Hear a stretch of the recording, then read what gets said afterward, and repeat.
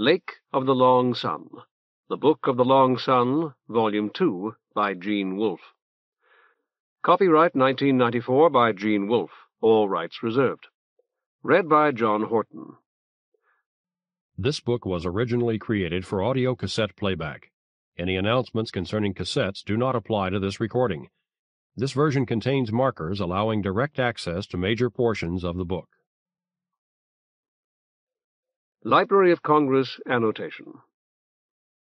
In this sequel to Nightside the Long Sun, RC 37909, religious and political upheaval continues on Whorl. Patera Silk, a young priest, and Chenille, a young prostitute, attempt to blackmail Dr. Crane in order to get the money Silk needs to save his parish. He journeys to Lake Limna, where he discovers the entrance into underground areas and learns some startling news. 1994. From the book jacket. Gene Wolfe launched the ambitious 4-volume Book of the Long Sun with Nightside the Long Sun. The first volume ended on a note of suspense. As Locus put it, will the decaying Whorl become a purposeful starship once again, or transform itself into some golden Byzantium? Now, in Lake of the Long Sun, the suspense continues, but much is revealed. Patera Silk, the protagonist, is a devoted young priest whose parish buildings are about to be sold for back taxes. He has made a pact with the wealthy criminous Blood to get the money to save it. And so Silk has embarked upon a quest which begins to reveal to him the hidden secrets of his world, a huge spaceship illuminated by the artificial long sun, a ship whose interior is so large that one may perceive cities in the sky. Herein Silk travels to Lake Limna and visits a shrine that conceals an entrance to the subsurface passages of the ship, to rooms that contain strange machines and stranger people, to rooms with windows. Lake of the Long Sun is the latest installment of an ongoing masterpiece of science fiction, to be continued in Caldé of the Long Sun. About the author. Gene Wolfe lives in Barrington, Illinois. Other books by Gene Wolfe: Castle of Days, Castle View, The Death of Dr. Island, Endangered Species, Free Live Free, Pandora by Holly Hollander, 7 American Nights, Soldier of Arate, Soldier of the Mist, Stories from the Old Hotel, There Are Doors, The Earth of the New Sun. For Dan Knight, who will understand more than most. Gods, persons, and animals mentioned in the text.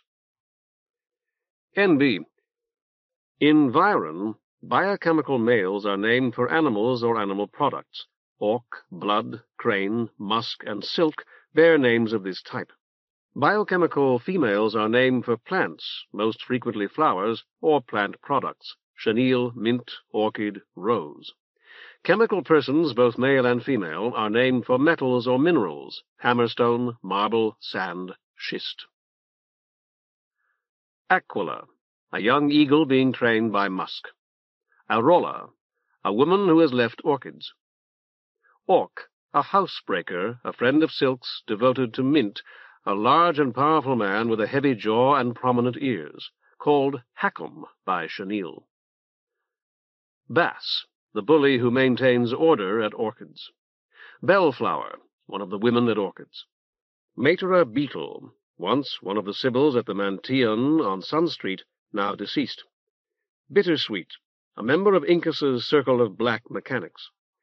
Blood, a crime lord, the de facto owner of Silk's Manteon and Orchid's yellow house. Tall, heavy, balding, and red-faced, about 55. Chenille, one of the women at Orchids. She is probably 19, is tall and athletic, and has dyed her hair the fiery shade of her name flower, called Jugs by Orc. Cherble, a young middle-class woman from Viron, wife of Koipu. Koipu, a young middle-class man from Viron, husband of Cherble. Chiquito, a parrot once owned by Mamelta's parents. Dr. Crane, Blood's private physician, a small, fussy man with an iron-grey beard. Drioelin, Iola's favourite daughter. Echidna, a major goddess, consort of Pas, mother of the gods, and chief goddess of fertility, particularly associated with snakes, mice, and other crawling creatures.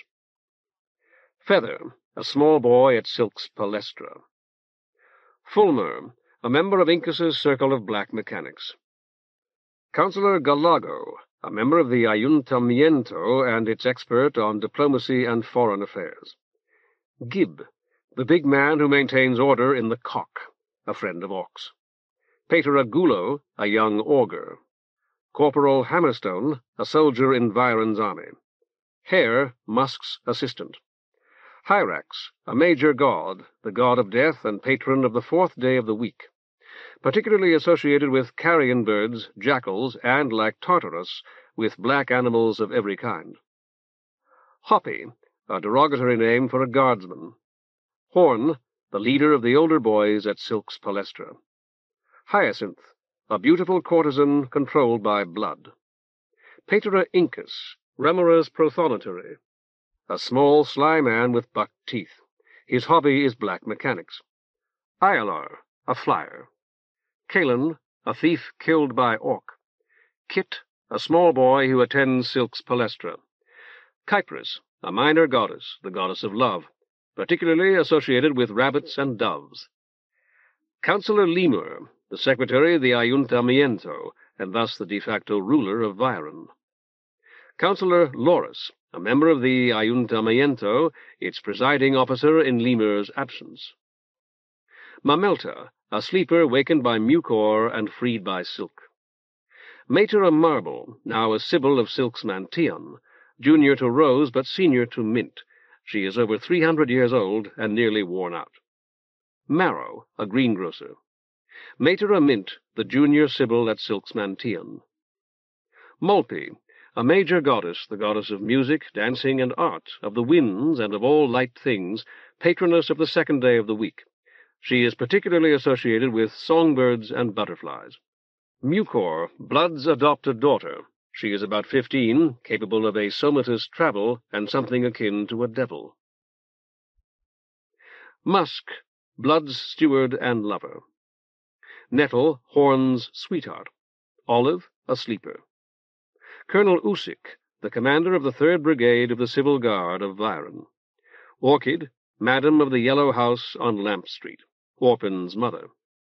Oreb, Silk's pet night chuff, a large black bird with scarlet legs and a crimson beak. Orpin, Orchid's daughter, stabbed by Chenille. The Outsider, the minor god who enlightens Silk. Pas, the father of the gods and ruler of the Whorl, which he built. The god of sun and rain, of mechanisms, and much else, pictured with 2 heads. He is particularly associated with cattle and birds of prey. Thea, a major goddess, the goddess of food and healing and patroness of the 6th day of the week. She is particularly associated with swine. Patera Pike, an augur, Silk's predecessor at the Mantion on Sun Street, now deceased. Poppy, one of the women at Orchid's, small, dark, and pretty. Councillor Potto, a member of the Ayuntamiento and its expert on law enforcement and espionage, round-faced and deceptively cheerful-looking. Patera Quetzal, the prolocutor of Viron, and as such the head of the chapter, addressed as Your Cognizance. Patera Remora, coadjutor to Quetzal, tall and thin, with a long sallow face and lank black hair, addressed as Your Eminence. Matera Rose, the senior sibyl at Silk's Mantion, largely a collection of prosthetic parts, over 90. Sergeant Sand, a soldier in the army of Viron. Private Schist, a soldier in the army of Viron. Scleroderma, the butcher's wife. She sells meat scraps as food for pets, and is sometimes called the cat's meat woman. Short and very fat. Scylla, a major goddess, the goddess of lakes and rivers, and the patroness of the 1st day of the week, and of Silk's native city of Viron, particularly associated with horses, camels, and fish, pictured with 8, 10, or 12 arms. Patera Silk, augur of the old Mantion on Sun Street. He is 23, tall and slender, with disorderly yellow hair. Commissioner Chenille, a key bureaucrat in the government of Byron, tall and very fat, with a thick black moustache. Sphigx, a major goddess, the goddess of war and courage, and the patroness of the seventh day of the week, particularly associated with lions and other felines. Councillor Tarsier, a member of the Ayuntamiento and its expert on architecture and engineering. Tartarus, a major god, the god of night, crime, and commerce, and the patron of the third day of the week, particularly associated with owls, bats, and moles, and, like Hyrax, with black animals of every kind. Teasel, a girl at Silk's palestra. Thelxia, a major goddess, the goddess of magic, mysticism, and poisons, and the patroness of the fifth day of the week, particularly associated with poultry, deer, apes, and monkeys. Villis, a small boy at Silk's palestra. Vulpes, an advocate of Limna. Chapter 1. They Had Scientists. Silence fell, abrupt as a shouted command, when Patera Silk opened the door of the old three-sided manse at the slanted intersection where Sun Street met Silver. Horton, the tallest boy in the palestra, was sitting bolt upright in the least comfortable chair in the musty little solaria. Silk felt sure he had dropped into it hastily when he heard the rattle of the latch. The night chuff, Silk had stepped inside and shut the door behind him before he remembered that he had named the night chuff Oreb, was perched on the high tapestried back of the stiff visitor's chair. "Law, Silk," Oreb croaked. "God, Silk." "And good evening to you, good evening to you both. Tartarus bless you." Horton had risen as Silk entered. Silk motioned for him to sit again. "I apologize. I'm terribly sorry, Horton. I truly am. Matera Rose told me she meant to send you to talk to me this evening, but I forgot all about it. So much has been— Oh, Sphigx! Stabbing Sphigx, have pity on me!" This last had been in response to sudden lancing pain in his ankle. As he limped to the room's sole comfortable chair, the one in which he sat to read, it occurred to him that its seat was probably still warm. He considered feeling the cushion to make sure, rejected the idea as embarrassing to Horton, then, propping himself with Blood's lioness-headed walking-stick, laid his free hand on the seat anyway, out of sheer curiosity. It was. "I sat down there for a minute, Patera. I could see your bird better from there." "Of course." Silk sat, lifting his injured ankle onto the hassock. "You've been here half the night, no doubt." "Only a couple hours, Patera. I sweep out for my father while he empties the till and locks the money up." Silk nodded approvingly. "That's right. You shouldn't tell me where he keeps it." He paused, recalling that he had intended to steal this very Mantion from Blood. "I wouldn't steal it because I'd never steal anything from you or your family, but you never know who may be listening." Horton grinned. "Your bird might tell, Patera. Sometimes they take shiny things, that's what I've heard. Maybe a ring or a spoon." "No steal," Oreb protested. "I was thinking of a human eavesdropper, actually. I shrove an unhappy young woman today, and I believe there was someone listening outside her window the whole time. There was a gallery out there, and once I felt certain I heard the boards creak when he shifted his weight. I was tempted to get up and look, but crippled as I am at present, he would have been gone before I could have put my head out of the window, and back again, no doubt, the moment I sat down." Silk sighed. Fortunately, she kept her voice quite low. "Isn't listening like that a major offense against the gods, Patera?" "Yes. Not that he cares, I'm afraid. The worst part of the whole affair is that I know the man, or at least I'm beginning to know him, and I've liked what I've seen of him. There's a great deal of good in him, I feel certain, though he tries so hard to conceal it." Oreb fluttered his sound wing. "Good crane!" "I didn't mention his name," Silk told Horton, "nor did you hear any name." "No, Patera. Half the time I can't make out what that bird's saying." "Fine. Perhaps it would be even better if you had as much difficulty understanding me." Horton colored. "I'm sorry, Patera. I didn't want to. It wasn't because—" "I didn't mean that," Silk explained hastily. "Not at all. We haven't even begun to talk about that yet, though we will. We must. I merely meant that I shouldn't even have mentioned shriving that woman. I'm much too tired to keep a proper watch on my tongue. And now that Patera Pike has left us, well, I still have Matera Marble to confide in. I'd go mad, I think, if it weren't for her. He leaned forward in the soft old chair, struggling to concentrate his surging thoughts. I was going to say that though he's a good man, or at least a man who might be good, he has no faith in the gods. Yet I'm going to have to get him to admit he listened, so I can shrive him of the guilt. It's sure to be difficult, but I've been examining the matter from all sides, Horn, and I can see no way to evade my duty. Yes, Patera. I don't mean this evening.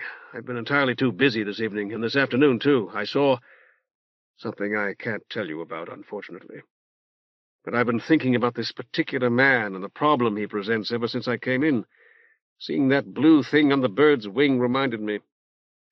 I was wondering what that was, Patera. A splint, I suppose you'd call it. Silk glanced at the clock. Your mother and father will be frantic.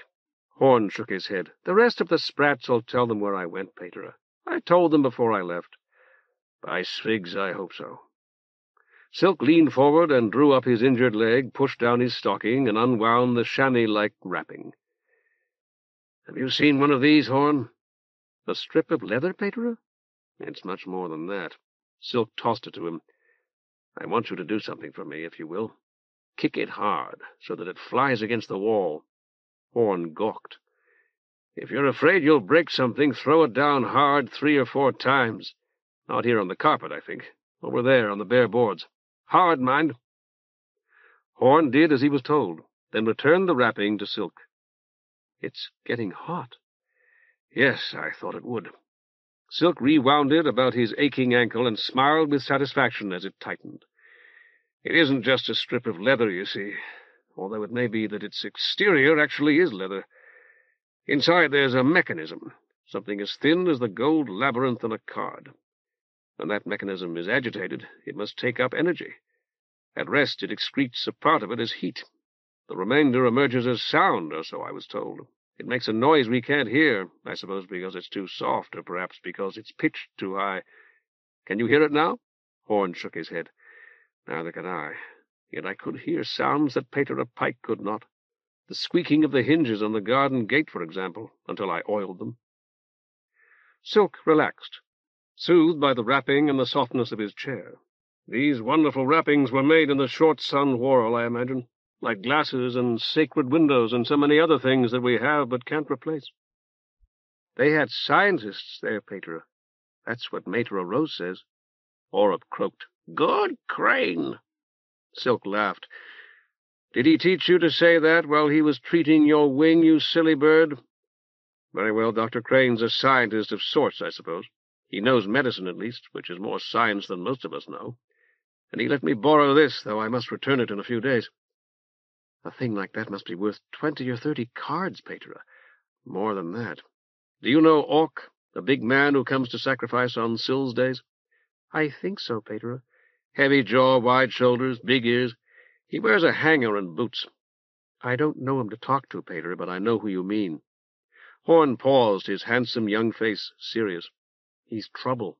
That's what everybody says, the kind who knocks down people who get in his way. He did that to Teasel's father. Silk had taken out his beads. He drew them through his fingers absently as he spoke. I'm sorry to hear it.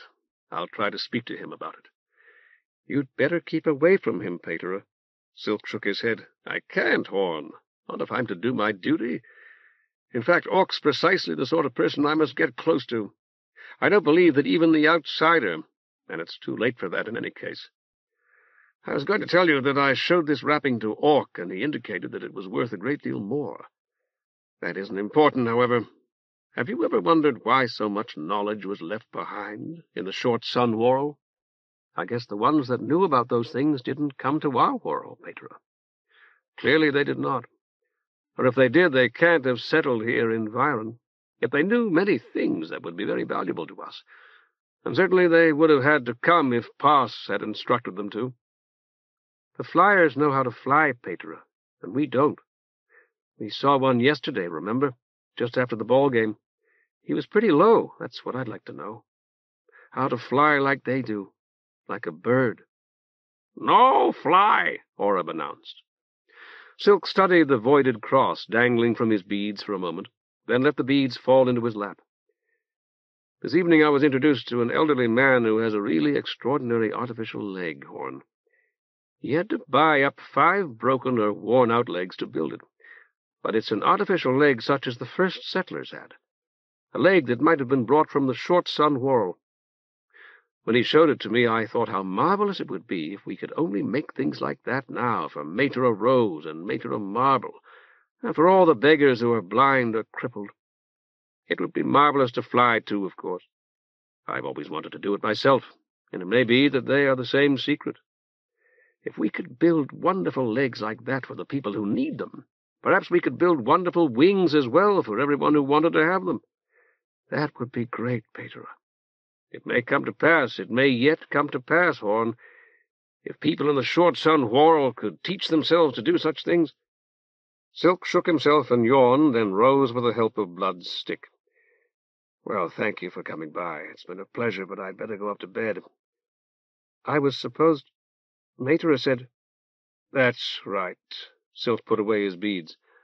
"I'm supposed to punish you, or lecture you, or something. What was it you did that made Matera Rose so angry?" Horn swallowed. "I was just trying to talk like you do, Patera, like in Mantian. It wasn't even today, and I won't do it again." "Of course." Silk settled back into his chair. "But it was today, Horn, or at least today was one of several such days. I heard you before I opened the door. I sat down on the step for a minute to listen, in fact. You imitated me so well that for a while I actually thought that your voice was my own. It was like hearing myself. You're very good at it." "Good boy," Orab croaked. "No hit."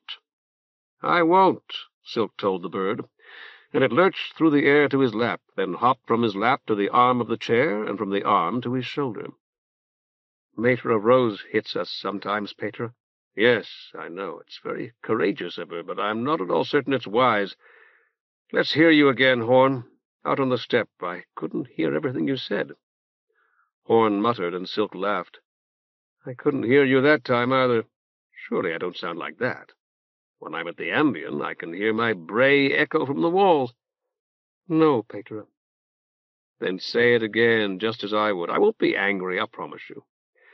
"I was only, like the things you say." "No talk?" Orab inquired. Silk ignored him. "Fine, let me hear it. That's what you came to talk about, and I feel sure it will be a valuable corrective for me. I tend to get above myself, I'm afraid." Horn shook his head and stared at the carpet. "Oh, come now, what sorts of things do I say?" "To always live with the gods, and you do it any time you're happy with the life they've given you. Think about who's wise and act like he does."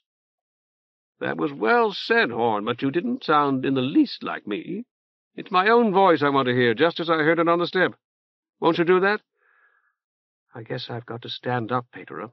"Then stand, by all means." "Don't look at me, all right?" Silk shut his eyes. For half a minute or more there was silence.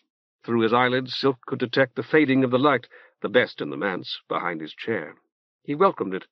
His right forearm, torn by the hooked beak of the white-headed one the night before, felt hot and swollen now, and he was so tired that his entire body ached. "Live with the gods," his own voice directed. "And he does live with the gods who consistently shows them that his spirit is satisfied with what has been assigned to him, and that it obeys all that the gods will. The spirit that Pas has given every man as his guardian and guide, the best part of himself, his understanding and his reason. As you intend to live hereafter, it is in your power to live here. But if men do not permit you—" Silk stepped on something that slid beneath his foot and fell with a start to the red clay tiles. "Think of wisdom only as great wisdom, the wisdom of a prolocutor or a counselor. That itself is unwise. If you could talk this very day with a counselor or his cognizance, either would tell you that wisdom may be small, a thing quite suited to the smallest children here, as well as great. What is a wise child? It is a child who seeks out wise teachers and hears them." Silk opened his eyes. What you said first was from the writings, Horn. Did you know it? No, Patera. It's just something I've heard you say. I was quoting. It's good that you've got that passage by heart, even if you learned it only to make fun of me. Sit down. You were talking about wisdom. Well, no doubt I must have spouted all that foolishness, but you deserve to learn better. Who are the wise, Horn? Have you really considered that question? If not, do so now. Who are they? Well, you, Patera. No! Silk rose so abruptly that the bird squawked. He strode to the window and stood staring out through the bars at the ruts of Sun Street, black now under a flood of uncanny skylight. No, I'm not wise, Horn, or at least I've been wise for a moment only, 1 moment out of my whole life. He limped across the room to Horn's chair and crouched before it, one knee on the carpet. Allow me to tell you how foolish I have been. Do you know what I believed when I was your age? That nothing but thought, nothing except wisdom, mattered. You're good at games, Horn. You can run and jump, and you can climb. So was I, and so did I. But I had nothing but contempt for those abilities. Climbing was nothing to boast of, when I couldn't climb nearly as well as a monkey, when I could think better than a monkey, better than anyone else in my class, in fact. He smiled bitterly, shaking his head, and that was how I thought. Pride in nonsense. Isn't thinking good, Patera? Silk stood. Only when we think rightly. Action, you see, is the end that thought achieves. Action is its only purpose. What else is it good for? If we don't act, it's worthless. If we can't act, useless. He returned to his chair, but did not sit down. How many times have you heard me talk about enlightenment, Horn? 20 or 30 times, surely, and you remember very well. Tell me what I said. Horn glanced miserably at Orab as though for guidance, but the bird merely cocked his head and fidgeted on Silk's shoulder, as if eager to hear what Horn had to say. At last he managed. It's wisdom a god sort of pours into you. That doesn't come from a book or anything, and perhaps you'd do better if you employed my voice, Silk suggested. Stand up again and try it. I won't watch you if it makes you nervous. Horn rose, lifting his head, rolling his eyes toward the ceiling, and drawing down the corners of his mouth. Divine enlightenment means you know without thinking, and that isn't because thinking's bad, but because enlightenment is better. Enlightenment is sharing in the thinking of the god. He added in his normal voice, That's as close as I can come, Patera, without more time to remember. Your choice of words might be improved upon, Silk told him judiciously, but your intonation is excellent, and you have my speech mannerisms almost pat. What is of much, much more importance, nothing that you said was untrue. But who gets it, Horn? Who receives enlightenment? People who've tried to live good lives for a long time? Sometimes they do. Not always. No, Patera, not always. Would you believe me, Horn? Credit me fully, without reservation, if I told you that I myself have received it? Yes or no? Yes, Patera, if you say so. That I received it only yesterday? Orab whistled softly. Yes, Patera. Silk nodded, mostly to himself, it seemed. I did, Horn, and not through any merit of mine. I was about to say that you were with me, but it wouldn't be true, not really. Was it before Mantion, Patera? Yesterday you said you wanted to make a private sacrifice. Was it for that? Yes. I've never made it, and perhaps I never will. No, cut! If I do, it won't be you, Silk told Orab. Probably it won't be a live animal at all, although I'm going to have to sacrifice a lot of them tomorrow, and buy them as well. Pet bird? Yes, indeed. Silk lifted Blood's lioness-headed stick to shoulder height. Orab hopped onto it, turning his head to watch Silk from each eye. Horn said, He wouldn't let me touch him, Patera. You had no reason to touch him, and he didn't know you. All animals hate the touch of a stranger. Have you ever kept a bird? No, Patera. I had a dog, but she died. I was hoping to get some advice. I wouldn't want Orab to die, although I'd imagine that night chuffs are hardy creatures. Hold out your wrist. Horn did, and Orab hopped onto it. Good boy. I wouldn't try to hold him, Silk said. Let him hold you. You can't have had many toys as a child, Horn. Not many. We were— Suddenly Horn smiled. There was one. My grandfather made it, a wooden man with a blue coat. It had strings, and if you did them right, you could make him walk and bow. Yes, Silk's eyes flashed, and the tip of the lioness-headed stick thumped the floor. That's exactly the sort of toy I mean. May I tell you about one of mine? You may think I'm straying from the topic, but I won't be, I promise you. Sure, Patera, go ahead. There were two dancers, a man and a woman, very neatly painted. They danced on a little stage, and when I wound it up, music played. And they danced, the little woman quite gracefully, and the little man somersaulting and spinning and cutting all sort of capers. There were 3 tunes. You moved a lever to choose the one you wanted. And I used to play with it for hours, singing songs I'd made up for myself and imagining things for him to say to her and for her to say to him. Silly things, most of them, I'm afraid. I understand, Patera. My mother died during my last year at the Schola, Horn. Possibly I've already told you that. I'd been cramming for an examination, but the prelate called me into his chambers again and told me that after her last sacrifice I would have to go home and remove my personal belongings. Our house, her whole estate, but it was mostly the house, went to the chapter, you understand. One signs an agreement before one enters the Schola. Poor Silk. He smiled at the bird. Perhaps. Though I didn't think so at the time. I was miserable on account of my mother's death, but I don't believe that I ever felt sorry for myself. I had books to read and friends and enough to eat. But now I really am wandering from the subject. To hurry back to it, I found that toy in the back of my closet. I'd been at the Schola for 6 years, and I doubt that I'd so much as laid eyes on the toy for years before I left. Now here it was again. I wound it up, and the dancers danced once more, and the music played exactly as it had when I was a little boy. The tune was First Romance, and I'll never forget that song now. Horn coughed. Nettle and me talk about that sometimes, Patera. You know, when we're older. Nettle and I, Silk corrected him absently. That's good, Horn. It's very good. And you'll both be older much sooner than you imagine. I'll pray for you both. But I had intended to say that I cried then. I hadn't had her rights. I hadn't been able to, not even when her casket was put into the ground.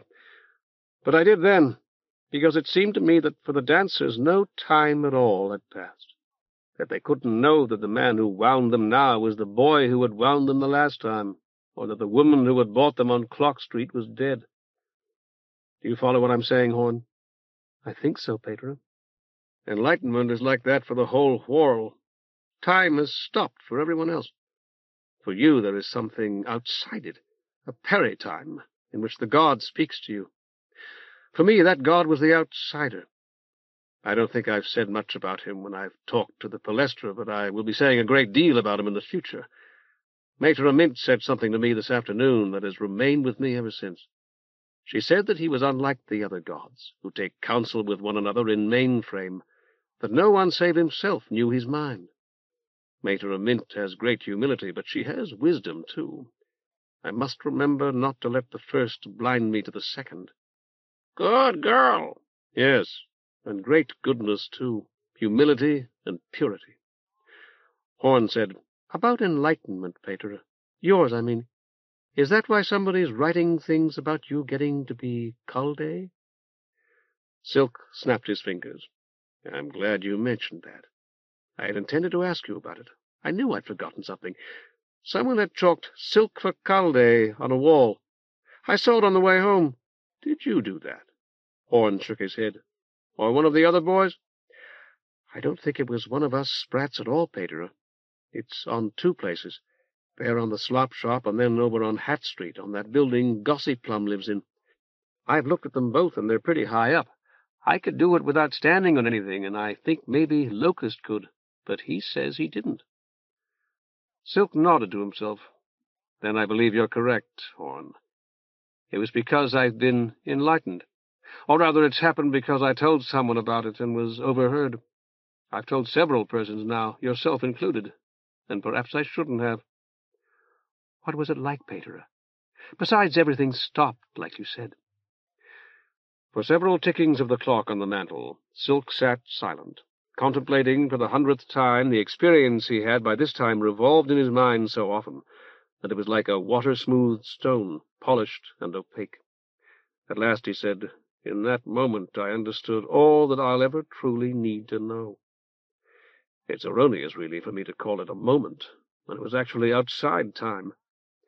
But I, Horn," he smiled, "I am inside time, just as you are, and I find that it takes time for me to comprehend everything that I was told in that moment that was not a moment.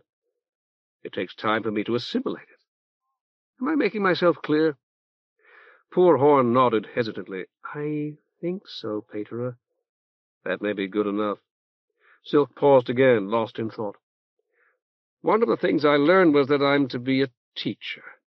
There's only one thing that the outsider wishes me to do. I am to save Armantion. But it is as a teacher that he wishes me to do it. There are many callings, Horn, the highest being pure worship. That isn't mine. Mine is to teach, and a teacher has to act as well as think. The old man I met this evening, the man with the wonderful leg, was a teacher too. And yet he's all action, all activity, as old as he is, and one-legged too. He teaches sword-fighting. Why do you think he is as he is? All action." Horn's eyes shone. "I don't know, Patera. Why?" "Because a fight with swords, still more with Azoths, affords no time for reflection. Thus to be all action is a part of what he has to teach. Listen carefully now. He has thought about that. Do you understand? Even though fighting with a sword must be all action, teaching others that kind of fighting requires thought. The old man had to think not only about what he was to teach, but about how he could best teach it." Horn nodded. "I think I understand, Patera. In the same way, Horn, you must think about imitating me. Not merely about how I can be imitated, but about what to imitate, and when to do it. Now go home." Oreb flapped his sound wing. "Wise man!" "Thank you. Go, Horn. If Oreb wishes to go with you, you may keep him." "Patera?" Silk rose as Horn did. "Yes, what is it?" "Are you going to study sword-fighting?" For a moment Silk considered his reply. "There are more important things to learn than sword-fighting, Horn. Whom to fight, for example. One of them is to keep secrets. Someone who holds in confidence only those secrets he has been told not to reveal can never be trusted. Surely you understand that?" "Yes, Patera." "And there is more to be learned from any good teacher than the subject taught. Tell your father and mother that I didn't keep you so late in order to punish you, but through carelessness, for which I apologize." "No, go!" Fluttering frenziedly, Oreb half flew and half fell from Horn's shoulder to the lofty back of the tapestried chair. "Bird, stay!" Horn's hand was already on the latch. "I'll tell them we were just talking, Patera. I'll say you were teaching me about the outsider and a lot of other things. It'll be the truth." Oreb croaked. "Goodbye. Bye, boy." "You foolish bird," Silk said as the door closed behind Horn. "What have you learned from all this? A few new words, perhaps, which you will misapply." "God's ways." "Oh, yes, you're very wise now." Although it was still warm, Silk unwound the wrapping. After beating the hassock with it, he wrapped it around his forearm over the bandage. "Man God, my God." "Shut up," his God told him wearily. He had thrust his arm into the glass, where Kypris was kissing it. Her lips were as chill as death, but it was a death he welcomed at first. In time he grew frightened and struggled to withdraw it, but Kypris would not release it. When he shouted for Horn, no sound issued from his mouth. Orchid Cellaria was in the manse, which did not seem odd at all. A wild wind moaned in the chimney. He remembered that Orc had foretold such a wind, and tried to recall what Orc had said would happen when it blew. Without relinquishing her grip on his arm, the goddess revolved, her own arms upraised. She wore a clinging gown of liquid spring. He was acutely conscious of the roundness of her thighs, the double globosity of her hips. As he stared, Blood's orchestra played First Romance, and Kypris became Hyacinth, though Kypris still, and lovelier than ever. He kicked and tumbled, his feet above his head, but his hand clasped hers and would not be torn from it. He woke, gasping for breath. The lights had extinguished themselves. In the faint skylight from a curtained window he saw Oreb hop out and flap away.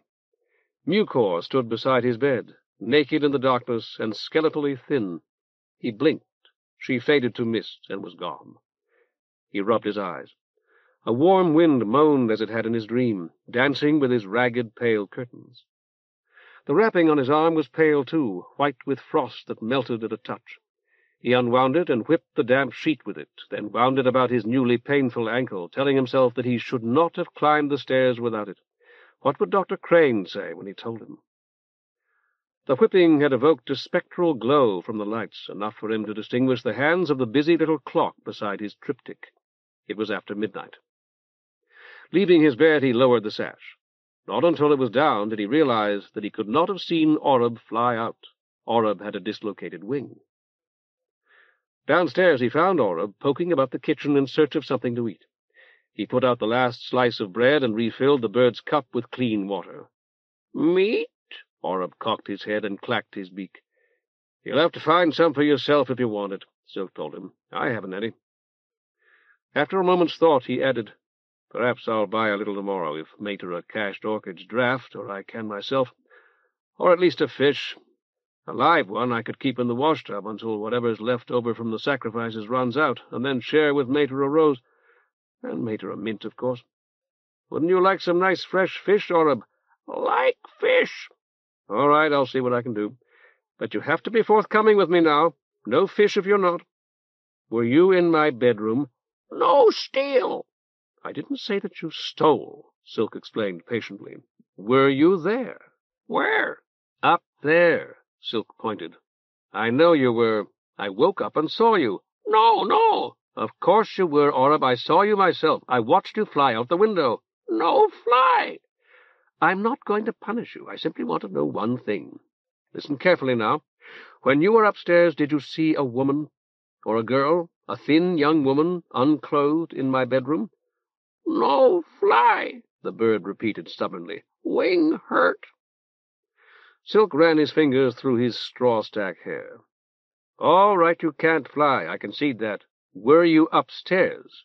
"No steal." Oreb clacked his beak again. "Nor did you steal. That is understood as well." "Fish heads?" Silk threw caution to the winds. "Yes, several big ones, I promise you." Oreb hopped onto the window ledge. "No see." "Look at me, please. Did you see her?" "No see." "You were frightened by something," Silk mused, "though it may have been my waking.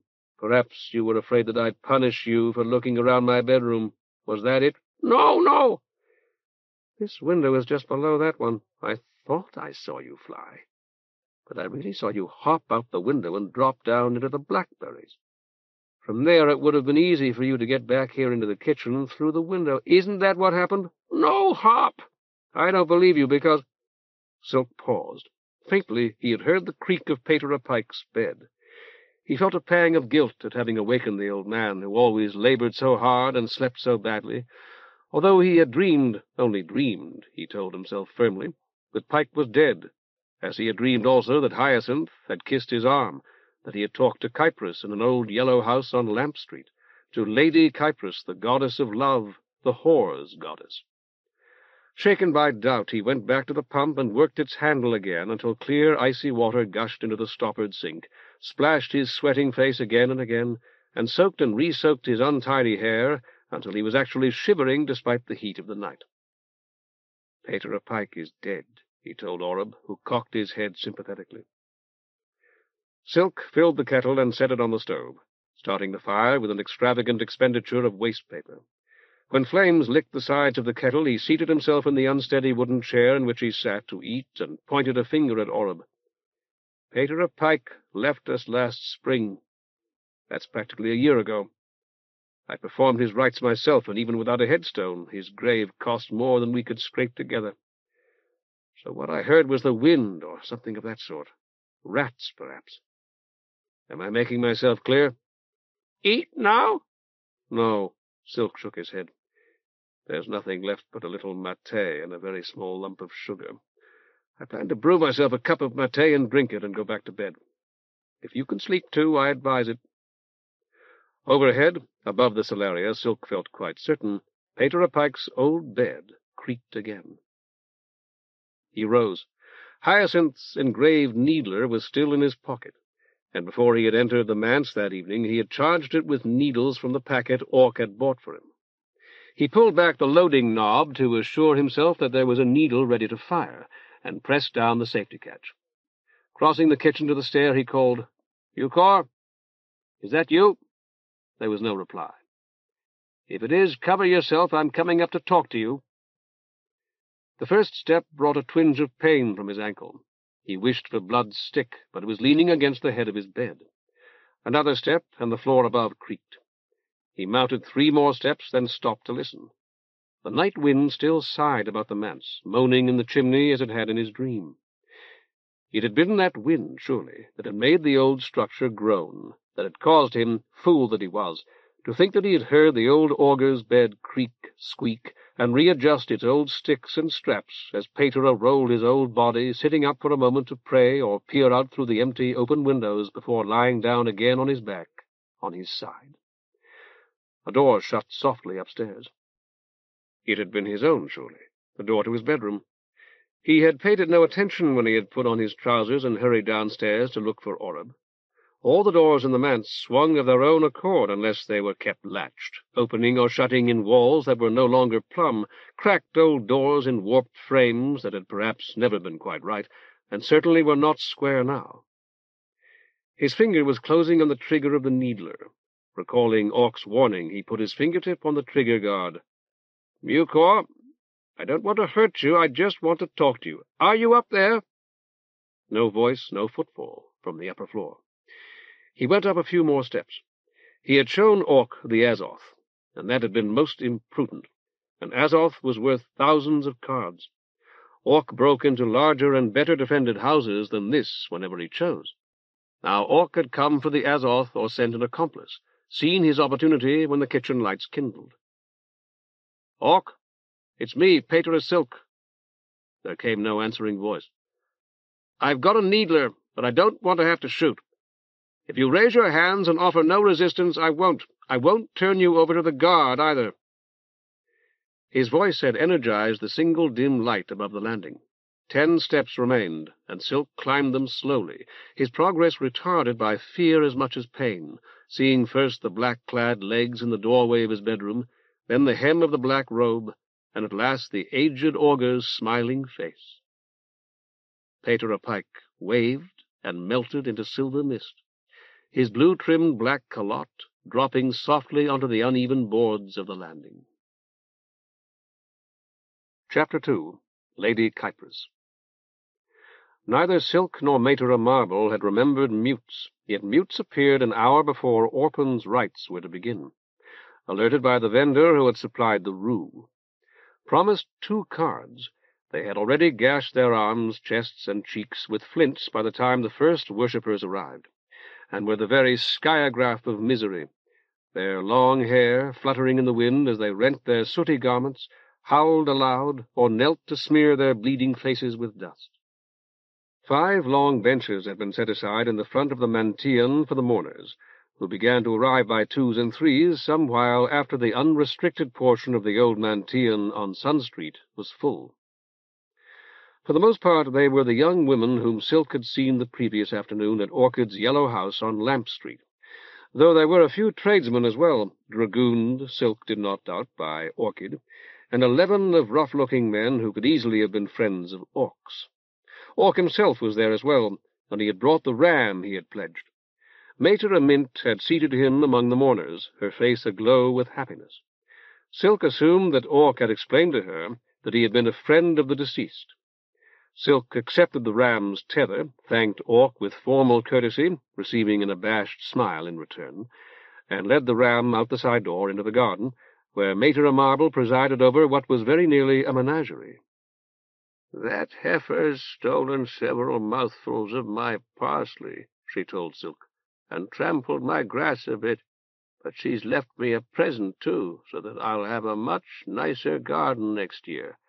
And those rabbits, oh, Patera, isn't it grand? Just look at all of them. Silk did, stroking his right cheek while he deliberated the sacred sequence of sacrifice. Some augurs preferred to take the largest beast first, some to begin with a general sacrifice to the entire 9. That would be the white heifer in either case today. On the other hand, "The wood hasn't arrived yet. Patera insisted on going herself. I wanted to send some of the boys if she doesn't ride back on the cart." That was Patera Rose, of course, and Patera Rose could scarcely walk. "People are still coming," Silk told Patera Marble absently, "and I can stand up there and talk a while if necessary." He would, as he admitted after a moment of merciless self-scrutiny, have welcomed an excuse to begin Orphan's rites without Patera Rose, and to complete them without her, for that matter. But until the cedar came and the sacred fire had been laid, there could be no sacrifices. He re-entered the Mantium just in time to witness the arrival of Orchid, overdressed in puce velvet and sable in spite of the heat, and somewhat drunk. Tears streamed down her cheeks as he conducted her to the aisle seat in the first row that had been marked off for her. And though he felt that he ought to be amused by her unsteady gait and clattering jet beads, he discovered that he pitied her with all his heart. Her daughter, shielded by a nearly invisible polymer sheet from the dampness of her sparkling couch of ice, appeared by comparison contented and composed. "The black you first," Silk found himself muttering, and could not have explained how he had reached his decision. He informed Patera Marble, then stepped through the garden gate and out into Sun Street to look for Patera Rose's cartload of cedar. Worshippers were still trickling in, faces familiar from scores of Scylla's days, and unfamiliar ones who were presumably connected in some fashion to Orphan or Orchid, or had merely heard, as the whole quarter appeared to have heard, that rich and plentiful sacrifices would be offered to the gods today on Sun Street, in what was perhaps the poorest Mantium in all Viron. "Can't I get in, Patera?" inquired a voice at his elbow. "They won't let me."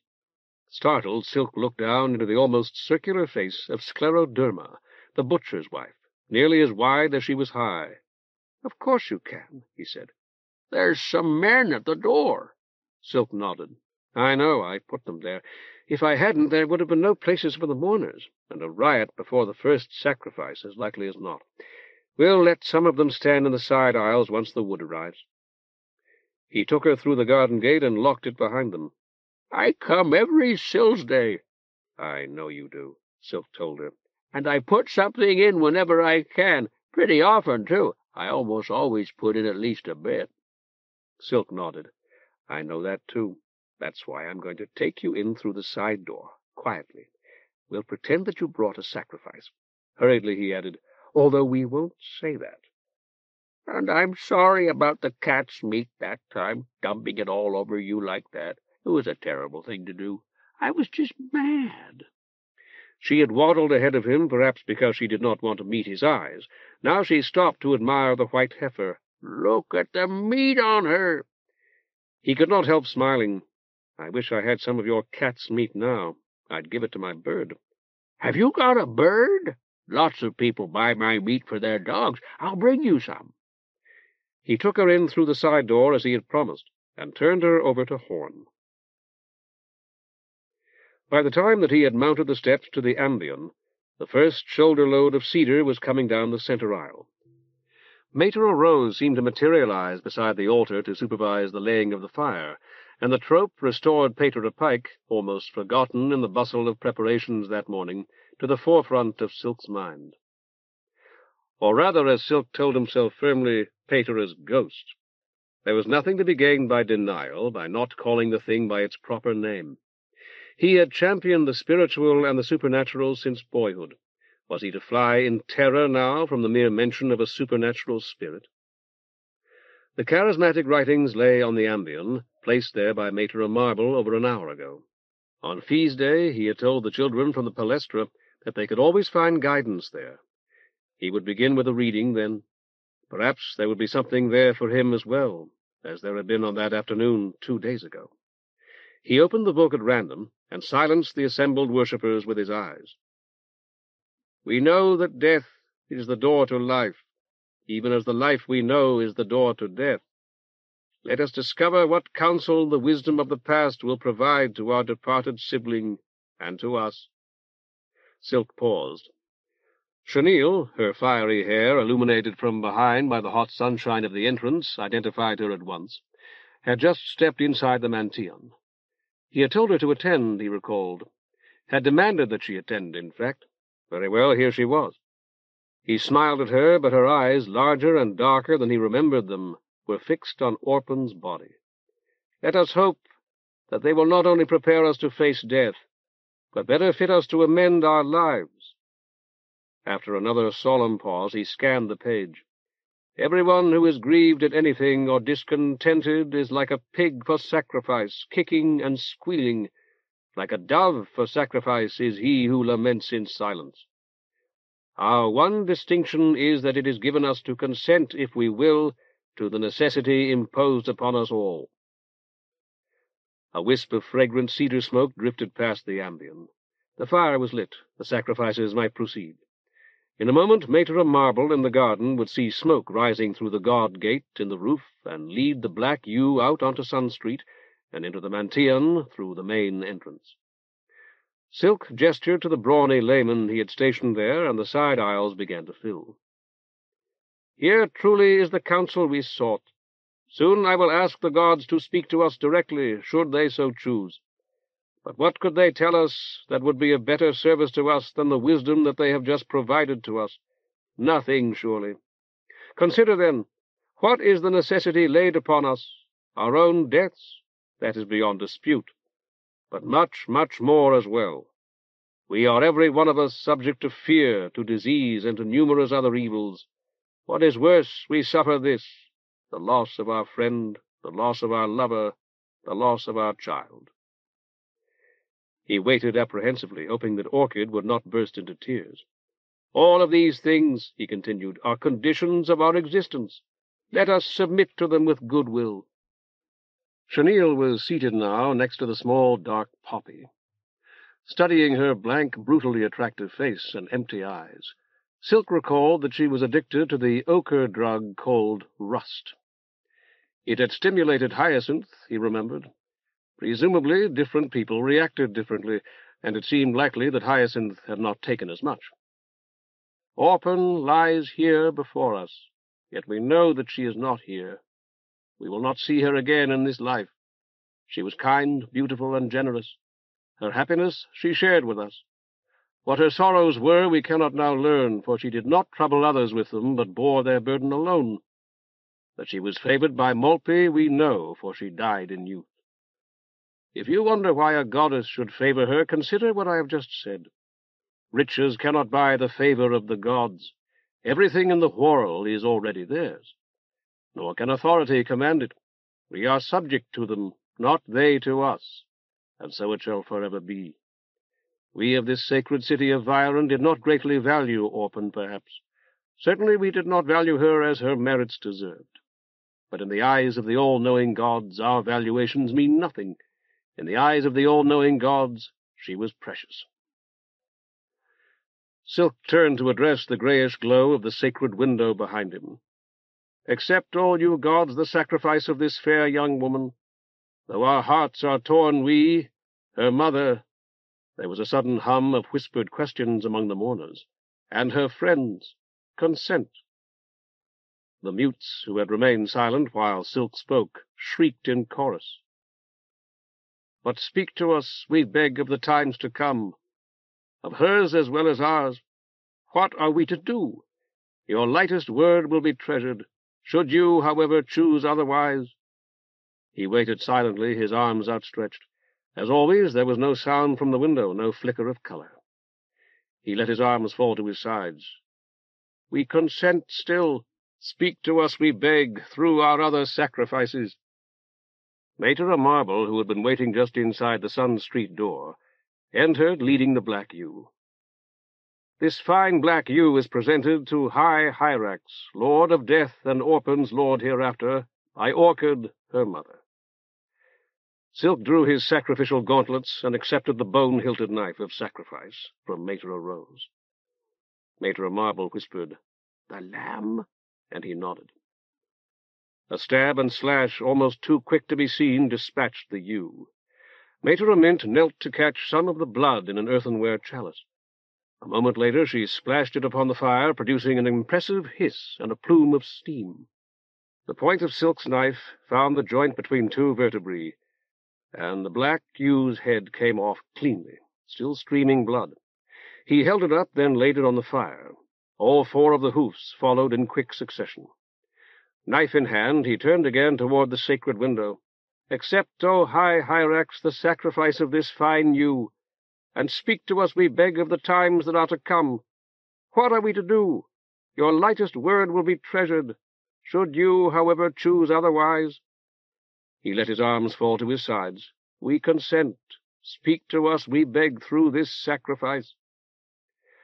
Lifting the ewe's carcass to the edge of the altar, he opened the paunch. The science of augury proceeded from certain fixed rules, though there was room for individual interpretation as well. Studying the tight convolutions of the ewe's entrails and the blood-red liver, Silk shuddered. Maitre Mint, who knew something of augury too, as all the sibyls did, had turned her face away. "Hyrax warns us that many more are to walk the path that Orphan has walked." Silk struggled to keep his voice expressionless. "Plague, war, or famine await us. Let us not say that the immortal gods have permitted these evils to strike us without warning." There was an uneasy stir among the worshippers. "That being so, let us be doubly thankful to the gods who graciously share their meal with us. Orchid, you have presented this gift, and so have first claim upon the sacred meal it provides. Do you want it, or a part of it?" Orchid shook her head. "In that case, the sacred meal will be shared among us. Let all those among us who wish to do so come forward and claim a portion." Silk pitched his voice to the laymen at the Sun Street entrance, although their continued presence went far to answer his question. "Are there more outside? Many more?" A man replied, "Hundreds, Patera." "Then I must ask those who share in the sacred meal to leave at once. One additional person will be admitted for each who leaves." At every sacrifice that Silk had previously performed, those who came to the altar had gotten no more than a single thin slice. This was his chance to indulge his charitable nature, and he did. An entire leg to one, half the loin to another, and the whole breast to a third. The neck he passed to one of the women who cooked for the palestra, a rack to an elderly widow whose house was not 50 strides from the manse. The twinges in his ankle were a small price to pay for the smiles and thanks of the recipients. "This black lamb I myself offer to tenebrous Tartarus in fulfillment of a vow." The lamb dispatched, Silk addressed the sacred window. "Accept, O tenebrous Tartarus, the sacrifice of this lamb, and speak to us, we beg, of the times that are to come. What are we to do? Your lightest word will be treasured. Should you, however, choose otherwise—" He let his arms fall to his sides. "We consent. Speak to us, we beg, through this sacrifice." The black lamb's entrails were somewhat more favorable. "Tartarus, lord of darkness, warns us that many of us must soon go into a realm he rules, though we shall emerge again into the light. Those of you who will are welcome to come forward and claim a portion of this sacred meal." The black cock struggled in Maitre Marble's grasp, freeing and flapping its wings, always a bad sign. Silk offered it entire, filling the mantean with the stink of burning feathers. "This grey ram is offered by Orc. Since it is neither black nor white, it cannot be offered to the 9, singly or collectively. It can, however, be offered to all the gods, or to some specific minor god. To whom are we to offer it, Orc? You'll have to speak loudly, I'm afraid." Orc rose. "To that one you're always talking about, Patera. To the outsider. May he speak to us through augury." Suddenly and inexplicably, Silk was overjoyed. At his signal, Maitre Rose and Maitre Mint heaped the altar with fragrant cedar until its flames reached beyond the god gate and leaped above the roof. "Accept, O obscure outsider, the sacrifice of this fine ram, And speak to us, we beg, of the times that are to come. What are we to do? Your lightest word will be treasured. Should you, however, choose otherwise—" He let his arms fall to his sides. "We consent. Speak to us, we beg, through this sacrifice." The ram's head burst in the fire as he knelt to examine the entrails. "This God speaks to us freely," he announced after a protracted study. "I do not believe I have ever seen so much written in a single beast. There is a message here for you personally, Orc, by which I mean that it carries the sign of the giver. May I pronounce it now, or would you prefer that I impart it to you in private? I would call it good news." From his place on a front bench, Orc rumbled, "Whatever you think best, Patera." "Very well, then. The outsider indicates that in the past you have acted alone, but that time is nearly over. You will stand at the head of a host of brave men. They and you will triumph." Orc's mouth pursed in a silent whistle. "There is a message here for me as well. Since Orc has been so forthright, I can do no less. I am to do the will of the God who speaks, and the will of Pas as well. Certainly I will strive to do both, and from the manner in which they are written here, I believe that they are one." Silk hesitated, his teeth scraping his lower lip. The joy that he had felt a moment before had melted like the ice around Orphan's body. "There is a weapon here as well, a weapon aimed at my heart. I will try to prepare." He drew a deep breath, fearful, yet ashamed of his fear. "Lastly, there is a message for all of us. When danger threatens, we are to find safety between narrow walls. Does anyone know what that may mean?" Though his legs felt weak, Silk rose and scanned the sea of faces before him. "The man sitting near Tartarus's image. Have you a suggestion, my son?" The man in question spoke inaudibly to Silk. "Would you stand, please? Let us hear you." "There's old tunnels underneath of the city, Patera, fallen down in places, and some's full of water. My bunch hit one last week digging for the new Fisk, only they had us to fill it in so nobody'd get hurt. Pretty narrow down there, and everything ship-rock." Silk nodded. "I've heard of them before. They could be a place of refuge, I suppose, and they may well be what is meant." A woman said, "In our houses. There's nobody here that has a big house." Orchid turned in her seat to glare at her. "In a boat," suggested a man on the other side of the aisle. "Those are all possibilities as well. Let us keep the outsider's message in mind. I feel certain that its meaning will be made apparent to us when the time comes." Patera Marble was standing at the back of the Mantian with a pair of doves. Silk said, "Orc has first claim on the sacred meal. Orc, do you wish to claim all or a portion of it, my son?" Orc shook his head, and Silk swiftly divided the ram's carcass, casting its heart, lungs, and intestines into the altar fire when everything else was gone. Patera Marble held one dove, while Silk presented the other to the sacred window. "Accept, O comely Kypris, the sacrifice of these fine white doves, and speak to us, we beg, of the times that are to come. What are we to do? Your lightest word will be treasured. Should you, however, choose otherwise—" He let his arms fall to his sides. "We consent. Speak to us, we beg, through this sacrifice." A single deft motion severed the head of the first dove. Silk consigned it to the flames, then held the fluttering crimson and white body so that the blazing cedar was sprayed with blood. At first he thought the staring eyes and open mouths of the mourners and the throng who had come to worship or in hope of sharing Orphan's mortuary sacrifices no more than a reaction to something that had happened at the altar. Perhaps his gauntlets or his robe had taken fire, or old Patera Rose had fallen. Patera Marble saw the sacred window blaze with color, and heard an indistinct voice. A god spoke, as Pas had in Patera Pike's time.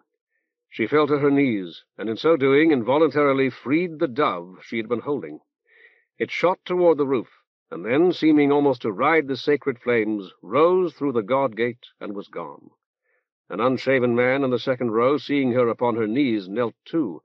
In a moment more, the bespangled, brilliantly dressed young women who had come with Orchid were kneeling too, nudging one another and tugging at the skirts of those who still sat transfixed. When Mater Marble raised her head at last to see, for what would almost certainly be the final time in her life, the swirling colors of present divinity, Patera Silk was beside her, his hands lifted in supplication. "Come back," Silk implored the dancing colors in that gentle thunder. "Oh, come back!" Mater Mint saw the goddess's face clearly and heard her voice. And even Mater Mint, who knew so little of the world and wished to know less, knew that both exceeded in beauty any mortal woman's. They were also very much like her own, and seemed to become more so as she looked, until at last, moved by reverence and superabundant modesty, she closed her eyes. It was the greatest sacrifice that she had ever made, though she had made thousands, of which 5 at least had been very great indeed.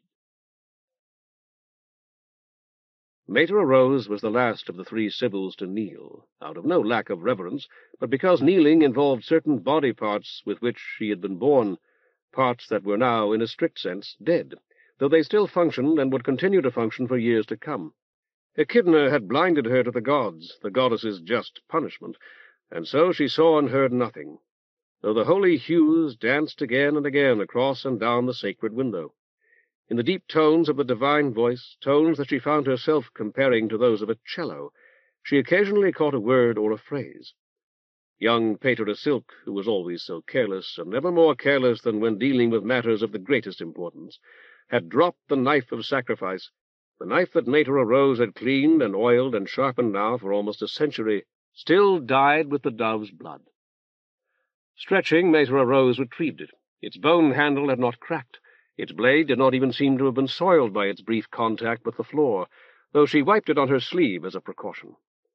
Absently, she tested the point against the tip of her thumb as she listened and sometimes made out, or nearly made out, a short sentence played by an orchestra too wonderful for this poor Whorl, this Whorl which was, like Mater Rose herself, worn out and worn away, past its time, which had never come, too old, though it was not even as old as Mater Marble, and though it was so much nearer to death.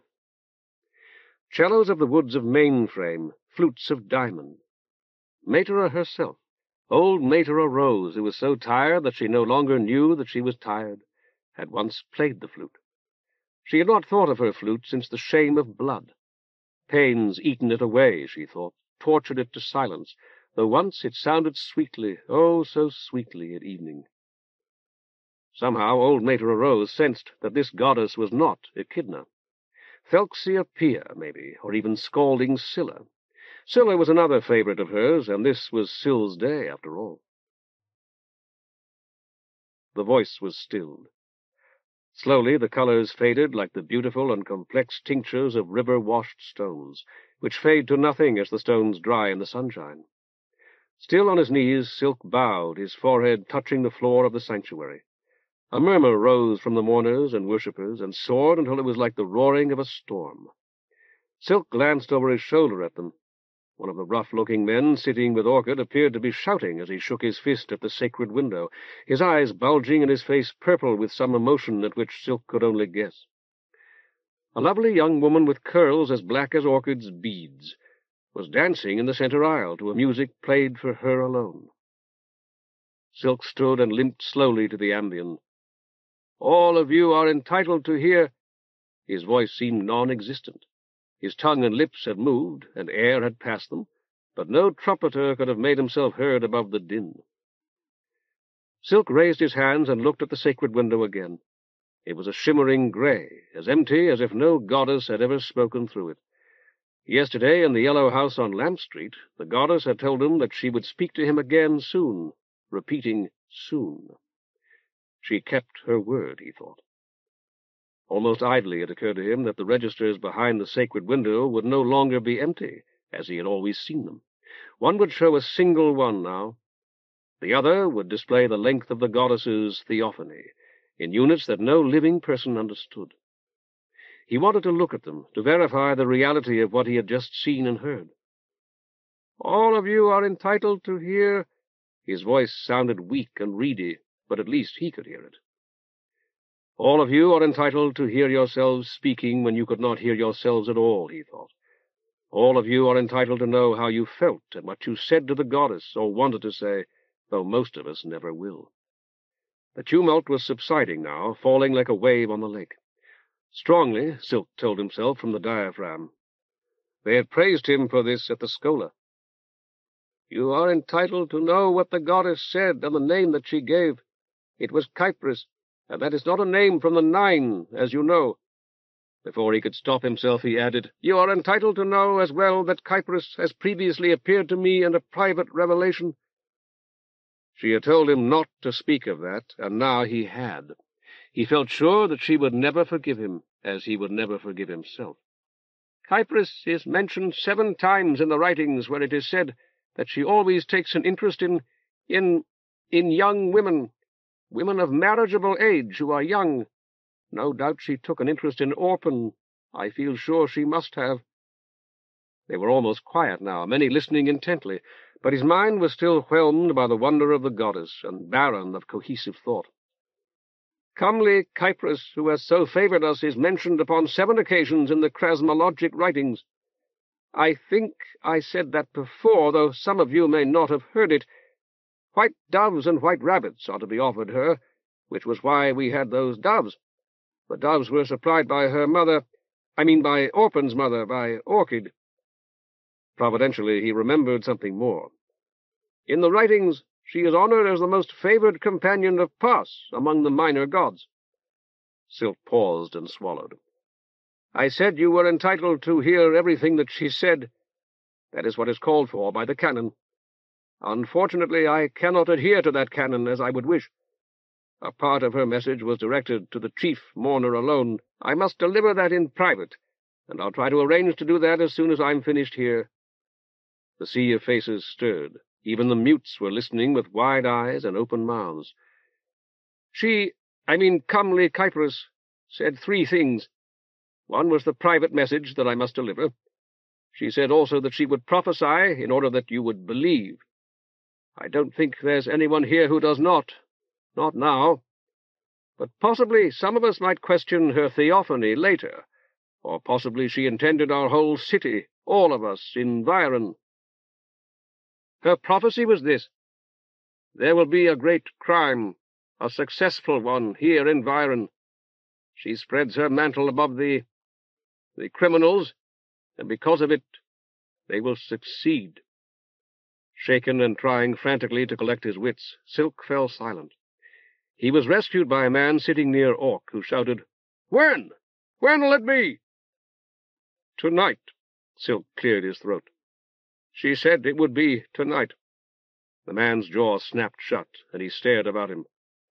"The third was this, that she would come again to this sacred window, soon.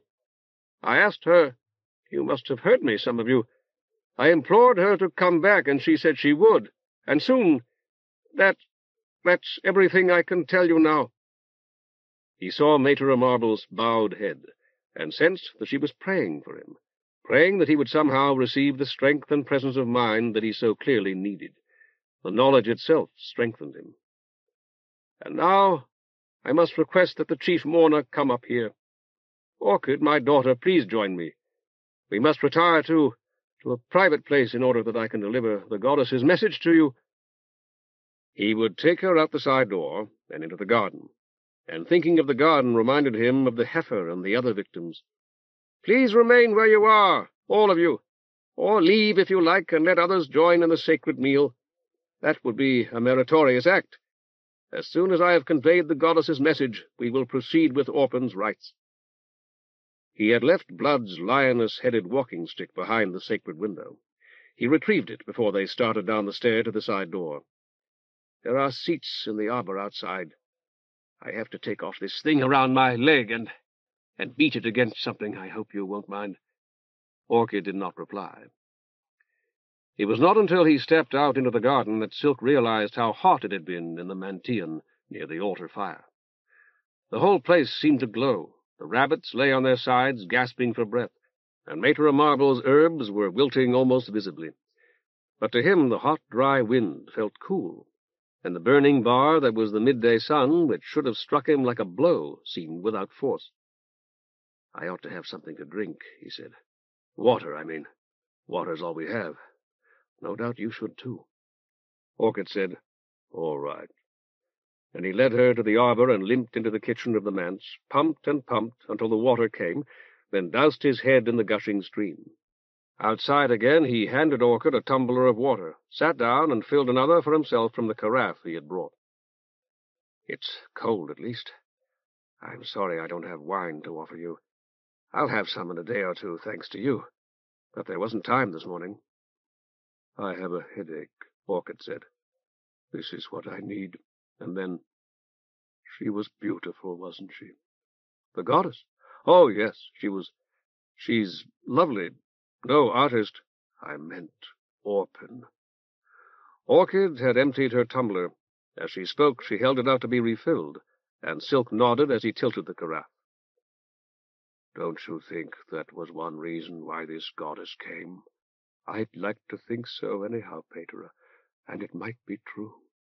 Silk said, "I had better give you the goddess's message now. I've already waited too long. She said that I was to tell you that no one who loves something outside herself can be wholly bad. That Orpin had saved you for a while, but that you must find something else to save you now. That you must find something new to love." Orchid sat silent for what seemed to Silk a long while. The white heifer lying beneath the dying fig-tree moved to a more comfortable position and began to chew her cud. The people waiting in Sun Street on the other side of the garden wall were chattering excitedly among themselves. Silk could not understand, though he could easily guess what they were saying. At last she murmured, "Does love really mean more than life, Patera? Is it more important?" "I don't know. I think it may be." "I would have said I loved a lot of other things." Her mouth twisted in a bitter grin. "Money, just for starters. Only I gave you 100 cards for this, didn't I? Maybe that shows I don't love it as much as I thought." Silk groped for words. "The gods have to speak to us in our own language, a language that we are always corrupting because it's the only one we understand. They perhaps have 1,000 words for 1,000 different kinds of love, or 10,000 words for 10,000. But when they talk to us, they must say love, as we do. I think that at times it must blur their meaning." "It won't be easy, Patera." Silk shook his head. "I never imagined it would be, nor do I think that Kypris believed it would. If it were going to be easy, she wouldn't have sent her message, I feel sure." Orchid fingered her jet beads. "I've been wondering why somebody, Kypris or Pas or whatever, didn't save her. I think I've got it now." "Then tell me," Silk said. "I don't, and I would like to very much."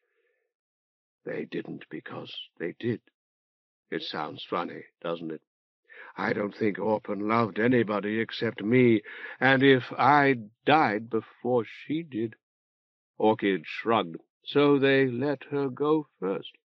She was beautiful, better looking than I ever was, but she wasn't as tough. I don't think so, anyhow. What do you love, Patera?" "I'm not certain," Silk admitted. "The last time that we talked I would have said this Mantian. I know better now, or at least I think I do. I try to love the outsider. I'm always talking about him, just as Orc said, but sometimes I almost hate him, because he has given me responsibility as well as so much honor." "You were enlightened. That's what somebody told me on the way here. You're going to bring back the charter and be Caldé yourself." Silk shook his head and rose. "We'd better go inside. We're keeping 500 people waiting in that heat." She patted his shoulder when they parted, surprising him. When the last sacrifice had been completed, and the last morsel of the sacred meal that it had provided parceled out, he cleared the Mantian. "We will lay Orpin in her casket now," he explained, "and close the casket. Those who wish to make a final farewell may do so on the way out, but everyone must leave. Those of you who will accompany the casket to the cemetery should wait outside on the steps." Maitre Rose had left already to wash his gauntlets and the sacrificial knife. Maitre Mint whispered, "I'd rather not watch, Patera, may I?" He nodded, and she hurried off to the cenobe.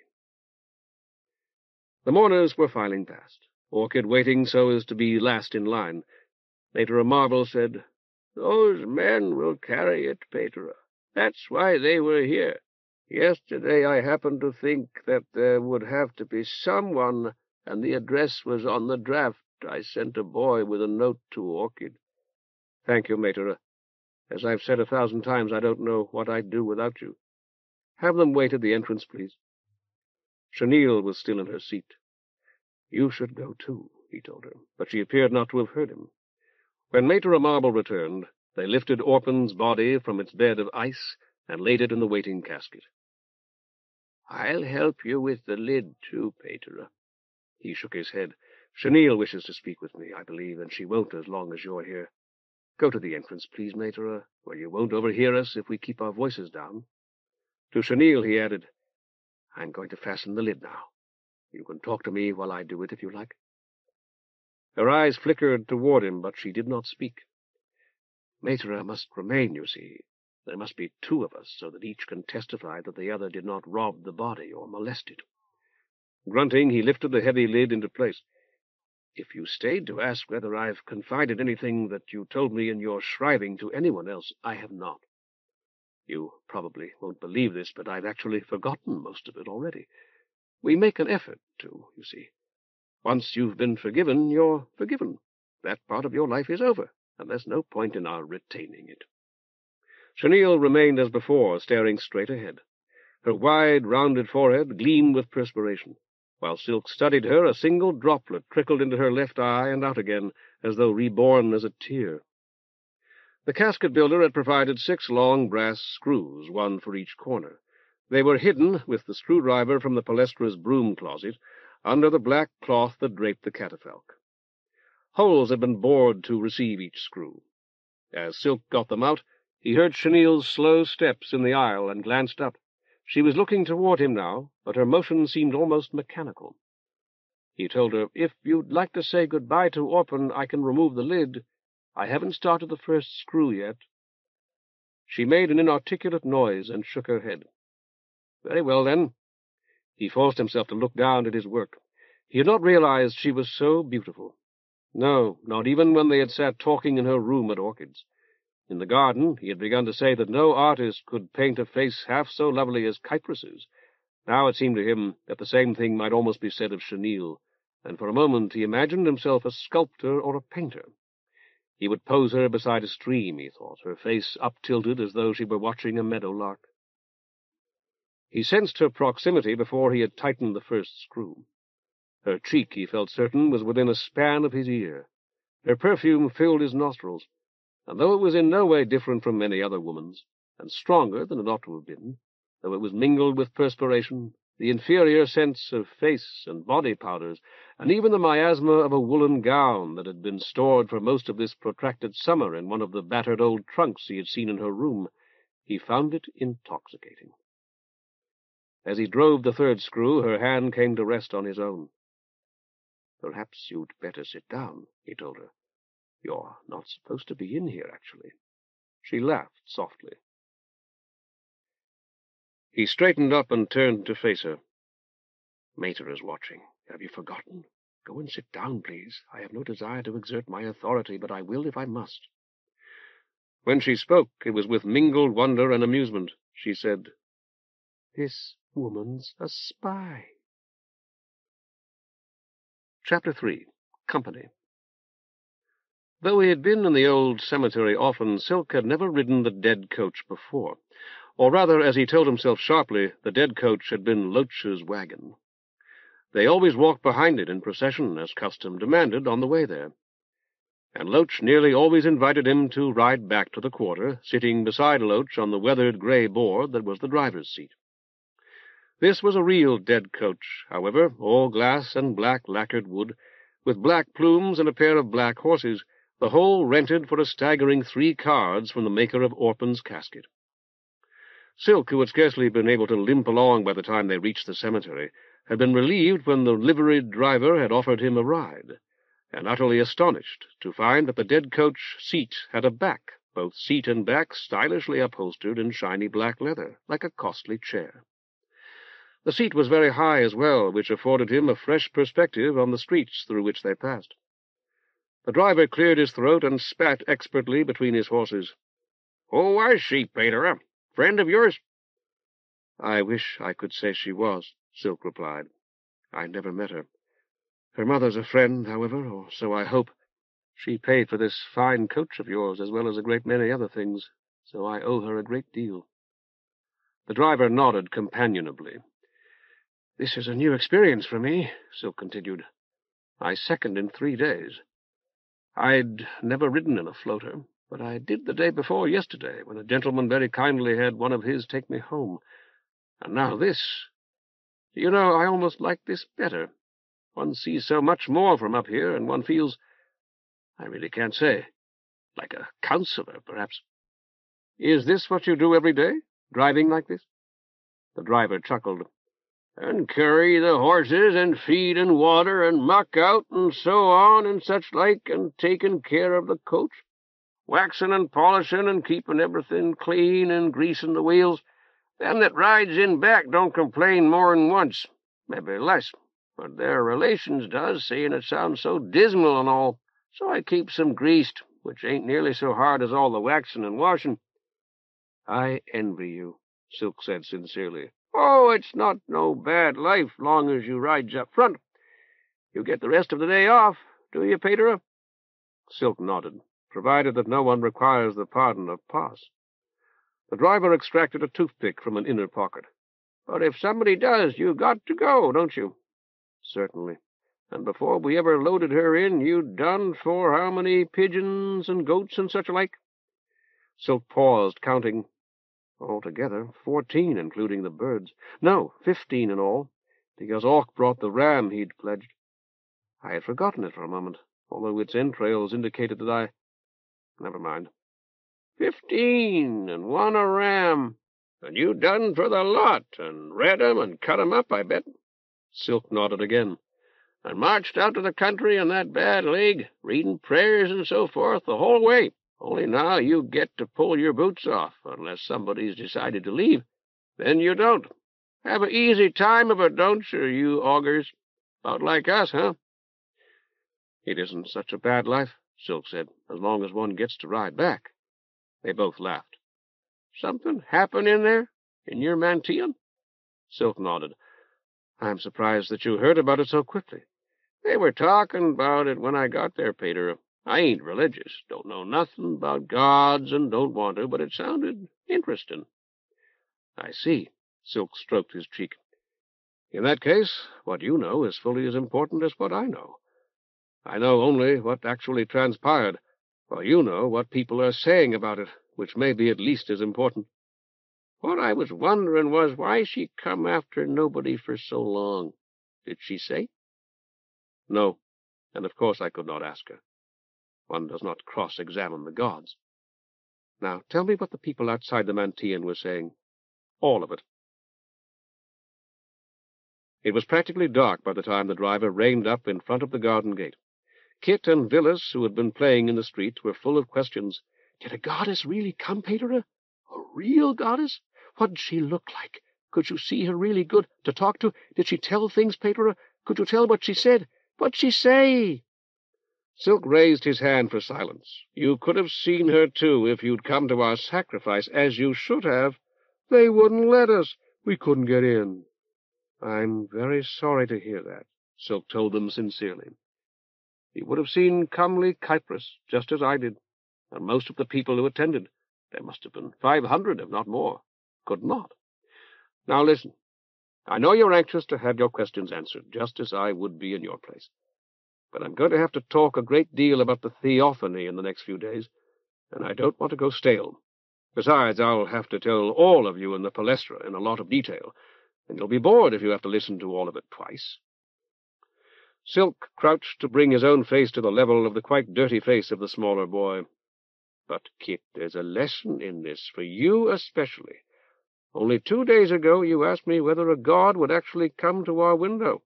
Do you remember that?" "You said it would be a long time, but it wasn't." "I said it might be, Kit, not that it would be. You're fundamentally quite right, however. I did think it would be a long time, probably decades, and I was badly mistaken. But the thing I wanted to point out was, But when you asked your question, all the other students laughed. They thought it was very funny, remember? Kit nodded solemnly. They laughed as though you'd asked a foolish question because they thought it a foolish question. They were even more mistaken than I, however, and that must be plain even to them now. Yours was a serious and an important question, and you erred only in asking of someone who knew very little more than you did. You must never let yourself be turned aside from life's serious and important questions by ridicule. Try not to forget that. Silk fumbled in his pocket. I want you boys to run an errand for me. I'd go myself, but I can hardly walk, much less run. I'm going to give you, Willis, 5 bits. Here they are. And you, Kit, 3. You, Kit, are to go to the greengrocer's. Tell him the vegetables are for me, and ask him to give you whatever is best and freshest, to the amount of 3 bits. You, Willis, are to go to the butcher. Tell him I want 5 bits worth of nice chops. I'll give each of you, Silk paused, ruminating, a half-bit when you bring me your purchases. Willis inquired, What kind of chops, Patera? Mutton or pork? We will let him decide that. Silk watched as the two dashed off, then unlocked the garden gate and stepped inside. The grass had been sadly trampled, just as Patera Marvel had said. Even in the last dying gleam of day that was apparent, as was the damage to Matera's little garden. He reflected philosophically that in a normal year the last produce from the garden would have come weeks before, in any event. Patera! It was Patera Rose, leaning from a window of the Cenobie and waving, an offense for which she would have reprimanded Patera Marble or Patera Mint endlessly. Yes, Silk said. What is it, Patera? Did they come back with you? He hobbled to the window. Your Sibs? No, they were going to walk back together, so they said. They should be here soon. It's past time for supper, Patera Rose asserted. The assertion was manifestly untrue. Silk smiled. Your supper should be here shortly, too, and may Scylla bless your feast. He turned away, still smiling, before she could question him further. There was a package wrapped in white paper and tied with white string on the kitchen doorstep of the manse. He picked it up and turned it over in his hands before opening the door. Orab, who from the scattered drops had been drinking from his cup, was on the kitchen table. Hello, Silk. Hello yourself. Silk got out the paring knife. Cut, bird? No, I'm going to open this. I'm too tired or too lazy to pick apart these knots. But if I cut them, I should be able to save most of the string anyway. Did you kill that rat I threw away, Orab? Big fight. I suppose I ought to congratulate you and thank you as well. All right, I do. Unwrapping the white paper exposed a collection of odorous meat scraps. This is cat's meat, Orab. Having had a bucket of it dumped in my head once, I'd know it anywhere. Scleroderma promised us some, and she's made good her promise already. Eat now. You may if you wish, not me. But you ate a good deal of that rat you killed. Don't tell me you're still hungry. Orab only fluttered his wings and cocked his head inquiringly. I'm not at all sure that so much meat is good for you. Good meat! As a matter of fact, it isn't. Silk pushed it toward the bird. But if I keep it, it will only get worse, and we have no means of preserving it. So go ahead if you like. Orab snatched a piece of meat and managed to carry it, half flying and half jumping, to the top of the larder. Scylla bless your feast, too. For the 2000th time it occurred to Silk that a feast blessed by Scylla ought logically to be of fish. As the Krasmologic writings hinted it had originally been. Sighing, he took off his robe and hung it over the back of what had been Patera Pike's chair. Eventually, he would have to carry the robe upstairs to his bedroom, brush it, and hang it up properly. And eventually he would have to remove the Mantean's copy of the writings themselves from the robe's big front pocket and restore it to its proper place. But both could wait, and he preferred that they should. He started a fire in the stove, washed his hands, and got out the pan in which he had fried tomatoes the day before, then filled the old pot Patera Pike had favored with water from the pump and set it on the stove. He was contemplating the kettle and the possibility of maté or coffee when there was a tap at the Silver Street door. Unbarring it, he took from Willis a package similar to the one he had found on the step, though much larger, and fumbled in his pocket for the promised half-bit. Patera. Willis's small face was screwed into an agony of effort. Yes, what is it? I don't want nothing. Villis extended a grimy hand, displaying 5 shining bits, small squares sheared from so many cards. Are those mine? Villis nodded. You wouldn't take 'em. I see. But the butcher gave you these chops anyway. You certainly didn't wrap this package. And now, since he would not accept money from me, I shouldn't have told you to tell him the meat was from me. You feel that you should not either, as a boy of honor and piety. Villis nodded solemnly. Very well, I certainly won't make you take it.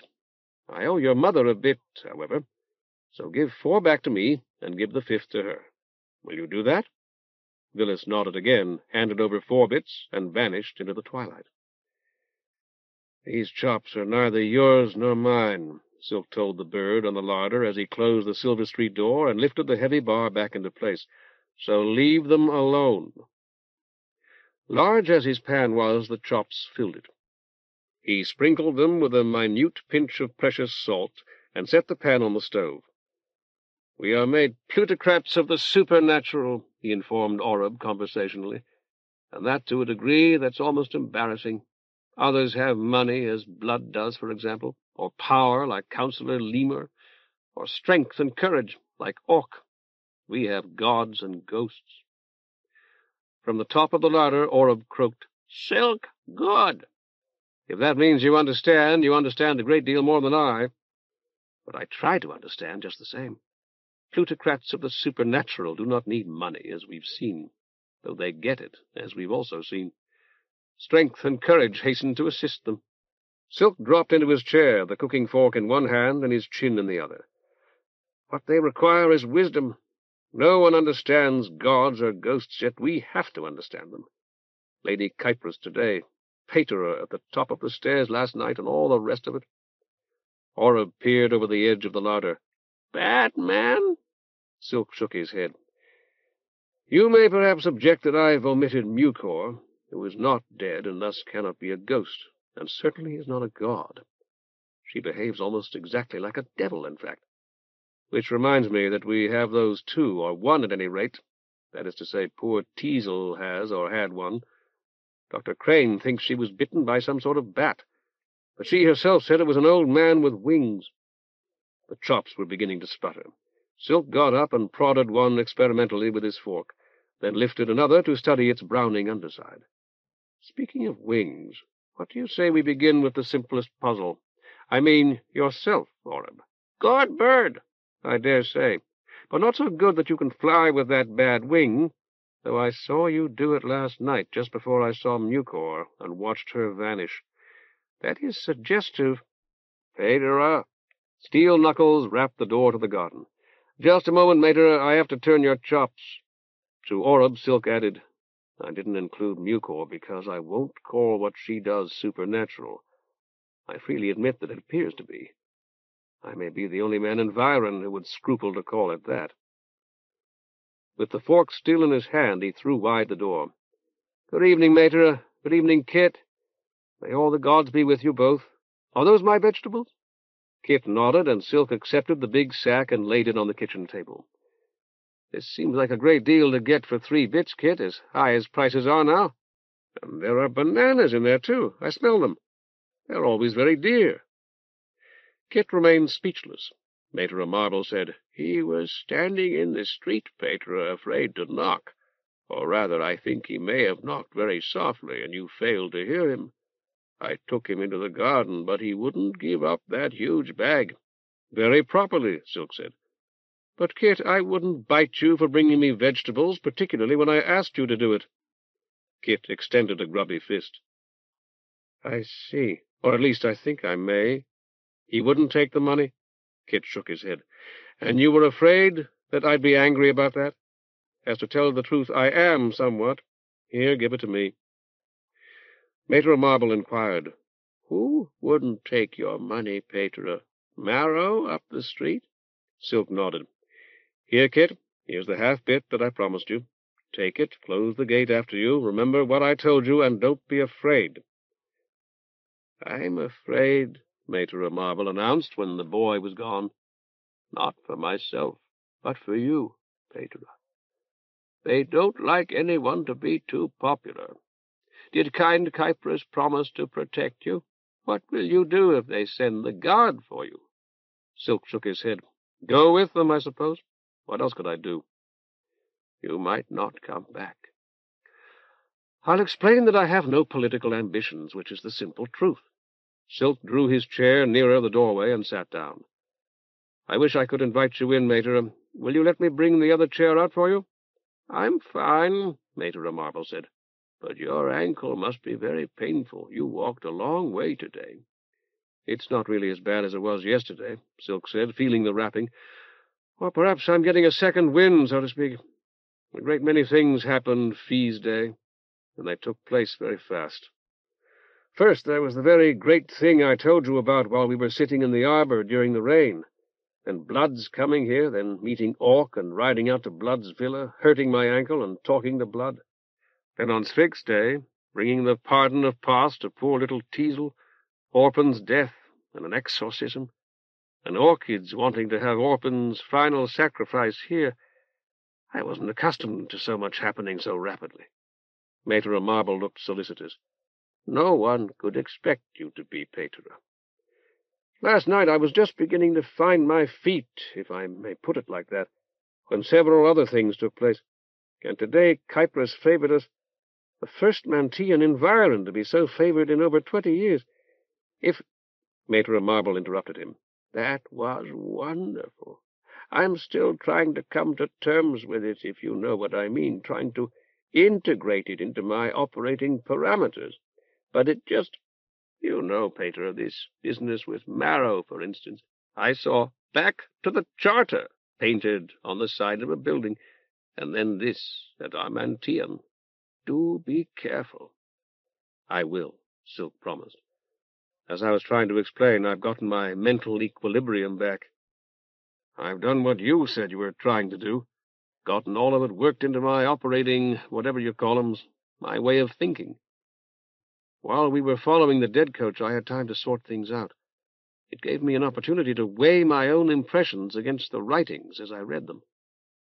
Do you recall the passage that begins, Sovereign nature, which governs the whole, will soon change all the things you see, and from their substance make other things, and again still other things from the substance of them, in order that the Whorl may be ever new. In the context of her last sacrifice, it meant no more than that Orphan would grow up again as grass and flowers, of course. And yet that passage struck home to me particularly, as though it had been put there for me specifically to read today. I wish I could learn to say things to other people that would affect them half as much as that passage affected me. I realized as I read it that the peaceful life here that I'd imagined I had, the life that I'd hoped would continue without interruption and almost without incident until I was old, had been nothing of the sort. That it had been no more than the current state of things in an endless flux of states. My final year in the Schola, for example. Did you say something about those chops being for me when I knocked, Patera? You meant that they would save me all the work of preparing the main course, and I appreciate it very much. They smell delicious. I feel certain Matera Rose and Matera Mint will enjoy them immensely. Silk sighed. You're telling me it's time to turn them again, aren't you? No, Patera, time to take them up, to put them on a platter. You've turned them once already. He hobbled off to the stove. Orab had been at the cat's meat while he had been talking with Kit and Mater Marble. It was scattered over the table with addenda on the floor. The undersides of the chops were a deep golden brown.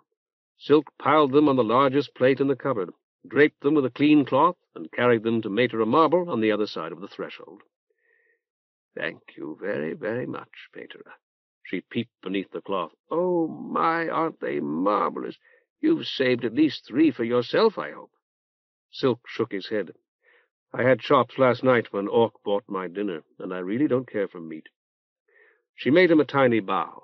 I must hurry off before they get cold. Matera, he hobbled after her down the gravelled path toward the Cenobie. The burning line of the sun was completely obscured by the shade now. The night air hung still and dry and hot, like one driven by fever to the border of death. What is it, Patera? You said those chops smelled delicious. Does food really smell good to you, Patera? You can't eat it. But I can cook it, and I do, she reminded him gently. So naturally I know when something smells good. I was thinking only of Matera Rose, and that was wrong of me. I should have gotten something all three of you could enjoy. Silk paused, groping futilely for words that would not be inadequate. I'm really terribly sorry, and I'll try to find a way to make up for it. I do enjoy this, Patera. It gives me great pleasure to be the one to take this good food to my sibs. Now please go back to the manse where you can sit down. I hate seeing you in pain. He hesitated, wanting to say more, nodded, and turned back. Turning seemed to twist his ankle inside the rapidly loosening wrapping, bringing pain so sharp he nearly cried out. Wincing, he grasped the arbor, then a convenient limb of the little pear tree. There was a distant knock. He would have halted to listen if he had not been halted already. Another knock, a trifle louder, and beyond question from his left, from Sun Street. The front door of the manse was on Sun Street. The Cenobie had no door on Sun Street at all. He meant to shout for the visitor to wait, but he did not shout, immobilized with surprise. A shadow, very faint because the lights there had darkened almost to extinction, had flitted across the curtains of his bedroom. Someone up there was going to answer that knock. Someone, so at least it seemed, who had watched him limp down the path in pursuit of Matera Marble. All of the manse's windows facing the garden were wide open. Through them he heard the swift rattle of feet on the crooked stairs, and then, unmistakably, the bar being lifted from the door on Sun Street, and the creaking of the hinges as that door opened. There was an indistinct murmur of voices, not friendly voices, or so they sounded. It was strange how little pain his ankle gave him now. He opened the cellarea door as quietly as he could, but both turned to face him at once, one smiling, one glaring. "Here he is," Chenille announced. "You can tell him yourself, whatever it is." Musk snarled and shoved her aside. Cat-like, he stalked across the cellarea to seat himself in Silk's reading chair. Silk cleared his throat. "Although I have no desire to appear inhospitable, I must ask both of you what you're doing here." Musk sneered. Chenille endeavored to look demure, almost successfully. I wasn't up to walking that far behind the dead coach, not in these sham shoes. And Orchid hadn't said we had to go to the grave. She just said for us to come to Orphan's rites, and I'd done it. Some of the others didn't even come." Silk said, "Go on." "That was all that you said I had to do, too. I mean to come and pray, and I'd done it." "Women are not to set foot in this manse," Silk told her harshly. Musk was sitting in his chair, and he refused as a matter of principle to take one of the others. "Excuse me for a moment." In the kitchen his pot of water was boiling vigorously. He added a good-sized split to the firebox and found Blood's walking-stick in a corner. When he stepped back into the cellarea, Chenille said, "You say that I'm not supposed to be in here, but I didn't know that. I wanted to talk to you back in your mantillon when you were fastening down the lid of the coffin, but it didn't seem like the best time or the best place, with that chem woman watching us. I was going to wait for you there, but you never came back. After a couple hours, I went into your garden looking for a drink of water and found this cute little house. I played with your pet bird for a while, and then, well, I'm afraid I lay down and went to sleep." Silk nodded, half to himself. "I know you use rust, and you must drink heavily sometimes, too. When you were telling me you had a good memory yesterday during the exorcism, you said that you hadn't had a drop that day. Were you drinking here?" "I wouldn't bring a bottle to Warpen's funeral." Musk snickered. He had drawn his knife and was scraping his fingernails. "Perhaps not," Silk conceded, "and if you had, I would have seen it, unless it was a very small one. But you would have brought money, and there are a dozen places within an easy walk that would sell you beer or brandy or anything else you wanted." Musk said, "How much did Orchid give you?" "Ask her. She knows you, and no doubt she's afraid of you. Most women seem to be. I'm sure she'll tell you." "A lot, that's what I heard.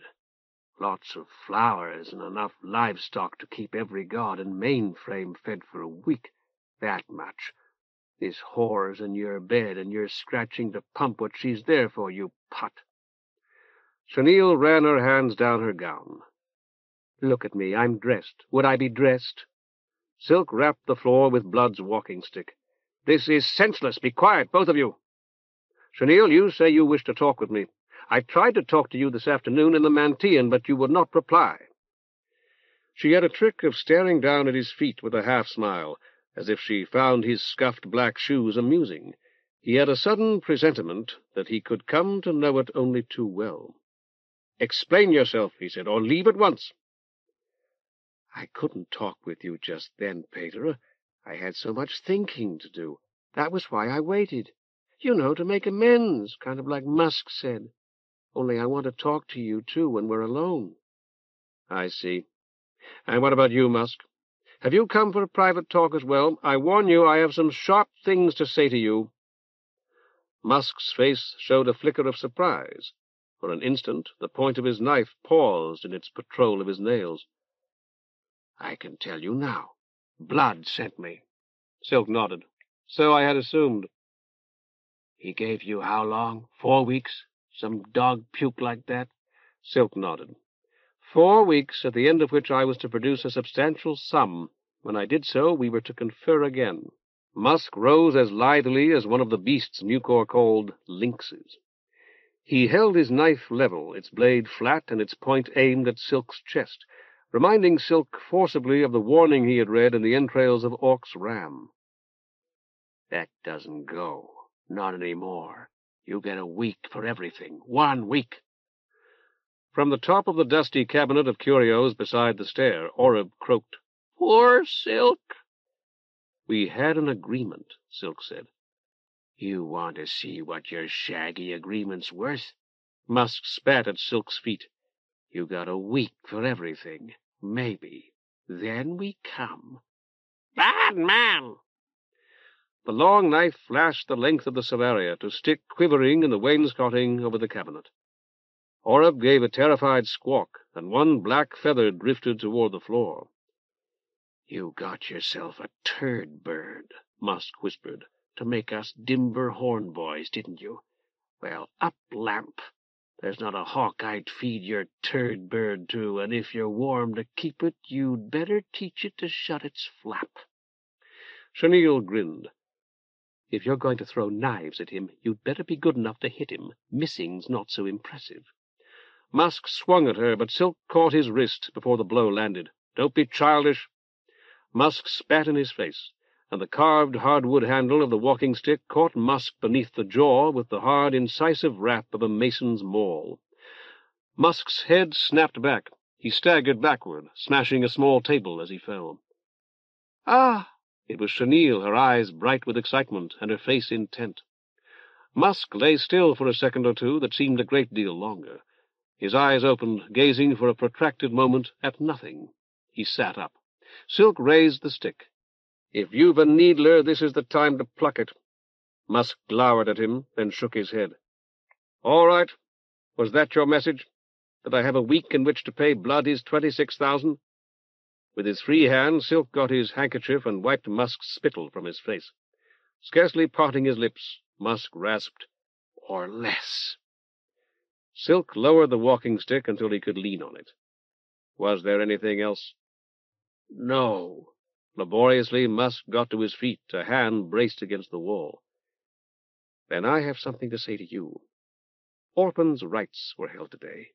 You knew her, clearly, and both of you were working for Blood, directly or indirectly. You knew that she had died. You did not attend her rites, nor did you provide a beast for sacrifice. When her grave was closed, I asked Orchid whether she had received any expression of regret from you or Blood. She said very forcibly that she had not. Do you dispute that? Musk said nothing, though his eyes flickered toward the Sun Street door. Did you send anything or say anything? Don't try to go just yet. I don't advise it. Musk met Silk's stare with his own. Possibly you believe that Blood had said something or done something in both your names. Was that it? Musk shook his head, the faded lights of the Solaria gleaming on his oiled hair. Very well, then. You are a member of our human race. You have shirked your human duty. and it is mine to remind you of it, to teach you how a man acts if you don't know it already. The lesson won't be quite so easy next time, I warn you." Silk strode past him to the Sun Street door and opened it. "Go in peace."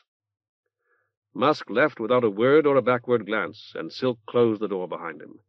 As he was fitting the bar into place, he felt Chenille's swift kiss on the nape of his neck. "Don't do that," he protested. "I wanted to do it, and I knew you wouldn't let me kiss your face. He did have a needler, you know." "I surmised it." "So do I. Won't you please sit down, anywhere? My ankle hurts, and I can't sit until you do." She took the stiff wooden chair in which Horton had sat the night before, and Silk dropped gratefully into his usual seat. Crane's wrapping was noticeably cold now. He unwound it and flogged the hassock with it. "I've tried doing this more often," he remarked, "but it doesn't seem to have much effect. I suppose this thing's got to cool before it will heat up again." Chenille nodded. "You said that you wished to speak with me. May I ask you a question first?" "You can ask," Chenille told him. "I don't know if I'll be able to answer it." "What is it?" "When we were in the Mantean, when I was securing the lid of Orphan's casket, you indicated that she had been a spy, and refused to speak again when I asked what you meant. A few minutes ago I was warned by one of our Sibyls that I was at risk, because a few people in our quarter seemed to be trying to thrust me into politics. If I have performed the funeral rites of a spy, and when it becomes known, my risk will be substantially increased, and thus—" "I didn't, Patera. Orphan wasn't a spy. I was talking about myself, talking like I was somebody else. It's a bad habit I have." "About yourself?" She nodded vigorously. "You see, Patera, until then I hadn't really realized what was happening, what I'd been doing. Then while I was sitting through the funeral, it was like I'd been struck by lightning. It's really awfully hard to explain." Silk rewrapped his ankle. "You've been spying on our city? On Viron? Don't try to evade or prevaricate, please, my daughter. This is an extremely serious matter." Chenille stared at his shoes. After a long moment had passed, Oreb poked his head over the edge of the curio cabinet. "Man go?" "Yes, he's gone," Chenille said. "But he may come back, so you have to be careful." The night chuff bobbed his head and began to wrestle with Musk's knife, tugging the pommel with his beak, then perching on the handle and pushing against the wainscoting with one scarlet foot. Chenille watched, apparently amused, though perhaps, Silk thought, merely glad of any distraction. He cleared his throat. "I said that I wanted to ask you just one question, and I've already asked several, for which I apologize. You indicated that you wanted my advice, and I said, or at least I implied, that you might have it. What is it you wish to discuss?" "That's it," she said, turning from the busy bird to Silk. "I'm in trouble, just like you said. I'm not sure how much you're in, Patera, but I'm in one shaggy lot more. If the guard ever finds out what I've been doing, I'll most likely be shot. I've got to have a place to stay where he can't find me to start with, because if he does, I'll be in that much deeper. I don't know where I can stay, but I'm not going back to Orchids tonight." "He?" For an instant, Silk shut his eyes. When he opened them again, he asked, "Dr. Crane?" Chenille's eyes widened. "Yes. How did you know?" "I didn't. It was nothing more than a guess, and now I suppose I should be gratified because I was right, but I'm not." "Was it because he came to my room yesterday while you and I were talking?" Silk nodded. "For that and other reasons. Because he gave you a dagger, as you told me yesterday. Because he saw you first out of all the women at Orchids and sometimes gave you rust. He might have examined you before the others simply as a favor to you, so that you could go out sooner, as you implied when I asked about it yesterday. But it seemed clear that it could also have been because he expected to get something of value from you, and information of some sort was one possibility." Silk paused, rubbing his cheek. "Then, too, you had that dagger concealed on your person when you encountered Orphan. Most women who carry weapons carry them at night, or so I've been told. But Blood at least expected you back at Orchids for dinner. Later you yourself told me that you expected to work very hard at Orchids in the evening." Women like me that have to go out nightside need some kind of weapon, Patera, believe me. I do. But you weren't going to be out after dark, so you were going into some other danger, or thought you were. That the man who had given you your dagger was the man who was sending you into danger seemed a reasonable guess. Do you want to tell me where you were going? To take a... No, not yet, anyhow. She leaned forward, sincere and deeply troubled, and at that moment he would have sworn she was ignorant of her own beauty. All this is wrong. I mean, it's right. All the facts are right, but it doesn't seem like it really was. It makes it seem like I'm really from another city. I'm as Vironese as you are. I was born right here, and I used to sell watercress around the market when I wasn't much bigger than that stool you got your foot up on. Silk nodded, wondering whether she realized how much he wanted to touch her. I believe you, my daughter. If you wish me to know the truth, however, you must tell me. How did it appear to you at the time? Crane was a friend, just like I said yesterday. He was nice, and he brought me things when he didn't have to. You remember about the bouquet of chenille? Little stuff like that, but nice. Most of the girls like him, and sometimes I gave him a free one. He's got a thing for big girls. He sort of laughs about it. Silk said, He's sensitive about his height. He told me so the first time we met. It may be that a tall woman makes him feel taller. Go on. So that's how it's been with us ever since I moved into Orchid's place. He didn't say, I want you to do some spying, so promise to sell out your city and I'll give you a uniform. We were talking a couple months ago, 4 or 5 of us, in the big room when Crane was there. There were jokes about what he does when he looks us over, about the checkups. You know the kind of thing? I don't, Silk admitted wearily, though I can readily imagine. Somebody let it drop that a commissioner had been in, and Crane kind of whistled and asked who hooked him. I said it was me, and he wanted to know if he gave me much of a tip. Then later, when he was looking me over, he wanted to know if this commissioner happened to mention the Caldé. Silk's eyebrows shot up. The Caldé? That's the way I felt, Patera. I said, no, he didn't. And I thought the Caldé was dead. Crane said, yeah, sure he is. But when we were done, and I was getting dressed, he said that if this commissioner or anybody else ever said anything about the Caldé or the charter, he'd like for me to tell him about it, or if he said anything about a counselor. Well, he had said something about counselors. What was it? Silk asked.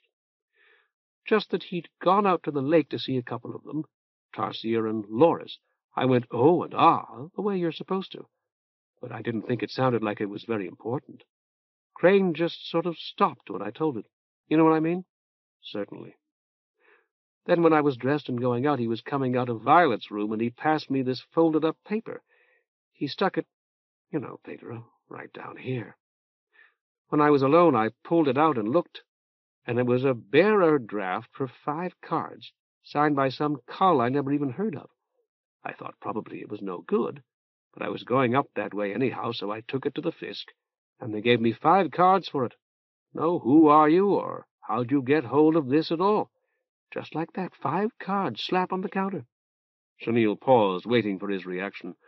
How often do you think I snaffle a dimber 5-card tip like that, Patera? He shrugged. Since you've entertained a commissioner once a month, perhaps. Not counting that one.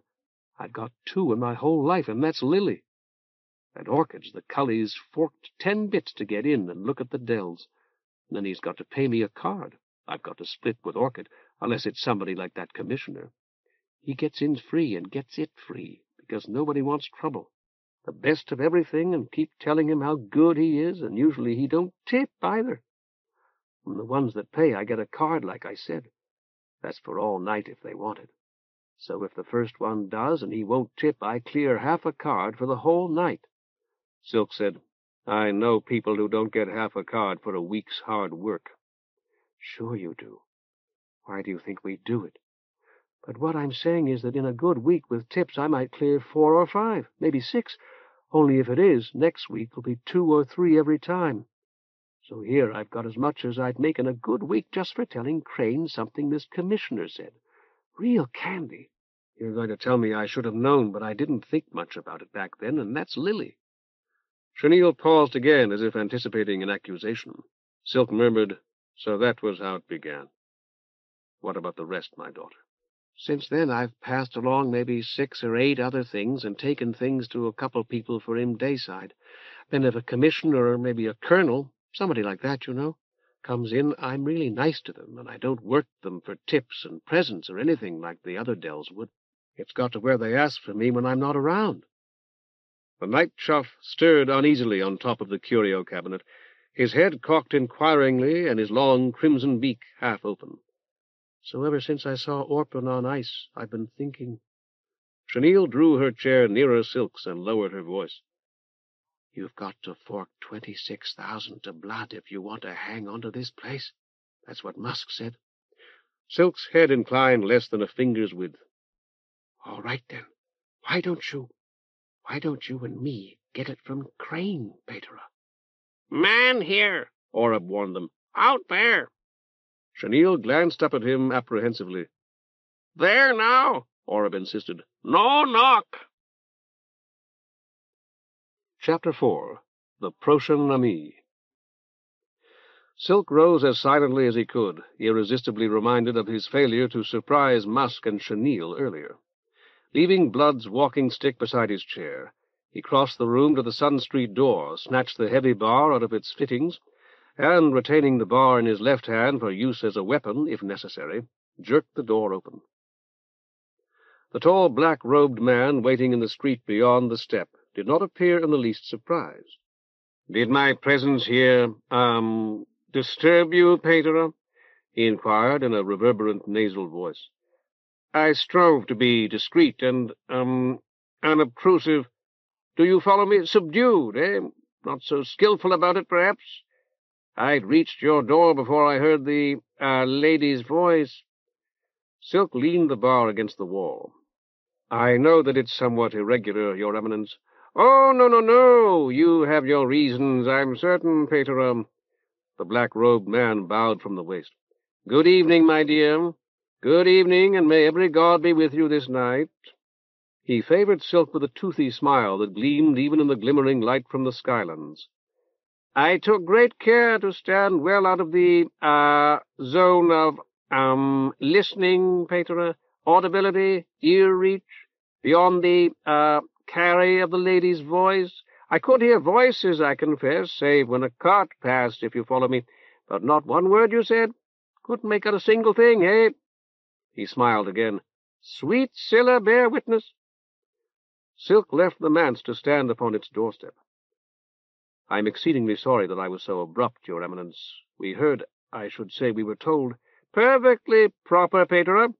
One hand flipped up in a gesture of dismissal. "Quite correct." "That there was someone outside, but not who." Silk took a deep breath. "Your business must be urgent, or he wouldn't have brought you out so late, Your Eminence. Won't you come in?" He held the door, then barred it again when the black-robed man had entered. "This is our celeria, I'm afraid. The best room we have. I can offer you water and bananas, if you'd like some." He recalled that he had not yet explored Kit's sack. "Perhaps some other sort of fruit as well." The black-robed man waved Silk's fruit away. "You were advising this young lady, weren't you, Patera? Not shriving her, I hope?" "Not yet, at least, though I didn't understand a word. I'd recognize the, cadence of the Pardon of Pas, or so I fancy, having performed it so many times myself. The litany of sacred names, eh? Speak here for great Pas, for divine Echidna, for scalding Scylla, and the rest. And I heard nothing like that, nothing at all."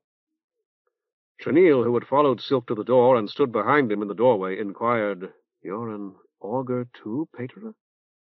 The black-robed man bowed again and held up the voided cross he wore.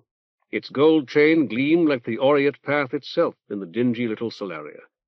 "I am indeed, my dear.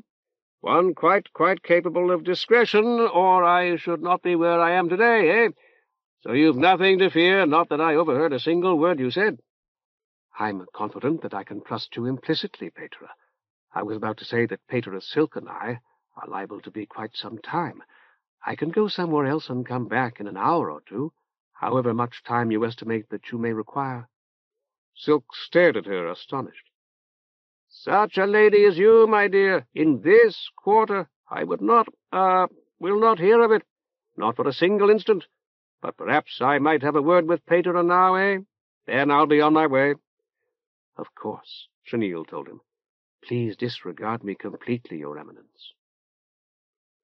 He was more than half a head taller than Silk, though Silk was nearly as tall as Orc, and at least 15 years his elder. Thin, coal-black hair spilled down his forehead. He tossed his head to keep it out of his eyes as he spoke. It is Patera Silk, eh? I don't believe I've had the, pleasure, Patera. I'm a perfect stranger, eh? Or nearly. Near as makes no matter. I wish it weren't so. Wish that we met now as old acquaintances, eh? Though I did you a bad turn, eh? Couple of years ago, I admit it, I acknowledge it, no question about it, but I've got to do what's best for the chapter, eh? The chapter's our mother, after all, and bigger than any man. I'm Remerer. He turned his smile on Chenille. This young beauty may prefer to maintain an, discreet anonymity, eh? That might be the prudent course, eh? However she prefers, and no offence taken. Chenille nodded. If you don't object, Patera. No, no, indeed not. Remerer's hand waved negligently. Indeed not. Why, I advise it myself. Silk said, You attended my graduation, Your Eminence. You were on the dais to the right of our prelate. I don't expect you to remember me. Oh, but I do. Won't you sit, my dear? I do indeed, Silk. You received honours, after all, eh? Never forget the sprats that get those. You were quite the huskiest cub the old place could show that year. I recall remarking to Quetzal, the prolocutor, my dear, and I ought to have said his cognizance. Remarking afterward that you ought to have gone into the arena, eh? So we, sent you there. Yes, we did. Merely a jest, to be sure. I am responsible. My fault, all of it. That you were sent here, I mean, to this quarter, this Mantian. I suggested it. With a sidelong glance at the wreckage of the table upon which musk had fallen, Remerer lowered his lanky body into Silk's reading chair. I urged it. Sit down, Patera, and dear Quetzal quite agreed. Thank you, Your Eminence. Silk sat. Thank you very much. I couldn't have gone to a better place. Oh, you don't mean it. I can't blame you. Not at all, eh? Not at all. You've had a miserable time of it. We know that, Quetzal and I. We realize it. But poor old, your predecessor, what was his name? Pike, Your Eminence. Patera Pike. Quite right, Patera Pike. What if we'd sent poor old Pike one of those rabbity little boys, eh? Killed and eaten him on the first day in this quarter, eh? You know it now, Patera, and I knew it then. So I suggested to Quetzal that we send you, and he saw the logic of it straight off. Now here you are, hey, all alone, since Pike left for, purer climes. You've done a fine job of it, too, Patera. An, exceptional job. I don't think that's too strong an expression. Silk forced himself to speak. I would like to agree, Your Eminence. The words came singly and widely spaced, as heavy as waystones. But this Mantian has been sold. You must know about that. We couldn't even pay taxes. The city seized the property. I assumed that the chapter was notified, though I was not.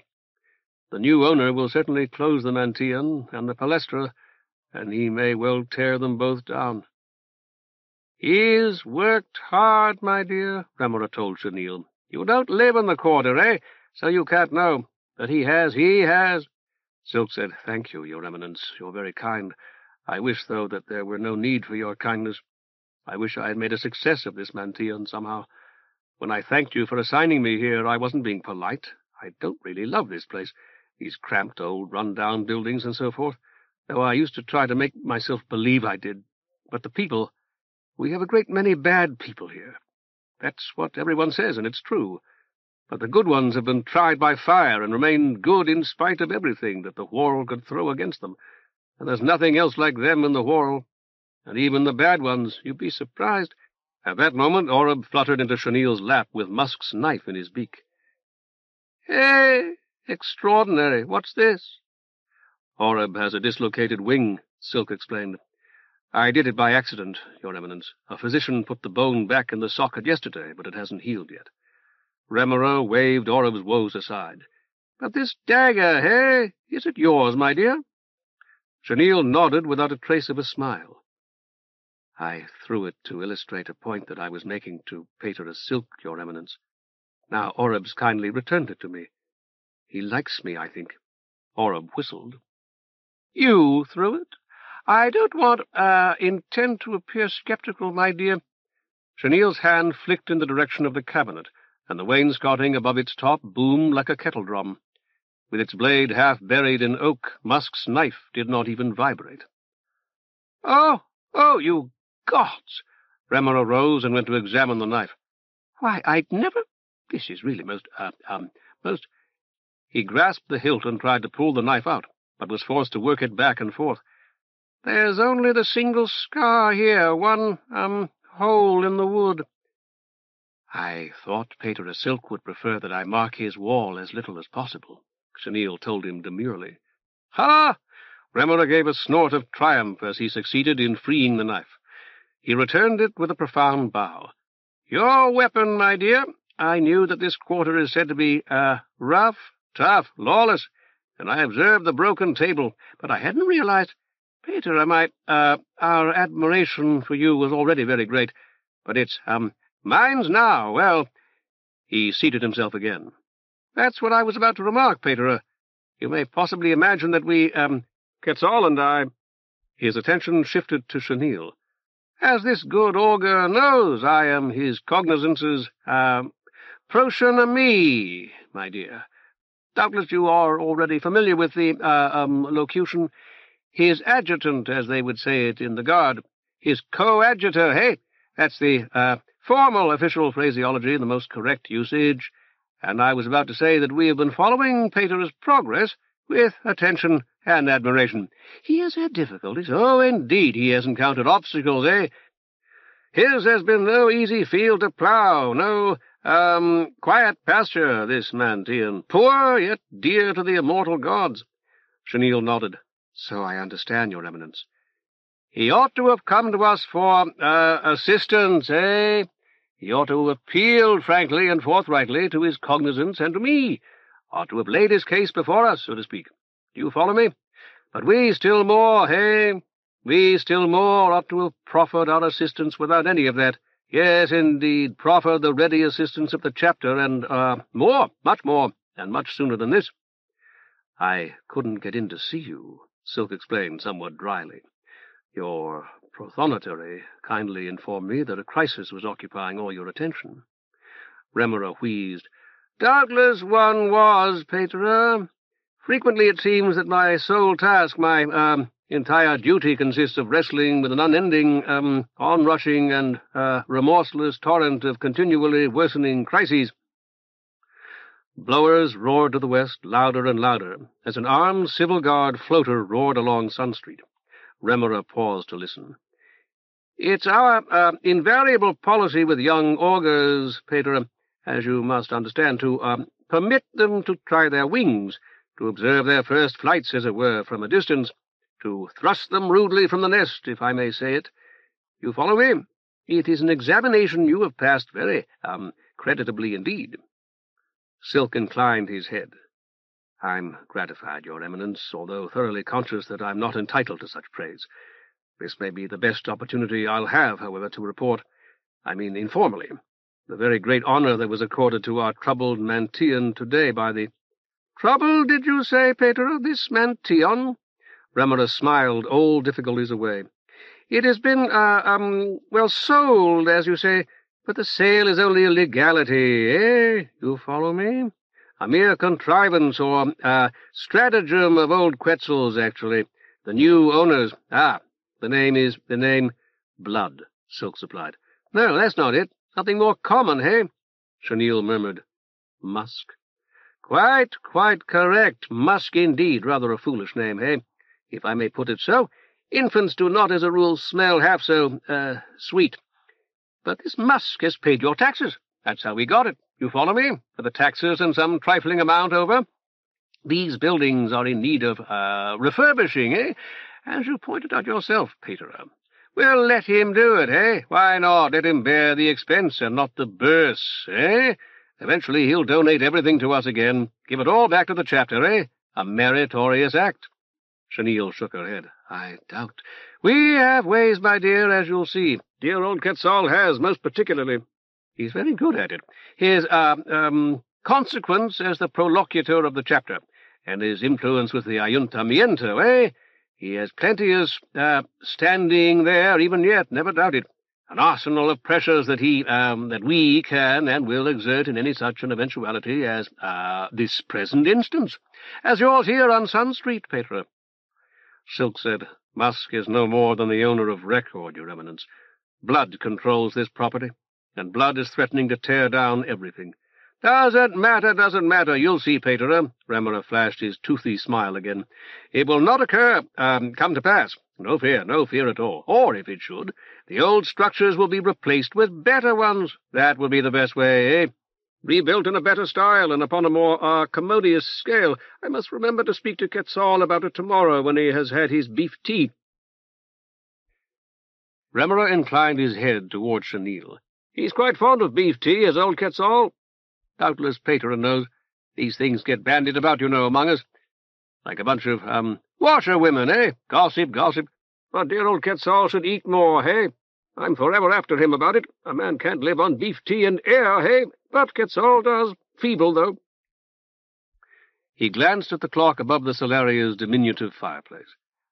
"What I, ventured out to inform you of, Patera Silk. You see, my dear, I'm terribly selfish. Yes, even after half a lifetime spent at the pursuit of, sacrosanctity, I wished to inform him myself. Patera, you shall no longer labor alone. I said, earlier, eh? I assured you that your struggles had not gone unnoticed, eh?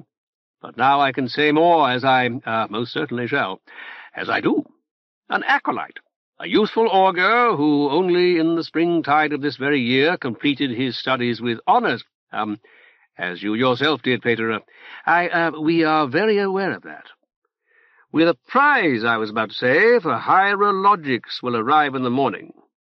You yourself shall know the joy of leading this promising neophyte down the very paths that you yourself have traversed with so much credit. You have 2 bedrooms, I believe, upstairs here. Please have the less, vantaged prepared to receive Patera Gulo." Lemur rose and extended his hand. "It has been a great pleasure, Patera, a pleasure and an honour much, much too long delayed, and denied. Self-denial indeed, and self-denial must have an end, eh?" Silk rose with the assistance of Blood's walking-stick, and they shook hands solemnly.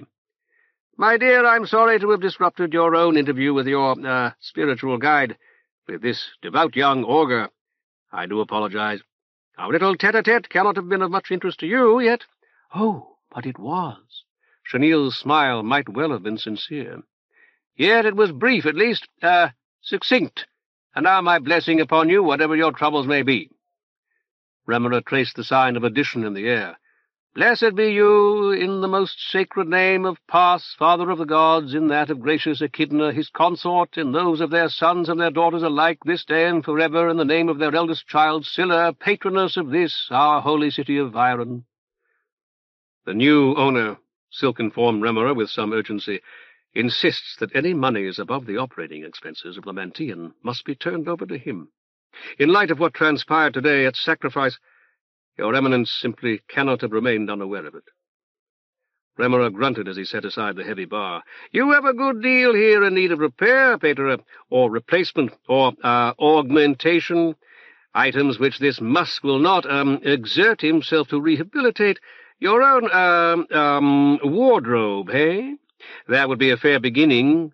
You might do, many things. As for the rest, you tote up your own accounts, I take it. Doubtless you can discover many good uses for this, merely presumptive surplus, and you have borrowed various sums, I believe, so we, his cognizance, and I have been given to understand." The door clicked shut behind him. Orb whistled, "Batman!" Chenille put out her arm, and the bird hopped onto it. "Not really, Orb. Only a man deeply in love with his own cleverness." A slight smile played about the corners of her mouth as she spoke to Silk. "All that for a single manifestation by a merely minor goddess. for one not numbered among the 9. Didn't you say something like that in the Mantian? I think I remember that. Silk dropped the bar into place and turned to reply, but she raised a hand. I know what you intend to say, Patera. Don't say it. My name is Chenille. That is to be a given, not subject to debate or qualification. You're to call me Chenille even when we're alone, and you're to treat me as Chenille. But because I am Chenille. You don't really grasp these things, no matter how much you may have studied. Now sit down. Your leg hurts, I know. Silk dropped into his chair. There was something else you wanted to say. Not that other which isn't really true. What is it? I'm afraid that it may offend you, but it isn't intended to offend. He hesitated and swallowed. Chenille, you talk very differently at different times. Yesterday at Orchids you spoke like a young woman who had grown up in the streets, who couldn't read, but who had picked up a few phrases and some sense of grammatical principles from better-educated people.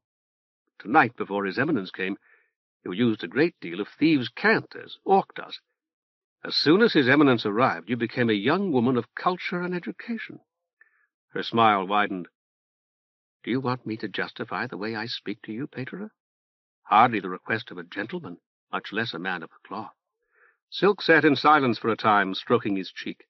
Oreb hopped from Chenille's wrist to her shoulder, then to the top of the battered library table next to Silk's chair. At length Silk said, If you had spoken to His Eminence as you spoke to me, he would have assumed that I had hired you for the evening, or something of that kind. To save me from embarrassment, you betrayed your real nature to me. I wish I knew how to thank you properly for that, Chenille. You pronounce my name as though it were a polite lie. I assure you it's the truth. Silk asked, But if I were to use another name, we both know which, wouldn't that be the truth as well? Not really. Far less than you believe, and it would lead to endless difficulties. You're more beautiful tonight than you were in Orchid's house. May I say that? She nodded. I wasn't trying then, or not much, not well. Men think it's all bones and make-up, but a lot is. Certain things I do, my eyes and my lips, the way I move, the right gestures. You do it too, unconsciously, Silk. I like to watch you when you don't know I'm watching. She yawned and stretched until it seemed that her full breasts would split her gown. That wasn't very beautiful, was it? Though he used to love it when I yawned and kissed my hand. I did it sometimes, just to give him pleasure. Such delight. Silk, I'm going to have a place to sleep tonight. I love your name, Silk. I've been wanting to say it all night. Most names are ugly. Will you help me? Of course, he said. I am your slave. Chenille. He swallowed again. I'll help you all I can, Chenille. You can't sleep here, but I feel sure we can find something better. Suddenly she was again the woman he had met at Orchids. We've got to talk about that, but there are other things to talk about first. You do realize why that awful man came? Why you're getting an acolyte? Why that awful man and this prolocutor are going to try to take your Mantian back from blood? Silk nodded gloomily. I'm naive at times, I admit, but not that naive. Once I was on the point of suggesting that he drop the pretense. He would have turned nasty, I'm sure. So am I. Silk drew a deep breath and exhaled with mingled relief and disgust. That acolyte's being sent to keep an eye on me. I'd like to find out how he spent the summer. You think he may be a protégé of Lemur's? Something of that kind? Silk nodded. He's probably been an assistant to his prothonotary. Not the prothonotary himself, because I've met him, and his name isn't Gulo. If I can talk with some other augurs who were in the same class, they may be able to tell me. So you intend to spy on the spy? Chenille smiled. At least your Mantian's safe. I doubt that. In the first place, I don't have a great deal of confidence in his cognizance's ability to manipulate blood. Less, anyway, than His Eminence has, or says that he has. Everyone knows the chapter doesn't have the influence in the ayuntamiento that it once had. Oh, the Lady Kypris's theophany today may help considerably. And... Yes, what is it now? Chenille was stroking Orib's back. Stretching out his neck, the bird rubbed her arm with his crimson beak. In the second, if they can manipulate blood, I won't be here much longer. I'll be transferred, most likely to some administrative position, and this Patera will take over everything. I'm proud of you. Chenille was still looking at the bird. Then my little suggestion is still of interest to you? Spying on Viren? Silk gripped Blood's lioness-headed stick with both hands, as if he intended to break it. No, not unless you order me to do it. And, Chenille, you really are Chenille? Now? She nodded, her face serious. Then, Chenille, I can't allow you to continue to do it either. All questions of loyalty aside, I can't let you risk your life like that. You're angry. I don't blame you, Silk. Though it's better to be cold. You call him Pass. Someone said once that he was always in a cold fury. Not always, Silk. She licked her lips. It wasn't true, but almost. And he came to rule the whole Whorl, our Whorl, bigger than this. So fast. All in a few years. No one could believe it. Silk said, I don't think I'm very good at cold furies, but I'll try. I was going to ask what will happen if we succeed. Suppose that we get 26,000 cards from Dr. Crane to hand over to Blood. I doubt that it's even possible, but suppose we do. What good would it do anybody except Blood? Silk fell silent for a time, his face in his hands. I should want to do good to Blood, of course, as I should want to do good to everyone. Even when I broke into his house to try to make him give my Mantion back, I did it in part to keep him from staining his spirit by converting the property to a bad purpose. But getting money for him that he doesn't need isn't going to do him any good, and it may even do him harm. Orib dropped onto Silk's shoulder, startling him into looking up. As he did, Orib caught a lock of his straying hair and tugged at it. He knows what you're feeling, Chenille said quietly. He would like to make you laugh if he can. He's a good bird, a very good bird. This isn't the first time he's come to me of his own accord. You would take him with you, wouldn't you? Even if you were sent to that administrative position, Silk? It isn't against some rule for augurs to keep pets. No, they're permitted. So everything wouldn't be lost even then. Chenille floated from her chair to slip behind his own. I could supply some trifling comfort, too. Now, Silk, if you wish it. No, he repeated. Silence refilled the little solaria. After 2 minutes or more had passed, he added, But thank you anyway. Thank you very much. What you said shouldn't make me feel better. But it does, and I'll always be grateful to you. I'll take advantage of your gratitude, you know. He nodded soberly. I hope you do. I want you to. You don't like girls like me. That isn't so.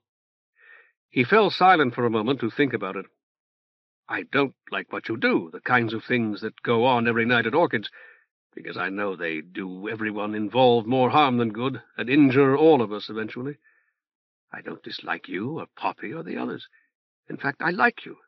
I even like Orchid and every god. He would have stopped, but it was already too late. Knows I felt sorry for her this afternoon. She laughed softly. All the gods don't know.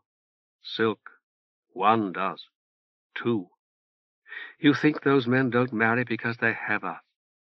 Most are married already, and shouldn't be. He nodded reluctantly. You've seen how young most of us are. What do you think happens to us? I've never considered it. He wanted to say that many probably perished like Orphan, but she had stabbed Orphan. You think we all turn into orchids, or use too much rust and die in convulsions. Most of us marry, that's all. You don't believe me, but it's the truth. We marry some buck who always asks for us. Silk. She was stroking his hair.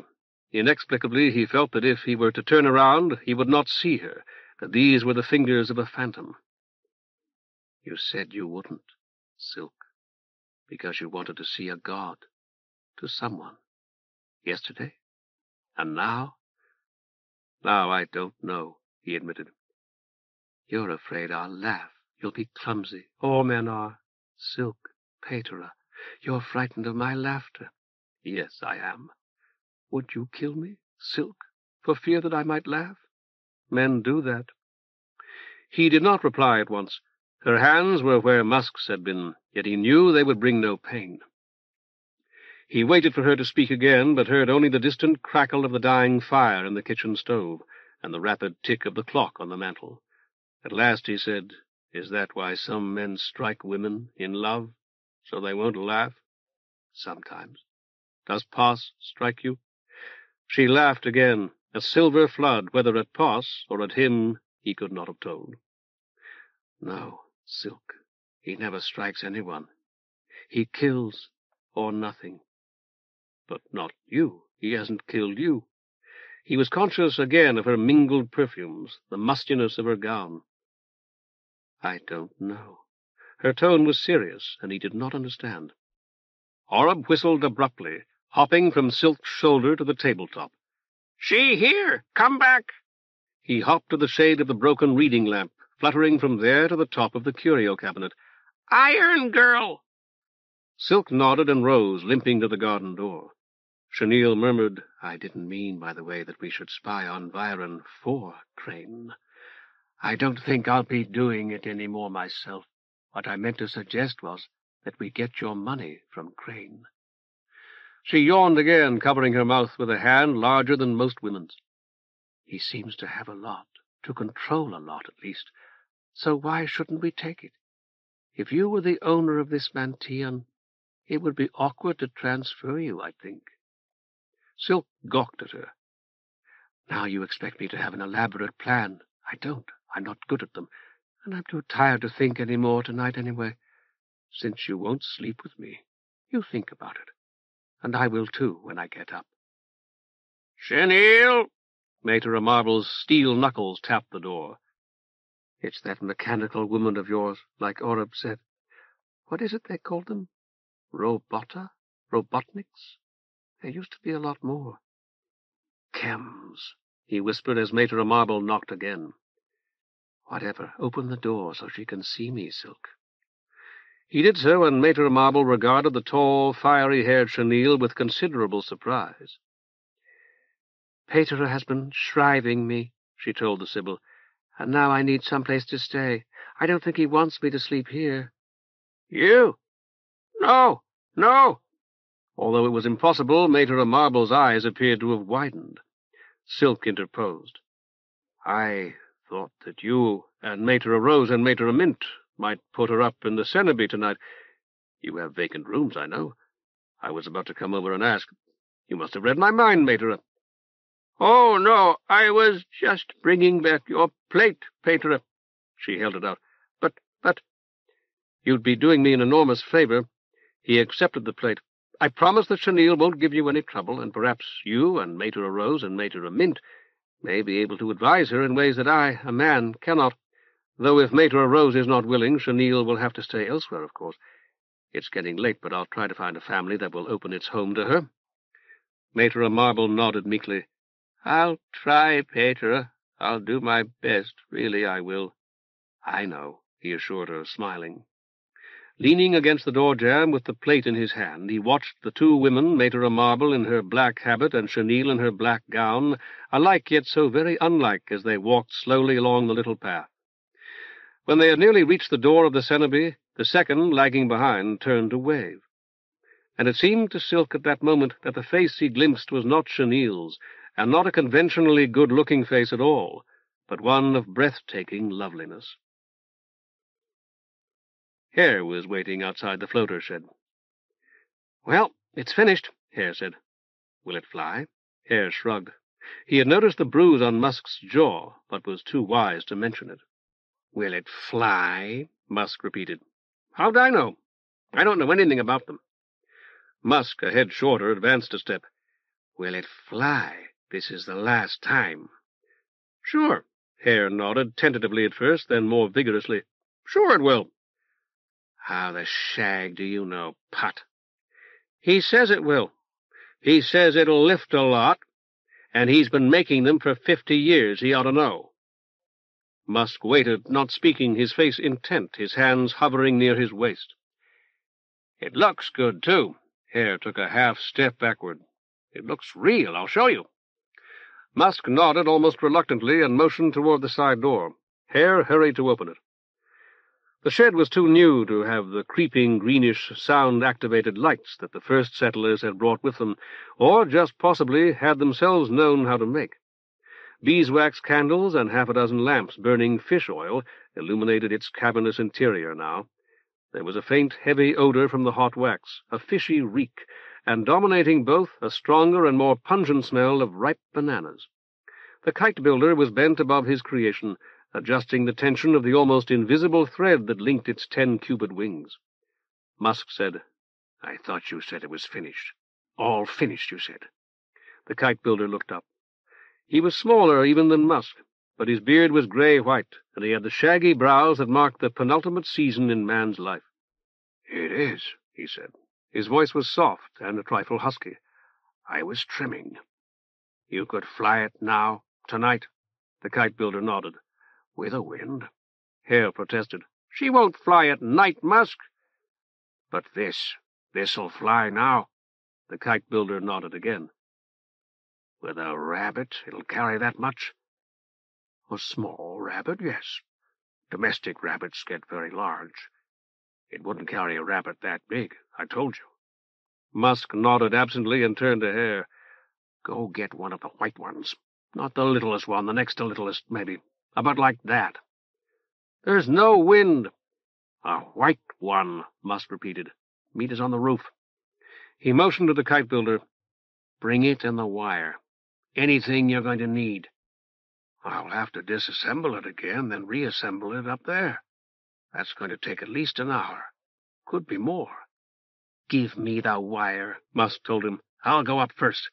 You stay down here and hook it up. I'll pull it up. Hare can show you how to get up there." "You haven't let out the cats." Musk shook his head, went to the bench, and got the reel. "Come on." Outside, the night hung hot and still. No leaf stirred in the forest beyond the wall. Musk pointed. "Stand right over there, see? But it's 3 floors. I'll be up on that roof." The kite-builder nodded and went back to the floater shed to crank open the main door, 3 floaters wide. When he picked it up, the new kite felt heavy in his hands. He had not weighed it, and now he tried to guess its weight.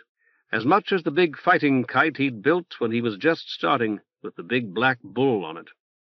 And that wouldn't fly in any wind under a gale. He carried the new kite along the white stone path, then across the rolling lawn to the spot that Musk had pointed out. There was no sign of Hare and no dangling wire. Craning his neck, the kite-builder peered up at the ornamental battlement, black as the bull against the mosaic gaiety of the skylands. There was no one there. Some distance behind him the cats were pacing nervously in their pen, eager for their time of freedom. He could not hear them, yet he was acutely conscious of them, their claws and amber eyes, their hunger and their frustration. Suppose that the talus were to free them without waiting for Musk's order. Suppose that they were free already, slinking through the shrubbery, ready to pounce. Something touched his cheek. "Wake up down there!" It was Musk's husky, almost feminine voice, calling from the roof. The kite-builder caught the wire and fastened the tiny snap-hook at its end to the kite's yoke, then stepped back to admire his work as his kite swiftly mounted the dressed stone, his kite like a man smaller and slighter than almost any actual man, with a dragonfly's gossamer wings. Hare was coming over the lawn with something pale in his arms. The kite-builder called, "Let me see that," and trotted to meet him, taking the white rabbit from him and holding it up by its ears. "It's too heavy." "This is the one he said to bring," Hare told him. He retrieved the rabbit. "It can't lift one that big." "There's no wind, anyhow. You coming up?" The kite-builder nodded. "Come on, then." Entering the original villa by a rear door, they climbed 2 flights of stairs and clattered up the iron spiral that Silk had descended 2 nights before. Hare threw open the trap-door. "We had a big buzzard up here," Hare said. "We called him Hyrax, but he's dead." Somewhat out of breath, the kite-builder felt obliged to chuckle nonetheless. They crossed the tiles and scrambled up onto the roof of the wing, the kite-builder holding the docile rabbit again, and passing it to Hare when Hare had attained the higher roof, accepting a hand as he himself scrambled up. Musk was sitting on the battlement, practically hidden by the kite. "Show a little life. I've been waiting for an hour. Are you going to have to run with it?" "I'll hold the spool," the kite-builder said. "Hare can run with it, but it won't fly without a wind." "There's wind," Musk told him. The kite-builder moistened his forefinger and held it up. There was indeed some slight stir here, 50 cubits above the ground.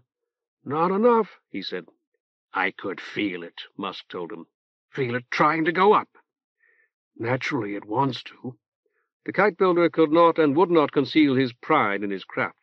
"Mine all do, but there's not enough wind." Hare asked, "You want me to tie the rabbit on?" "Let me see him." Musk, too, lifted the rabbit by its ears, and it squealed in protest. "This is the little one. You brought the little one." "I weighed him. There's 2 lighter than this, I swear." "I ought to drop it off.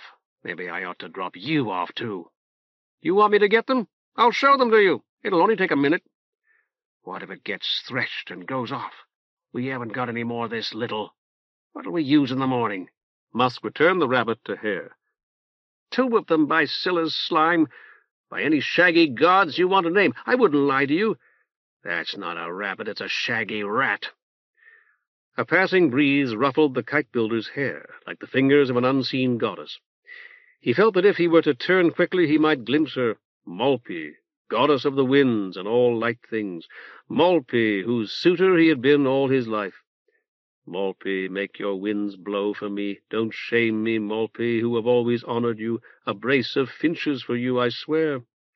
Musk snapped, "Tie it on," and Hare knelt on the sun-soft tar, whipping the first cord around the unfortunate rabbit and tying it cruelly tight. "Split along!" "Cooler. I can't see a shaggy thing I'm doing here. We should have brought a lantern." "So it can't fall out." Hare rose. "All right, it won't." He took the kite from Musk. "Should I hold it over my head?" The kite-builder nodded. He had picked up the reel of wire. Now he moistened his finger again. "Want me to run down that way?" "No, listen to me. You have to run toward me, into the wind. Into whatever wind there is, anyway. You're running so that the wind will feel stronger to the kite than it really is. If we're lucky, that false wind will lift it enough to get it up to where the wind really is stronger. Go down that way, all the way to the corner. I'll reel out as you walk down, and reel in as you run back. Any time the kite wants to lift out of your hands, toss it up. If it starts to fall, catch it." "He's from the city," Musk explained. "They don't fly them there." The kite-builder nodded absently, watching Hare. "Hold it by the feet as high as you can get it. Don't run until I tell you to." "It looks real now," Musk said, "but I don't know if it looks real enough. It'll be daylight and sunshine, and they can see a shaggy scut better than we can. Only they don't always know real from fake. They don't think about it like we do." "All right," the kite-builder called. "Now!" Hare ran, long-legged and fast, the kite's wings moving, stroking the air a trifle at every stride, as though it would fly like a bird if it could. Halfway along the long roof he released it, and it rose. Malpe, oh, Malpe!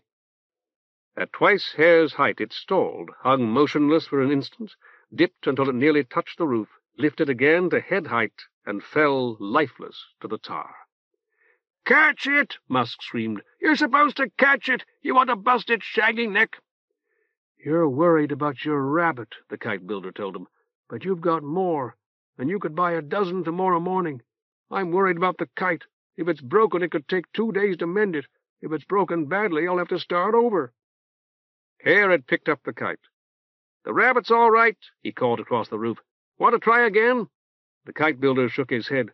"That bowstring's not tight enough. Bring it here." Hare did. "Hold it up." The kite-builder knelt. "I don't want to put it down on this tar." "Maybe we could tow it behind one of the floaters," Hare suggested. "That would be riskier even than this. If it went down, it would be dragged to rags before we could stop." By touch alone he loosened the knot. "I wanted to put a turnbuckle in this," he told Musk. "Maybe I should have." "We'll try it again when you've got it right," Musk said. There might be a wind in the morning. I'm going to fly Aquila in the morning. I don't want to be wondering about this. All right. The kite-builder stood, wet his forefinger again, and nodded to Hare, pointing. This time the enormous kite lifted confidently, though it seemed to the kite-builder that there was no wind at all. 15, 20, 30 cubits it soared, then dipped, swooped abruptly with a terrified squeal from its passenger, and struggled to climb again, nearly stalling. If it gets down below the roof, the house'll kill the wind. Exactly right, the kite-builder nodded patiently. The very same thought had occurred to me earlier. You're pulling it down. What are you doing that for? It was going to fly that time. I need to slack off the lower bridle line, the kite-builder explained. That's the string going from the feet to the yoke. To Hare he called, Coming down! Catch it! All right, that's enough. Musk's needler was in his hand. We'll try again in the morning. We'll try it again when there's more wind, and it had better fly, and fly good when we do. Are you listening to me, old man? Hare had the kite now.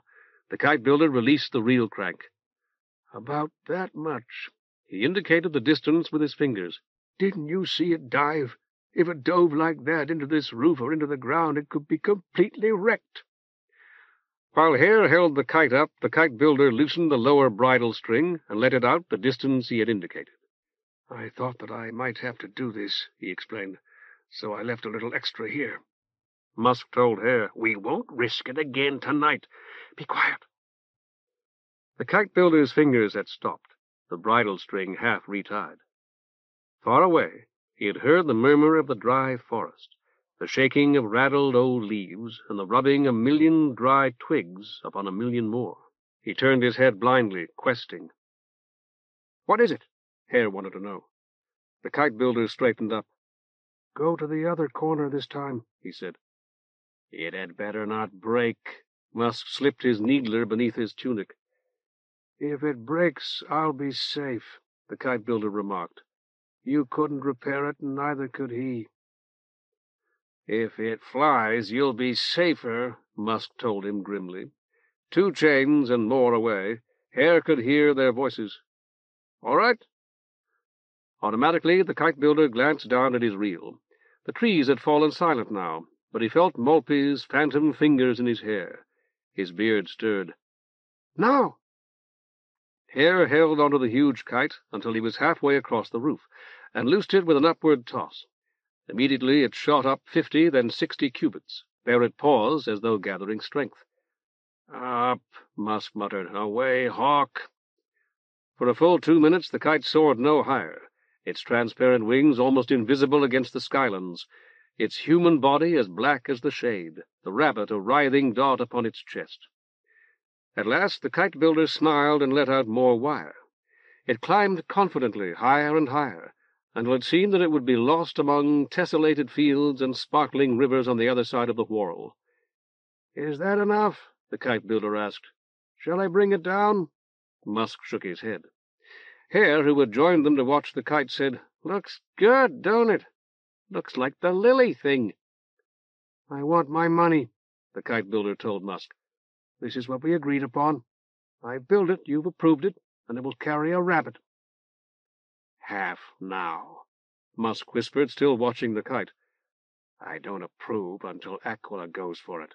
I'm still not sure it's going to look right to her. Hare chuckled. Poor little bunny. I bet it don't even know where it's got to. I bet it's lonesome way up there. Musk contemplated the distant rabbit with a bitter smile. It'll get some company in the morning. The mounting wind fluttered his embroidered tunic and pushed a long strand of curling hair across his handsome forehead. The kite-builder said, If you don't think that it will deceive your eagle, tell me what changes you'd like me to make. I'll try to have them finished by morning. It looks good now, Musk conceded. It looks exactly like a real flyer holding a rabbit. In bed, tossing and turning, Silk drove the dead coach through a dark and ruined dreamscape. The land of the dead, still a land of the living.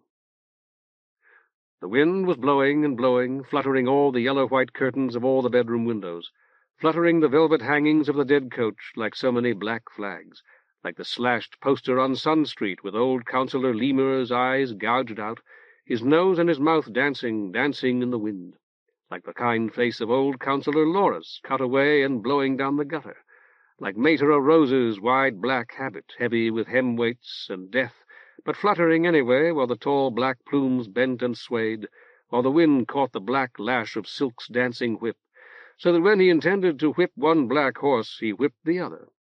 The unwhipped black horse lagged and lagged, dogged and dogged it, snorted at the billowing yellow dust, but was never whipped. He should have been for cheating his brother, who sweated and lunged at the harness, though his flanks were crusted with yellow dust that the white foam had already dyed black. In the dead coach Orpen writhed naked and white, Silk's old torn cotton handkerchief falling from her face, always falling but never fallen, always slipping but never slipped, though the wind whistled against the glass and carried dust through every crack. While whipping the wrong horse, always the wrong horse, Silk watched her clawing Chenille's dagger, saw her claw and pull at it, though it was wedged between her ribs, saw her clawing like a cat at the red cat with the fiery tail, at the fine brass guard all faceted with filework. Her face beneath the slipping handkerchief was stained with her blood, forever the face of Mucor, of blood's crazed daughter. There were sutures in her scalp, and her brown hair was shaved away, her black hair shaved by moorgrass, who had washed her body and shaved half her head, so that the stitches showed and a drop of blood at each stitch, though her full breasts leaked milk under the black velvet. The grave awaited her, only the grave, one more grave in a whorl of graves, where so many lay already watched over by Hyrax, god of death, and Caldé of the dead, high Hyrax, the white-headed one, with her white spirit in his claws, because the second one had been a brain surgeon, for whom, if not for her? Nor did Silk, alone in the padded black leather driver's seat, know what any of these things meant, but only that he was driving to the grave and was late as usual. He always came to a grave too late and too soon, driving nightside in a dark that was darker than the darkest night, on a day that was hotter than the hottest day, so that it burned the billowing dust as an artist's earths are burned in an artist's little furnace, glowing gold in the heat, the black plumes billowing while he whipped the wrong horse, a sweating horse that would die at the grave if the other did not pull too. And where would Orpen lie with the dead black horse in her grave? "Hie up!" he shouted, but the horses did not heed him, for they were at the grave and the long sun gone out, burned out, dead forever until it kindled next time. Too deep, Chenille told him, standing by the grave. Too deep. The frogs echoed her, frogs he had caught as a boy in the year that he and his mother had gone to the country for no reason and come back to a life no different, the frogs he had loved and killed with his love. Too deep. And the grave was too deep, though its bottom was lined with black velvet, so that the sand and the cold clay would never touch her. The cold, sinking waters of underground streams that were sinking every year, it seemed, would never wash Orpen, would not rot her back to trees and flowers, never wash off blood's blood, nor wet the fiery cat with the black mouse in its jaws, nor the golden hyacinths. Never fill the golden pool in which the golden crane watched golden fish forever, for this was no good year for golden fish, nor even for silver ones. Too deep.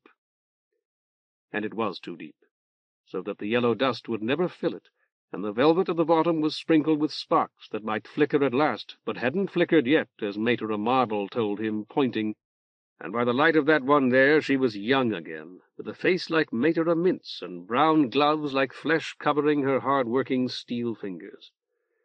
Too long, he told the horses, and the one that never pulled at all lunged and plunged and put his back into it, pulling for all he was worth, though the wind was in his teeth and the night darker than any night could be, with never a patch of skylands showing.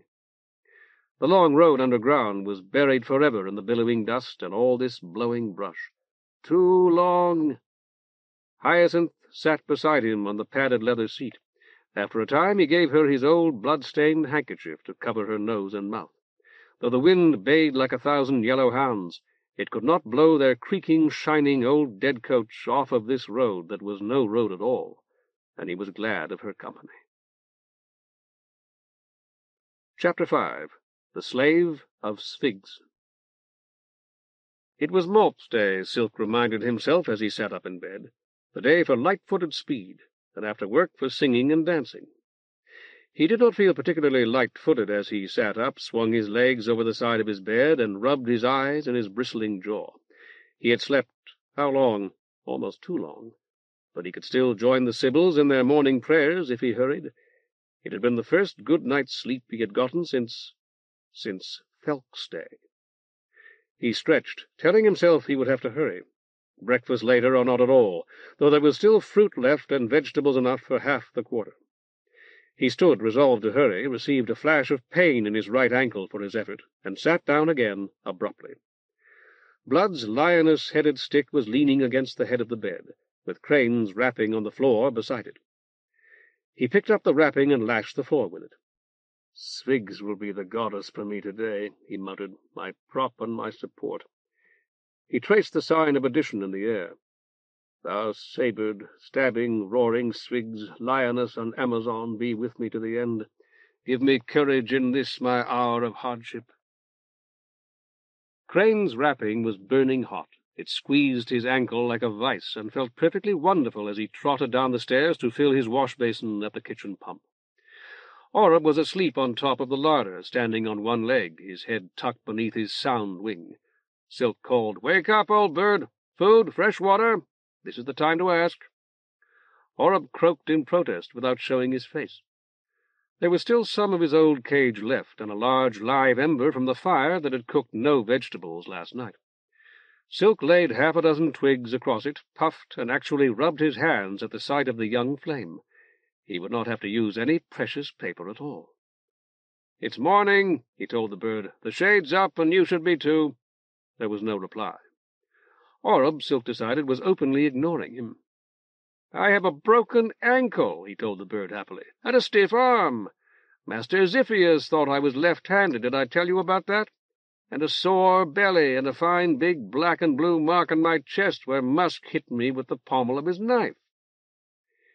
He ranged 3 small splits on top of the blazing snapping twigs. "But I don't care one bit. It's Malps Day, marvellous Malps Day, and I feel marvellous. If you're going to be my pet, so must you, Oreb." He clanged shut the firebox and set his shaving water on the stove. "Fish heads?" "No fish heads. There hasn't been time for fish heads, but I believe there might be a nice pear left. Do you like pears?" "Like pears." "So do I, so it's share and share alike." Fishing out of the sink the knife he had used to slice his tomatoes, he wiped the blade, noticing with a pang of guilt that it was beginning to rust, and whacked the pear in half, then bit into his share, drained the sink, pumped more water, and splashed his face, neck, and hair. "Wouldn't you like to join us for morning prayers, Oreb? You don't have to, but I have the feeling it might be good for you." Picturing Matera Rose's reaction to the bird, he laughed. "It would be good for me, too, in all likelihood." "Bird sleep?" "Not until you've finished your pear, I trust. If it's still here when I get back, I'll eat it myself." Oreb fluttered down to the tabletop. "Eat now." "Very wise," Silk commended him, and took another bite from his half, thinking first of his dream.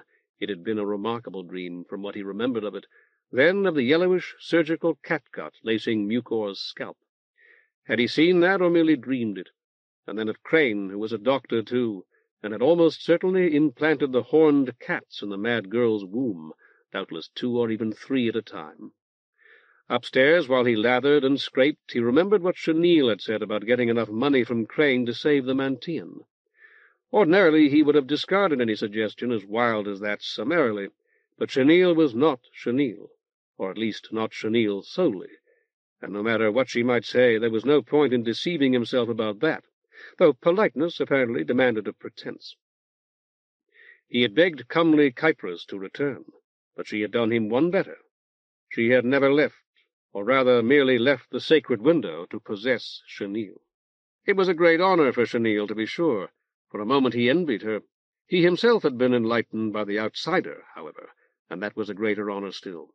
After that, he should never envy anyone else anything at all. Kypris was the whore's goddess. Had Chenille been a good whore, and was she being rewarded for it? She, or rather the goddess, or perhaps both, had said she would not go back to orchids. He wiped and dried his razor and inspected his face in the mirror. Did that mean perhaps that Kypris loved them without loving what they did? It was an inspiring thought, and very possibly a correct one.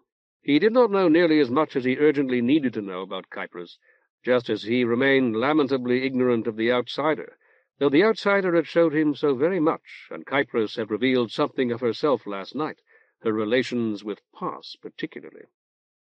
Silk towelled his face and turned to the wardrobe for a clean tunic, recalling as he did that Patera Remora had as much as ordered him to buy himself new clothes. With the cards left from Orphan's rights, there should be no trouble about that. Hyacinth had held his tunic for him, had helped him put it back on, despite his injured arm. He found that instead of running downstairs to join the Sibyls in the Mantian, he was sitting on his bed again, with his head in his hands, his head swimming with thoughts of Hyacinth. How beautiful she had been, and how kind, how wonderful, sitting beside him as they drove to the grave. He would have to die. All men died, and so would she, but they need not die alone. With a slight shock he realized that his dream had been no idle phantom of the night, but had been sent by a god, no doubt by Hyrax, who had figured in it that in itself was a nearly determinative signature, with Orphan's white spirit in his hands. Filled with joy again, Silk stood and snatched a clean tunic from the wardrobe. Blood had called his bird Hyrax, a deliberate blasphemy. He, Silk, had killed that bird, or at least had fought against it and caused its death. Hyrax, therefore, had favored him. Indeed, Hyrax had been favoring him ever since, not only by sending him a dream filled with the god's symbols, but by giving him Orphan's very profitable rights. No one could say Hyrax had been ungrateful. The robe he had worn the day before was soiled now and badly spotted with dried blood, but there was no clean robe with which to replace it. He got out his clothes-brush and wailed away, making the dust fly. Men and women made of mud, originally by the outsider, according to one somewhat doubtful passage in the writings, turned to dust at last. Fell to dust only too quickly, in all truth. The same sober thought had crossed his mind toward the close of Orphan's rights, as he had been driving the screws to fasten the lid of Orphan's casket. And Chenille had interrupted him, rising like... The comparison slipped away. He tried to recreate the scene in his mind.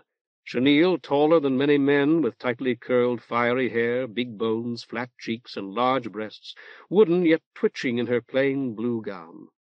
No, it had been a black gown, as was proper. Had she been wearing blue when he had seen her first at Orphan's? No, green, almost certainly green. Horn's toy.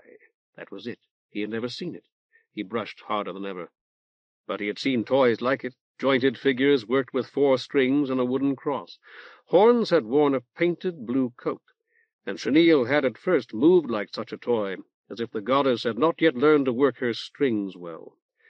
She had talked no better than Orb. Was it possible that even a goddess had to learn to do new things? That was a fresh thought indeed. But goddesses learned quickly, it seemed. By the time Patera Remora had arrived, she had been able to throw Musk's knife better than Musk himself. Musk, who last night had given him a scant week in which to redeem the Mantian. The Mantian might not be worth preserving, but the outsider had told him to save it. So save it he must. Now here was the pinch at last. What was he going to do today? Because there was no time to waste, none at all. He must get more time from Blood today, somehow, or acquire most or all of that enormous sum. He slapped his trousers pocket. Hyacinth's needler was still there. Kneeling, he pulled the cash-box from beneath his bed, unlocked it, and took out the Azoth. With the Azoth under his tunic, he relocked the cash-box, replaced the key, and returned the empty box to its hiding-place. "Slave of Sphigx," he murmured, "remember your servants who live or die by the sword." It was a guardsman's prayer, but it seemed to him that it suited him at least as well. Chenille was waiting in the garden when Silk, preceded by Matera Rose and followed by Matera Marble and little Matera Mint, emerged from the side door of the Mantian. Orb called, "Good Silk!" from her shoulder and hopped over to perch on his. But Matera Rose's back was to him, so that he missed her expression, if in fact she had noticed the living bird. Matera Marble said, "I thought of inviting you to join us, Chenille, but you were sleeping so soundly." Chenille smiled. "I'm glad you didn't, Matera. I was terribly tired. I peeked in on you later, though. I hope you didn't see me." Did you really? Patera Marble smiled in return, her face lifted and her head cocked slightly to the right. You should have joined us then. It would have been all right. I had Oreb, and he was frightened. You had reached the anamnesis anyway. Silk nodded to himself. There was nothing of Kypris in Chenille's face now, and the already hot sunshine was cruel to it, but Chenille would not know that term. He said, I hope that Chenille wasn't too much of a bother to you last night, Patera. No, none at all, none. But you'll have to excuse me now. The children will be arriving before long. I have to unlock and look over the lesson. As they watched her hurry away, Chenille said, I make her nervous, I'm afraid. She'd like to like me, but she's afraid I've corrupted you. You make me nervous too, Chenille, Silk admitted. As he spoke, both of them noticed Patera Mint waiting with downcast eyes in the diffused shade of the arbor. Softening his voice, Silk inquired, Was there something you wished to speak to me about, Patera? She shook her head without looking up. Perhaps you wanted to say farewell to your guest, but to tell the truth, I'm not sure she won't have to stay with you and your sibs tonight as well. For the first time since Silk had met her, Patera Mint actually startled him, stepping out of the shadows to stare up into Chenille's face with a longing he could not quite fathom. You don't make me nervous, she said, and that's what I wanted to say to you. You're the only grown-up who doesn't. I feel drawn to you. I like you, too, Chenille said quietly. I like you very much, Patera. Patera Mint nodded, a nod, Silk thought, of acceptance and understanding. I must be 15 years older than you are. More, perhaps. I'll be 37 next year, and yet I feel that perhaps it's only because you're so much taller. Yes? Chenille inquired gently. That you're really my older sister. I've never had an older sister, really. I love you. And with that, Patera Mint whirled with a swirl of black bombazine and hurried off toward the cenobi, swerved suddenly halfway down the path, and cut across the dry brown lawn toward the palestra on the other side of the playground. Bye-bye, Oreb called. Bye, girl. Silk shook his head. I would never have expected that. The Whorl holds possibilities beyond my imagining. Too bad, Chenille sighed. I have to tell you, to explain. Silk, Patera, we ought to be talking about the other thing, getting money from Crane, but we've a problem. There with poor Patera Mint. It's my doing, in a way. Silk said, I hope it's not a serious problem. I like her, and I feel responsible for her. So do I. Still, we do, I know. Perhaps we could go back to your little house and talk. Silk shook his head. Women aren't supposed to enter romance, although there are a whole string of exceptions. When an augur's ill, a woman may come in to nurse him, for example. When I want to talk with Patera Marble, we do it here in the arbor, or in her room in the palestra. All right. Chenille ducked beneath the drooping grapevines. What about Patera Mint? And the old one, Patera Rose? Where do you talk to them? Oh, in the same places. With a slight pang of guilt, Silk took the old wooden seat across from Chenille's. It was the one in which Patera Marble normally sat. But to tell you the truth, I seldom talk very long with either of them. Patera Mint is generally too shy to reply, and Patera Rose lectures me. He shook his head. I should listen to her much more closely than I do, I'm afraid. But after 5 or 10 minutes I can't think of anything except getting away. I don't intend to imply that either isn't a very good woman. They are. Patera Mint is. Chenille licked her lips. That's why I feel bad, as I do, Silk. It was, well, not me, not Chenille. Of course, Silk nodded vigorously. She senses the goddess in you. I should have understood at once. You don't want her to tell. No, she does, but it's not that. And she won't tell anybody. She doesn't know herself, not consciously. Silk cleared his throat. If you feel that there may be some physical attraction, I'm aware that these things take place among women as they do among men. It would certainly be better if you slept elsewhere tonight. Chenille waved the subject away. It wouldn't matter. But it's not that. She doesn't want anything. Anything from me. She wants to help. Give me things. I understand it. It's not discreditable. Is that what you'd say? Discreditable? I suppose it is. But all this, it doesn't matter, none of it. I'm going to have to tell you more. I won't lie. Her eyes flashed. I won't. I wouldn't want you to, Silk assured her. Yes, you do, Silk. Silk, possession, We talked about it last night. You think a god? Me? I mean Kypris, or another one. That horrible woman with the snakes. You think we go into people, like fevers?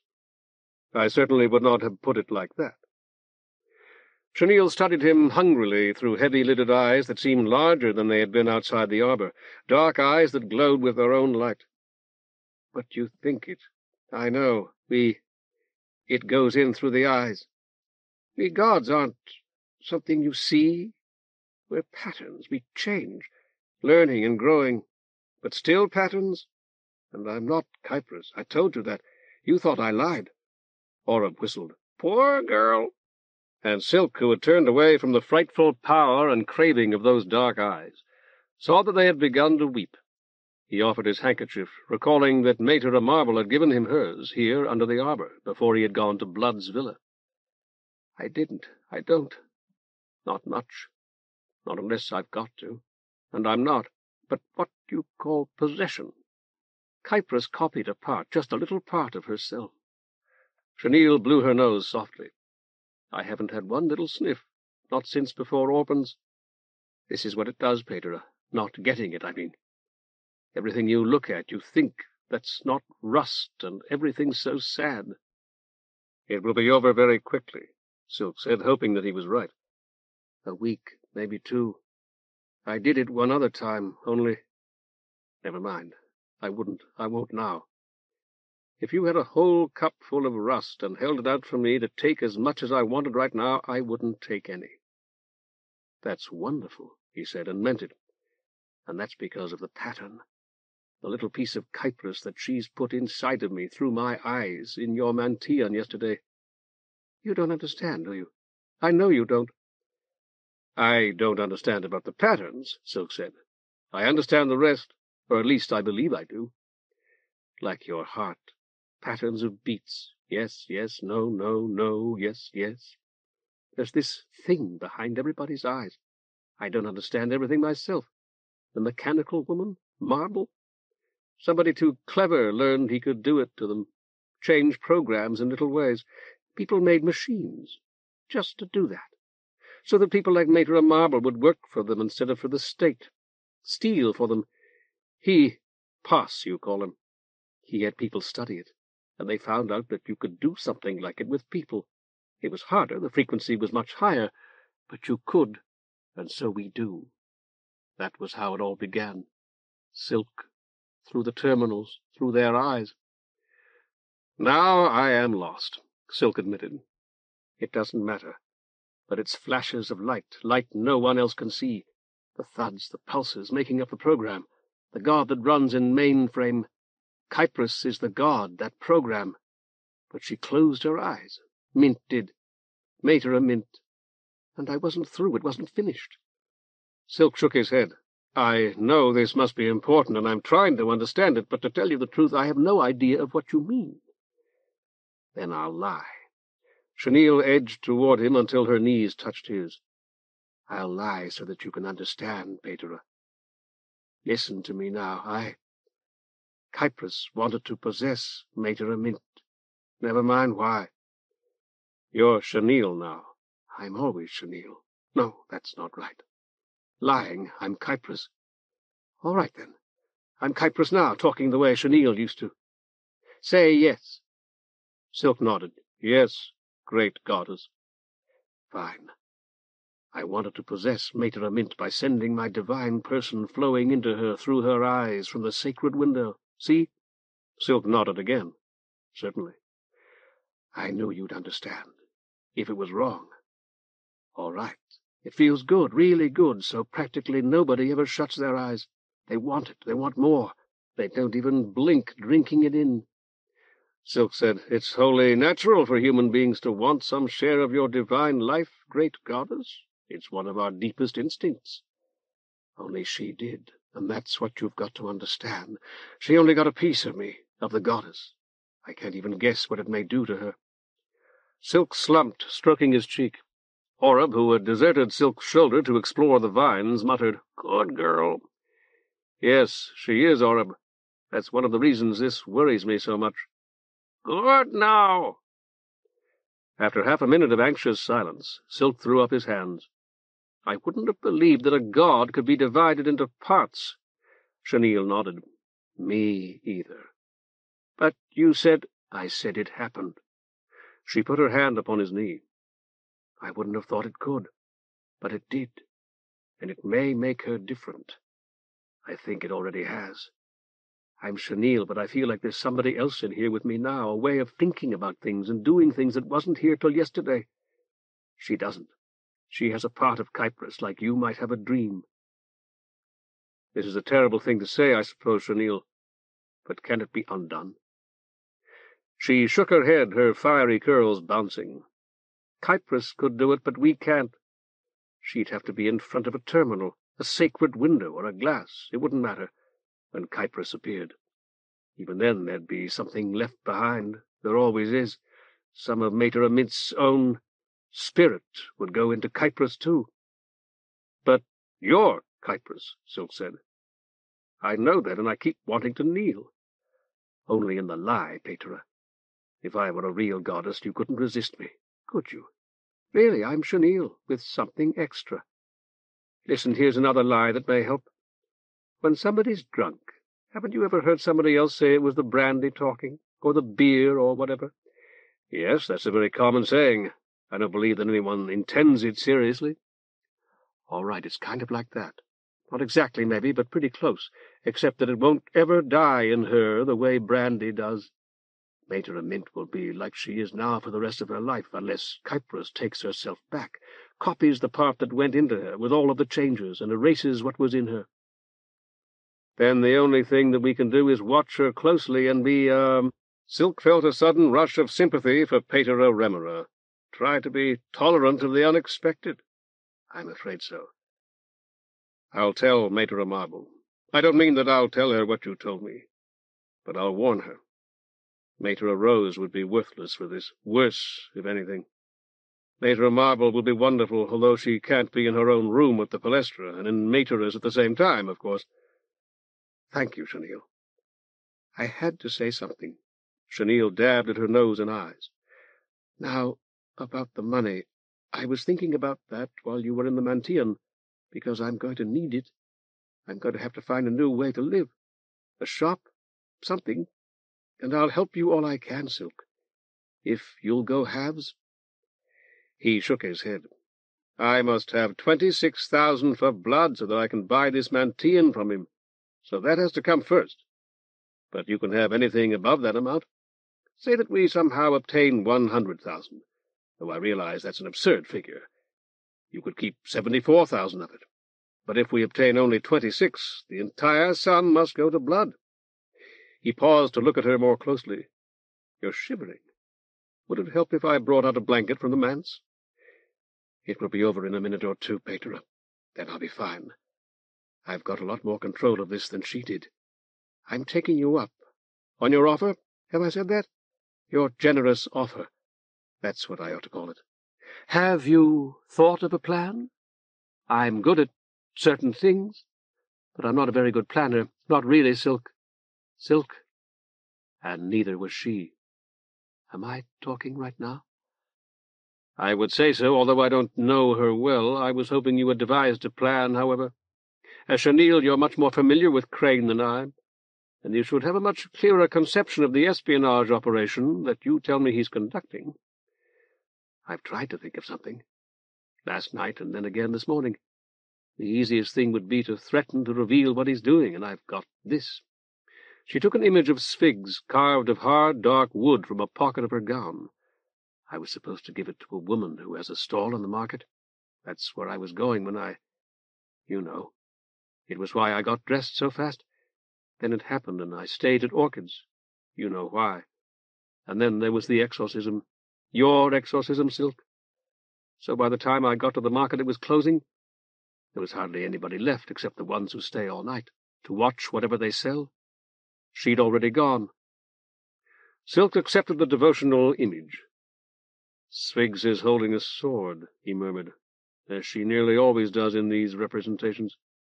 She also has something square, a tablet, perhaps, or a sheaf of papers.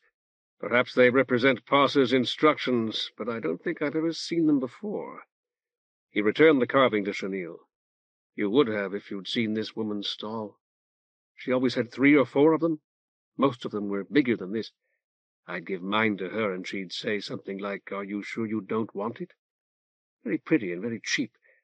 And I'd shake my head and go away, and she'd put it on the board with the rest, just like I'd only been looking at it for a minute." "I see. That stall might be worth a visit." Uncertain how far he could presume upon the goddess's patronage, he hesitated before casting the dice. "It's a shame you're not actually Kypris. If you were, you might be able to tell me the significance of—" "Man, come!"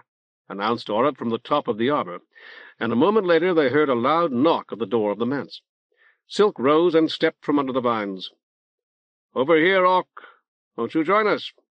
I'm glad to see you, and there's someone else here whom you may be glad to see," Chenille called. "Orc, is that you? It's me. We need your help." For a moment Orc gaped. "Chenille?" "Yes, in here. Come sit with me." Silk parted the vines so that Orc could enter the arbor more easily. By the time that he himself had ducked inside, Orc was seated next to Chenille. Silk said, "You know each other, clearly." Chenille dimpled and suddenly seemed no older than the 19 years she claimed.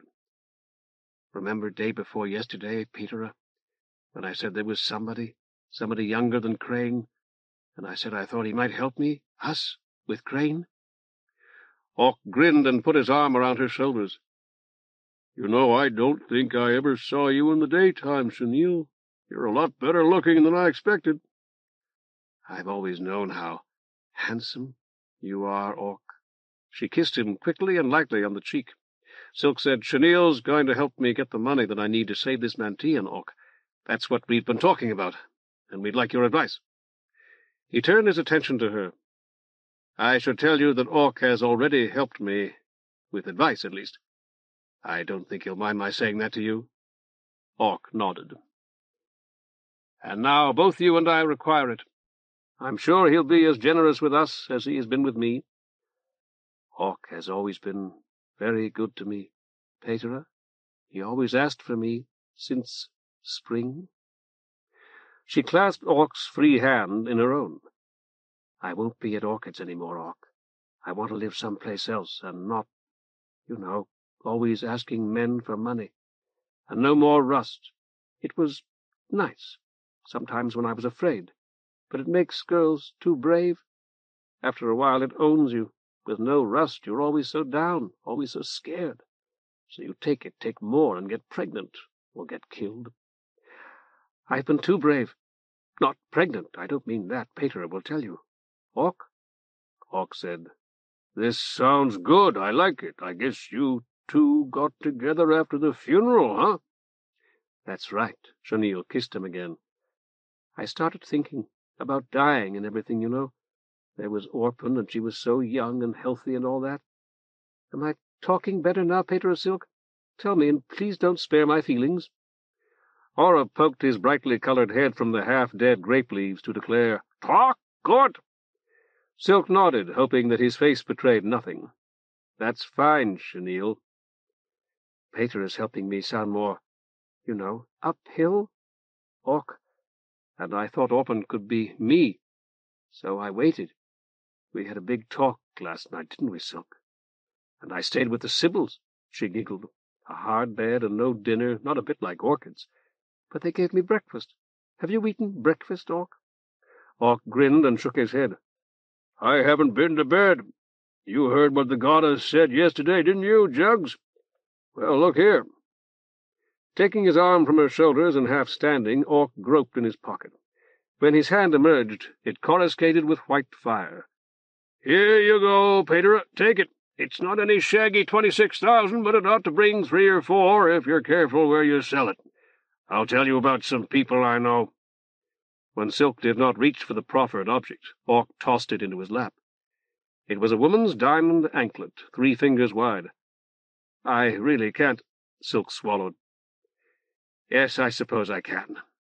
I will because I must, but Orc slapped his thigh. "You got to! You were the one that couldn't understand Lady Kypris, weren't you? Sure you were, and you told us. No fooling around about having to get the word from somebody else first. All right, she said it and I believed it, but now I got to let her know I'm the pure keg, too. They're all real. You look at them all you want to. Get some nice sacrifices for her, and don't forget to tell her where they come from." Silk nodded. "I will, though she will know already, I'm sure." "Tell her Ock's a dimber cull. Treat him brick, and he treats you stone." Taking Chenille's hand, Orc slipped a ring onto her finger. "I didn't know you were going to be here, but this is for you, Jugs. Twig that big red flare? That's what they call a real blood ruby. Maybe you scabby you seen 'em before, but I lay 5 you didn't. You going to sell it or keep it?" "I could never sell this, Hackham." She kissed him on the lips so passionately that Silk was forced to avert his eyes, and so violently that they both nearly fell from the little wooden bench. When they parted, she added, "You gave it to me, and I'm going to keep it forever." Orc grinned and wiped his mouth and grinned again, wider than ever. "Sharp now. If you change your mind, don't do it without me with you." He turned back to Silk. "Patera, you got any idea what shook last night? I'd bet there was a dozen houses solved up on the Palatine. I haven't heard yet what else went on. The Harpies are falling all over themselves this morning." He lowered his voice. "What I wanted to talk to you about, Patera, what did she say to you exactly, about coming back here?" "Only that she would," Silk told him. Orc leaned toward him, his big jaw outthrust and his eyes narrowed. "What words?" Silk stroked his cheek, recalling his brief conversation with the goddess in the sacred window. "You're quite right. I'm going to have to report everything she said to the chapter, verbatim, and in fact I shall be writing that report now. I pleaded with her to return. I can't give you the precise words, and they aren't important anyway, but she replied, 'I will, soon.'" "She meant this Mantian here? Your Mantian?" "I can't be absolutely—" Chenille interrupted him. "You know she did. That's just what she meant. She meant that she was going to come right back to the same window." Silk nodded reluctantly. "She didn't actually say that, as I told you, but I feel, now at least, that it must have been what she intended." "Right." Chenille had found a patch of sunlight that drew red fire from the ring. She watched it as she spoke, turning her hand from side to side. "But we've got to tell you about Crane, Orc. Do you know Crane? He's Blood's pet doctor." "Patera might have said something last night." Orc looked his question to Silk, who said, "I did not actually tell Orc, although I may have hinted or implied that I believe that Dr. Crane may have presented an Azoth to a certain young woman called Hyacinth. Those cost 5,000 cards or more, as you probably know, and thus I was quite ready to believe you when you suggested that it might be possible to extort a very large sum from him. If he did give such a thing to Hyacinth, and I'm inclined to think he did, he must control substantial discretionary funds." Compelled by an inner need, Silk added, "Do you know her, by the way?" "Uh-huh. She does what I used to do, but she's working for Blood direct now instead of Orchid. She left Orchid's a couple weeks, maybe, after I moved in." Reluctantly, Silk dropped the gleaming anklet into the pocket of his robe. "Tell me everything you know about her, please." "Some of the other Dells know her better than I do. I like her, though. I'm not quite sure how to put it. She's not always saying, 'Well, this one's good, but that one's bad.' She takes people the way they come, and she'll help you if she can, even if you haven't always been as nice to her as you ought to be. Her father's a head clerk in the Husgado. Are you sure you want to hear this, Silk?" "Yes, indeed." "And one of the commissioners saw her when she was maybe 14 and said, 'Listen, I need a maid. Send her up and she can live at my house.' They had 8 or 9 sprats, I guess. And she can make a little money, too, and you'll get a nice promotion. High's father was just a regular clerk then, probably. So he said all right and sent High up on the Palatine, and you know what happened then.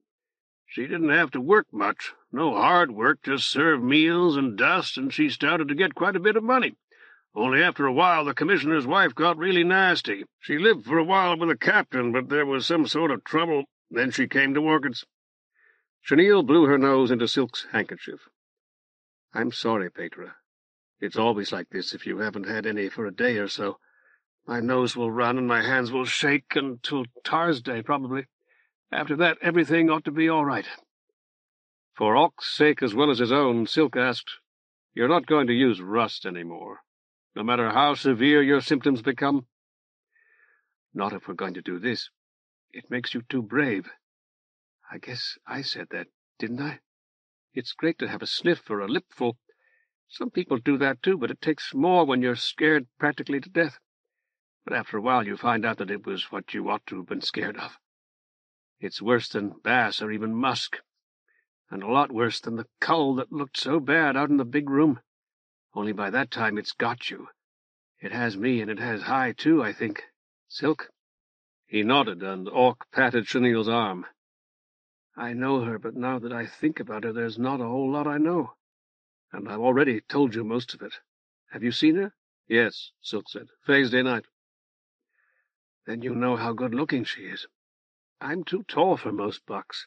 They like Dells tall, but not taller than they are, or even the same. High's just right. But even if I was this much shorter, they'd still run after her instead of me. She's getting really famous, and that's why she works for Blood direct. He won't split with Orchid or any of the others on somebody that brings in as much as she does."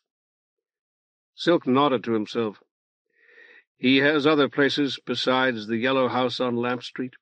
"Oh, sure, half a dozen, most likely. But Orchid's is one of the best." Chenille paused, her face pensive. "High was kind of flat-chested when I met her at Orchid's. I guess that's something else Crane's given her, huh? 2 big things." Ock chuckled. "From what you've said, she was born here in Byron." "Sure, Patera. Over on the east side someplace? Or at least that's what I heard. There's another girl at Orchid's from the same quarter." Ock said, "Patera thinks she might be an informant. For you and him now, I guess." "And he'll want to pay her for my share," Chenille said bitterly. "Nothing doing unless I give the nod." "That isn't what I meant at all. As Ock just told you, I believe that Hyacinth might help me against Blood. But I have no reason to believe that she would willingly help us against Crane, which is what we need at present. I ought to explain, Ock, that Chenille feels quite sure that Crane is spying on Byron, although we don't know for what city. Do we, Chenille?" "No, he never said he was a spy at all, and I hope that I never said he did. But he was hot to find out about all sorts of gammon, Ock, especially about the guard. He just about always wanted to know if any of the colonels had been in, and what did they say. And I still think the little statues are messages, Patera, or they've got messages inside them." Sensing Ock's disapproval, she added, "I didn't know, Hackham. He was nice to me, so I helped him now and then. I didn't get flashed till yesterday." Ock said, "I wish I'd met this Crane. He must be quite a buck. You're going to wash him down, or try to, Patera, you and Jugs?" "Yes, if washing someone down means what I suppose it does." "It means you deal him out and keep the cards. You're going to try to bleed your 26 out of him?" Chenille nodded, and Silk said, "Much more if we can, Ock. Chenille would like to buy a shop." "The easy out for him would be to lay you both on ice. You scabby that?" "To murder us, you mean? Or to have someone else do it?" "Yes, of course. If Crane is a spy, he won't hesitate to do that. And if he controls money enough to present Hyacinth with an Azoth, he could readily employ someone else to do it, I imagine. He will have to be circumspect." "I'll say. I could name you 20 bucks who'd do it for 100, and some of 'em good. If this cull Crane's been working for Blood long—" "For the past 4 years," Silk put in, "or so he told me that night." "Then he'll know who to get about as good as I do. This Ock scratched his head. "You remember when we had dinner? You told me about the Azoth, and I told you I bet Crane's got a lock. Well, if he was after Jugs to tell him about colonels, this High would be a lot better from what you said about her. So that's the lock. She was staying out at Blood's place in the country, right? Does she ever come into town?" "She seemed to be. She had a suite of rooms there, and the monitor in her glass referred to her as its mistress." Silk recalled Hyacinth's wardrobe, in which the monitor had suggested he hide. She had a great deal of clothing there, too. Chenille said, "She gets to the city pretty often, but I'm not sure where she goes, or when. When she does, there'll be somebody with her to watch her, unless blood's gone abrum." Hawk straightened up, his left hand on the hilt of the big, brass-mounted hanger he wore. "All right. You wanted my advice, Patera. I'll give it to you, but I don't think you're going to get it down easy." "I'd like to have it, nevertheless." "I thought you would. You run wide of this high, for now, anyhow. Just finding her is liable to be dicey, and more than likely she'll squeak to this Crane buck straight off. Jugs says she didn't know she was spying. Maybe so. But if this Crane stood this high in Azoth, you can bet the basket this high knows and is trotting behind. If she was the only handle you had, I'd say go to it. But that's not the lay. If this Crane had Jugs telling him all about colonels and what they said, and this high doing the same, and that's what it sounds like, wouldn't he have maybe 4 or 5 others, too? Most likely it's some of Blood's other kens. And when Jugs is gone, 'cause she says she's going, won't he line up somebody else at Orchid's?" Chenille suggested, "The best thing might be for me to go back to Orchid's after all. If I'd talk against Byron a little, he might let me help more. Maybe I could find out who the woman in the market is." Silk explained. "There's a stall-keeper there who seems to be a contact of Crane's, Orc. Crane had Chenille carry images of Sphigx to her. Was it always Sphigx, Chenille?" She nodded, her fiery curls trembling. "They always looked just like that one I showed you, as near as I can remember." "Then see what happens to them," Hawk suggested. "When the market closes, where does this mort go?" "God, Silk!" Oreb dropped from the vines to light in his lap. "Fish heads?" "Possibly," Silk told the bird as it hopped onto his shoulder. "In fact, I think it likely." He returned his attention to Orc. "You're quite right, of course. I've been thinking too much about Hyacinth. I'd hate to see Chenille return to Orchids, but either of the courses that you suggest, and they're by no means mutually exclusive, would be preferable to approaching Hyacinth, I'm afraid, without some hold on her. When we learn a bit more, however, we should have such a hold. We'll be able to warn her that we know Crane's an agent of another city, that we have evidence that's at least highly suggestive, and that we're aware that she's been assisting him. We'll offer to protect her, provided that she'll assist us." Chenille asked, "You don't think Crane's Vironese? He talks like one of us." "No, mostly because he seems to control so much money, but also because of something he once said to me. I know nothing of spies or spying, however, nor do you, I think. What about you, Orc?" The big man shrugged. "You hear this and that. Mostly it's traitors, from what they say." "I suppose that practically every city must question its traders when they return home, and no doubt some traders are actually trained agents. I would imagine that an agent well supplied with money would be like them, that is to say, a citizen in the service of his native city, and probably thoroughly schooled in the ways of the place to which he was to be sent. An agent willing to betray his own city might betray yours as well, surely, particularly if he were given a chance to make off with a fortune." Chenille asked, "What was it Crane said to you, Patera?" Silk leaned toward her. "What color are my eyes?" "Blue. I wish mine were. Suppose that a patron at Orchid's requested a companion with blue eyes. Would Orchid be able to oblige him?" "Arola? No, she's gone now. But Bellflower's still there. She has blue eyes, too." Silk leaned back. "You see, blue eyes are unusual, here in Byron, at any rate. But they're by no means really rare. Collect 100 people, and it's quite likely that at least one will have blue eyes. I noticed them because I used to be teased about mine. Crane noticed them, too. But he, a much older man than I, said that mine were only the 3rd he'd seen. That suggests that he has spent most of his life in another city, where people are somewhat darker and blue eyes rarer than they are here." Hawk grinned. "They got tails in gens. That's what they say." Silk nodded. "Yes, one hears all sorts of stories, most quite false, I'm sure. Nevertheless, you have only to look at the traders in the market to see that there are contrasts as well as similarities." He paused to collect his thoughts. "I've let myself be drawn off the subject, however. I was going to say, Orc, that although both the courses you suggested are promising, There's a third that seems more promising still to me. You're not at fault for failing to point it out, since you weren't here when Chenille provided the intimation. Chenille, you told me that a commissioner had been to Orchids, remember? And that Crane was intensely interested when you told him that this commissioner had told you he had gone to Limna. You said to the lake, but I assume that's what was intended, to confer with 2 counselors. Chenille nodded. That started me thinking. There are 5 counselors in the Ayuntamiento. Where do they live? She shrugged. On the hill, I guess. That's what I'd always supposed myself. Orc, you must be far more familiar with the residents of the Palatine than either Chenille or I am. Where does, say, Councillor Galago make his home? I always figured in the Juzgado. I hear there's flats in there besides some cells. The councillors have offices in the Juzgado, I'm sure, but they don't have mansions on the Palatine as well, or their own country villas like Blood's. What they say is nobody's supposed to know, Patera. If they did, people would always be wanting to talk to them or throw rocks. But I know who's in every one of those houses on the hill, and it isn't them. All the commissioners have big places up there, though. Silk's voice sank to a murmur.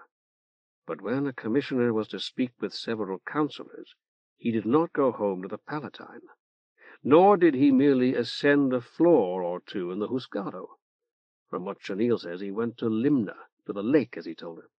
When one man is to speak with several, he normally goes to them rather than having them come to him, and that is particularly so when they're his superiors. Now, if Crane is in fact a spy, he must surely be concerned to discover where every member of the Ayuntamiento lives, I think. All sorts of things might be learned from their servants, for example. He fell silent. Go on, Patera, Chenille urged. He smiled at her. I was merely thinking that since you told Crane about the commissioner's boast some months ago, he's apt to have been there several times by now. I want to go there myself today and try to find out who he's talked to and what he's said to them. If the guards are with me, as I've reason to believe, that alone may provide all the evidence we require. She said, I'm coming with you. How about you, Orc? The big man shook his head. I've been up all night, like I told you. But I'll tell you what, let me get a little sleep, and I'll meet you in Limna where the wagons stop, say about 4 o'clock. You needn't put yourself out like that, Orc. I want to. If you've got something by then, I might be able to help you get more. Or maybe I can turn up something myself. There's good fish places there, and I'll spring for dinner and ride back to the city with you. Chenille hugged him. I always knew how handsome you were, Hackham, but I never knew how sweet you are. You're a real dimber-damber. Orc grinned. To make a start, this is my city, Jugs. It's not all guilt, but it's all I got. And there's a few friends in the guard. When you 2 have washed down this buck Crane, what do you plan to do with him? Silk said. Report him, I'd think. Chenille shook her head. He'd tell about the money, and they'd want it. We might have to kill him ourselves. Didn't you augurs send sprats to Scylla in the old days? That could get him tried for murder, Jugs, Orc told him. No, what you want to do is roll this Crane over to Hoppy. Only if you're going to queer it, you'd be better off doing him. They'll beat it out of you, grab the deck, and send you with him. It'll be a lily grab on you, Jugs, 'cause you helped him. As for the Patera here, Crane saw to his hoof and rode him to Orchids in his own dilly, so it'd be candy to smoke up something. He waited for them to contradict him, but neither did. Only if you go flash, if you roll him over to some Bob Culls with somebody like me to say pass for you, we'll all be staunch cits and heroes too. Hoppy'll grab the glory while we buy him rope. That way he'll hand us a smoke smile and a warm and friendly shake, hoping we'll have something else to roll another time. I've got to have pals like that to lodge and dodge. So do you 2. You just don't know it. You scabby I never turned up the bloody rags, riffling some card case's ken? You scabby I covered him up and left him be? By it, I washed him if he'd stand still, and if he wouldn't, why, I rolled him over. Silk nodded. I see. I felt that your guidance would be of value, and I don't believe that Chenille could call me wrong. Could you, Chenille? She shook her head, her eyes sparkling. That's rum, 'cause I'm not finished yet. What's this hot pot's name, Jugs?'I'm Flash, big cully ox weight with a mustache. She nodded. Patera and me ought to pay a call, maybe, when we get back from the lake. How's your hoof, Patera?" "Much better today," Silk said. "But what have we to gain from seeing the commissioner?" Oreb cocked his head attentively and hopped up into the grapevines again. "I hope we won't. I want to look around, especially if you and Jugs go empty at the lake. Maybe those counselors live way out there like you say, Patera, but maybe, too, there's something out there that they wanted to show off to him, or that he had to show off to them. You hear kink talk about the lake, and if you and Jugs plan to fish for this crane cull, you might want bait. So we'll pay this Sommeliad a call up on the hill tonight. Plate to me, bait to you, and split the obers." Oreb hopped onto the back of the old wooden seat. "Man, come!" Nodding, Silk rose and parted the vines. A thick-bodied young man in an augur's black robe was nudging shut the side door of the Mantian. He appeared to be staring at something in his hands. "Over here," Silk called. "Patera Gulo?" He stepped out of the arbor and limped across the dry brown grass to the newcomer. "May every god favor you this day. I'm very pleased to see you, Patera." "A man in the street, Patera." Gulo held up a dangling, narrow object sparkling with yellow and green. "He wouldn't—" Hawk had followed Silk. "Mostly topaz, but that looks like a pretty fair emerald." Reaching past him, he relieved Gulo of the bracelet and held it up to admire. "This lady's Chenille, Patera Gulo." By a gesture, Silk indicated the arbor. "And this gentleman is Orc. Both are prominent laypersons of our quarter, exceedingly devout and cherished by all of the gods, I feel sure. I'll be leaving with them in a few minutes, and I rely on you to deal with the affairs of our Mantian during my absence. You'll find Mater of Marble, in the Cenobie there, a perfect fisk of valuable information and sound advice." "A man gave it to me," Gulo blurted. "Just a minute ago, Patera. He simply pressed it into my hand." "I see." Silk nodded matter-of-factly as he reassured himself that the Azoth beneath his tunic was indeed there. "Return that to Patera Gulo, please, Orc." "You'll find our cash-box under my bed, Patera.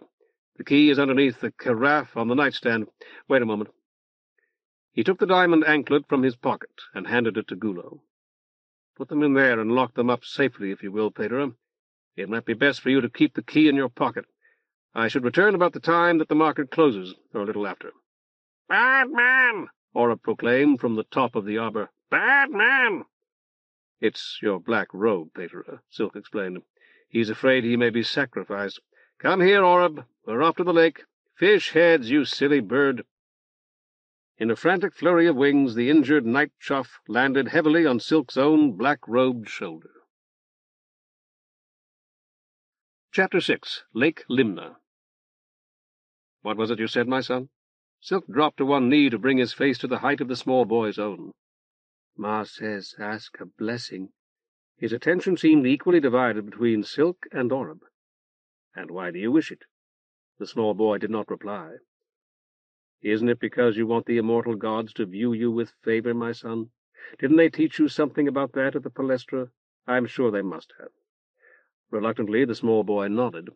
Silk traced the sign of addition over the boy's head and recited the shortest blessing in common use, ending it with, "In the name of their eldest child, Scylla, patroness of this, our holy city of Viron, and in that of the outsider of all gods the eldest." "Are you really Patera Silk?" None of the half-dozen persons waiting for the hollow-bit wagon to Limna turned to look, yet Silk was painfully aware of a sudden stiffening of postures. Lake Street, although it was far from quiet, seemed somehow quieter. "Yes, he is," Chenille announced proudly. One of the waiting men stepped toward Silk and knelt, his head bowed. Before Silk could trace the sign of addition, two more had knelt beside the first. He was saved by the arrival of the wagon, long-bodied, gaily painted, surmounted by a jiggling old patterned canvas canopy, and drawn by two weary horses. "1 bit," boomed the driver, vaulting from his post. "A bit to Limna, no credit, no trade, everybody sits in the shade." "I've got it," Chenille said. "So do I," Silk told her in his most inflexible tone, and hushed several passengers who tried to say that Patera Silk ought to ride free. When he pocketed Silk's bits, the driver said, "You'll have to get off if anybody complains about the bird," and was startled by a chorus of protests. "I don't like this," Silk told Chenille as they found places on one of the long outward-facing benches. "People have been writing things on walls, and I don't like that either." The driver cracked his whip, and the wagon lurched ahead. "Silk for Caldé? Is that what you mean, Silk? A good idea." "That's right." He extracted his beads from his pocket. "Or rather, it's wrong. Wrong as concerns me, and wrong as it concerns the office of Caldé. I'm not a politician, and no inducement that you could name would ever persuade me to become one. As for the Caldé ship, it's become nothing more than a popular superstition, a purely historical curiosity. My mother knew the last Caldé, and he died shortly after I was born." "I remember him, I think." Without looking at her, Silk told her miserably, "If you meant half what you've said, you can't possibly recall him. Lany Kypris. Chenille's 4 years younger than I am." "Then I'm thinking about someone else." "Aren't you worried? Silk, traveling with somebody like me? All of these people know who you are." "I hope that they do, great goddess, and that they're thoroughly disillusioned now, that without dishonoring my sacred calling I save my life." A particularly vicious jolt threw Silk against the woman on his right, who apologized profusely. When he had begged her pardon instead, he began the prayer of the voided cross. "Great past designer and creator of the Whorl, Lord guardian and keeper of the aureate path." The path across the sky that was the spiritual equivalent of the sun, he reminded himself. Sacrifices rose to it, and so were brought in the end to Mainframe, where both the sun and the path began, at the East Pole. The spirits of the dead walked that glorious road, too, if not weighted with evil, and it was asserted in the chrasmologic writings that the spirits of certain holy theodidacts had at times abandoned the shapen mud of their corporeal bodies, and, joining the crowding, lowing beasts and penitent dead, journeyed to Mainframe to confer for a time with the god who had enlightened them. He himself was a theodidact, Silk reminded himself, having been enlightened by the outsider. He had finished the voided cross, and, he counted them by touch, 4 beads already. Murmuring the prescribed prayers and adding the name of the outsider to them all, he willed himself to leave his body and this crowded street and unite with the hastening traffic of the aureate path. For an instant it seemed that he had succeeded, though it was not the sun's golden road that he saw, but the frigid black emptiness beyond the Whorl, dotted here and there with gleaming sparks. "Talking of writing on walls, Silk. Silk, look there. Open your eyes." He did. It was a poster, badly but boldly printed in red and black, so new that no one had yet torn it or scrawled an obscene drawing over it, which in this quarter probably meant that it had been up less than an hour. "Strong young men will be welcomed in the new Provisional Reserve Brigade. Have you wished to become a guardsman? The Reserve Brigade will drill twice weekly, will receive pay and uniforms, will receive first consideration for transfer to the regular formations. Apply 3rd Brigade Headquarters, Colonel Usyk commanding." "You don't think the kite tired him too much?" It was not the first time Blood had asked the question, and Musk had tired of saying no. This time he said, "I told you, Aquila's a female."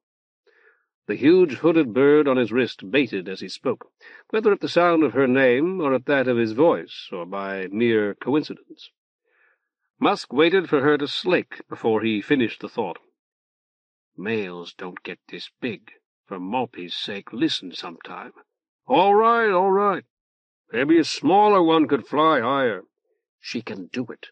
The bigger they are, the higher they fly. You ever see a sparrow fly any higher than that bald head of yours?" Musk spoke without looking at the fleshy, red-faced man to whom he spoke, his eyes upon his eagle or on the sky. "I still think we should have let Hoppy in."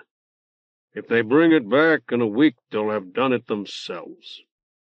"They fly high, way up close to the sun. If we get one, he could come down anywhere." "We've got 3 floaters with 3 men in each floater.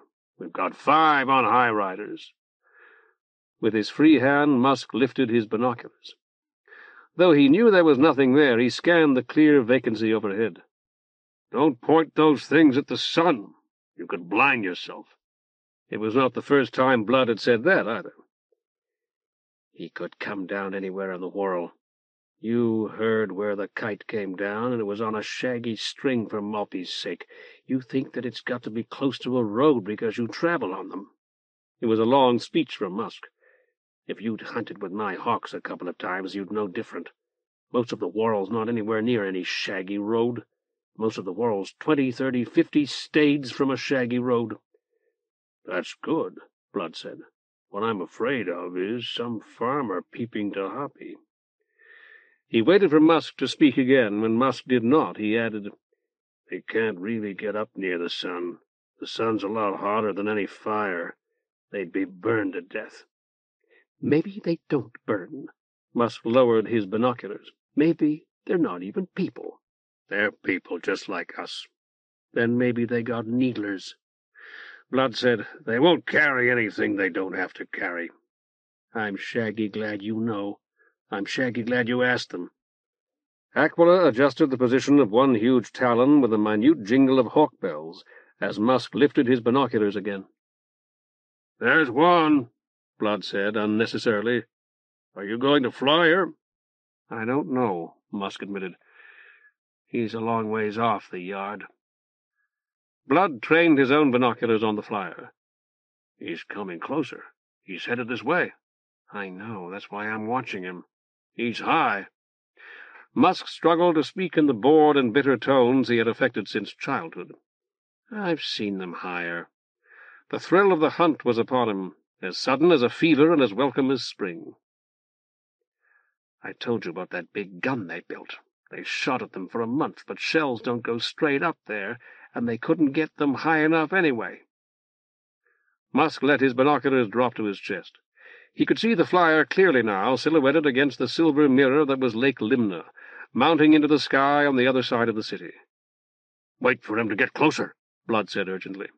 If we wait much longer, he'll be farther by the time she gets up there. What if— Stand back. If she goes for you, you're dead.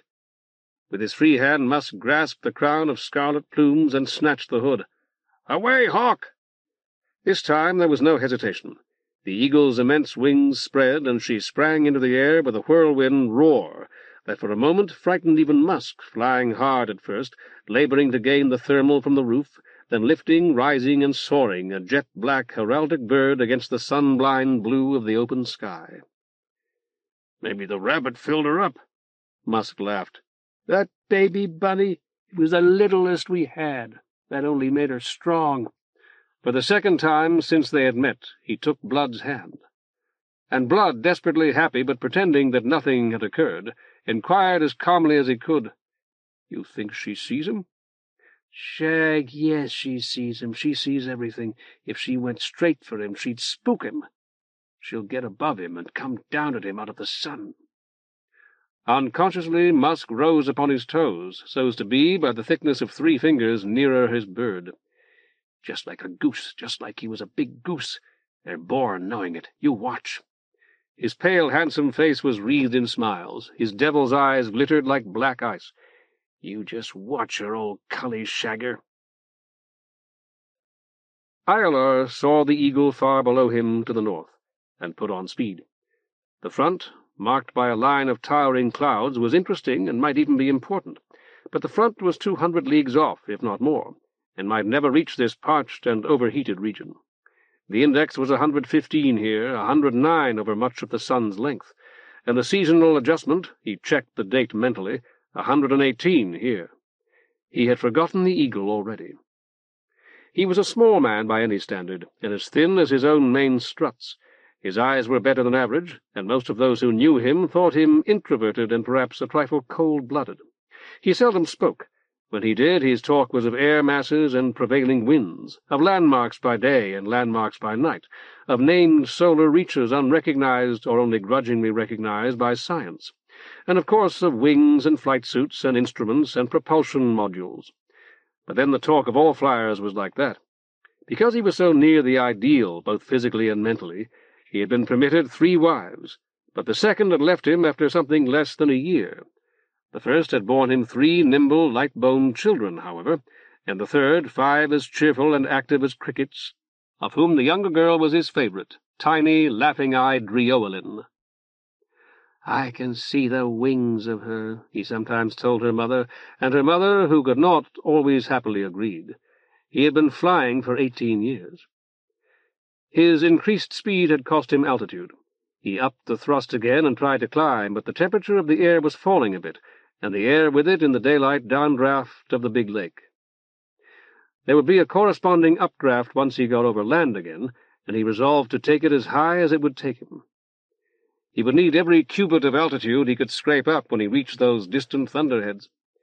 He did not see the eagle again until it was almost upon him, flying straight down, the enormous thrust of its wings driving it toward the land below far faster than any falling stone, until, at the last possible split second, it folded its wings, spun in the air, and struck him with its talons, double blows like those of a giant's mailed fists.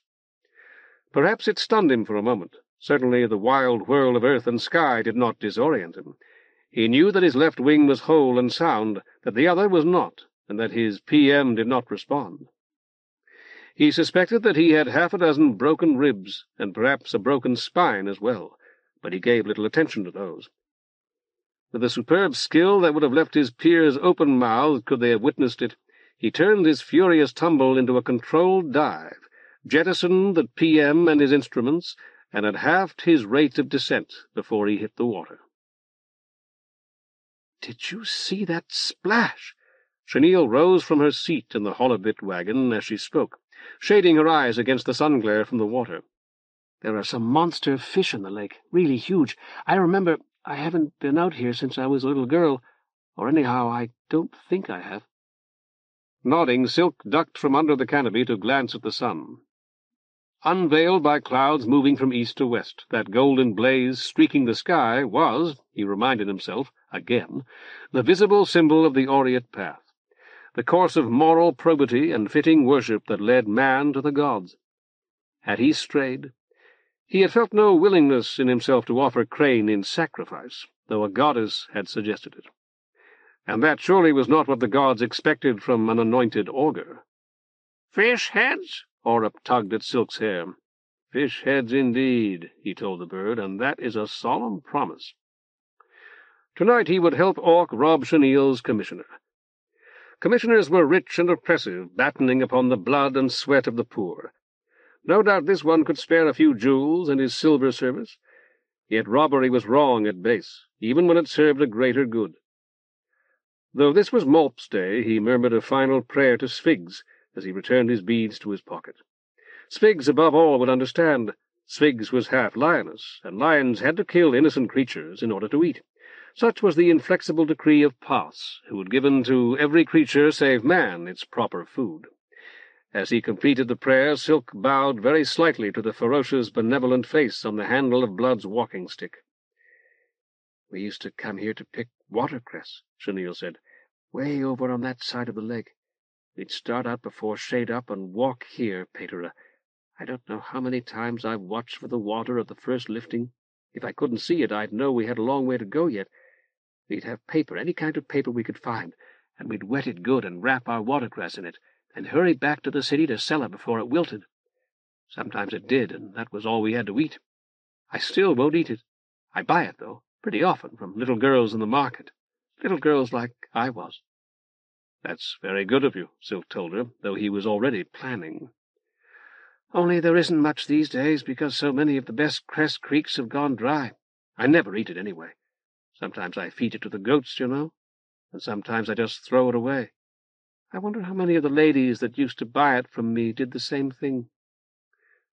The woman next to Silk said, "I make sandwiches, watercress and white cheese on rye bread. I wash it thoroughly first, though." Silk nodded and smiled. "It makes a fine hot-weather lunch." Speaking across Silk, Chenille asked her, "Do you have friends here in Limna?" "Relations," the woman said. "My husband's mother lives out here.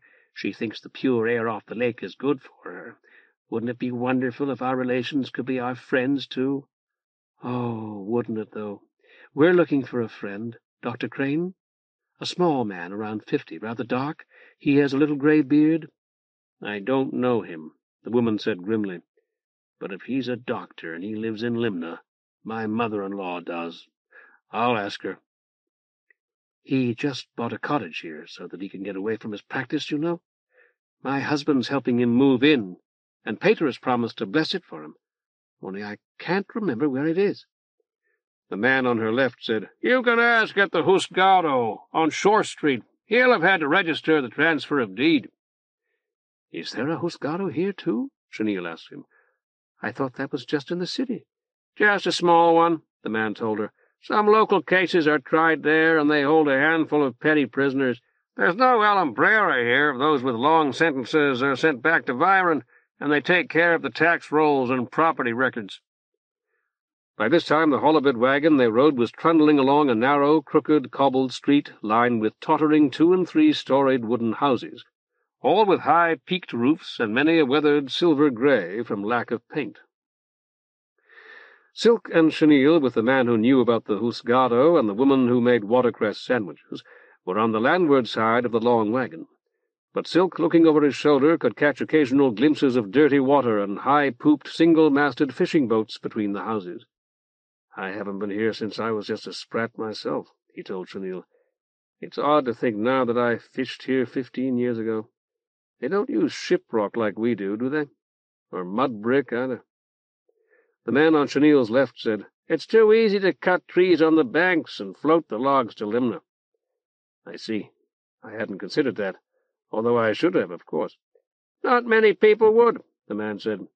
He had opened his card case, and he extracted a pasteboard visiting card as he talked. May I give you this, Patera? Vulpes is my name. I'm an advocate, and I've got chambers here on Shore Street. Do you understand the procedure if you're arrested? Silk's eyebrows shot up. Arrested? Must-be defenders, I hope not. So do I. Vulpes lowered his voice until Silk could barely hear him above the street noises and the squeaking of the wagon's axles. So do we all, I think. But do you understand the procedure? Silk shook his head. If you give them the name and location of an advocate, they have to send for him. That's the law. If you can't give them a name and the location, however, you don't get one until your family finds out what's happened and engages somebody. I see. And Vulpes leaned in front of Chenille and tapped Silk's knee to emphasize his point. If you're here in Limna, somebody with chambers in Byron won't do. It has to be somebody local. I've known them to wait when they knew someone might be coming here soon so as to make the arrest here for exactly that reason. I want you to put that in your pocket, Patera, so that you can show it to them if you have to. Vulpes, on Shore Street, right here in Limna, at the sign of the Red Fox. At the word fox, the wagon creaked to a stop, and the driver bawled, Everybody off! Rides back to Byron at 4, 6, and 8. You get 'em right here, but don't dare be late. Silk caught him by the sleeve as he was about to enter the barn. Will you tell me something about Limna, driver? I'm not at all familiar with it. The layout, you mean? The driver pinched his nostrils thoughtfully. That's simple enough, Patera. It's not no great big place like Byron. The main thing you got to hang on to is where we are now, so you'll know where to go to catch a ride back. This here's Water Street, see? And right here's pretty close to the middle of town. There's only 3 streets that amount to much. Dock, water, and shore. The whole town curls around the bay. It's shaped kind of like a horseshoe, only not bent so much. You know what I'm telling you? The inside's Dock Street. That's where the market is. The outside's Shore Street. If you want to go out on a boat, Dock Street's the place, and I can give you a couple of good names. If you want to eat, try the Catfish or the Full Sail. The Rusty Lantern's pretty good, too, if you got deep pockets. Staying overnight? Silk shook his head. We'd like to get back to the city before dark, if we can. You'll want the 6 o'clock wagon, then, the driver said as he turned away. When he had gone, Chenille said, You didn't ask him where the councillors live. If neither you nor I nor Orc knew, it can't be common knowledge, Silk told her. Crane will have had to discover that for himself, and the best thing for us to learn today may well be whom he asked. I doubt that he'll have ridden down on one of the wagons as we did. On Syl's day he had a hired litter. She nodded. It might be better if we split up, Patera. You high and me low. I'm not sure what you mean by that. You talk to the respectable people in the respectable places. I'll ask around in the drinking kens. When did Orc say he'd meet us here? 4 o'clock, Silk told her. Then I'll meet you right here at 4. We can have a bite to eat, with Orc, and tell each other whatever we've learned." "You were very skillful with that woman on the wagon," Silk said. "I hope that I can do half as well." "But it didn't get us anything. Stick with the truth, Patera. Silk? Or close to it? I don't think you'll be terribly good with the other thing. What are you going to say?" Silk stroked his cheek. "I was thinking about that on the wagon, and it seemed to me that it will have to depend upon the circumstances. I might say, for example, that such a man witnessed an exorcism I performed, and since I haven't returned to the house that had been afflicted, I was hoping he could tell me whether it had been effective." Chenille nodded. "Perfectly true, every bit of it. You're going to be all right, I can see that. Silk?" She had been standing close to him already, forced there by the press of traffic in the street. She stepped closer still so that the nipples of her jutting breasts pressed the front of his tunic. "You don't love me, Patera. You wouldn't, even if you didn't think I belonged to Orc. But you love High, don't you? Tell me." He said miserably, "I shouldn't. It isn't right, and a man in my position, an augur, has so little to offer any woman. No money, no real home. It's just that she's like the... There are things I can't seem to stop thinking about, no matter how hard I try. Hyacinth is one of them." "Well, I'm her, too." Swift and burning, Chenille's lips touched his. By the time he had recovered, she was lost among porters and vendors, hurrying visitors and strolling, rolling fishermen. "Bye, girl!" With his uninjured wing, Oreb was waving farewell. "Watch out! Good luck!" Silk took a deep breath and looked around. Here at the end, nearest Vyron, Lake Limna had nurtured a town of its own, subject to the city while curiously detached from it. Or rather, his first 2 fingers inscribed slow circles on his cheek. Lake Limna, in its retreat, had drawn a fleck of Vyron with it. Once the Aurelia had been the lakeshore, or Dock Street, as it was called here. To judge from its name, Shore Street had been the same in its day, a paved prelude to wharves with buildings on its landward side that overlooked the water. As the lake had continued to shrink, Water Street, on which he stood, had come into being. Still later, 20 or 30 years ago possibly, Water Street had been left behind like the rest. And yet the lake was still immense. He tried to imagine it as it must have been when the first settlers occupied the empty city built for them at what was then its northern end, and concluded that the lake must have been twice its present size. Would there come a time, in another 3 centuries or so, when there was no lake at all? It seemed more likely that the lake would then be half its present size, and yet the time must surely come, whether in 600 years or 1,000, when it would vanish altogether. He began to walk, wondering vaguely what the respectable places the goddess wished him to visit were, or at least which such places would be most apt to yield information of value. Drawn by boyhood recollections of cool water and endless vistas, he followed a block-long alley to Dock Street. Here 6 fishing boats landed silver floods of trout, shad, pike, and bass. Here cookshops supplied fish as fresh as the finest eating-houses in the city at 1/10 the price, and top lofty inns with gaily painted shutters displayed signboards for those anxious to exchange the conveniences of Vyron for zephyrs at the height of summer, and those who, in whatever season, delighted in swimming, fishing, or sailing. Here, too, as Silk soon discovered, was the fresh poster that he and Chenille had seen before their halibut wagon had left the city, offering strong young men an opportunity to become part-time guardsmen and holding out the promise of eventual full-time employment.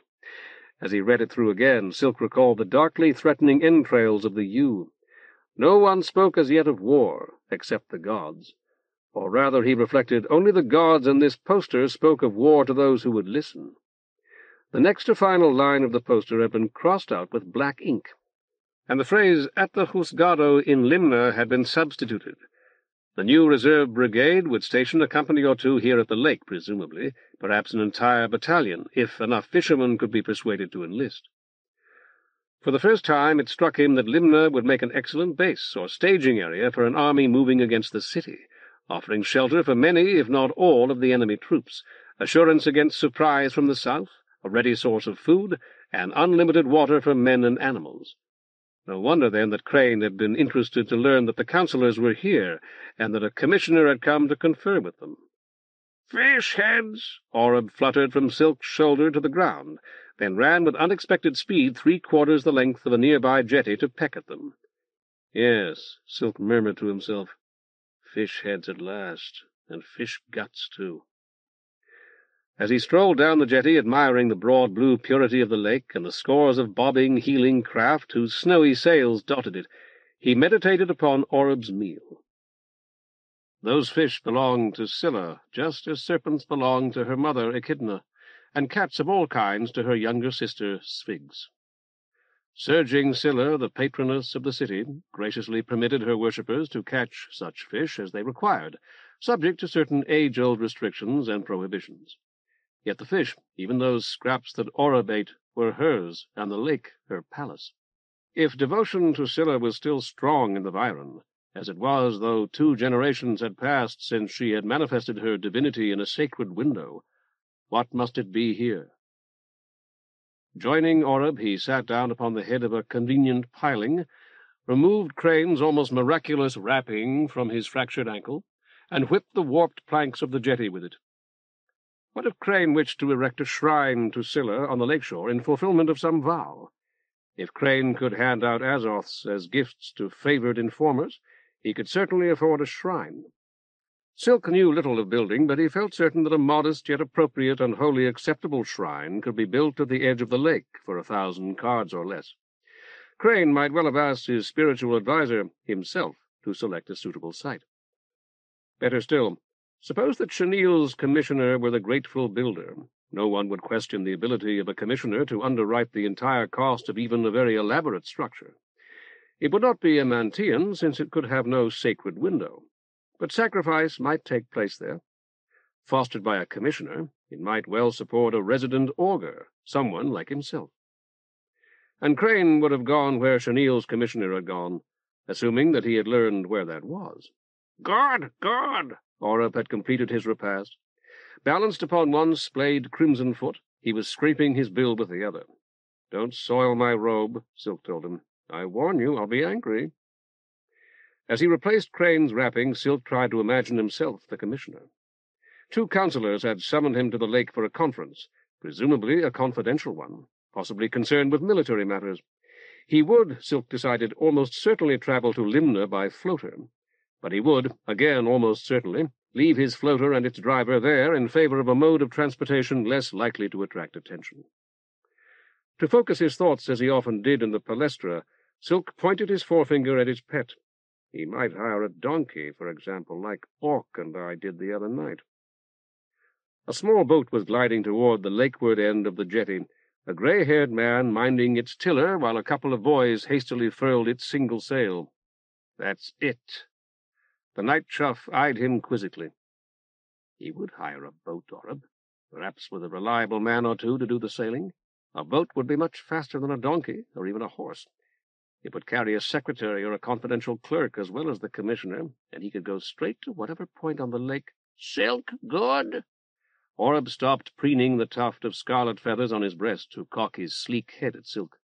"All right?" "No, slightly wrong.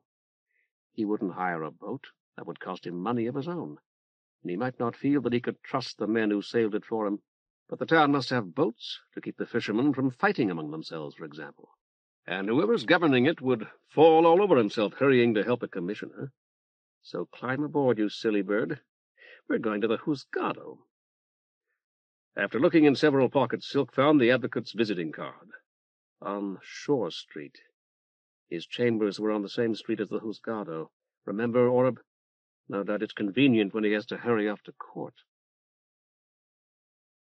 As the door of the big shed opened, the old kite-builder looked up in some surprise. The small, gray-bearded man in the doorway said, "Excuse me, I didn't know you were in here." "Just packing up to leave," the kite-builder explained. For an instant he wondered whether Musk had thought that he might steal and had sent this man to watch him. "I heard about the kite. You built it? Everyone says it was a beautiful job." "It certainly wasn't pretty." The kite-builder tied a string around a sheaf of slender sticks. "But it was what they wanted, and it was one of the biggest I've ever done. The bigger they are, the higher they fly. To get up high, they have to lift a lot of wire, you know." I'm Dr. Crane, the bearded man said. I should have introduced myself earlier. He picked up one of the fish oil lamps and shook it gently. Nearly full. Have you been paid yet? Musk paid me the full amount.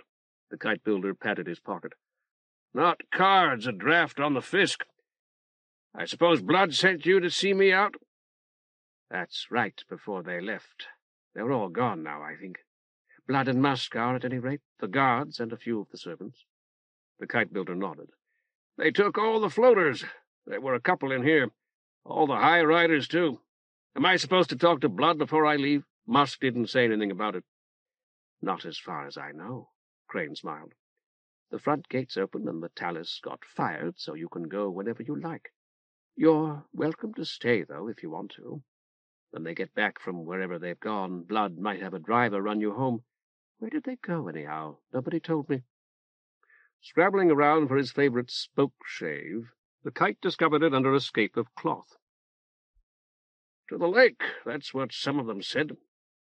Crane nodded and smiled again. Then they'll be gone quite a while, I'm afraid, but you're welcome to wait if you want to. He closed the door behind him and hurried back to the villa. If he did not look now, he asked himself, when would he? He'd never have a better chance. The pantry door stood open, and the door to the cellar stair was unlocked. The cellar was deep and very dark, and from what he had gathered during friendly chats with the footman, there should be a wine cellar deeper yet. That might or might not be the same as the sub-cellar a maid had mentioned. Halfway down the stairs, Crane stopped to raise his lamp. Emptiness. Rusted, dust-shrouded machinery that could not, almost certainly, ever be set in motion again. And he descended the remaining steps and trotted across the dirty, uneven floor to look. Jars of preserves, peaches and brandy, and pickles. No doubt they'd come with the house. Would they post a sentry at the entrance to the tunnels? He had decided some time ago that they would not. The door, if it was a door, would be locked, however, or barred from below, possibly hidden as well, located in a secret room or something of that kind. Here, behind the ranks of shelves, was another stair with, yes, footprints leading to it still visible in the dust. A short flight of steps this time, with a locked door at the bottom. His pick explored the lock for half a minute that seemed like 5, before the handle would turn to draw back the bolt. The creak of the hinges activated a light whose perpetual crawl had brought it near the peak of the low vault overhead. By its foggy light he saw wine racks holding 500 bottles at least, stacks of cases of brandy, aguardiente, rum, and cordials, and kegs of what was presumably strong beer. He moved several of the last and studied the floor beneath them, then scanned the floor everywhere, and at last tapped the walls. Nothing. Well, well, well, well, he murmured, and a drink for the ploughman. Opening a squat black bottle that had clearly been sampled previously, he took a long swallow of pallid, fiery arrack, recorked the bottle, and made a last inspection. Nothing. He closed the wine-cellar door silently behind him and twisted its handle clockwise, the muted squeal of the bolt recalling unpleasantly a small dog he had once watched Musk torment. For a moment he considered leaving the door unlocked. He would save time and almost certainly be blamed if, in fact, Blood's sommelier or anyone else ever discovered it upon a careless servant. Caution, however, as well as extensive training, urged him to leave everything precisely as he had found it. Sighing, he took out his picks, twisted the one that he had used to enter in the lock, and was rewarded by a faint click. "You're very good at it, aren't you?" Crane spun around. Someone, in the thick twilight of the cellar it appeared to be a tall, handsome, white-haired man, stood at the top of the short flight of steps, looking down at him. "You recognize me, I hope?" Crane dropped his picks, drew, and fired in one single blur of motion, the rapid crack, crack, crack of his needler unnaturally loud in the confined space.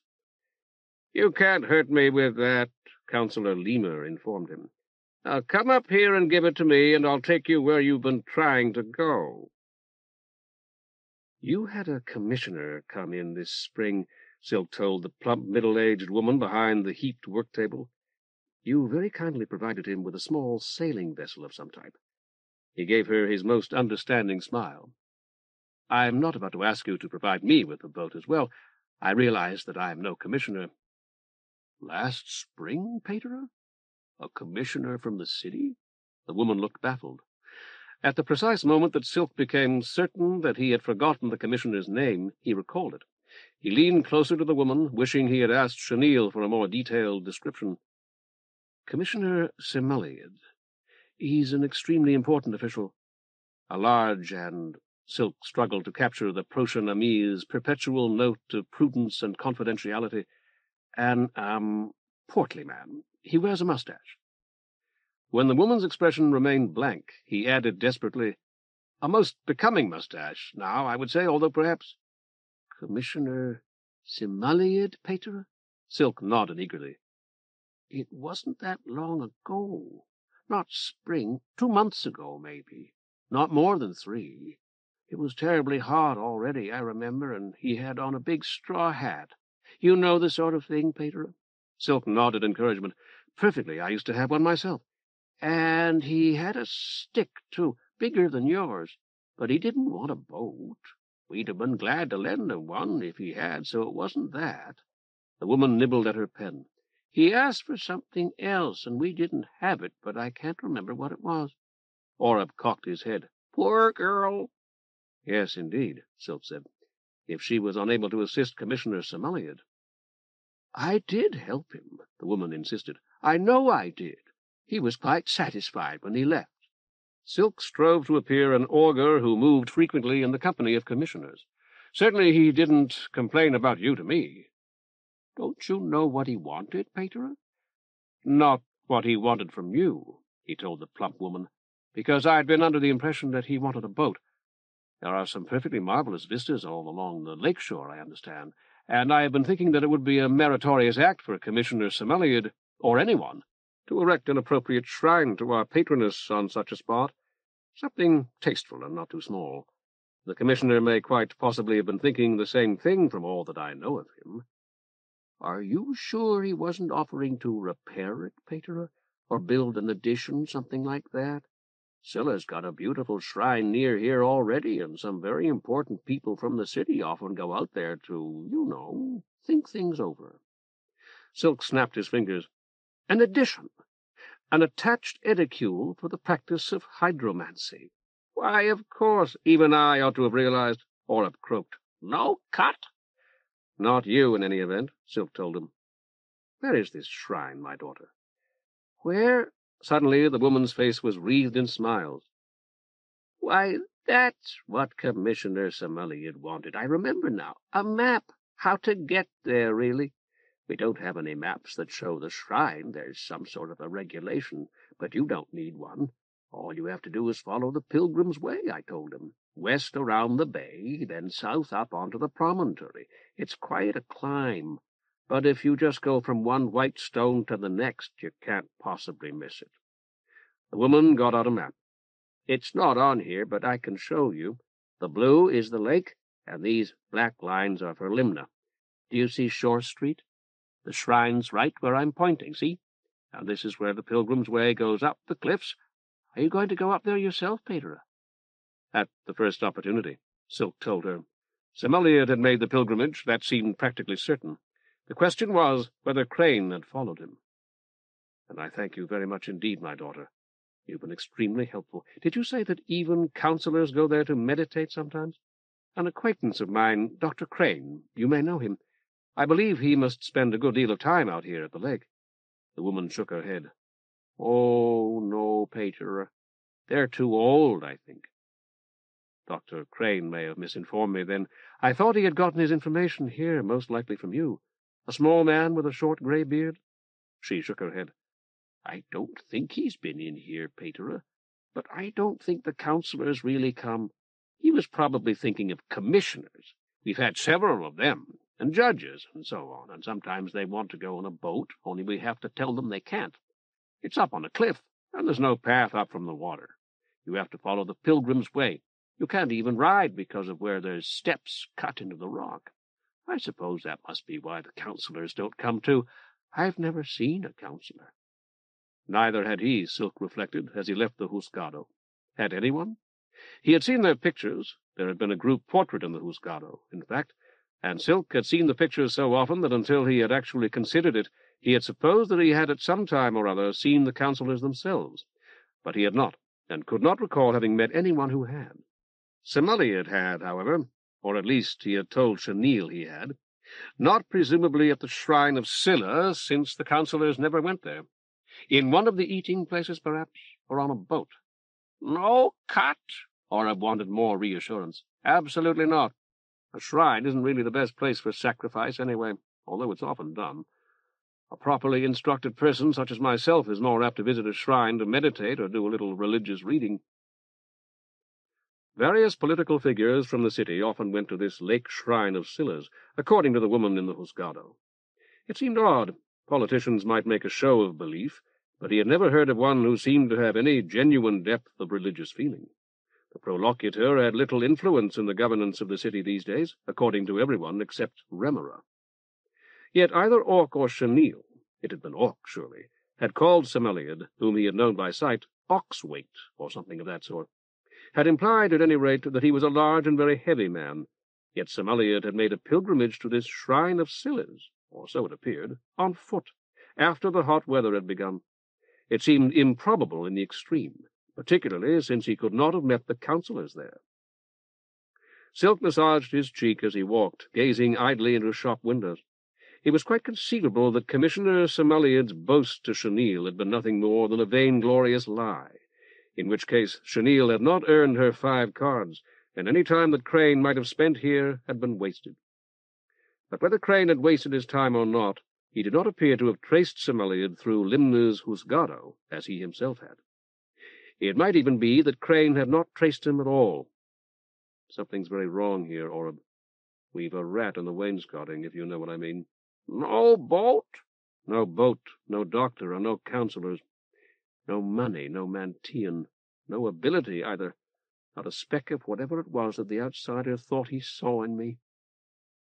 Although the immortal gods, as reason taught and the writings confirmed, did not think that they saw things, not really. Gods knew. With no special purpose in mind, he had been strolling west along Shore Street. Now he found it obstructed by a sizable boulder, painted white and crudely carved with the many-tentacled image of Scylla. He crossed to the center of the street to examine the image more closely, and discovered a rhyming prayer beneath it. Tracing the sign of addition in the air, he appealed to Scylla for help, citing her city's need for the Mantian and apologizing for his impetuosity in rushing off to the lake with so little reason to believe that there was anything to be gained, before reciting the prayer, somewhat amused to find that the great goddess's features, as depicted on the boulder, bore a chance resemblance to those of the helpful woman in the Husgado. Members of the Ayuntamiento never visited the shrine, she had said, though commissioners came quite often. Did she herself visit the shrine with any frequency, and thus see who came and who did not? Almost certainly not, Silk decided. With a start, he realized that 6 passers-by stood watching him as he prayed with head bowed before the image. When he turned away, a stocky man about his own age excused himself and asked whether he intended to make the pilgrimage to the shrine. "That was one of the points on which I begged for the goddess's guidance," Silk explained. "I told a good woman only a few minutes ago that I would go as soon as I had the opportunity. It was a rash promise, of course, because it can be very difficult to judge what opportunity signifies. I have business here today, and so may be said to have none. But there is a remote chance that a pilgrimage to the shrine would further it. If that is so, I am clearly bound." A woman of about the same age said, "You shouldn't even think of it, Patera, not when it's this hot." "Good girl," Oreb muttered. "This is my wife, Cherbil," the stocky man told Silk. "My name's Koipu, and we've made the pilgrimage twice." Silk started to speak, but Koipu waved it away. "That place over there has cold drinks. If you hike up to the shrine today, you'll need all the wet stuff you can hold, and we'd like to buy you something, but if you'll let us and listen to us, you probably won't go at all." "Thirsty!" Cherbil laughed, and Silk said, "Be quiet, Oreb. So am I, for that matter." It was mercifully cool inside, and to Silk, stepping in from the sunlight, it seemed very dark. "They have beer, fruit juices, even coconut milk, if you haven't tried that, and spring water," Koipu told him. "Order whatever you like." To the waiter, who appeared as soon as they sat down, he said, "My wife will have the bitter orange, and I'll take whatever kind of beer's been in your cistern the longest." He turned to Silk. And you, Patera, anything that you want? Spring water, please. 2 glasses would be nice. We saw your picture on a fence, Chervil told him. It can't have been more than 5 minutes ago. An augur with a bird on his shoulder, quite artistically rendered in chalk and charcoal. Over your head, the artist had written, Silk is here. And yesterday, back in the city, we saw, Silk for Caldé. He nodded grimly. I haven't seen the picture with the bird you mentioned, but I believe that I can guess who drew it. If so, I must have a word with her. The waiter set 3 moisture-beaded bottles, yellow, brown, and clear, on their table, with 4 glasses, and marked their score on a small slate. Coypu fingered the brown bottle and smiled. There's always a crowd on Syl's Day, and everything's pretty warm. These were probably let down then. Silk nodded. It's always cold underground.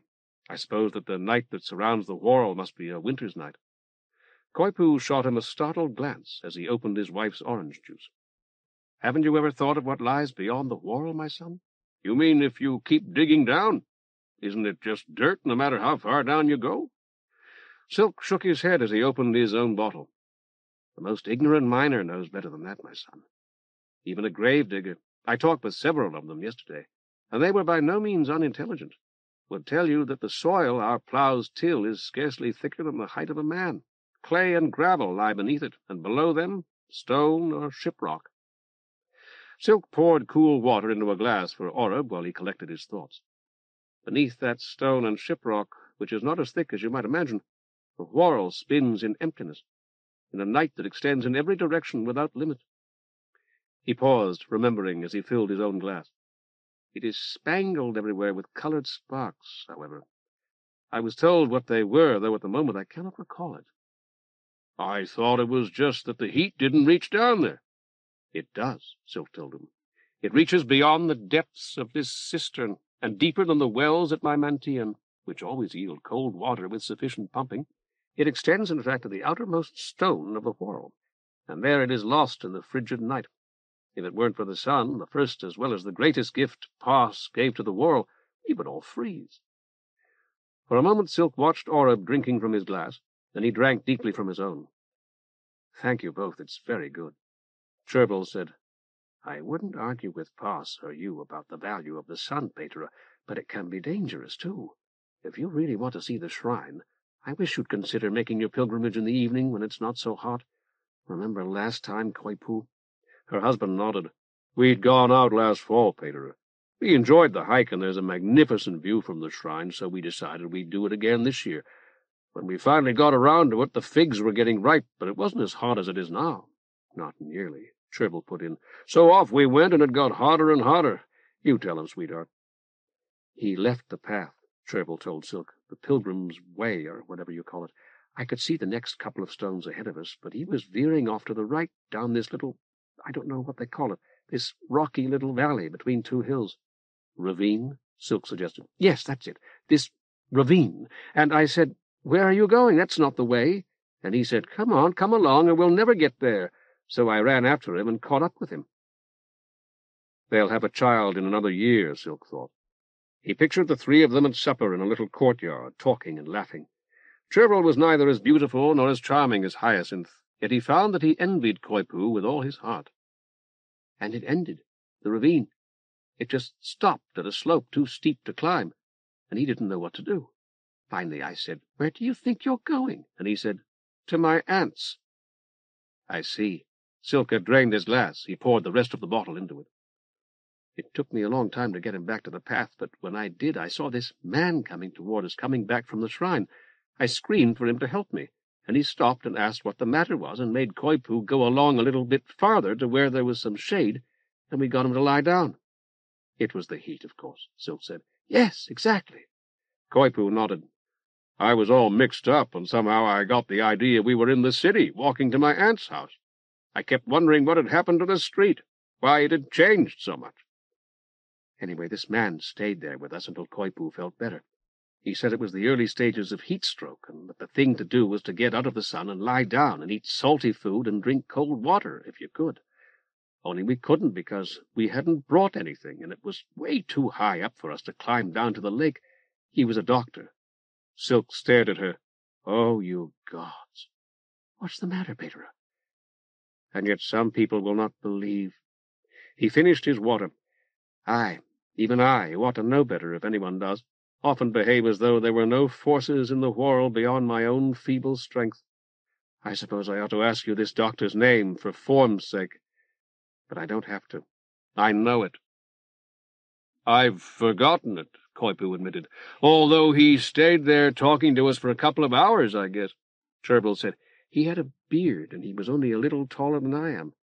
His name is Crane, Silk told them, and signaled to the waiter. Cherbyl nodded. That was it. Is he a friend of yours, Patera? Not exactly. An acquaintance. Would you like another, both of you? I'm going to get one. They nodded, and Silk told the waiter, I'm paying for everything, for our first drinks and these too. 5 bits if you want to pay now, Patera. You know anything about this Patera Silk in the city? A little, Silk told him. Not as much as I should, certainly. Had a goddess in his window, supposed to be some sort of wonder worker? The first is true, Silk said. The second is not. He turned back to Koipu and Cherbyl. You said Dr. Crane talked with you for some time. If I'm not presuming on our brief acquaintance, may I ask what he talked about? He is Patera Silk, Cherbyl told the waiter. Don't you see his bird? Silk laid 6 card bits on the table. Koipu said, he wanted to know if my mother and father were in good health, and he kept feeling my skin, and what my grandmother died of. I remember that. He asked a lot of questions, Cherbyl said, and he made me keep fanning him. Fanning Koipu, I mean. Orab, who had been listening intently, demonstrated with his sound wing. That's right, Birdie, exactly like that, only I use my hat. I must get one, Silk muttered. Get another, I should say. Fortunately, I have funds. A hat? Koipu asked. Yes. Even the commissioner was wearing... It doesn't matter. I don't know the man, and I don't wish to make you believe I do. I have done enough of that. What I should say is that before I start for the shrine, I want to buy a straw hat with a broad brim. I saw some in a shop window here, I know.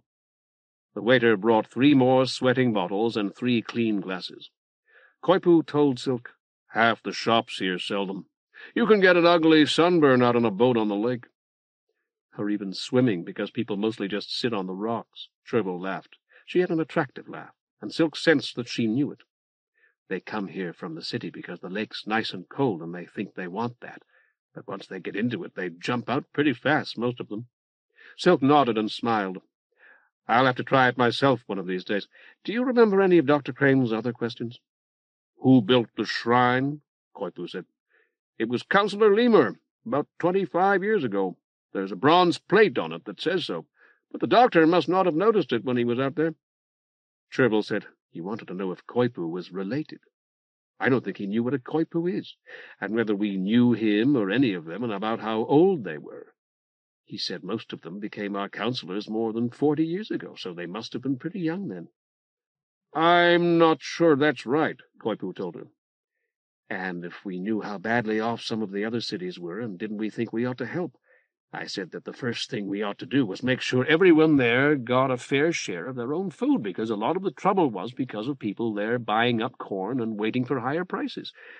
I said prices in Viren were high enough for me already without our sending rice to Palustria. She laughed again, and Silk laughed with her as he put his unopened bottle of spring water into the front pocket of his robe. But his thoughts were already following the trail of white stones, the pilgrim's way stretching from Limna to Scylla's shrine, the holy place that both Dr. Crane and Commissioner Summations had visited on the cliffs above the lake. When he set off nearly an hour later, the sun seemed a living enemy, a serpent of fire across the sky, powerful, poisonous, and malign. The pilgrim's way shimmered in the heat, and the third white stone, upon which he sat in order to re-energize Crane's wrapping, felt as hot as the lid of a kettle on the stove. As he wiped his forehead with his sleeve, he tried to recall whether it had been equally hot 2 or 3 months before, when Summations had made his pilgrimage, and decided that it had not. It had been hot. Indeed, it had been so hot that everyone had complained incessantly, but not as hot as it was now. This is the peak, he told Orab. This is the hottest that it will get all day. It might have been wiser to wait until evening, as Cherbyl suggested. But we're supposed to meet Orc this evening for dinner. We can comfort ourselves with the thought that if we can stand this, and we can stand the worst that this sun can do, and that from this moment on things can only get better. Not only will the way back be downhill, but it will be cooler then." Oreb clacked his bill nervously, but said nothing.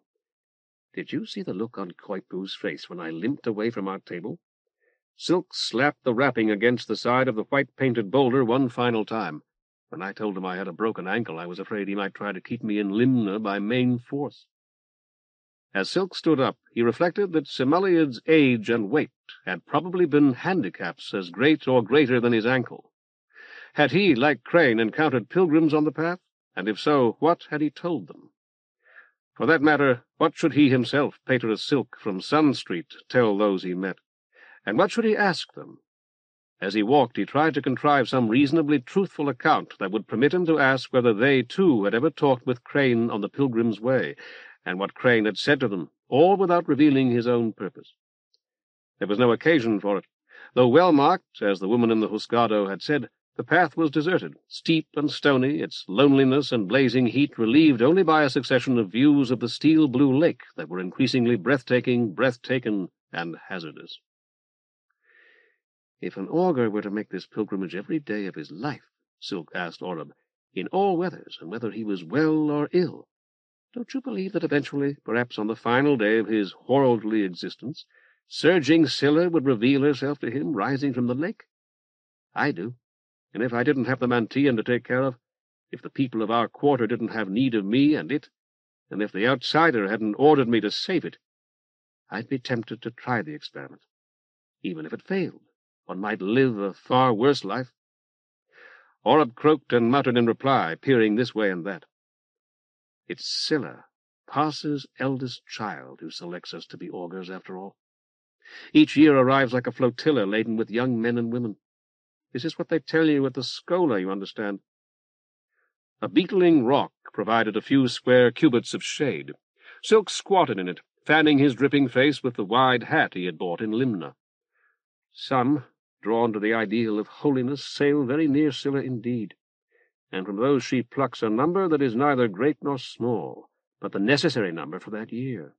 Others, repelled by the augurial ideals of simplicity and chastity, sail as far from her as they dare. From them also she takes a number that is neither great nor small, but the necessary number for the year. That is why artists show her, with many long arms like whips. She snatched me up with one, you see. It may even be that she snatched you as well, Oreb." "No, she." "Nor I," Silk confessed. "I didn't see her either, but I felt her pull. Do you know, I believe all this walking's doing my ankle good. It must have reached the stage at which it needs exercise more than rest. We're coming to another point. What do you say? Shall I sacrifice Blood's stick to Lady Scylla?" "No hit." "No hit, I swear." "Keep it." "Because someone else might find it and hit you. Don't worry. I'll stand out there and throw it as far as I can." Silk rose and walked to the point, advancing ever more cautiously until he stood at the very edge of the projecting rock, above a drop of 500 cubits, jumbled slabs of stone, and breaking waves. "How about it, Oreb? Should we make the offering? An informal sacrifice to surging Scylla? It must surely have been Scylla who sent that nice couple to us. They told me where they live quite willingly, and some of the questions Dr. Crane had asked them were certainly suggestive." He paused. Like a gift from the goddess, a sudden gust of cool wind from the lake set his black robe flapping behind him, and dried the sweat that had soaked his tunic. "Orc and Chenille, and I, too, talked about turning him over to the guard, Oreb, after we'd taken his money. It bothered me at the time, and it's been bothering me more and more ever since. I'd almost prefer failing the outsider to doing that." "Good man." "Yes." Silk lowered the walking-stick, discovered that he had nowhere to rest its ferrule, and took a step backward. "That's precisely the trouble. If I were to find out that someone I knew had gone to a foreign city to spy for Viren, I'd consider him a brave man and a patriot. Dr. Crane is clearly a spy for some other city. His home, whether it's Urbs, Trivagonte, Cedes, or Palustria. Well, isn't he a brave man and a patriot, too?" "Walk now?" "You're right, I suppose. We ought to be on about our business." Silk remained where he was, nevertheless, gazing down at the lake. I could say, I suppose, that if Scylla accepted my sacrifice, that is to say, if this stick fell into the water, it would be all right to let Crane go free once the Mantian had been saved. He'd have to leave Viren, of course, but we wouldn't hand him and our evidence over to the guard. Roll him over to Hoppy, as Orc would say.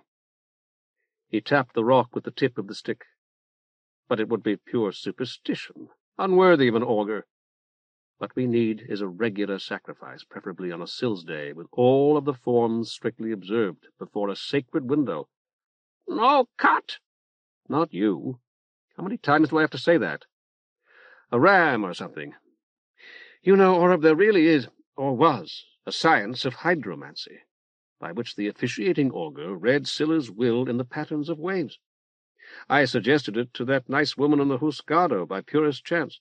Seeing the lake before we went in probably brought it to mind. But I wouldn't be surprised if that's what Councillor Lemur had in mind when he built this shrine we're going to. It was practiced up until about 100 years ago, so when the shrine was built, there must still have been thousands of people who remembered it. Perhaps Councillor Lemur hoped to revive it. The bird did not reply. For another 2 minutes or more, Silk stood staring at the surging waters below him before shifting his attention to the rugged cliffs on his right. Look, you can see the shrine from here. He pointed with the walking stick. I believe they've actually shaped the pillars that support the dome like Scylla's arms. See how wavy they are? Man, there! A dim figure moved back and forth in the bluish twilight beneath Scylla's airy chalcedony shell, then vanished as he, presumably, knelt. You're quite right, Silk told the bird. So there is. Someone must have been on the path ahead of us all that time. I wish we'd caught up with him. He contemplated the otherworldly purity of the distant shrine for some time longer, then turned away. I suppose we'll meet him on the path, but if we don't, we probably ought to wait until he's completed his own devotions. Now, what about the stick? Should I go back and throw it? No, throw! Oreb unfolded his wings and seemed minded to fly. Keep it! All right. I suppose my leg may be worse before we get back, so you're probably wise. Silk, fight! With this, Oreb? He twirled it. I've got Hyacinth's Azoth and her little needler, and either would be a much more effective weapon. Fight! The night chuff repeated. Fight who? There's no one here. Oreb whistled, a low note followed by a slightly higher one. Is that bird speech for who knows? Well, I certainly don't. And neither do you, Oreb, if you ask me. I'm glad I brought the weapons, because my having them here means that Patera can't find them, and I'd be willing to bet that by now he's searched my room. But if they were mine instead of Hyacinth's, I'd be inclined to pitch them to the goddess after the stick. Gulo'd never find them then. Bad man? Yes, I believe he is. Silk returned to the Pilgrim's Way. I'm guessing, of course, but if I must guess, and it seems that I must, then my guess is that he's the sort of man who thinks himself good, and that's by far the most dangerous sort of man there is. Watch out! I'll try, Silk promised, though he was not sure whether the bird was referring to Patera or the path, which wound along the edge of the cliff here. So, if I'm right, this Patera is the exact reverse of Orc, who's a good man who believes himself to be a bad one. You've noticed that, I take it. Take it. I felt sure you had. Orcs helped in a dozen different ways, without even counting that diamond trinket. Patera was scandalized sufficiently by that, and the bracelet some other thief gave him. I can't imagine what he'd have done or said if he'd found the Azoth. Man, go! Do you mean Patera Well, I wish I had some means of arranging that, I really do. But for the moment it seems to be beyond my reach. Man, go! Oreb repeated testily. No prey! Gone from the shrine now, is that what you mean? Silk pointed with the walking stick. Can't have gone, unless he'd jumped. I didn't see him come out, and it's in full view from here. Rather to Silk's surprise, Oreb launched himself from his shoulder and managed to struggle up to half again his height before settling again. No, see! I'm perfectly willing to believe that you can't see him from here, Silk told the bird. But he has to be there just the same. Possibly there's a chapel below the shrine, cut into the cliff. The path turns inland again up ahead, but even so we should find out in half an hour or less. Chapter 7. The Arms of Scylla. May every god be with you this noon, Patera, Lemur said as soon as his prothonotary had closed the door behind Gullo. It was extraordinary condescension. Even so, may they be with your eminence. Gullo bowed nearly to the floor. The bow and conventional phrases gave him time for a final review of the principal items he had come to report. May maidenly Malpe, patroness of the day, great Pas, patron of the Whorl, to whom we owe all that we possess, and scalding Scylla, patroness of this our sacred city of Viren, be with you always, your eminence, every day of your life. In the course of his bow, Gullo had contrived to pat the pocket containing the bracelet and the letter. Straightening up, he added, I trust that your eminence enjoys the best of good health, that I have not come at an inconvenient moment? No, no, Lemur told him. Not at all. I'm, delighted, really quite delighted to see you, Patera. Please sit down. What do you, make of young Silk, eh? Gullo lowered his pudgy body to the black velvet seat of the armchair beside Lemur's escritoire. I've had little opportunity to observe his person thus far, your eminence. Very little. He left our Mantian a moment or two after my arrival, and he had not yet returned when I myself left it in order to make this report to your eminence. He will not return before evening, or so he said, so it would seem less than likely that he is there now. Lemur nodded. He made an impression on me, however, even though I saw him so briefly, your eminence. A distinct one. I, see. Lemur leaned back in his chair, his long fingers tip to tip. Would it be, convenient for you to describe this, momentary interview in detail, hey? As your eminence desires. Shortly after I entered the quarter, a man had given me this. Patera Gullo pulled the bracelet from his pocket and held it up. Lemur pursed his lips. I must add, your eminence, that several other such men have come to the door of the manse since then. It was my impression, my marked impression, your eminence, that they had come to proffer similar gifts. They declined to do so when they learned Patera Silk was not present, however. You, pressed them, Patera? As much as I dared, your eminence. They weren't men of a kind one would care to press too far. Lemur grunted. I was about to say, your eminence, that when I showed this to Patera Silk, he gave me a similar piece and told me to lock both of them in his cash-box. It was a diamond anklet, your eminence. There were 2 other persons with him at the time, a man and a woman. All 3 were going to the lake, I think. Something was said to that effect. Gullo gave an apologetic cough. Possibly, your eminence, only Patera and the woman. You would appear to feel that Patera ought to have been more discreet.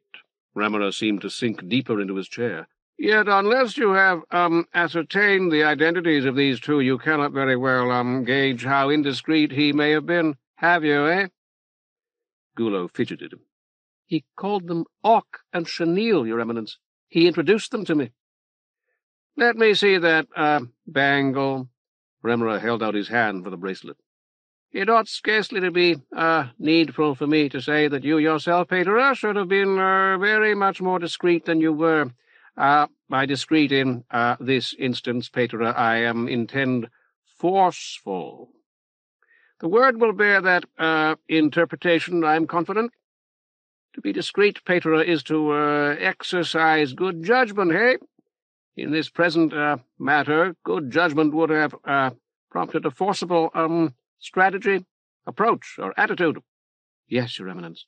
You ought to have gracefully and, graciously received any offerings from the faithful, Patera. Lemur held up the bracelet so that it caught the light from the bull's-eye window behind him, and swung it from side to side. I will not, desire excuses on that, score, Patera. You follow me? None at all, eh? Gullo nodded humbly. These, gentlemen may return, eh? Perhaps when Patera is absent, as he was in the, occasion. You will be, vouchsafed an, golden opportunity when that, hour strikes with which you may, redeem your credit, eh? Not impossibly. See that you do, Patera. Gullo squirmed. I shall try, your eminence. I will be forceful, I assure you. Now then, your, observations of Silk himself? You needn't, vex yourself with physical description. I've seen him. Yes, your eminence. Gullo hesitated, his mouth open, his protuberant eyes vague. He seemed determined. Determined, hum? Lemur laid the bracelet on a stack of papers. To do which? "I don't know, Your Eminence, but his jaw was firm, I thought. His manner was decisive. There was, if I may say it, Your Eminence, a glint as of steel in his eyes, I thought. Perhaps that simile is something overblown, Your Eminence." "Perhaps it is," Remora told him severely. "And yet it at least expresses what I sensed in him. At the Scola, Your Eminence, Patera was 2 years before me." Remora nodded. "I noticed him there as anyone would, Your Eminence. I thought him good-looking and studious, but rather slow, if anything.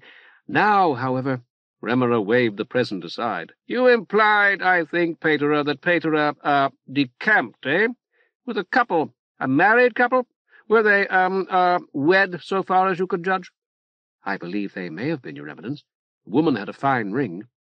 Remora's long fingers toyed with the jewelled gamadion he wore. "Describe them, eh? Their, appearance." "The man was tough-looking, Your Eminence, and somewhat older than I should say. He had not shaved, yet he was decently dressed and wore a hanger. Straight brown hair, Your Eminence, a reddish beard, and dark and piercing eyes. Quite tall. I took note of his hands, particularly when he took that," Gullo indicated the bracelet, "from me. And when he returned it to me, Your Eminence, he had unusually large and powerful ones, Your Eminence. A brawler, I should say. Your Eminence finds me fanciful, I fear." Remora grunted again. "Go ahead, Patera, let me hear it. I'll tell you afterward, eh?" "His hanger, Your Eminence. It was brass-fitted, with a large guard, and to judge from the scabbard it had a longer, broader blade than most, rather sharply curved. It seemed to me that the weapon was like to the man, Your Eminence, if you understand what I mean." "I, misdoubt that you do yourself, Patera. Yet these details may not be, wholly valueless. What of the woman, eh? This Chenille? Be as fanciful as you please." "Remarkably attractive, Your Eminence. About 20, tall, though not stately, and yet there was an air—" Remora's uplifted palm halted the younger augur in mid-thought. "Cherry-coloured hair?" "Why, yes, Your Eminence." "I know her, Patera. I have had a cartes or 3 out looking for her since last night. So this, fiery vixen was back at Silk's Mantean this morning, eh? I will have this and that to say to my, adherents, Patera. Let's see that gaud again." He picked the bracelet up. "I don't suppose you know what this is worth? The green stone, eh? Particularly?" 50 cards, Your Eminence?" "I have no idea. You haven't had it, valuated? No, don't. Return it to Silk's box, eh? Tell him, nothing. I'll tell him myself.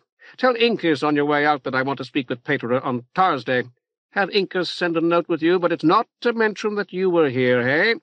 Have him mark the time on my regimen."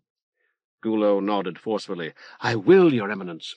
This, woman, precisely what did she say and do while she was in your presence? Every word, eh?" "Why, nothing, Your Eminence. I don't believe she ever spoke. Let me think." Remora waved permission. "Take as long as you, consider best. No, circumstance too trivial to mention, hey?" Gullo shut his eyes and bent his head, a hand pressed to his temple. Silence descended upon the large and airy room from which Patera Remora, as coadjutor, conducted the often tangled affairs of the chapter. Through 4 blazing eyes, twice-headed Pars regarded Gullo's bowed back from a priceless painting by Campion, a guardsman's restless mount nickered in the street below. After a minute or 2 had passed, Remora rose and walked to the bull's-eye window behind his chair. It stood open, and through its circular aperture, whose diameter exceeded his own very considerable height, he could see the gabled roofs and massive towers of the Huscardo at the foot of this, the western and least precipitous slope of the Palatine. High above the tallest, flying from a pole some trick of the glaring sunlight rendered nearly invisible, floated the bright green banner of Viron.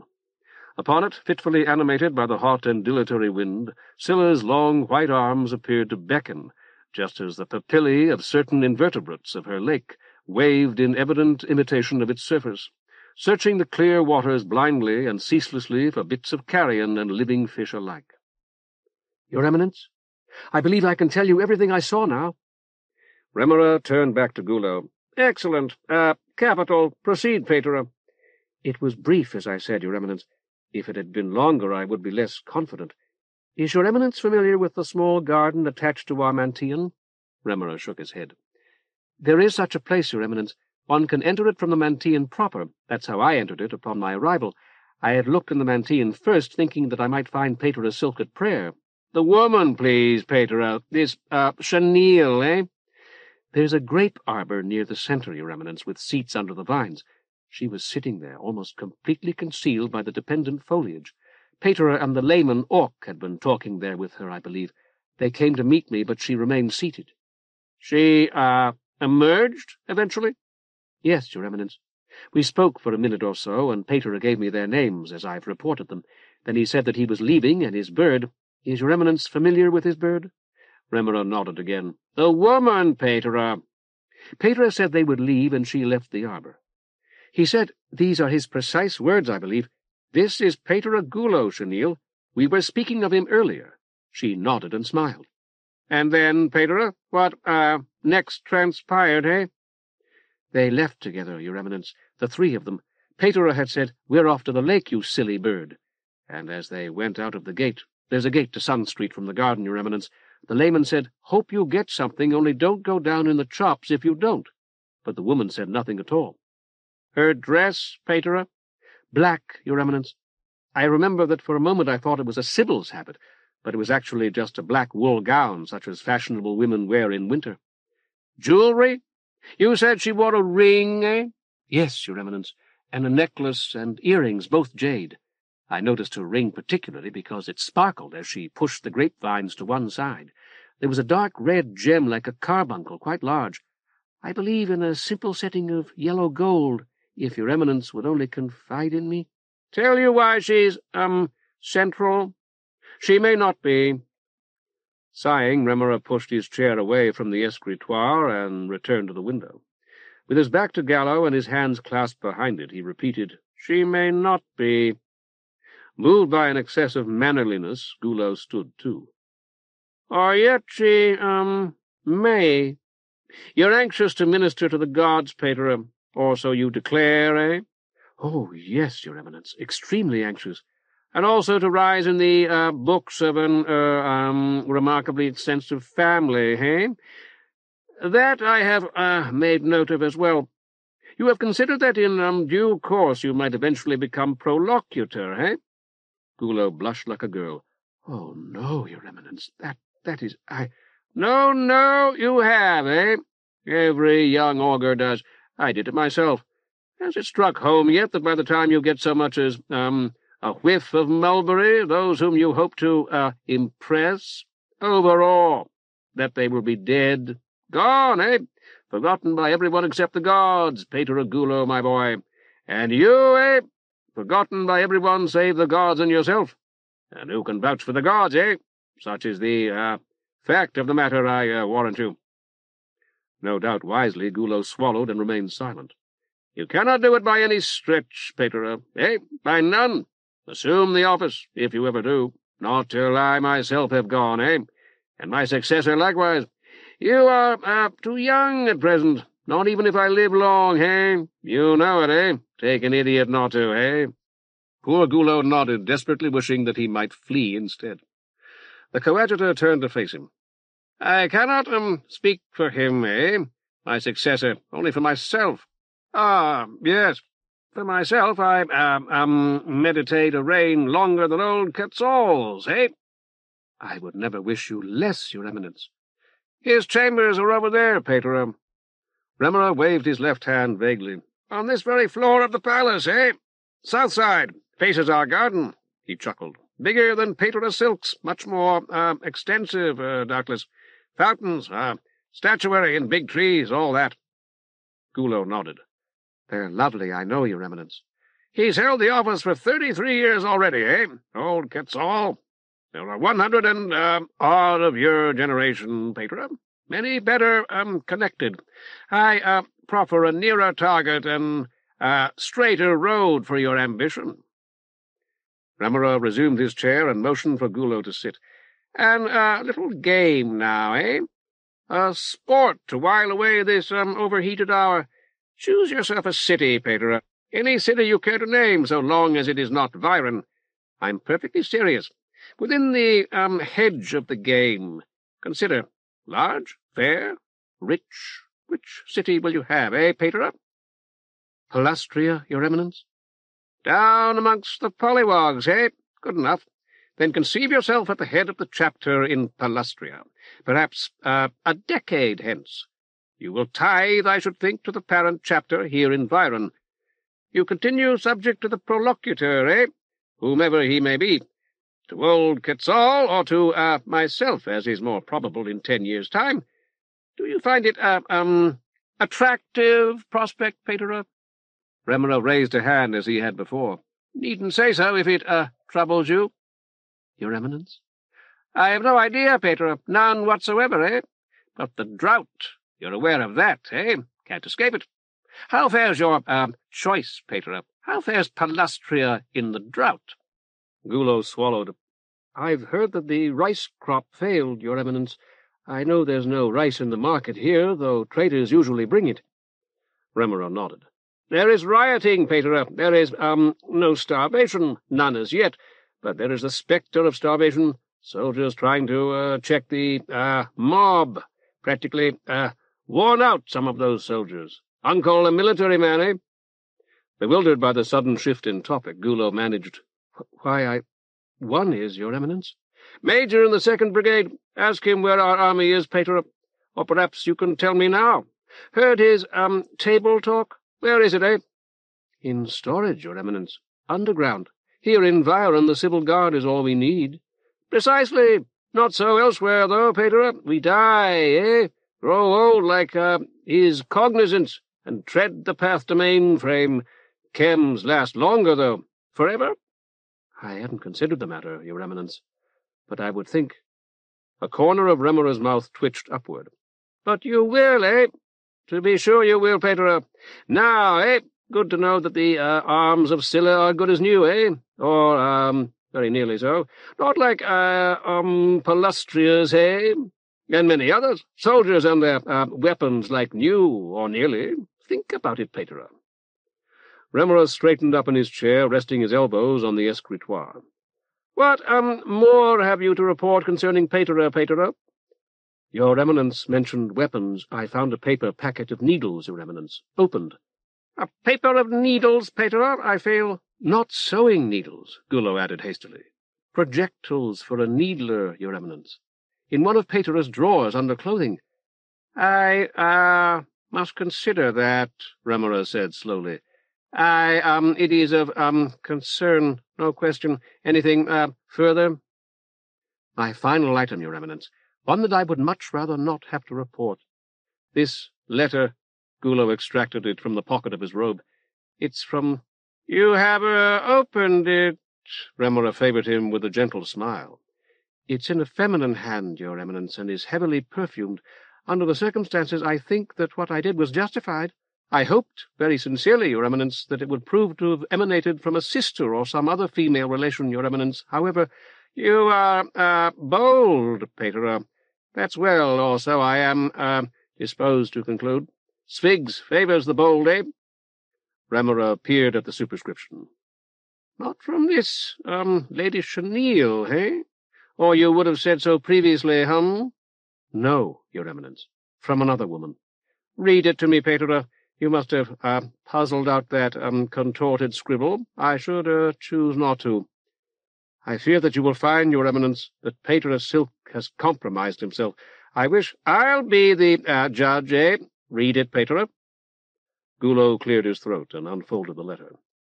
Oh, my darling wee flea, I call you so not only because of the way you sprang from my window, but because of the way you hopped into my bed. How your lonely Bloss has longed for a note from you. Bloss, Patera? A pretended wife, I believe, Your Eminence. Very well. Proceed, Patera. Is there, further revelation? I'm afraid so, Your Eminence. You might have sent one by the kind friend who brought you my gift, you know. Let me, examine that, Patera. Remora extended his hand, and Gullo passed him the much-creased paper. Yes, Your Eminence. She really does, write like that, eh? Doesn't she? Yes, does she not? I would not have, conceded, previously that a human being could. Brows knit, Remora bent over the paper. Now, you have to tender me your, thanks, I suppose that must be, eh? And so much more when, next we meet, with yet another screamer. Don't you know that little, place up on the Palatine? Well. Yes, Your Eminence. That little place up on the Palatine where Thelx, I suppose she intends Thelxy appear, but doesn't apprehend the spelling, where Thelx holds up a mirror, Hyrax Day. That last, underscored heavily, eh? Signature high. Remora tapped the paper with a long fingernail. Well, do you, Patera? Where is it, eh? A picture, if I may guess it. Hazard? Not in one of the Manteans, eh? I know them all. Gullo shook his head. I've never seen a picture like that, Your Eminence. In a house, most likely, Patera. A private, residence, I would, opine. Remora bawled, Incus! Over Gullo's shoulder, and a small, sly-looking augur with buck teeth looked in so quickly as to suggest that he had been eavesdropping. Whereabouts might we, descry Thelxy appear and a mirror here on the hill, eh, Incus? You don't know. Make, inquiries. I shall expect their result tomorrow at, no later than luncheon. Should be a simple matter, eh? Remora glanced down at the letter's broken seal. And fetch a seal with, heart or kiss or some such for this. He tossed Hyacinth's letter across the room to Incus. Immediately, Your Eminence. Remora turned back to Gullo. It won't, signify if Patera has seen this one, Patera. She's the sort who'll have a round dozen at fewest, eh? You don't know how to, preserve the seal? Incus can show you a useful art, eh? As the latch clicked behind his bowing prothonotary, Remora rose once more. You take that back to Sun Street with you, eh? When he's through with it, if Patera isn't back, put it on the mantel. If he is, say it was, handed to you as you went out, eh? You haven't glanced at it, eh? Gullo nodded glumly. Naturally, Your Eminence. Remora leaned closer to peer at him. Something, troubling you, Patera? Out with it. Your Eminence, how could an anointed augur, a man of Patera's high promise, compromise himself so? I mean, this absurd, filthy woman, and yet a goddess. I understand now only too well why Your Eminence believes Patera must be watched, but a theophany. Remora sucked his teeth. It's an, habitual observation of old Quetzals that the gods don't have laws, Patera, only preferences. I myself can see, Your Eminence, but when the augur in question— Remora silenced him with a gesture. Possibly we will, be made privy to the secret, Patera, in due time, eh? Possibly there's none. You've considered Palustria? Afraid to trust his voice, Gullo merely nodded. Capital. Remora regarded him narrowly. Now then, what do you know about the, history of the Caldés, Patera? The Caldés, Your Eminence. Only that the last one died before I was born, and the Ayuntamiento decided that nobody could replace him. And replaced him, themselves, eh? In effect. You realize that, Patera? I suppose so, Your Eminence. Remora stalked across the room to a tall bookcase. I knew him, eh? The last. A loud, tyrannical, tumultuous sort of man. The mob, doted upon him, eh? They always loved that kind. He extracted a thin volume bound in russet leather and recrossed the room to drop it into Gullo's lap. The Charter, eh? Written in, deity by Scylla and corrected by Pass, so it, asserts. Have a look at Clause 7. Quickly, hey? Then tell me what you find, outre in it. Silence settled over the spacious, somberly furnished room once more as the young augur bent over the book. In the street, litter-bearers fought like sparrows, with much shouting and a few blows. As the minutes ticked by, Remora watched their dispute through the open window. Gullo looked up. It provides for the election of new councillors, Your Eminence, every 3 years. I assume that this provision has been suspended? Delicately, phrased, Patera. You may, attain Palustria yet. What else? And it says the Caldé is to hold office for life, and may appoint his successor. Remora nodded. Reshelve it, will you? Not done now, eh? No Caldé at all. Yet it's still law. You know of the frozen embryo trade, Patera? New breeds of cattle, exotic pets, slaves, too, in places like Trivigonte, eh? Where do they come from, eh? Gullo hurried to the bookcase. From other cities, Your Eminence? which say the same, Patera. Seeds and cuttings that grow plants of bizarre form, they die, eh? Or most do, or thrive beyond nature. I've heard of them, Your Eminence. Most of the beasts and men are commonplace, or nearly, eh? A few monstrosities, eh? Pitiful or fearful. Extraordinary prices for those. Give ear now, Patera. I'm listening, Your Eminence. Remora stood beside him, a hand on his shoulder, nearly whispering. This was common knowledge, eh? 15 years ago. The Caldé's folly, we called it. Forgotten now, And you're not to speak about it to anyone, Patera. Not to stir it up, eh? Craning his neck to meet the eyes of the coadjutor, Gullo declared, Your Eminence can rely upon me absolutely. Capital. Before he collected his reward from the gods, Patera, the Caldé paid out a sum of that magnitude, eh? Bought a human embryo, something extraordinary. I see. Gullo moistened his lips.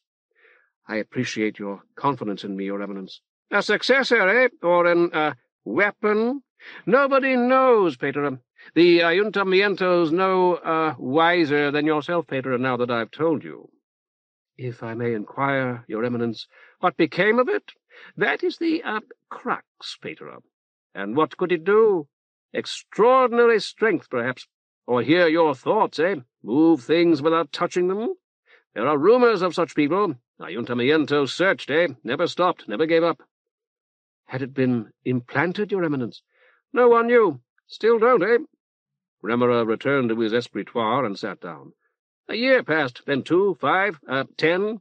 They came to us, wanted us to test every child in every palestra in the city, and we did it. Memory, eh? Dexterity, all sorts of things.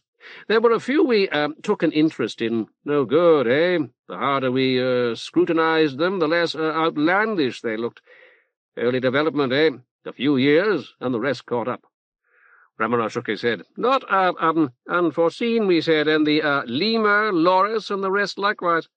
They're not always what they're cracked up to be, these frozen embryos. Die in the womb, more often than not. Everybody forgot it. You follow me?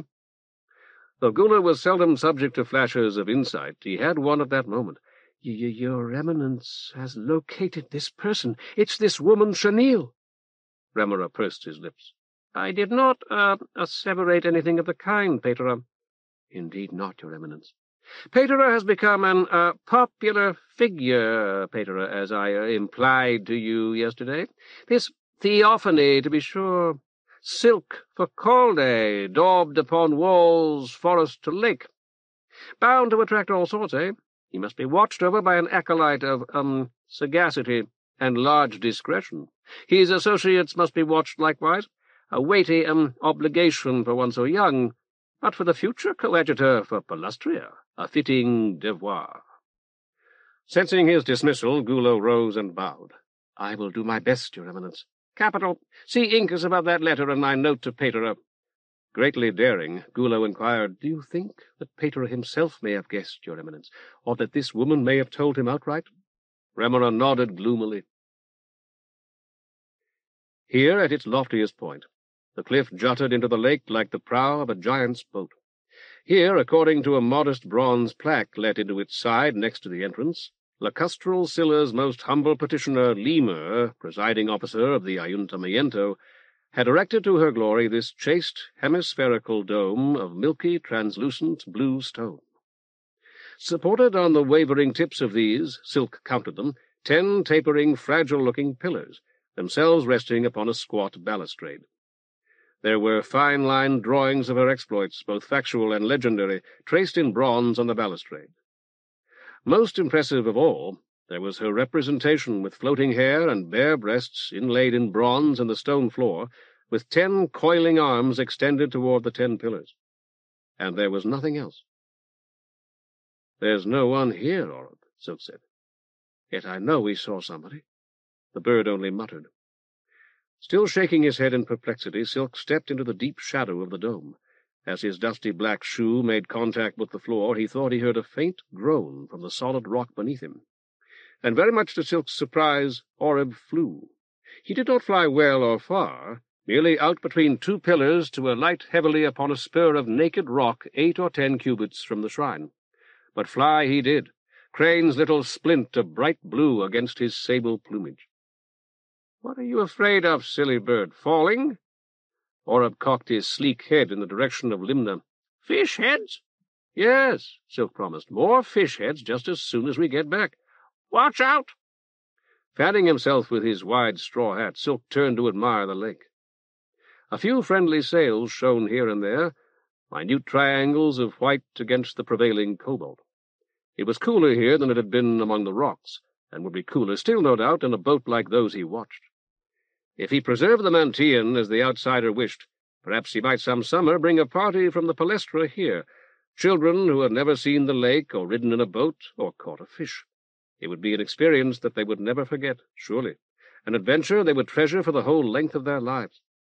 "Watch, Arm!" Oreb's voice came on the land breeze, faint but shrill. Silk glanced up automatically at his own left hand, lifted nearly to the low dome as he leaned against one of the bent pillars. It was perfectly safe, of course. He looked around for Oreb, but the bird seemed to have vanished in the jumble of naked rock inland. Oreb was returning to the wild now, Silk told himself, to freedom, exactly as he himself had invited him to do on that first night. To think of the once-caged bird happy and free should not have been painful, yet it was. Scanning the rocks for Oreb, he saw from the corner of one eye the delicately curved pillars nearest the entrance drop from the dome. One barred the entrance with a double S. The other reached for him, its sinuous motion seemingly casual and almost careless. He dodged and struck at it with Blood's walking-stick. Effortlessly the pillar looped about his waist, a noose of stone. Blood's stick shattered at the third blow. In the floor, Scylla opened stony lips.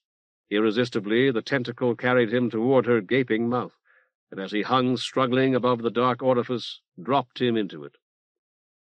The initial fall was not great, but it was onto carpeted steps, and he tumbled down them, rolling in wild confusion, until he sprawled at last on a floor 20 or 30 cubits below the shrine, with sore knees and elbows and a bruised cheek.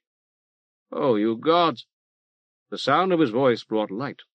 There were large, comfortable-looking armchairs here, upholstered in brown and burnt orange, and a sizable table. But Silk gave them small attention, gripping his injured ankle in one hand while the other lashed the carpet with Crane's wrapping. As though by a miracle, the circular panel of deep blue that was the farther end of the room irised wide, revealing a towering talus. Its ogre's face was of black metal, and the slender black barrels of buzz guns flanked its gleaming fangs. "You again!" it roared. The memory of Blood's blade-crowned wall returned. The still and sweltering night, the gate of thick-set bars, and this shouting giant of brass and steel. Silk shook his head as he replaced the wrapping. Though it required an effort to keep his voice steady, he said loudly, "I've never been here before." "I knew you!" Swiftly the talus's left arm lengthened, reaching for him. He scrambled up the carpeted stair. "I didn't want to come here. I wasn't trying to get in." "I know you!" A metal hand as large as a shovel closed on Silk's right forearm, clamping the injuries inflicted by the white-headed one. Silk screamed. "Does this hurt you?" "Yes," he gasped. "It hurts terribly. Please let me go. I'll do whatever you say." The steel hand shook him. "You don't care!" Silk screamed again, writhing in the grasp of fingers as thick as pipes. "Musk punished me, humiliated me." The shaking stopped. The enormous mechanical arm lifted Silk, and as he dangled puppy-like in mid-air, contracted. Through chattering teeth he gasped, "Your Blood's talus. You stopped me at his gate." The steel hand opened, and he fell heavily to the floor. "I was right." The Azoth he had carried from the city to the lake was no longer in his waistband. Striving to keep his voice from breaking, he said, "May I stand up?" hoping to feel it slip down his trouser leg. "Musk sent me away," the talus roared. Grotesquely, its vertical upper body angled forward as it addressed him. Silk stood, but the Azoth was gone. It had been in place when he had admired the lake from the shrine, certainly, so it had presumably been lost in his fall, and might still be near the top of the stair. He risked a cautious step backward. "I'm terribly sorry. Really, I am. I don't have any influence with Musk, who dislikes me much more than he could ever dislike you. but I may have some small amount with blood, and I'll do whatever I can to get you reinstated." "No, you won't." "I will." Silk essayed another small backward step. "I will, I assure you." "You soft things!" Noiselessly and apparently without effort, the talus glided over the carpet on twin dark belts, the crest of its brazen helmet almost scraping the ceiling. "You look the same because you are the same. Easy to break, no repair, full of filth." Still edging backward, Silk asked, "Were you in the shrine, up there?" "Yes, my processor by interface." Both the talus's steel hands reached for him this time, extended so swiftly that he escaped them by no more than the width of a finger. He stumbled backward, desperately pushed a heavy armchair into the path of one hand, and dove beneath the table. It was lifted, rotated in the air, and slammed down flat to kill him as a man swats a fly. He rolled frantically to one side and felt the edge of its massive top brush the wide sleeve of his robe, the sudden gust as it crashed down. Something lay on the floor, not a cubit from his face, a green crystal in a silver setting. He snatched it up as the talus snatched him up, holding him this time by the back of his robe, so that he dangled from its hand like a black moth caught by its sooty wings. "Musk, hurt me!" the talus roared. "Hurt me and made me go! I returned to Poto. He was not pleased." "I had nothing to do with that." Silk's voice was as soothing as he could make it. "I'll help you if I can. I swear it." "You got inside. I was on guard." It shook him. "In the tunnel the red water won't matter." It was backing through the irised wall with him, moving slowly but steadily, its arms retracting to bring him ever closer to its fearsome face. "I don't want to hurt you," Silk told him. "It's evil, that means very wrong, to destroy chems, as wrong as it is to destroy bios, and you're very nearly a chem." That halted it momentarily. "Chems are junk." "Chems are wonderful constructions, a race that we bios created long ago, our own image in metal and synthetics." "Bios are fish guts," the backward glide resumed. Silk held the Azoth firmly in his left hand, his thumb on the demon. "Please say that you won't kill me." "No." "Let me return to the surface." "No." "I'll do you no more harm, I swear, and I'll help you if I can." "I will drop you and crush you," the talus roared. "One blow." The wall irised closed behind them, leaving them in a long, dim passageway a little more than twice the talus's width, bored through the solid stone of the cliff. "Don't you fear the immortal gods, my son?" Silk asked in desperation. "I'm the servant of one god and the friend of another." "I serve Scylla." "As an augur I receive the protection of all the gods, including hers." The steel fingers shook him more violently than before, then released his robe. He fell, nearly losing his grip on the Azoth as he struck the dark and dirty stone floor. Sprawling, half-blind with pain, he looked up into that ogre's mask of a metal face, and glimpsed the steel fist lifted higher than its owner's head. The wings of Hyrax roared in his ears. Without time to think, reason, threaten, or equivocate, he pressed the demon. Stabbing out from the hilt, the Azoth blade of universal discontinuity caught the talus below the right eye. Jagged scraps of incandescent slag burst from the point it struck. The steel fist smashed down, but appeared to lose direction as it descended, hammering the stone floor to his left. Black smoke and crackling orange flames erupted from the mass of wreckage that had been the talus's head, and with them a deafening roar of rage and anguish. The great steel fists swung wildly, pounding flying chips as sharp as flints from the stone sides of the passageway. Eyeless and ablaze, the talus lurched toward him. A single slash from the Azoth severed both the wide dark belts on which it had moved. They lashed the floor, the walls, and the dying talus itself like whips, then fell limp. There was a muffled explosion. Flames shot up from the wagon-like body behind the vertical torso. Scrambling away from the heat and smoke, Silk released the demon, stood, thrust the Azoth back into his waistband, dusted off his black robe, and got out his beads. Swinging their voided cross toward the burning talus, he traced the sign of addition again and again. "I convey to you, my son, the forgiveness of all the gods." His chant was flat and almost mechanical at first, but as the wonder and magnanimity of divine amnesty filled his mind, his voice grew louder and shook with fervor. "Recall now the words of Pas, who said, 'Do my will, live in peace, multiply, and do not disturb my seal. Thus you shall escape my wrath. Go willingly, and any wrong that you have ever done shall be forgiven you.'" Incus returned Hyacinth's letter to Gulo with a smirk. Its new seal, similar though not identical to the original one, displayed a leaping flame between cupped hands. "Her full name would be Hymenocallis, I expect," Incus remarked. "Very pretty. I've used it a time or two myself." "I didn't write it," Gulo told him sullenly. "But you're supposed to write to Patera Silk now, telling him to wait upon His Eminence Tarsday. You're to set the hour and mark it on His Eminence's regimen." The buck-toothed prothonotary nodded. "You'll deliver it for us? I'd rather not have to whistle up another boy just now so old Remora can whip your randy cur to kennel." Pudgy Patera Gulo advanced on him with clenched fists and reddening cheeks. "Patera Silk's a real man, you manse-wife. Whatever he may have done with this woman, he's worth a dozen of you and 3 of me. Remember that, and the proportion." Incus grinned up at him. "Why, golly, you're in love." Chapter 8. Food for the Gods. Patera Silk took 2 long steps back from the still tightly closed door, and eyed it with the disgust he felt for himself and his failure. It opened in some fashion. The talus had opened it, after all. Open, it would give him access to the stair that led up to the floor of the cliff-top shrine, and from there it might be possible, might even be easy, to open the mouth of the image of Scylla graven in the floor above, and so climb out into the shrine and return to Limna.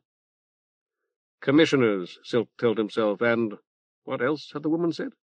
Judges and the like came here, clearly to confer with the Ayuntamiento. Before he had killed it with the Azov. He had to force himself to face those words, although he had told himself repeatedly and with perfect truth that he had killed only to save his own life. Before he had killed it, the talus had said that, having been discharged by Musk, it had returned here to Potto, and by Potto it had intended Councillor Potto, surely. Thus the figure who had entered the shrine and vanished had no doubt been a commissioner, a judge, or something of the sort. Nor was his disappearance at all mysterious. He had entered and been seen, presumably by the talus. Possibly he had shown some sort of tessera. Scylla's mouth had opened for him, and he had descended the stair and been conducted to a location that could not be remote, since the talus had been back at its post a half-hour later. It was all perfectly logical, and showed clearly that the Ayuntamiento had offices nearby. The realization bowed Silk's shoulders like a burden. How could he, a citizen and an augur, withhold all that he had learned about Crane's activities, even to save the Mantean? Heartsick, he turned back to the door that had opened so smoothly for the talus, but would not open at all for him. It appeared to have no lock, no handle, and in fact no mechanism of any kind to open it. Its irising plates were so tightly fitted that he could scarcely make out the curving lines between them. He had shouted "Open!" and 100 other plausible words at it without result.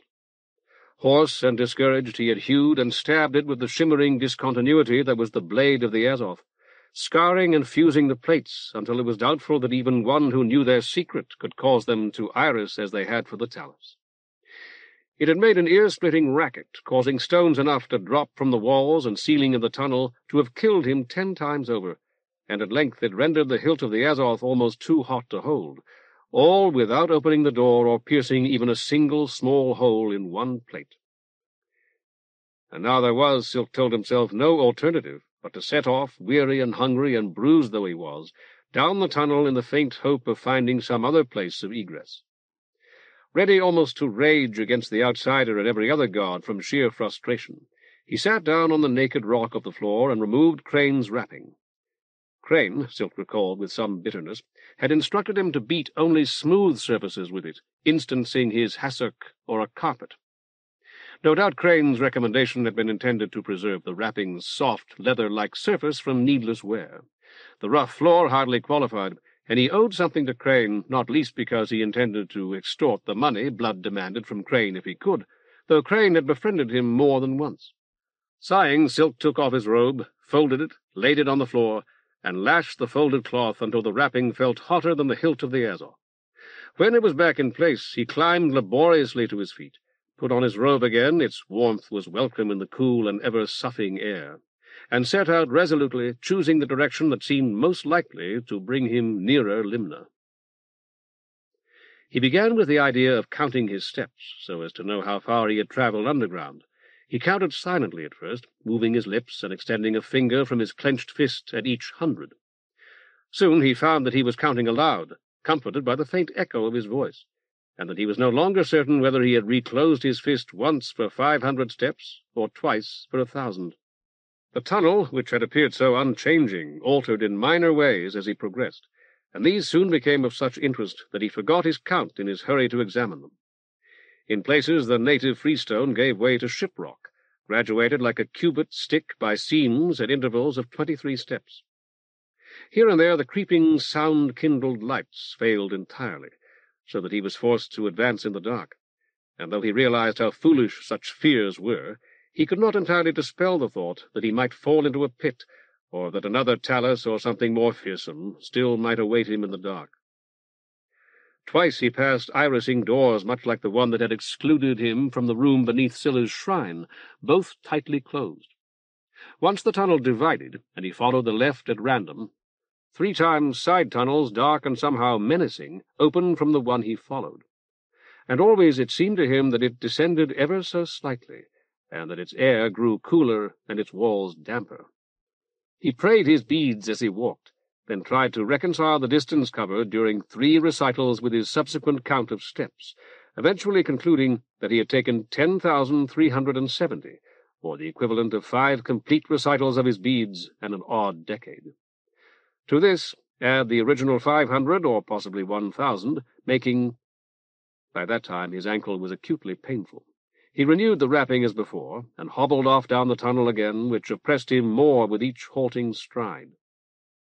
Frequently he was tormented by an almost uncontrollable urge to turn back. If he had allowed the Azoth to cool and attacked the door again, it seemed to him almost certain that it would have given way easily. By now he would have been back in Limna. Orc had recommended eating places there. He tried to recall their names and those of the ones he had passed while looking for the Husgado. No, it had been the driver of the wagon who had recommended eating places. One, he had said, was quite good but expensive. That had been the Rusty Lantern. He had no fewer than 7 cards in his pocket, 5 from Orpin's rights, plus 2 of the 3 that Blood had surrendered to him on Feast Day. His dinner with Orc in an uphill eating-house had cost Orc 18 bits. It had seemed an extravagant sum then, but it was a small one compared to 7 cards. A sumptuous dinner in Limna at one of the better inns, a comfortable bed, and a fine breakfast would leave him change from a single card. It seemed foolish not to turn back, when all these things were, or might so easily be made, so near. 6 words that might open the door, all untried, occurred to him in quick succession: free, disengage, separate, loose, dissolve, and cleave. Far worse was the unfounded feeling that he had already turned back, that he was walking not north toward Limna, but south again, that at any minute, around any slight curve or turning, he would catch sight of the dead talus. Of the talus he had killed, but the talus had, or so it seemed, sent him to the grave. It was dead, he buried. Soon, he felt, he would encounter Orpin, old Patera Pike, and his mother, each in the appropriate state of decay.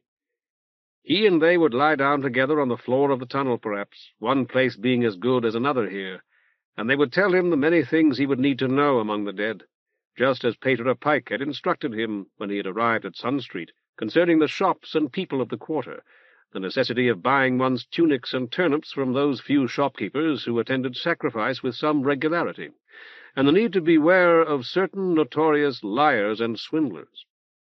Once he heard a distant tittering, a lunatic laughter without humor or merriment or even humanity, the laughter of a devil devouring its own flesh in the dark. After what seemed half a day or more of weary, frightened walking, he reached a point at which the floor of the tunnel was covered with water for as far as he could see. The dim reflections of the bleared lights that crept along the ceiling showed plainly that the extent of the flood was by no means inconsiderable.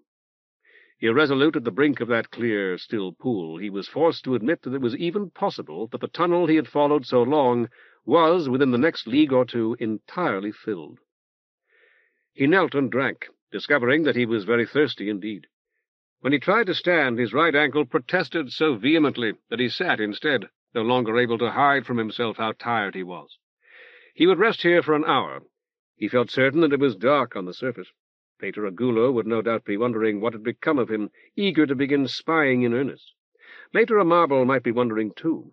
But Orc and Chenille would have gone back to the city some time ago, after having left word for him at the wagon stop. Silk took off his shoes and rubbed his feet, finding it a delightful exercise, and at last lay down. The rough floor of the tunnel ought certainly to have been uncomfortable, but somehow was not. He had been wise, clearly, to take this opportunity to nap on the seat of Blood's floater.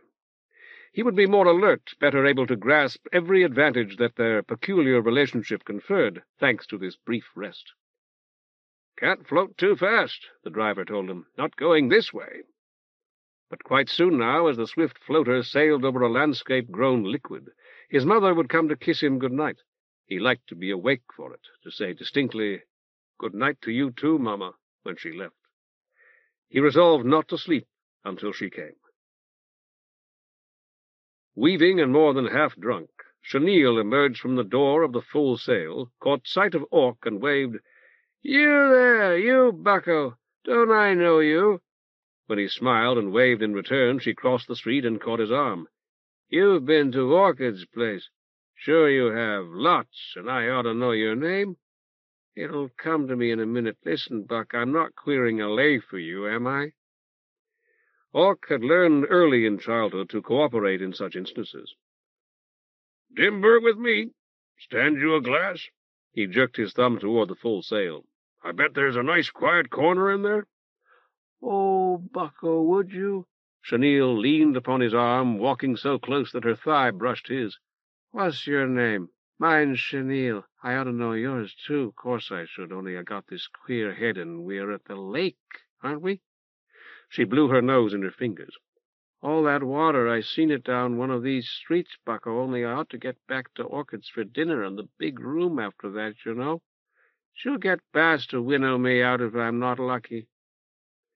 Orc had been watching her eyes from the corner of his own. As they entered the Full Sail, he said, "That's the lily word, ain't it, Jugs? You don't remember." She nodded dolefully as she sat down, her fiery curls trembling.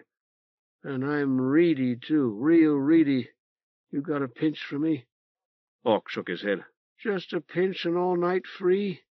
"I'd give it to you if I had it," Orc told her, "but I don't." A frowning barmaid stopped beside their table. "Take her someplace else." "Red ribbon and water," Chenille told the barmaid, "and don't mix them." The barmaid shook her head emphatically. "I gave you more than I should have already." "And I gave you all my money." He laid a card on the table. "You start a tab for me, darling. My name's Orc." The barmaid's frown vanished. "Yes, sir." "And I'll have a beer, the best, nothing for her," Chenille protested. "I said I'd buy you one in the street. We're not in the street." Orc waved the barmaid away. "That's your name," Chenille was triumphant. "Orc, I told you I'd think of it." He leaned toward her. "Where's Patera?" She wiped her nose on her forearm. "Patera Silk, you come out here with him. What did you do with him?" "Oh, I remember him. He was at Orchid's when... Orc, I need a pinch bad. You've got money, please." "In a minute, maybe. I ain't got my beer. Now you pay attention to what I say. You sat in here a while lapping up red ribbon, didn't you?" Chenille nodded. "I felt so..." "Up your flu." He caught her hand and squeezed hard enough to hurt. "Where were you before that?" She belched softly. "I'll tell you the truth, the whole thing, only it isn't going to make any sense. If I tell you, will you buy me one?" His eyes narrowed. "Talk fast. I'll decide after I hear it." The barmaid set a sweating glass of dark beer in front of him.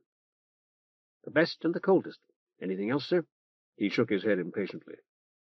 "I got up shaggy late," Chenille began, 'cause we'd had a big one last night, you know, real big. Only you weren't there, Hackham. See, I remember you now. I wished you would have been. Orc tightened his grip on her hand again. I know I wasn't. Get naked. And I had to dress up 'cause it was the funeral today, and Orc had wanted everybody to go. Besides, I told that long augur I would. She belched again. What's his name, Hackham? Silk, Orc said. Yeah, that's him. So I got out my good black dress, this one, see, and, you know, fixed up. There was a lot going together, only they'd already gone, so I had to go by myself. Can't I have just one little sippy of that, Hackham, please? All right. Orc pushed the sweating glass across the table to her, and she drank and wiped her mouth on her forearm. You're not supposed to mix them, are you? I better be careful. He took back the glass. You went to Orpin's funeral. Go on from that. That's right, only I had a big pinch first, the last I had. Really sucked it up. I wish I had it back now. Orc drank. Well, I got to the Mantean, and Orchid and everybody was already there, and they'd started, but I got a place and sat down, and... And what? Orc demanded. And then I got up, but they were all gone. I was just looking at the window, you know. But it was just a window, and there wasn't anybody else in there hardly at all, only a couple old ladies, and nobody or nothing any more. She had started to cry, hot tears spilling down the broad, flat cheeks. Orc pulled out a not very clean handkerchief and gave it to her. Thanks, she wiped her eyes. I was so scared, and I still am. You think I'm scared of you, but it's just so nice to be with somebody and have somebody to talk to. You don't know. Orc scratched his head. And I went outside, see, and I wasn't in the city at all, not on Sun Street or any other place. I was way down here where we used to go when I was little and everybody gone. I found this place where they had awnings and tables under them, and I had maybe 3 or 4.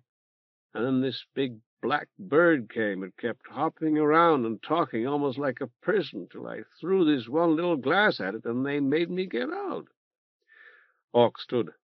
You hit it with that glass? Shag, no, you didn't. Come on.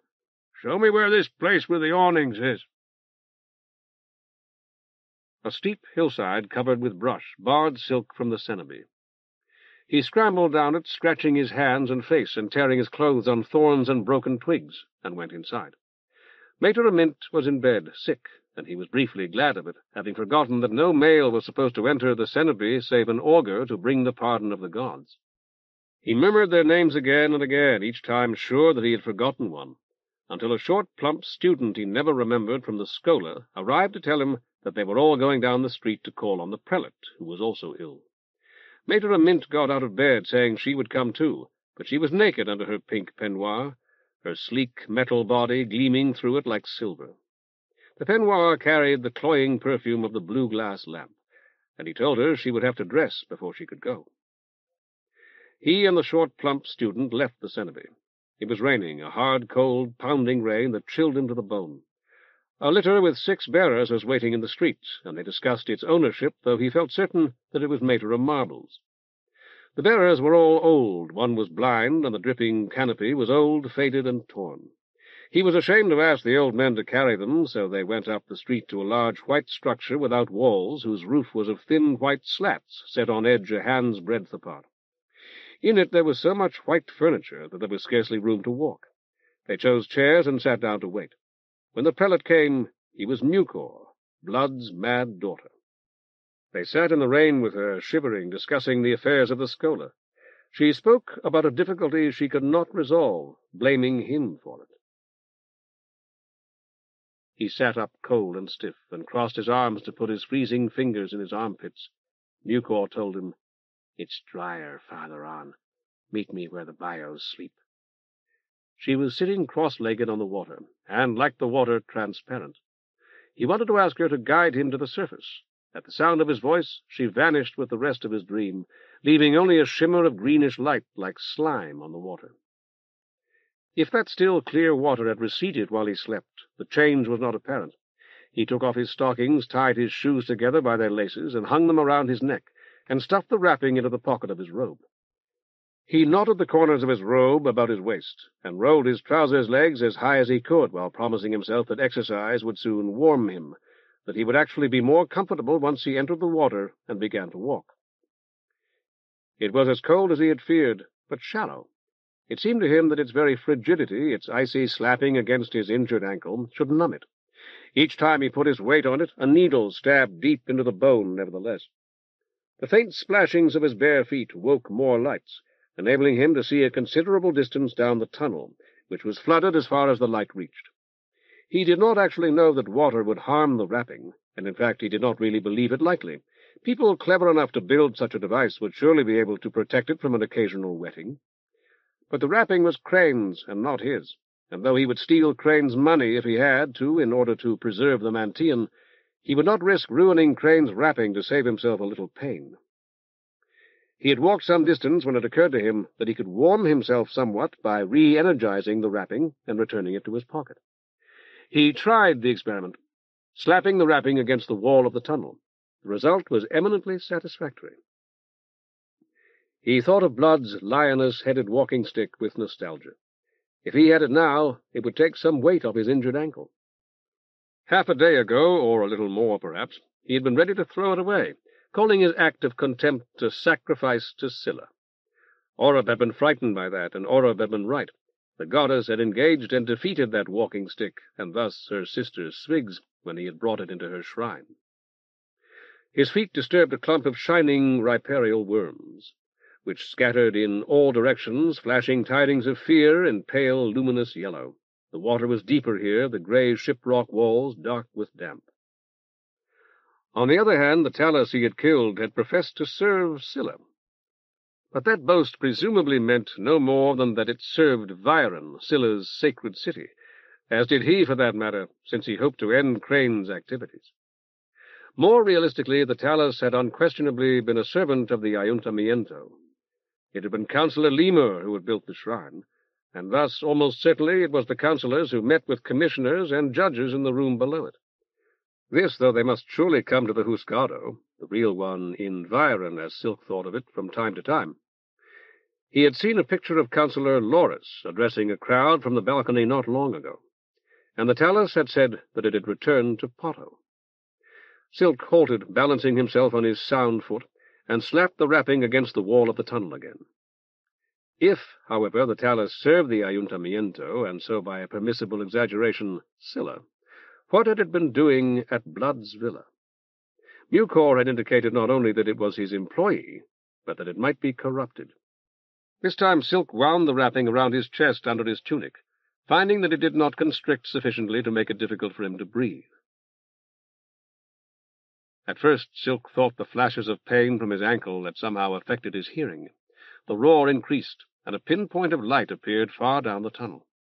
There was no place to run, even if he had been capable of running, no place to hide. He flattened himself as much as he could against the wall, Hyacinth's Azoth in his hand. The point of light became a glare. The machine racing toward him held its head low, like that of an angry dog. It roared past, drenching him with icy water, and vanished in the direction from which he had come. He fled, splashing through water that grew deeper and deeper, and saw the steeply rising side tunnel at the same moment that he heard a roar and clatter behind him. 100 long and exquisitely painful strides carried him clear of the water, but he did not sit down to re-wrap his ankle and resume his shoes and stockings until distance had taken him out of sight of the tunnel he had left. He heard something, he assumed it was the same machine, roar along it once more, and listened fearfully, half convinced that it would turn down this new tunnel. It did not, and soon its clamor faded away. Now, he told himself, his luck had changed, or rather some gracious god had decided to favor him. Perhaps Scylla had forgiven him for bringing her sister's walking-stick into her shrine, and for proposing to cast it into the lake as a sacrifice to herself. This tunnel could not go far, rising as it did, before it must necessarily reach the surface, and it seemed certain to do so near Limna, if not actually within the village itself. Furthermore, it was above the level of the water, and seemed likely to remain so. Having put the Azoth back into his waistband, he rolled down his trousers' legs and untied his robe. He was no longer counting steps, but he had not gone far before his nose detected the unmistakable tang of wood smoke. It couldn't really be, he told himself, the odor of sacrifice, the fragrant smoke of cedar blended with the pungent smells of burning flesh, fat, and hair. And yet, he sniffed again, it was uncannily like it, so much so that for a moment or two he wondered whether there might not be an actual sacrifice in progress here in these ancient tunnels. As he approached the next bleared and greenish light, he noticed footprints on the tunnel floor. The tracks of a man, shod as he was, left in a faint grey deposit that his fingers easily wiped away. Was it possible that he had been walking in a circle? He shook his head. This tunnel had been climbing steeply from its beginning, and as he scanned the footprints and compared them to his own, he saw that it could not be true. The steps were shorter than his, this walker had not limped, and the shoes that had made them had been somewhat smaller, or were their heels badly worn at the outside, like his own? The light by which he studied them appeared to be the last for some distance. The tunnel ahead looked as black as pitch. He searched his mind, then each pocket in turn, for some means of creating light, coughed, and found none. He had Hyacinth's Azoth and her needler, the 7 cards, and a quantity of bits he had never counted, his beads, his old pen-case, containing several quills, a small bottle of ink, and 2 folded sheets of paper, his glasses, his keys, and the Gamadian his mother had given him, hanging from his neck on a silver chain. He sneezed. The reek of smoke had increased, and now his feet were sinking into some soft, dry substance. Moreover, he saw, not more than a few steps ahead, a fleck of dull red, such as he had only too seldom observed in the firebox of the kitchen stove. It was an ember, he felt sure. When he reached it, went to his knees in the dark, invisible softness, and blew gently, he knew that he had been correct. He twisted one of the sheets from his pen-case into a spill and applied its end to the brightened ember. Ashes. Ashes everywhere. He stood upon the lowest slope of a great grey drift that blocked the tunnel entirely on one side, and on the other rose so high that he would be forced to stoop if he was not to knock his head against the ceiling. He hurried forward, anxious to pass that narrow opening, as the earlier walker who had left tracks there had done, before the feeble yellow flame from the spill flickered out. It was difficult going. He sank in ash nearly to his knees at every step, and the fine haze that his hurrying feet stirred up clutched at his throat. He sneezed again, and this time his sneeze was answered by an odd, low stridulation, louder and deeper than the noise of even a very large broken clock, yet something akin to it. The flame of the spill was almost touching his fingers. He shifted his hold on the spill and puffed its flame higher, then dropped it, having seen its glow reflected in 4 eyes. He shouted as he sometimes shouted at rats in the manse, snatched the Azoth from his waistband, waved its deadly blade in the direction of the eyes, and was rewarded by a shriek of pain. It was quickly followed by the boom of a slug gun and a soft avalanche of ash that left him half buried. The slug gun spoke again, its hollow report evoking a half-human screech. A strong light pierced swirling clouds of ash, and a creature that seemed half dog and half devil fled past him, stirring up more ash. As soon as he could catch his breath, he shouted for help. Minutes passed before 2 soldiers, thick-limbed chems 2 full heads taller than he, found him and jerked him unceremoniously out of the ash. "You're under arrest," the first told him, shining his light in Silk's face. It was not a lantern or a candle or any other portable lighting device with which Silk was familiar. He stared at it, much too interested to be frightened. "Who are you?" asked the second. "Patera Silk from the Mantean on Sun Street." Silk sneezed yet again while trying hopelessly to brush the ash from his clothes. "You come down the chute, Patera? Put your hands where I can see them. Both hands." He did so, displaying their palms to show that both were empty. "This is a restricted area, a military area. What are you doing here, Patera?" "I'm lost. I hoped to speak to the Ayuntamiento about a spy some foreign city has sent into Viron, but I got lost in these tunnels, and then—" Silk paused, at a loss for words. "Then all this." The first soldier said, "They send for you?" And the second, "Are you armed?" "They didn't send for me. Yes, I've got a needler in my trousers pocket." Inanely he added, "A very small one." "You planning to shoot us with it?" The first soldier sounded amused. "No, I was concerned about the spy I told you about. I believe he may have confederates." The first soldier said, "Pull out that needler, Patera. We want to see it." Reluctantly, Silk displayed it. The soldier turned his light upon his own mottled steel chest. "Shoot me." "I'm a loyal citizen," Silk protested. "I wouldn't want to shoot one of our soldiers." The soldier thrust the gaping muzzle of his slug gun at Silk's face. "You see this? It shoots a slug of depleted uranium as long as my thumb and just about as big around. If you won't shoot me, I'm going to shoot you, and mine will blow your head apart like a powder can. Now shoot." Silk fired. The crack of the needler seemed loud in the tunnel. A bright scratch appeared on the soldier's massive chest. Again? What would be the point? Silk dropped the needler back into his pocket. "I was giving you another chance, that's all." The first soldier handed his light to the second. "All right, you've had your turn. Give it to me." "So that you can shoot me with it? It would kill me." "Maybe not. Hand it over and we'll see." Silk shook his head. "You said I was under arrest. If I am, you have to send for an advocate. Provided I wish to engage one, I do. His name is Vulpes, and he has chambers on Shore Street in Limna, which can't be far from here." The second soldier chuckled, a curiously inhuman sound, like a steel rule run along the teeth of a rack. "Leave him alone, Corporal. I'm Sergeant Sand, Patera. Who's this spy you were talking about?" "I prefer to reserve that unless asked by a member of the Ayuntamiento." Sand leveled his slug gun. "Bios like you die all the time down here, Patera. They wander in, and most of them never get out. I'll show you one in a minute if you're not dead yourself. They die, and they're eaten, even the bones. Maybe there's scraps of clothes, maybe not. That's the truth, and for your sake you'd better believe me." "I do." Silk rubbed his palms on his thighs to get off as much ash as he could. "Our standing orders are to kill anybody who endangers Viron. If you know about a spy and won't tell us, that's you, and you're no better than a spy yourself. Do you understand what I'm telling you?" Silk nodded reluctantly. "Corporal Hammerstone was playing with you. He wouldn't really have shot you, just roughed you up a little." "I'm not playing." Sand pushed off the safety of his slug gun with an audible click. "Name the spy." It was difficult for Silk to make himself speak. Another moral capitulation in what seemed to be an endless series of such capitulations. "His name is Crane, Dr. Crane." Hammerstone said, "Maybe he heard it, too." "I doubt it. What time did you come down here, Patera? Any idea?" Dr. Crane would be arrested, and eventually shot or sent to the pits. Silk recalled how Crane had winked, pointing to the ceiling as he said, "Somebody up there likes you, some infatuated goddess, I should imagine." At which he, Silk, had known that Hyacinth had provided the object Crane had passed to him, and guessed that it was her Azoth. Sand said, "Make a guess if you can't be sure, Patera. This is Mulp's Day, pretty late. About when was it?" "Shortly before noon, I believe. Perhaps about 11.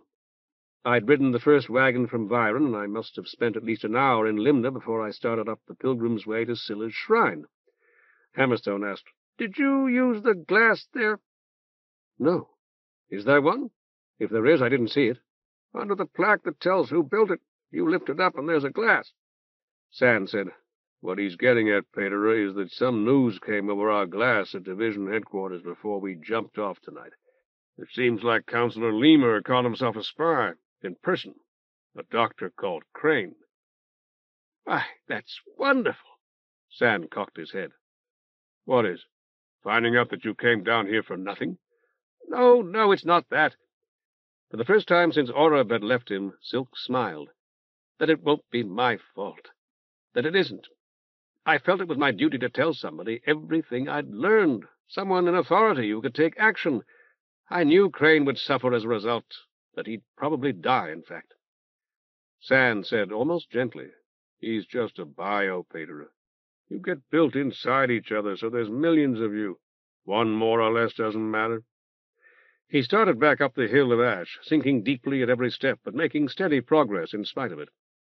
"Fetch him along, Corporal." Hammerstone prodded Silk with the barrel of his slug gun. "Get moving." One of the dog-like creatures lay bleeding in the ash, less than a chain from the point at which the soldiers had found Silk. Too weak to stand, but not too weak to snarl. Silk asked, "What is that?" "A god. The things that eat you bios down here." Staring down at the dying animal, Silk shook his head. The impious harm no one but themselves, my son. Get going, Patera. You're an augur. Don't you sacrifice to the gods every week? More often, if I can. The ash made it increasingly difficult to walk. Uh-huh. What about the leftovers? What do you do with them? Silk glanced back at him. If the victim is edible, as most are, its flesh is distributed to those who have attended the ceremony. Surely you've been to at least one sacrifice, my son. Yeah, they made us go. Shifting his slug gun to his left hand, Hammerstone offered Silk his right arm. Here, hang on. What about the other stuff, Patera? The hide and head and so forth, and the ones you won't eat? They are consumed by the altar fire, Silk told him. And that sends them to the gods, right? Symbolically, yes. Another dog-like animal lay dead in the ash. Hammerstone kicked it as he passed. Your little fires aren't really up to it, Patera. They're not big enough or hot enough to burn up the bones of a big animal. Sometimes they don't even burn up all the meat. All that stuff gets dumped down here with the ashes. When they build a mantillion, they try to put it on top of one of these old tunnels, so there's a place to get rid of the ashes. There's a mantillion in Limna, see? We're right under it. Up around the city, there's a lot more places like this, and a lot more gods. Silk swallowed. I see. Remember those we chased off? They'll be back as soon as we're out of here. We'll hear them laughing and fighting over the good parts. Sand had halted some distance ahead. He called, Hurry it up, Corporal. Silk, who was already walking as fast as he could, tried to go faster still. Hammerstone murmured, Don't worry about that. He does it all day. That's how you get stripes. They had almost reached Sand before Silk realized that the shapeless gray bundle at Sand's feet was a human being. Sand pointed with his slug gun. Have a look, Patera. Maybe you knew him. Silk knelt beside the body and lifted one mangled hand, then tried to scrape the caked ash away from the place where a face should have been. There were only shreds of flesh and splinters of bone beneath it. It's gone, he exclaimed. Gods can do that. They tear the whole thing off with one bite, to the way I'd pull off my faceplate, or maybe you'd bite into a... what do you call those things? Silk rose, rubbing his hands in a desperate effort to get them clean. I'm afraid I don't know what you mean. The round red things from the trees. Apples, that's it. Aren't you going to bless him or something? Bring him the pardon of past, you mean. We can do that only before death is complete, before the last cells of the body die, technically. Did you kill him? Sand shook his head. I won't lie to you, Patera. If we'd seen him and yelled for him to halt and he had run, we would have shot him. But we didn't. He had a lantern, it's over there someplace, and a needler. I've got that now. So he probably figured he'd be all right. But there must have been gods hanging around here like there always are. It's always pretty dark here, too, because ash gets on the lights. Maybe his lantern blew out, or maybe the gods got extra hungry and rushed him. Hammerstone grunted his assent. This isn't a good place for bios, Patera, like the sergeant said. He should be buried, at least, Silk told him. I'll do it, if you'll let me. If you were to bury him in these ashes, the gods would dig him up as soon as we were gone, Sand said. You could carry him. I've heard that you soldiers are a great deal stronger than we are. I could make you carry him, too, Sand told Silk. But I'm not going to do that, either. He turned and strode away. Hammerstone followed him, calling over his shoulder, Get going, Patera. You can't help her now, and neither can we. Suddenly fearful of being left behind, Silk broke into a limping trot. Didn't you say it was a man? The sergeant did, maybe. I went through her pockets, and she seemed like a woman in man's clothes. Half to himself, Silk said, There was something in front of me on the Pilgrim's Way, only about half an hour ahead of me then. I stopped and slept a while. I really can't say how long. She didn't, I suppose. Hammerstone threw back his head in a grin. My last nap was 74 years, they tell me.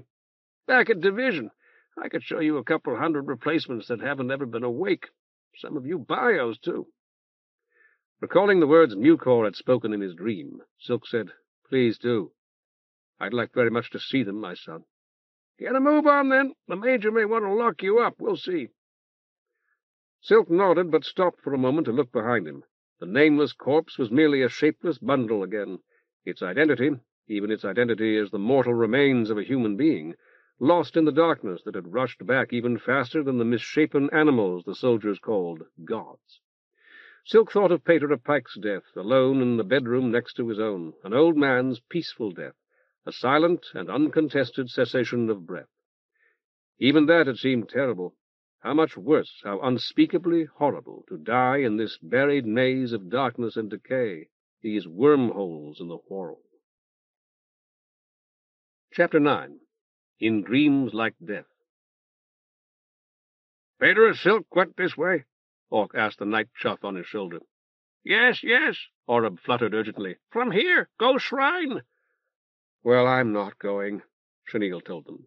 An old woman who happened to be passing the first white stone that marked the pilgrim's way ventured timidly, Hardly anyone goes out there after dark, dear, and it will be dark soon. Dark good, Oreb announced with unshakable conviction. Day bad, sleep. The old woman tittered. A friend of ours went out to the shrine earlier, Orc explained. He hasn't come back. Oh, my. Chenille asked, Is there something out there that eats people? This crazy bird says the shrine ate him. The old woman smiled, her face breaking into 1,000 cheerful creases. Oh, no, dear, but you can fall. People do almost every year. See, Chenille shrilled. You can hike half to shaggy hyrax through these god-forsaken rocks if you want to. I'm going back to Orchids. Orc caught her wrist and twisted her arm until she fell to her knees. Awed, Silk stared up at the banked racks of grey steel. Half, perhaps, were empty. The remainder held soldiers, each lying on his back with his arms at his sides, as if sleeping or dead. Back when this place was built, it was under the lake, Corporal Hammerstone told Silk conversationally. No going straight down if somebody wanted to take it, see? And pretty tough to figure out exactly where it was. They'd have to come quite a ways through the tunnels, and there's places where 20 tin pots could stand off an army. Silk nodded absently, still mesmerized by the recumbent soldiers. You'd think the water'd leak inside here, but it didn't. There's lots of solid rock up there. We got 4 big pumps to send it back if it did, and 3 of them haven't ever run. I was pretty surprised to find out the lake had gone over the hill on us when I woke up, but it'd still be a dirty job to take this place. I wouldn't want to be one of them.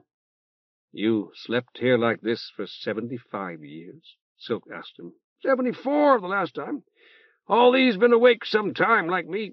But if you want to keep going, I'll show you some that never was yet. Come on. Silk followed him. There must be thousands.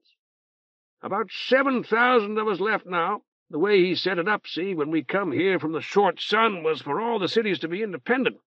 Parsons figured that if somebody had too much territory, he'd try to take over Mainframe, the super brain that astrogates and runs the ship. Somewhat confused, Silk asked, Do you mean the whole Whorl? Yeah, right, the Whorl.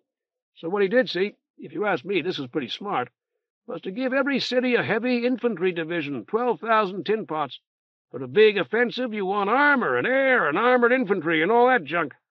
But for defense, heavy infantry and lots of it. Bust the Whorl up into a couple of 100 cities, give each of them a division to defend it, and the whole thing ought to stay put, no matter what some crazy Caldé someplace tries to do. So far it's held for 300 years, and like I said, we've still got over half our strength fit for duty. Silk was happy to be able to contribute some information of his own. Byron doesn't have a Caldé anymore. Yeah, right. Hammerstone sounded uneasy. I heard. It's kind of a shag-up, because standing orders say that's who we're supposed to get our orders from. The Major says we got to obey the Ayuntamiento for now, but nobody really likes it much. You know about standing orders, Patera? Not really. Silk had lagged behind him to count the levels in a rack. 20. Sand said something about them, I think. You've got them, too, Hammerstone told him. Watch this. He aimed a vicious left cross at Silk's face. Silk's hands flew up to protect it, but the oversized steel fist stopped a finger's width short of them. See that? Your standing orders say your hands got to protect your clock, just like ours say we've got to protect Byron.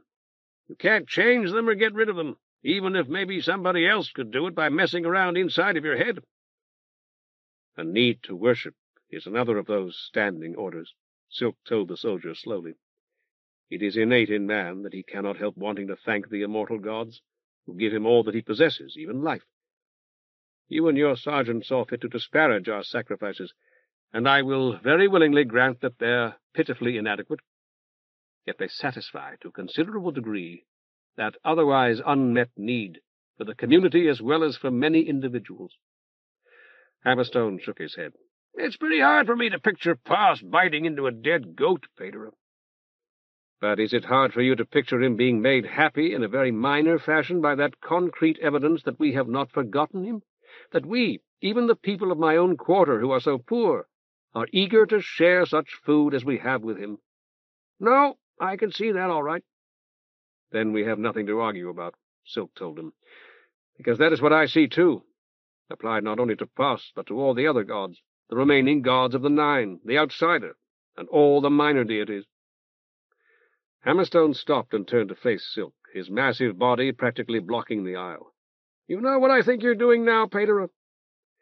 Silk, who had finished speaking before he fully realized what he had said, that he had just refused to number the outsider among the minor gods, felt certain he was about to be charged with heresy. He could only mumble, No, I have no idea. I think you're practicing what you're going to tell the brass on me, how you're going to try to get them to let you go. Maybe you don't know it, but I think that's what it is. Perhaps I was trying to justify myself, Silk conceded with an immense sense of relief. But that doesn't show what I said to be false, nor does it prove me insincere in saying it. I guess not. Do you believe that they will? I don't know, Patera. Neither does Sand. Hammerstone threw back his head in a grin. That's why he's letting me show you around like this, see? If he'd have been sure the brass would turn you loose, he'd have turned you loose himself and not said nothing.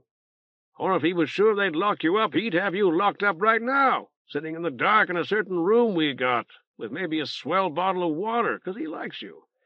But you were talking about how we had to send for your advocate, and Sand's not sure what the major's going to say, so he let you clean up a little, and he's treating you nice while I keep an eye on you. He allowed me to keep my needler as well, or rather the one a kind friend lent me, which was very good of him. Silk hesitated, and when he spoke again, did so only because his conscience demanded it. Perhaps I shouldn't say this, my son, but haven't you told me a great deal that a spy would wish to know?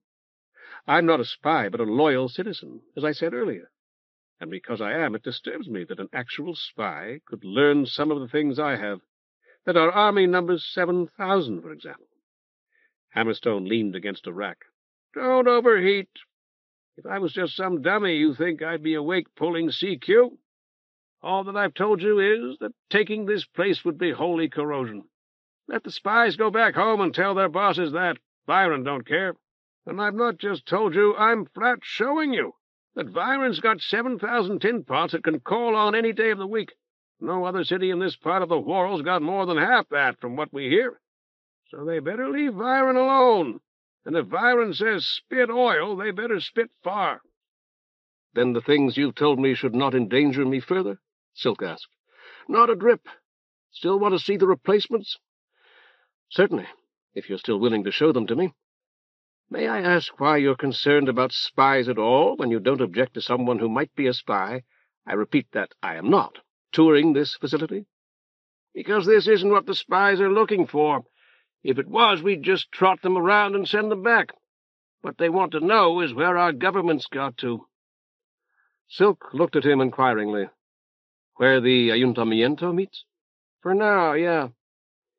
It would seem to me that it would be even more heavily defended than this headquarters is. If so, what would be the point? It is, Hammerstone told him, only not the same way. If it was, that would make it easy to spot. You've seen me and you've seen the sergeant. You figure we're real tough metal, Patera? Very much so. Hammerstone lifted a most impressive fist. Think you might whip me? Of course not. I'm well aware that you could kill me very quickly, if you wished. Maybe you know a bio that you think could do it? Silk shook his head. The most formidable bio I know is my friend Orc. Orc's somewhat taller than I am, and a good deal more strongly built. He's an experienced fighter, too. But you would defeat him with ease, I'm sure. In a fist fight? You bet I would. I'd break his jaw with my first punch. And you remember this." Hammerstone pointed to the bright scratch left by Hyacinth's needler on his camouflaged chest. "But what about if we both had slug guns?" Diplomatically, Silk ventured, "I don't believe that Orc owns one." "Supposing Viren hands him one with a box of ammo?" "In that case, I would imagine that it would be largely a matter of luck." "Does this Orc that you know have many friends besides you, Patera?" "I'm sure he must. There's a man named Gib, a larger man even than Orc, now that I come to think of it. And one of our Sibyls is certainly Orc's friend. We'll leave her out. Suppose I had to fight you and Orc and this other bio Gib, and all three of you had slug guns." Still anxious not to offend, Silk said, "I would think that any outcome would be possible." Hammerstone straightened up and took a step toward Silk, looming above him. "You're right. Maybe I'd kill all three of you. Or maybe you'd kill me and never get a scratch doing it. But what would you say is most likely?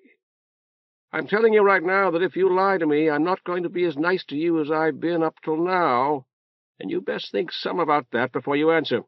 So what about it? The three of you against me, and we've all got guns." Silk shrugged. "If you wish. I certainly don't know a great deal about fighting, but it would seem to me probable that you would kill one or two of us, but that you would be killed yourself, in the process, so to speak." Hammerstone threw back his head in another grin. "You don't scare easy, do you, Patera?" "On the contrary, I'm a rather timid man.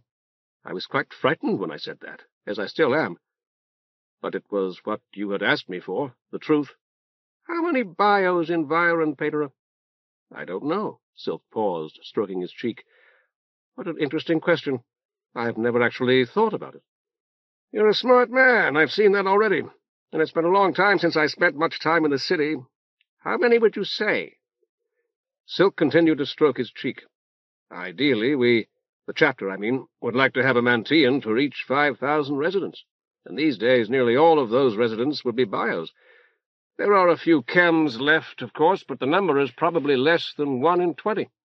I believe that there are 117 Mantians in current operation. That was the figure, at least, when I was at the Schola."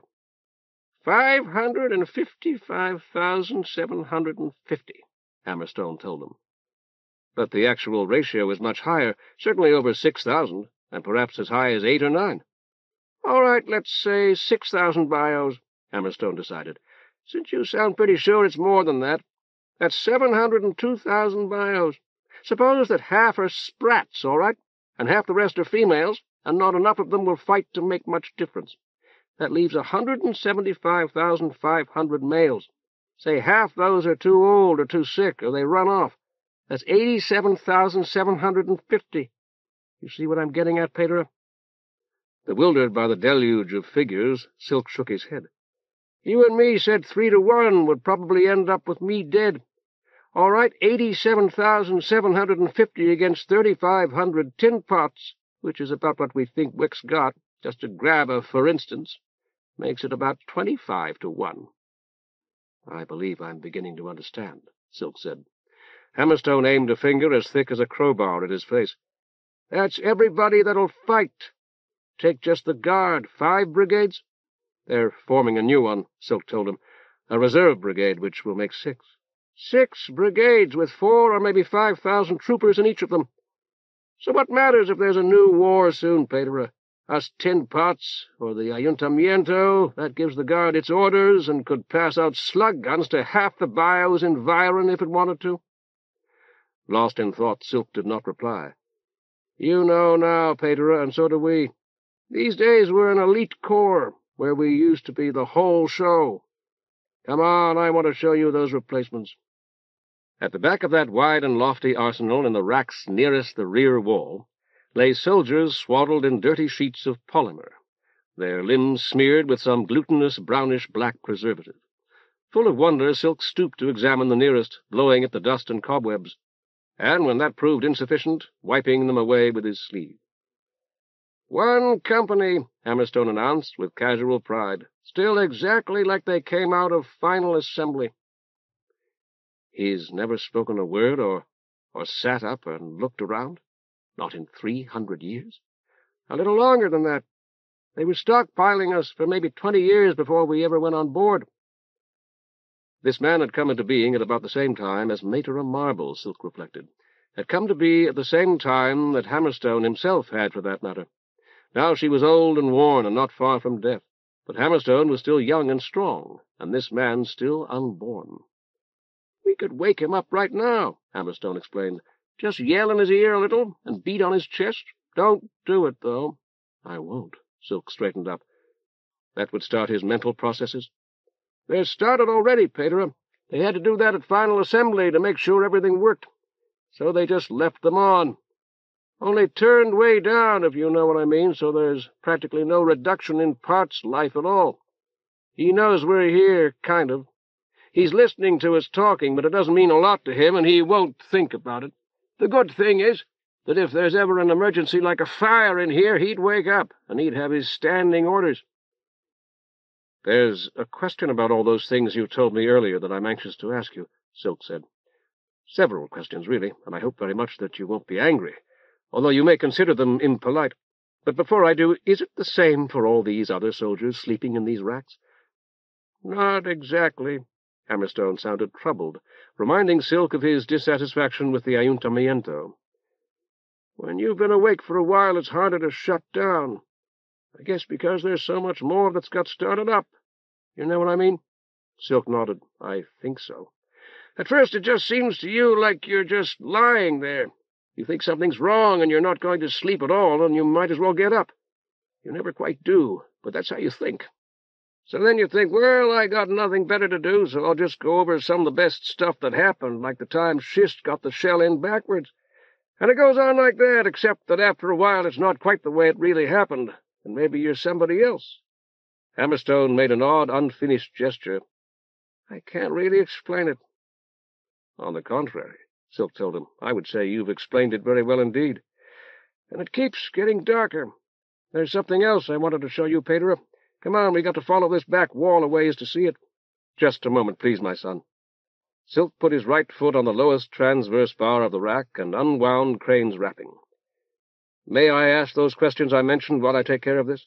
"Sure, shoot." "Some time ago you mentioned a major who would decide whether to put me under arrest. I assume that he's the highest-ranking officer awake?" Hammerstone nodded. "He's the real CQ, the officer in charge of quarters. The sergeant and me and all the rest of us are really the OCQ's detail. But we say we're on CQ. It's just the way everybody talks about it." "I understand. My question is, why is this major, or any officer, an officer, while you're a corporal? Why is Sand a sergeant, for that matter? It seems to me that all of you soldiers should be interchangeable." Hammerstone stood silent and motionless for so long that Silk became embarrassed. "I apologize, my son. I was afraid that was going to sound insulting, although it wasn't intended to be, and it emerged worse even than I had feared. I withdraw the question." "It isn't that, Patera. It's just that I was thinking everything over before I shot off my mouth. It's not like there was only the one answer." "I don't even require one," Silk assured him. "It was an idle and ill-advised question, one that I should never have asked. To start with, you're right. Just about all the basic hardware's the same, but the software's different. There's a lot that a corporal has to know that a major doesn't need, and probably the other way round, too. You ever notice the way I talk? I don't sound exactly like you do I? But we're both of us speaking the same shaggy language, begging your pardon, Patera." Silk said carefully, "I haven't noticed your diction as being in any way odd or unusual, but now that you've called my attention to it, you're undoubtedly correct. See? You talk kind of like an officer, and they don't talk as good as privates and corporals do, or even as good as sergeants. They use a lot more words and longer words, and nothing's ever said as clear as a corporal would say it. Why is that? All right. Next time there's a war, Sand and me are going to be doing this and that with guards, privates, corporals, and sergeants, won't we? Maybe showing them where we want their buzz guns set up and things like that. So we got to talk like they do, so they'll understand, and so we'll both be fighting the enemy and not each other. For the major, it's the same thing with officers, so he has to talk like them, and he does. You ever try to talk like I do, Patera?" Silk nodded, shamefaced. "It was a lamentable failure, I'm afraid." "Right. Well, the major can't talk like me either, and I can't talk like him. For either of us to do it, we'd have to have software for both speech patterns. Trouble is, our heads won't hold all the crap that's floating around, see? We only got so much room up there, just like you do, so we can't spare the extra space. Out where the iron flies, that means the major wouldn't make as good a corporal as me, and I wouldn't make as good a major as him." Silk nodded. "Thank you. I feel better now about the way I speak." "Why's that?" "It's troubled me up until now that the people of our quarter don't speak as I do, and that I can't speak as they do. After hearing you, I realize that all is as it should be. They live, if I may put it so, where the iron flies. They cannot afford to waste a moment, and though they need not deal with the complexities of abstract thought, they dare not be misunderstood. I, however, am their legate, their envoy to the wealthier levels of our society, where lives are more leisured, but where the need to deal with complexities and abstractions is far more frequent, and the penalties for being misunderstood are not nearly so great. Thus I speak as I must, if I am to serve the people that I represent." Hammerstone nodded. "I think I get you, Patera. And I think you get me. All right, there's other stuff, too, like AI. You know about that? What it means?" "I'm afraid I've never heard the term." Silk had been slapping Crane's wrapping against one of the rack's upright members. He put his foot on the transverse beam again and rewound the wrapping. "It's just fancy talk for learning stuff. Everything I do, I learn a little better from doing it. Suppose I take a shot at one of those guards. If I miss it, I learn something from missing. If I hit it, I learn from that, too. So my shooting gets better all the time, and I don't waste shells firing at stuff I'm not going to hit except from dumb luck. You do the same thing." "Of course." "Nope. That's where you're wrong, Patera." Hammerstone waggled his big steel forefinger in Silk's face. "There's a lot that don't. Take a floater. It knows about not going too fast south, but it never does learn what it can float over and what it can't. The driver's got to learn about that for it. Or take a cat now. You ever try to teach a cat anything?" "No," Silk admitted. "However, I had, a bird that certainly appeared to learn. He learned my name and his own, for example." "I'm talking cats, particularly. Back in the second year against herbs, I found this kitty in a knocked-out farmhouse, and I kept her a while, just so's to have something to talk to and scrounge for. It was kind of nice sometimes." "I know precisely what you mean, my son." "Well, we had a big toss gun sighted in up on a hilltop that summer, and when the battle got going, we were firing it as fast as you ever seen anything like that done in your life, and the lieutenant hollering all the time for us to go faster. A couple times we had 8 or 9 rounds in the air at once. You ever man a toss gun, Patera?" Silk shook his head. "All right, suppose you just go up to one and open up the breech cold, and shove a HE round in there and shoot it off. Then you open the breech again, and out comes the casing, see? And it'll be pretty hot, I should imagine. But when you're keeping 6, 7, 8 rounds in the air all at once, that breech will get so hot itself that it'll practically cook off a fresh round before you can pull the lanyard. And when that casing pops out, well, you could see it in the dark. So we're shooting and shooting and shooting and hiking up more ammo and tossing it around and shooting some more till we were about ready to light up ourselves, and we got a pile of empty casings about so high off to the side, and here comes that poor little kitty and decides to sit down someplace where she can watch us, and she picks out that pile of casings and jumps right up. Naturally, the ones at the top of the pile was hot enough to solder with." Silk nodded sympathetically. "She gives a whoop, and off she scoots, and I didn't see her again for 2-3 days. "She did return, though." Silk felt somewhat heartened by the implication that Oreb might return as well. "She did, but she wouldn't get anywheres near to one of those casings after that. I could show it to her, and maybe push a paw or her nose up against it to prove it was stone cold, and it wouldn't make 1 MOA's difference. She'd learned those casings were hot, see, Patera?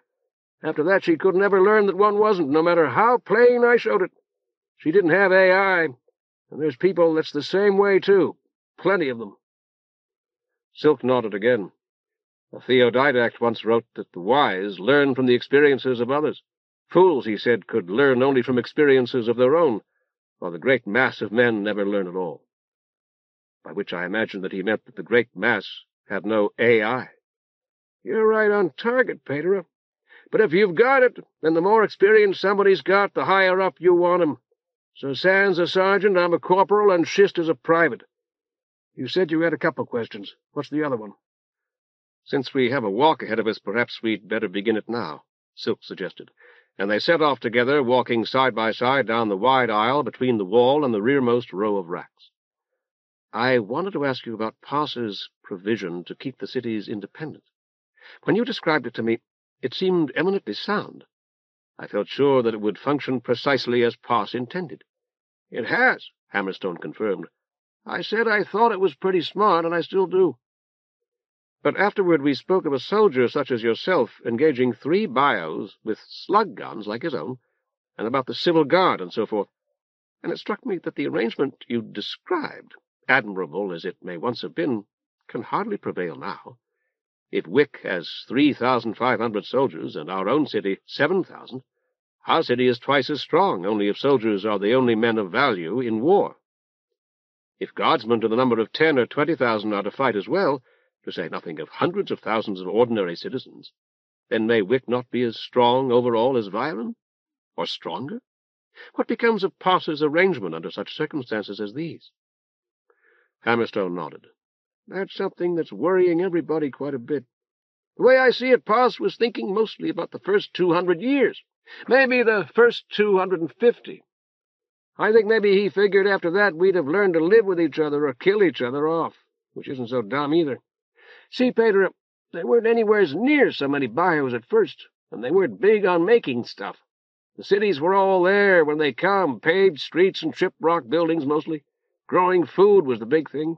So when they made stuff, it was mostly tools and clothes, and mud bricks so they could put up more buildings where Parse hadn't put any, but they felt like they needed some.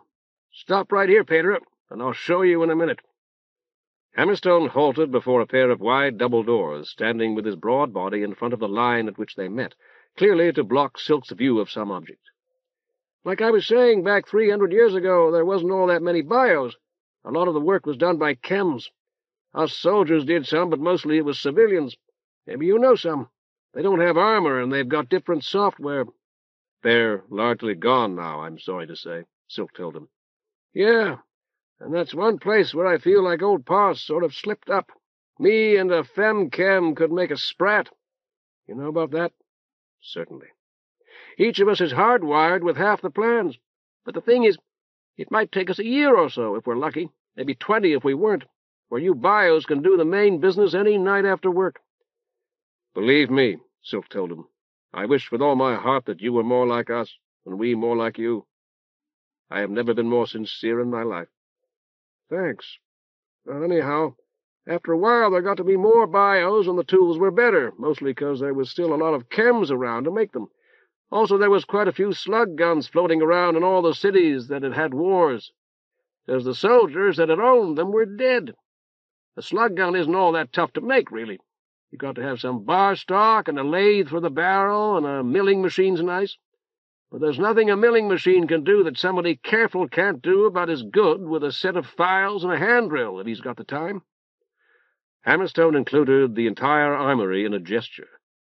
So here we are, not near as steady as we used to be, and all set to lay the blame on poor old Parse the first time we lose. It seems a pity, Silk said pensively. Chin up, Patera. Right here's the best thing I got to show you, you being an augur, so I saved it for the last, or almost the last anyway. Have you ever heard of what they call Parse's seal? Silk's eyes went wide with astonishment. Certainly I have. It's mentioned in the pardon. Do my will, live in peace, multiply, and do not disturb my seal. Thus you shall escape my wrath. Hammerstone threw back his head in another grin. Have you ever seen it? Why, no. Parse's seal is, to the best of my knowledge at any rate, largely a metaphor. If I were to shrive you, for example, anything I learned during your shriving would be under the seal of Parse, never to be divulged to a third party without your express permission. Well, have a look, Hammerstone said, and stepped to one side. Waist-high on the line where the double doors met, they were joined by a broad daub of dark synthetic. Silk dropped to one knee to read the letters and numbers pressed into it. 5553, 8783, 4223, 9700, 34. 2221, 0401, 1101, 7276, 56. Sealed for the monarch.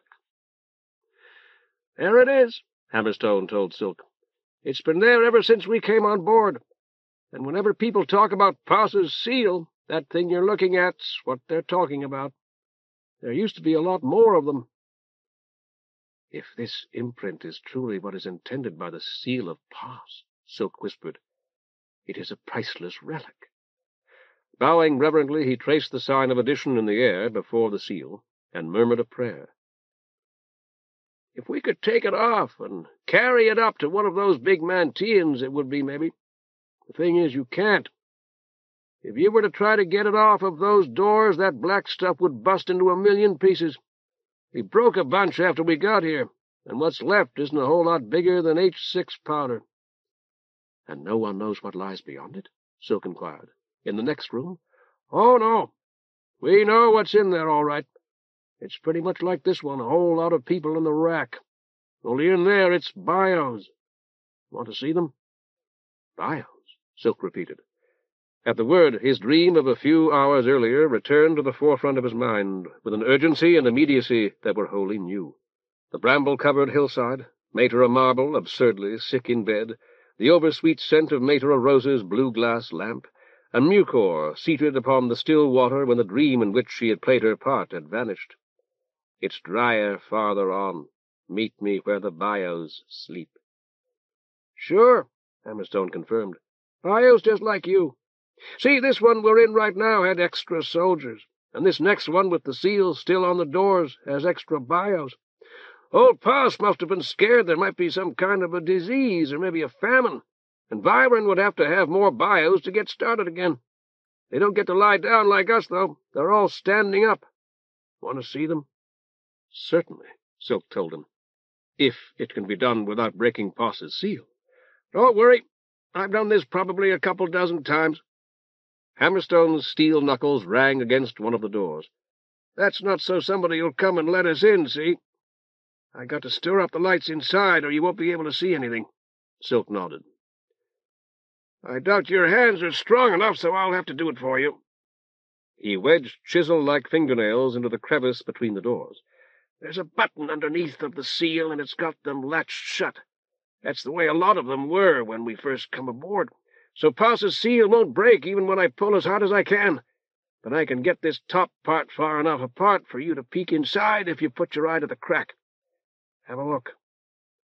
There was a faint thrumming from Hammerstone's thorax as he spoke, and the dark line where the edges of the doors met became a thread of greenish light.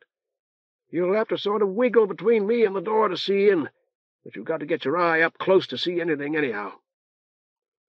With his body pressed against the hard, smooth surfaces of the doors, Silk managed to peer through the crevice. He was looking at a thin section of what appeared to be a wide and brilliantly illuminated hall. Here, too, stood racks of gray-painted steel, but the motionless bios in the row nearest the floor, in line with the crevice through which he peered, were nearly upright. Each was contained in what appeared to be a cylinder of the thinnest glass rendered visible only by a coating of dust. With his vision constricted by the narrow opening between the doors, he could make out only 3 of these sleepers clearly, a woman and 2 men. All 3 were naked and were, in appearance at least, of approximately his own age. All 3 stared straight ahead, with open eyes in empty, untroubled faces. "Lights on enough?" Hammerstone asked. He leaned forward to peer through the crevice himself, the tip of his chin well above the top of Silk's head. "Someone's in there," Silk informed him. "Someone who's not asleep." "Inside?" There was a metallic clang as Hammerstone's forehead struck the doors. "Look at how bright it is. Every light in the room must be blazing. A few taps on the door cannot possibly have done that." "There can't be anybody in there." "Of course there can," Silk told him. "There's another way in, that's all." Slowly, so slowly that at first Silk was not sure he was seeing them move at all, the woman in the lowest row lifted her hands to press against the crystalline wall that confined her. "Corporal of the Guard!" Hammerstone blared. "Back of personnel storage!" Faintly, a distant sentry took up the cry. Before Silk could protest, Hammerstone had slammed the butt of his slug gun against the seal, which shattered into coarse black dust. As Silk recoiled in horror, Hammerstone jerked open both doors and charged into the enormous hall beyond them. Silk knelt, collected as much of the black dust as he could, and, lacking any more suitable receptacle, folded it into his remaining sheet of paper and deposited it in his pen-case. By the time that he had closed the case and returned it to the pocket of his robe, the imprisoned woman's hands were clutching her throat and her eyes starting from her head. He scrambled to his feet, hobbled into the brilliantly lit hall, and wasted precious seconds trying to discover some means of broaching the transparent cylinder that confined her, before snatching Hyacinth's needler from his pocket and striking the almost invisible crystal with its butt. It shattered at the first blow. At once the atmosphere within it darkened to the blue-black of ripe grapes, swirling and spiraling as it mixed with air, then vanished as abruptly as Mucor in the aftermath of his dream. With somnambulistic slowness, the naked woman's hands returned to her sides. She gasped for breath. Silk averted his eyes and untied the bands of his robe. "Will you put this on, please?" "We'll be lovers," the woman told him loudly, her voice breaking at the penultimate syllable. Her hair was as black as Hyacinth's, her eyes a startling blue deeper than Silk's own. "Do you know this place?" Silk asked her urgently. "Is there another way out?" "Everything." Moving almost normally, she stepped from the rack. "I must get away." Silk spoke as quickly as he could, wondering whether she would understand him even if he had spoken as slowly as he would have to a child. There must be another way out, because there was someone in here who hadn't come through these doors. "Show me, please." "That way." He risked a glance at her face, careful not to let his gaze stray below her long and graceful neck. There was something familiar, something horrible that he struggled to deny, in her smile. With cautious hands he draped his robe about her shoulders. "You'll have to hold it closed in front." "Tie it for me?" He hesitated. "It would be better. I don't know how." She stepped toward him. "Please?" Her voice was under better control now, and almost familiar. He fumbled the bands. It seemed unfair that something he did automatically each morning should be so difficult to do for someone else. "Now I can fly." With outstretched arm, she spread the robe wide, running slowly and clumsily down the aisle until she nearly disappeared from view at the distant wall. There she turned and dashed back, sprinting without wasted motion. "I really can." She gulped for air, breasts heaving. "But you can't see me, then." Still gasping, she smiled proudly, her head thrown back like hammerstones, and in her smile the grinning rictus of a corpse. Silk knew her. "You have no right to this woman, Mucor." He traced the sign of addition. "In the name of Pars, master of the Whorl, be gone." "I am a woman. Oh, yes." "In the name of Lady Echidna, be gone." "I know her. She likes me." "In the names of Scylla and Sphigx, in the most sacred name of the outsider." She was no longer paying attention. "Do you know why this place is so high?" She gestured toward the domed ceiling. "So that flyers could fly over it without having to walk." She pointed to a jumbled heap of bones, hair, and blackened flesh at the bottom of a cylinder on the second level.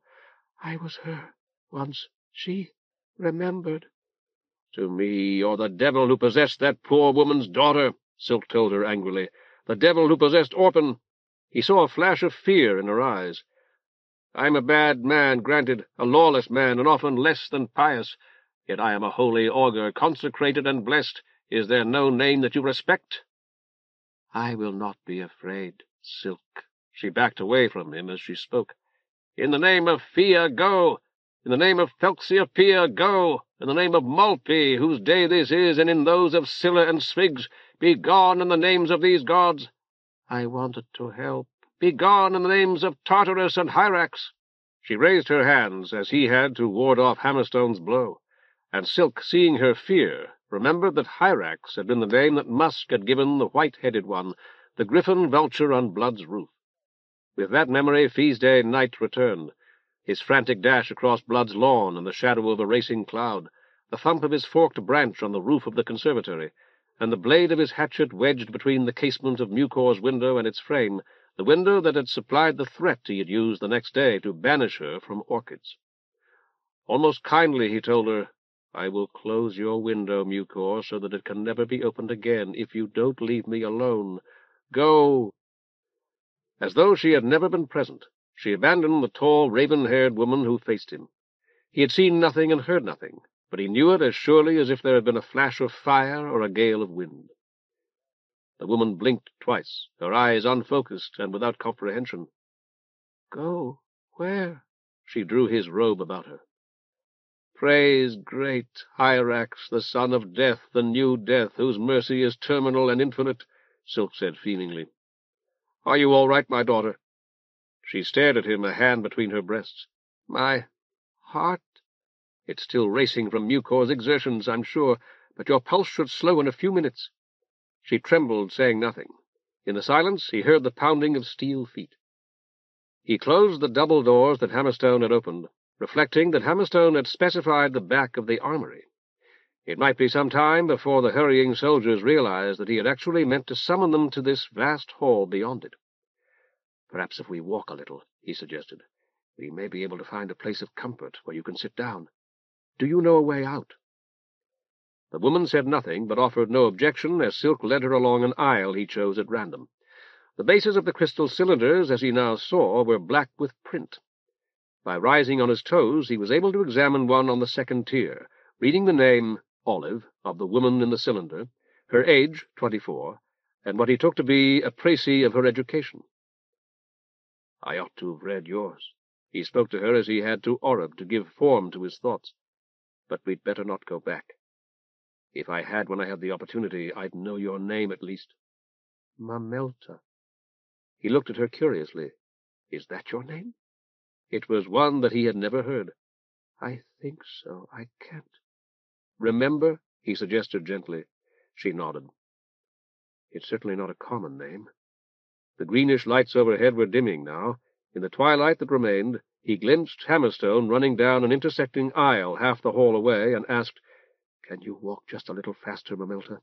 She did not reply. "I'd like to avoid him," he explained, "for reasons of my own. You don't have to be afraid of him, however. He won't hurt you or me." Mamelta nodded, although he could not be sure that she understood. "He won't find what he's searching for, I'm afraid, poor fellow. He wants to find the person who energized all these lights, but I'm reasonably sure that it was Mucor, and she's gone." "Mucor?" Mamelta indicated herself, both hands at her face. "No," Silk told her, "you are not Mucor, although Mucor possessed you for a short time. It woke you, I think, while you were still in your glass tube. I don't believe that was supposed to happen. Can we walk a bit faster now?" "All right. It wouldn't do to run. He might hear, and it would make him suspicious, I'm sure. But if we walk, we may be able to get away from him. If we don't, and he finds us, he'll think you energized the lights, no doubt. That should satisfy him, and we'll have lost nothing." Under his breath, Silk added, "I hope." "Who is Mucor?" He looked at Mamelta in some surprise. "You're feeling better now, aren't you?" She stared straight ahead, her gaze fixed on the distant wall, and did not appear to have heard his question. "I suppose, no, I know, that you're morally entitled to an answer, the best I can provide. But I'm afraid I can't provide a very good one. I don't know nearly as much about her as I'd like, and at least two of the things I think I know are conjectural. She is a young woman who can leave her body, or, to put it another way, send forth her spirit. She's not well mentally, or at least I felt that she wasn't on the one occasion when I met her face to face. Now that I've had time to think about her, I believe she may be less disturbed than I assumed. She must see the Whorl very differently from the way that most of us see it." "I feel I am Mucor." He nodded. "This morning, though I suppose it may be yesterday morning by now, I conferred with—" Words failed him. "With someone I'll call an extraordinary woman. We were talking about possession, and she said something that I didn't give as much attention as I should have. But I was thinking about our conversation as I walked out to the shrine. I'll tell you about that later, perhaps. And I realized that it might be extremely important. She had said even then there would be something left behind, as there always is, or words to that effect. If I understood her, Mucor must leave a part of her spirit behind when she leaves a person, and must take a small part of that person's spirit with her when she goes. We usually think of spirits as indivisible, I'm afraid, but the writings compare them to winds again and again. Winds aren't indivisible. Winds are air in motion, and air is divided each time we shut a door or draw a breath." Mamelta whispered, So many dead. She was looking at a crystalline cylinder that held only bones, what appeared to be black soil, and a few strands of hair. Some of that must be Mucor's doing, I'm afraid. Silk fell silent for a moment, tortured by conscience. I said I'd tell you about her, but I haven't told you one of the most important things, to me at any rate. It is that I betrayed her. She's the daughter of a man named Blood, a powerful man who treats her abominably. When I talked with her, I told her that whenever I had a chance to see her father, I'd remonstrate with him. Later I had a lengthy conversation with him, but I never brought up his treatment of his daughter. I was afraid he'd punish her if he knew she'd spoken to me, but now I feel it was a betrayal nonetheless. If she was shown that others value her, she might— "Patera!" It was Hammerstone's voice. Silk looked around for him. "Yes, my son?" "Over this way. Couple rows, maybe. You all right?" "Oh, yes, I'm fine," Silk told him. "I've been, well, more or less touring this fascinating warehouse, or whatever you call it, and looking at some of the people." "Who were you talking to?" "To tell you the truth, to one of these women. I've been lecturing her, I'm afraid." Hammerstone chuckled, the same dry, inhuman sound Silk had heard from Sergeant Sand in the tunnel. "You see anybody?" "Intruders? No, no one." "All right. The guard detail ought to be here now, but they haven't showed. I'm going to find out what's keeping them. Meet me over at the door where we came in." Without waiting for Silk's reply, Hammerstone clattered away. "I must get back into the tunnels," Silk told Mamelta. "I left something valuable there. It isn't mine, and even if that soldier's officer allows me to leave, he's sure to see that I'm escorted back to Limna." "This way," she said, and pointed, though Silk was not sure at what. He nodded and set off. "I can't run, I'm afraid. Not like you. I'd run now if I could." For the first time she seemed to see him. "You have a bruise on your face, and you're lame." He nodded. "I've had various accidents. I was dropped down a flight of stairs, for one thing. My bruises will heal, though, quite quickly. I was going to tell you about Mucor, who I'm afraid will not. Are you sure we're going the right way, if we go back?" Mamelta pointed again, and this time he saw that she was indicating a green line in the floor.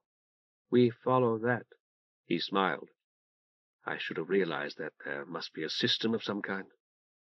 The green line ended before a cubical structure faced with a panel of many small plates. Mamelta pressed its center, and the plates shuddered and squealed, turned pale, and eventually creaked into motion, first reminding Silk of the irising door that had defied his efforts, then of the unfolding of a blush rose. "It's beautiful," he told Mamelta, "but this can't be the way out. It looks like a tool shed, perhaps." The square room, revealed as the rose door opened, was dim and dirty. There were bits of broken glass on its floor, and its corners held heaps of the gray-painted steel. Mamelta sat on one, adducing a minute puff of dust. "Will this take us to the lifter?" Although she had looked at him as she spoke, Silk felt it was not his face that she had seen. "This won't take us anywhere, I'm afraid," he told her as the door folded again. "But I suppose that we might hide here for a time. If the soldiers have gone when we come out, I may be able to find my way back to the tunnels." "We want to go back. Sit down." He sat, feeling unaccountably that the stacked steel, that the whole storeroom, in fact, was sinking beneath him. "What is the lifter, Mamelta?" "The Logan Stone, the ship that will take us up to the star-crosser, Whorl." "I think—" Silk wrestled briefly with the unfamiliar term.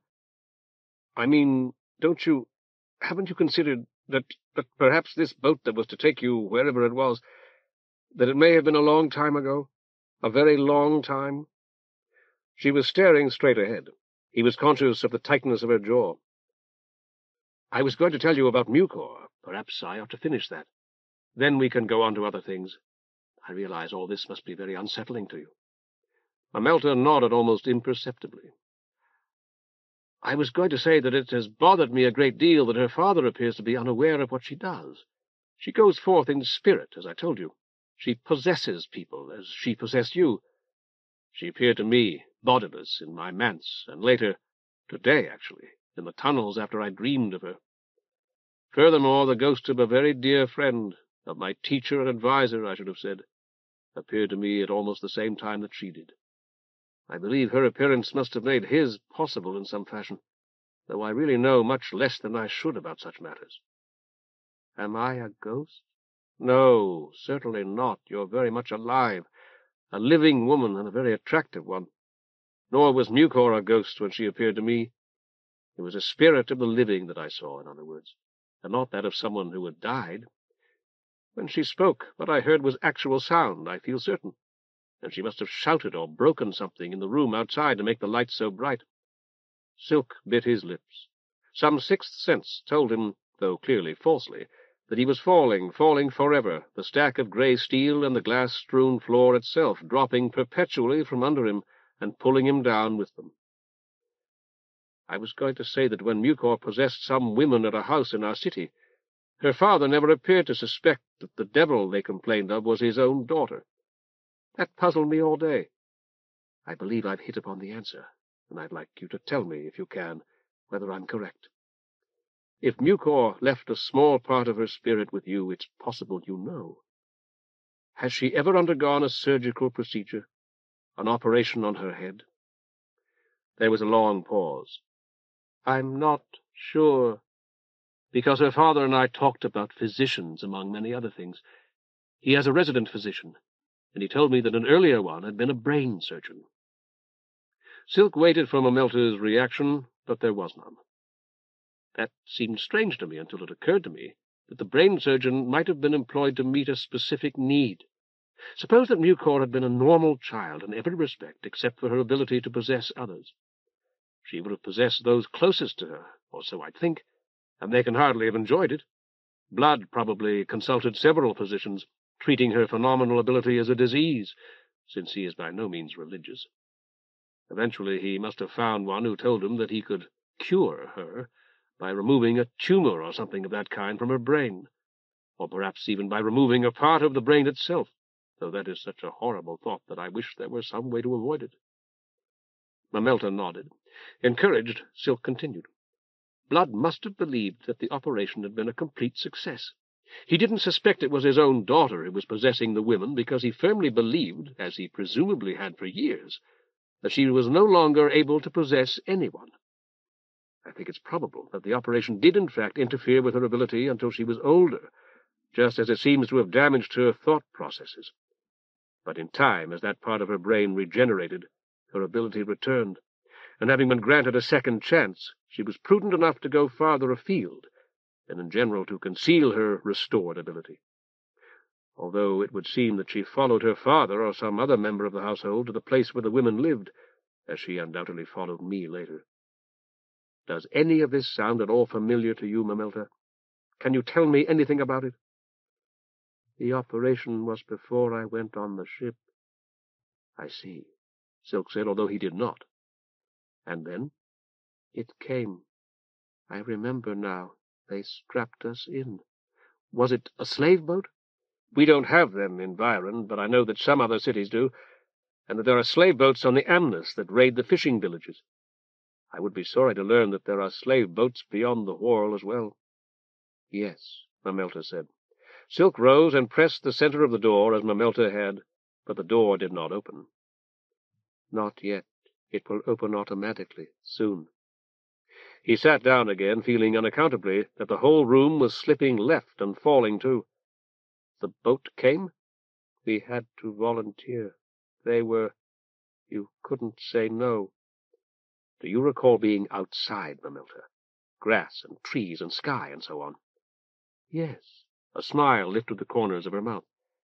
Yes, with my brothers. Her face became animated. Playing ball in the patio. Mama wouldn't let me go out in the street the way they did. There was a fountain, and we'd throw the ball through the water so that whoever caught it would get wet. Could you see the sun? Was it long or short? I don't understand. Silk searched his memory for everything Patera Marble had ever said relating to the short sun. Here, he began carefully, our sun is long and straight, a line of burning gold fencing our lands from the skylands. Was it like that for you? Or was it a disk in the center of the sky? Her face crumpled while tears overflowed her eyes. And never come back. Hold me, oh, hold me. He did so, awkward as a boy and acutely conscious of the soft, warm flesh beneath the worn black twill of the robe he had lent her. Chapter 10. On the Belly of the Whorl. Orc leaned across the squat balustrade of Scylla's shrine to study the jagged slabs of grey rock at the foot of the cliff. Their disordered, acutely angled surfaces gleamed ghostly pale in the skylight, but the clefts and fissures between them were as black as pitch. "Here, here!" Oreb pecked enthusiastically at Scylla's lips. "Shrine eat!" "I'm not going back with you," Chenille told Orc. "You made me walk all the way out here in my goodwill dress for nothing. All right. You hit me and kicked me. All right, too. But if you want me to go back with you, you're going to have to carry me. Try it. Smack me a couple more times and give me a good hard kick. See if I get up." "You can't stay here all night," Orc growled. "I can't? Watch me." Oreb pecked again. "Here, Orc!" "Hear yourself," Orc caught him. "Now you listen up. I'm going to pitch you over like I pitched you off the path back there. You look for Patera Silk like you did before. If you find him, sing out." With weary indifference, Chenille warned, "He won't come back this time." "Sure he will. Get set, bird. Here you go." He tossed Oreb over the balustrade and watched as he glided down. Chenille said, "There's 100 places where that long butcher could have fallen." 8 or 10, maybe. I was looking." She stretched out on the stone floor. "Oh, Morpy, I'm so tired." Orc turned to face her. "You really going to stay here all night?" If she nodded, it was too dark beneath the dome of the shrine for him to see her.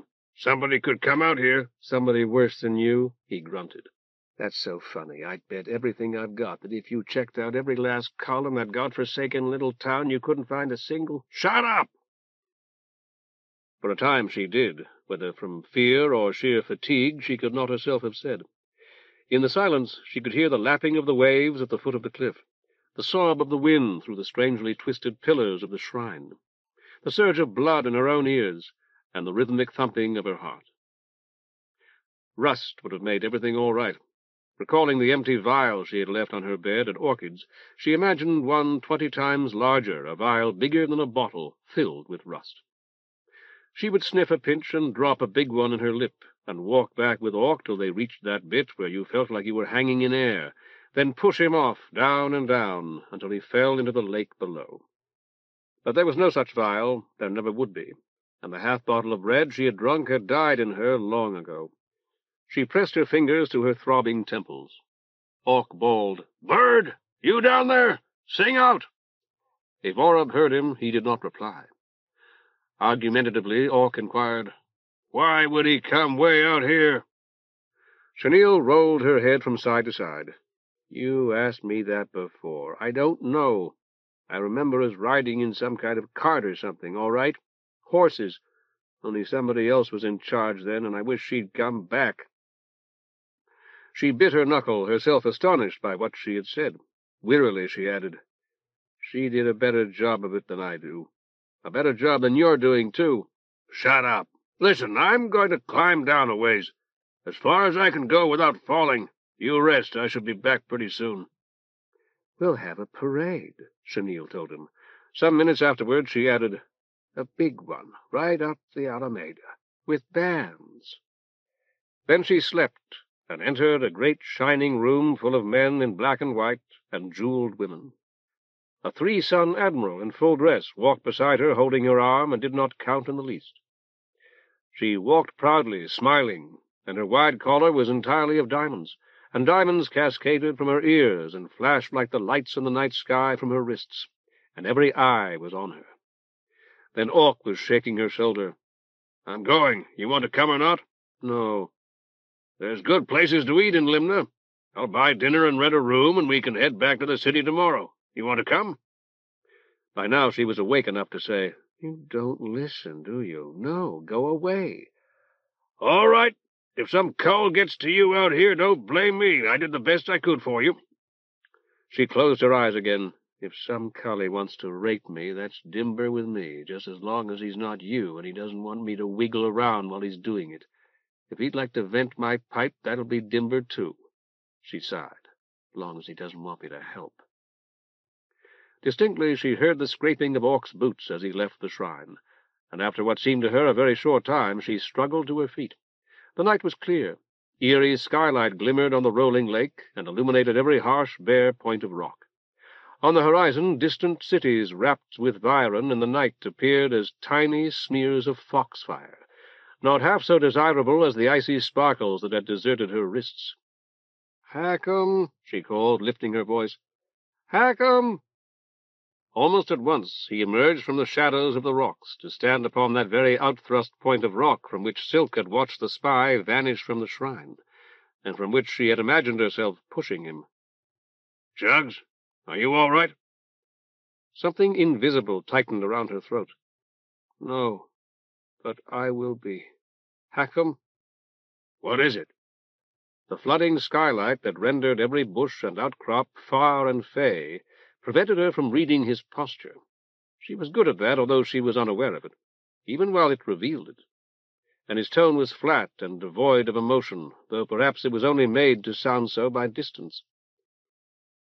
"I'd like to start over. I thought maybe you'd like to start over, too." He was silent while she counted 7 thuddings of her pulse. At last, "You want me to come back?" "No," she called, and he seemed to have become minutely smaller. "What I mean is, I want you to come to Orchid's some night. All right?" "All right." It was not the echo. "Maybe next week, and I don't know you, and you don't know me. Start over." "All right," he called again, and then, "Sometime I'd like to meet you." She intended to say, "We will," but the words stuck in her throat. She waved instead, and then, realizing that he could not see her, stepped from under the dome so that she too was in the clear, soft skylight, and waved again, and watched him disappear where the Pilgrim's Way bent inland. That was it, she thought. She was tired and her feet hurt, and for some reason she did not want to step back under the dome again. She sat down on the smooth, flat rock outside the entrance to the shrine instead, kicked off her shoes, and comforted her blisters. "It was funny how you knew. That was it, and this is him, and I never knew till he said that. Some day I'd like to meet you."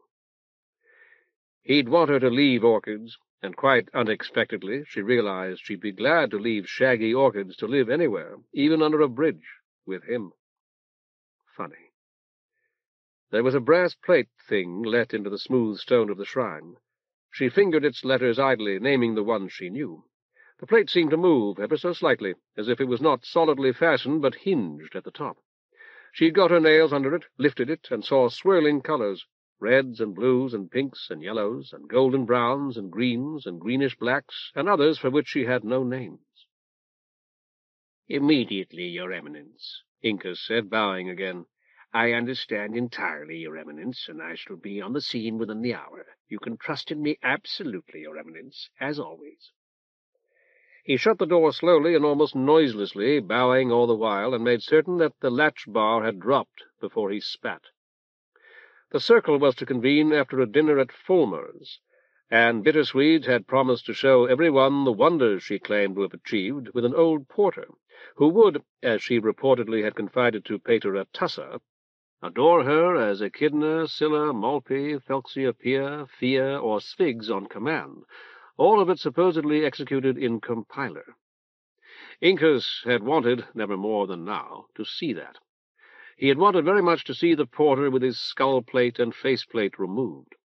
He had been, as he told himself angrily, more than merely anxious to witness at first hand an actual demonstration of Bittersweet's technique, in order that he might compare it to his own. Was it actually possible for anyone to download, or was the whole thing, perhaps, a great deal simpler than he had imagined? Ideally, one subverted the art of the short-sun programmers, utilizing it to one's own advantage, as an expert wrestler threw an opponent too heavy to lift by enlisting his opponent's strength in his own cause. Clenching his teeth and slamming his small fist into his palm, Incus sought to convince himself that there would be a raid tonight, and that some well-disposed god had maddened old Remora so that he might be spared. But it was nonsense, and he knew it. He was entitled to go tonight. The circle would not meet again until next month, and no one had toiled harder at black mechanics than he. No one had shared all that he had learned more willingly, earning this night 12 times over. There was no fairness, no justice in the Whorl. The gods did not care, or rather were inimical. Beyond question, they were inimical to him. Dropping angrily into his chair, he jammed the nearest quill into the inkwell. My dear friend Fulmer, it is with deep regret that I must tell you that the old fool has cooked up another perfectly ridiculous piece of busy work for me. I am to go to Limna tonight, and no other night will do. I am to consort with fishermen in search of a woman. Yes, I write a woman. I have never seen, who may not be there at all because his worthless spies have failed him again. So grieve, my dear friend, for your poor co-worker, myself, who would be with you this night if he could. Myself standing for I, as even that fool Fulmer could not help but understand. Briefly but satisfyingly, Incas reread, admired, amended mentally, and at last approved the note before ripping it in two, wadding it up, and flinging the wad into the incineratium. The chances that old Lemur would ever see what he had written and identify him as the writer was slight, but not so slight that prudence did not forbid him to write his mind in any such fashion. A fresh sheet in that case, and more ink, with the quill grasped wrongly. My dear friend, pressing duties constrain me to forbear the pleasant social meal to which you were so very kind as to invite me tonight. His characteristic spiky M had been replaced by a new character remarkably like a double E upside down. Good, good. You know, my friend, yet it might more thoughtfully be said that you cannot know how much I have been looking forward to a plain, first-hand account of the marvelous adventures of our mutual acquaintance B himself. No, it would not do. Fulmer would be utterly thrown off the scent by the male pronoun. It would be necessary to stop at his house and leave a clear, straightforward message with his valet. Nor would the trouble and loss of time go entirely unrecompensed. He, Incas, would at least have the satisfaction of inquiring just how long it had been since the unfortunate valet had received his wages, and observing the chem's baffled incomprehension. The valet had been a most creditable little project, and one Fulmer could never have brought to its wholly successful conclusion without his help. Rising from his chair, Incas whistled shrilly and told the fat and worried-looking boy who answered his summons, "I need a fast litter with 8 bearers to take me to the lake. Some fool woman. Never mind. His Eminence won't authorize renting a floater, although he insists upon speed. Tell the men that there will be only one passenger, myself. You might well describe me. I'm not weighty. They'll receive double pay at Limna and be dismissed there. Do the best you can, but hurry. Meanwhile, I've got 100 urgencies that must— Go, I say! Hurry! Is your bottom still sore? I'll make it sorer if you don't fly." "Yes, Patera. At once, Patera. Immediately." Bowing, the fat boy shut the door, made sure the latch bar had dropped, and spat expertly into a corner. Fascinated, Silk watched as the door opened in a swirl of petals, seeming to create the lofty green corridor beyond it. "It took me a while to identify the sensation," he confided to Mamelta, "but I placed it eventually. It was the feeling I'd had as a small boy when my mother had been holding me and put me down." He paused, musing. "And now we're in another place altogether, much deeper underground. Truly extraordinary. Is there a way to prevent hammerstones following us down in this thing?" Mamelta shook her head. Whether in negation or merely to clear it, Silk could not have said. "So strange. Is this another dream?" "No," he assured her. He rose from his seat. "No, it isn't. Put that thought from your mind entirely. Did you dream much up there?" "I don't know how long it was. Suppose I dreamed once each 100 years?" Silk stepped out into the corridor. There was a well in it, not far from the petalled door. A twilit shaft descended by spiraling steps. He set off down the corridor to examine it, felt something through the worn sole of one shoe, and stopped to pick it up. It was a card. "Look at this, Mamelta." He held it up. "Money!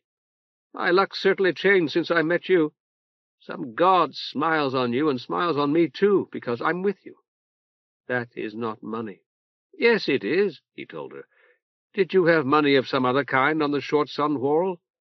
This is the sort we use in Viren, and traders from foreign cities accept it, so I suppose they must use cards, too. This would buy a nice goat for a pass, for example, even a white ewe if the market were depressed. Chop it into 100 pieces, and every piece is 1 bit. A bit will buy 2 large cabbages or half a dozen eggs. Aren't you going to come out? I don't believe that the moving room is going to sink any farther. She rose and followed him into the corridor. Patera Marble remembers the short sun. I'll try to introduce you to her. You'll have a great deal in common, I'm sure. When Mamelta did not reply, he asked, Do you want to tell me about your dreams? That might help. What did you dream about? People like you. Silk leaned over the coping of the shaft to peer down. The first 6 steps bore 6 words, He who descends serves pass best. Look at this, he said. She did not, and he asked, Who were these people in your dreams? She was silent so long that he thought she was not going to reply.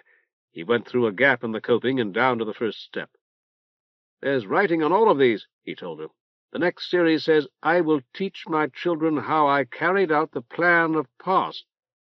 There must be a shrine of Passes at the bottom. Would you care to see it? I am trying to think of a way to tell you. We did not speak words. I have to remember to speak words now. I say something, but you do not hear me unless I move my lips. To move my lips and my tongue, while I make this noise in my throat. You're doing very well, Silk told her warmly. Soon we'll have to go back up again, but not in that same little room, since I'd assume it would take us to the place we left. I have to get back into the tunnels under Limna, however, and find the ashes from the Manteon there. I am not at all sure that we ought to take the time to look around this shrine and recite prayers and so forth. What do you think? Mamelta fell silent, staring. Patera Pike, my predecessor and a most devout man, used to call out in dreams, Silk told her. Sometimes he'd wake me in the next room. I think you may be afraid to speak, believing that this, too, is a dream, and that you might wake other sleepers. It isn't, so you will not. She nodded, the movement of her head barely perceptible. I may have called out in the beginning. One was small, the monarch's 2nd daughter, the one you used to see dance. Maltby, Silk suggested. I remember seeing her often at home, dancing through my dreams. She was a wonderful dancer, but we cheered because we were afraid. You saw the hunger in her face for the kind of cheers the others got. It may be Pass who favors you, Silk decided. Indeed, it probably is, since the moving room carried us straight to this shrine of his. If so, he'll certainly be offended if we don't visit it, after all that he has done for us. Won't you come with me? She joined him on the uppermost step, and side by side they descended the spiral, seeing the footprints of those who had preceded them in the thin dust on the treads, and shivering in the cool air of the shaft, which narrowed and grew darker as they descended.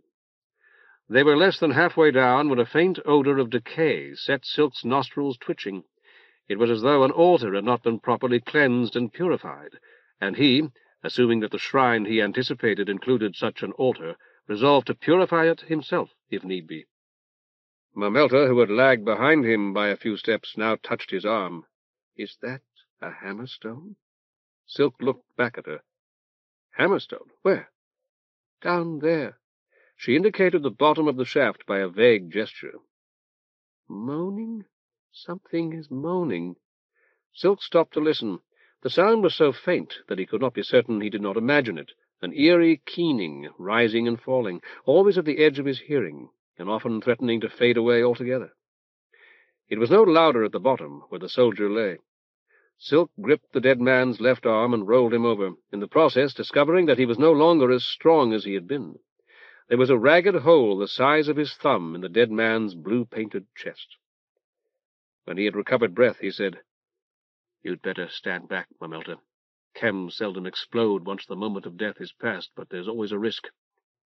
Squatting, he employed one of the steel gammas forming the voided cross he wore to remove the dead man's faceplate.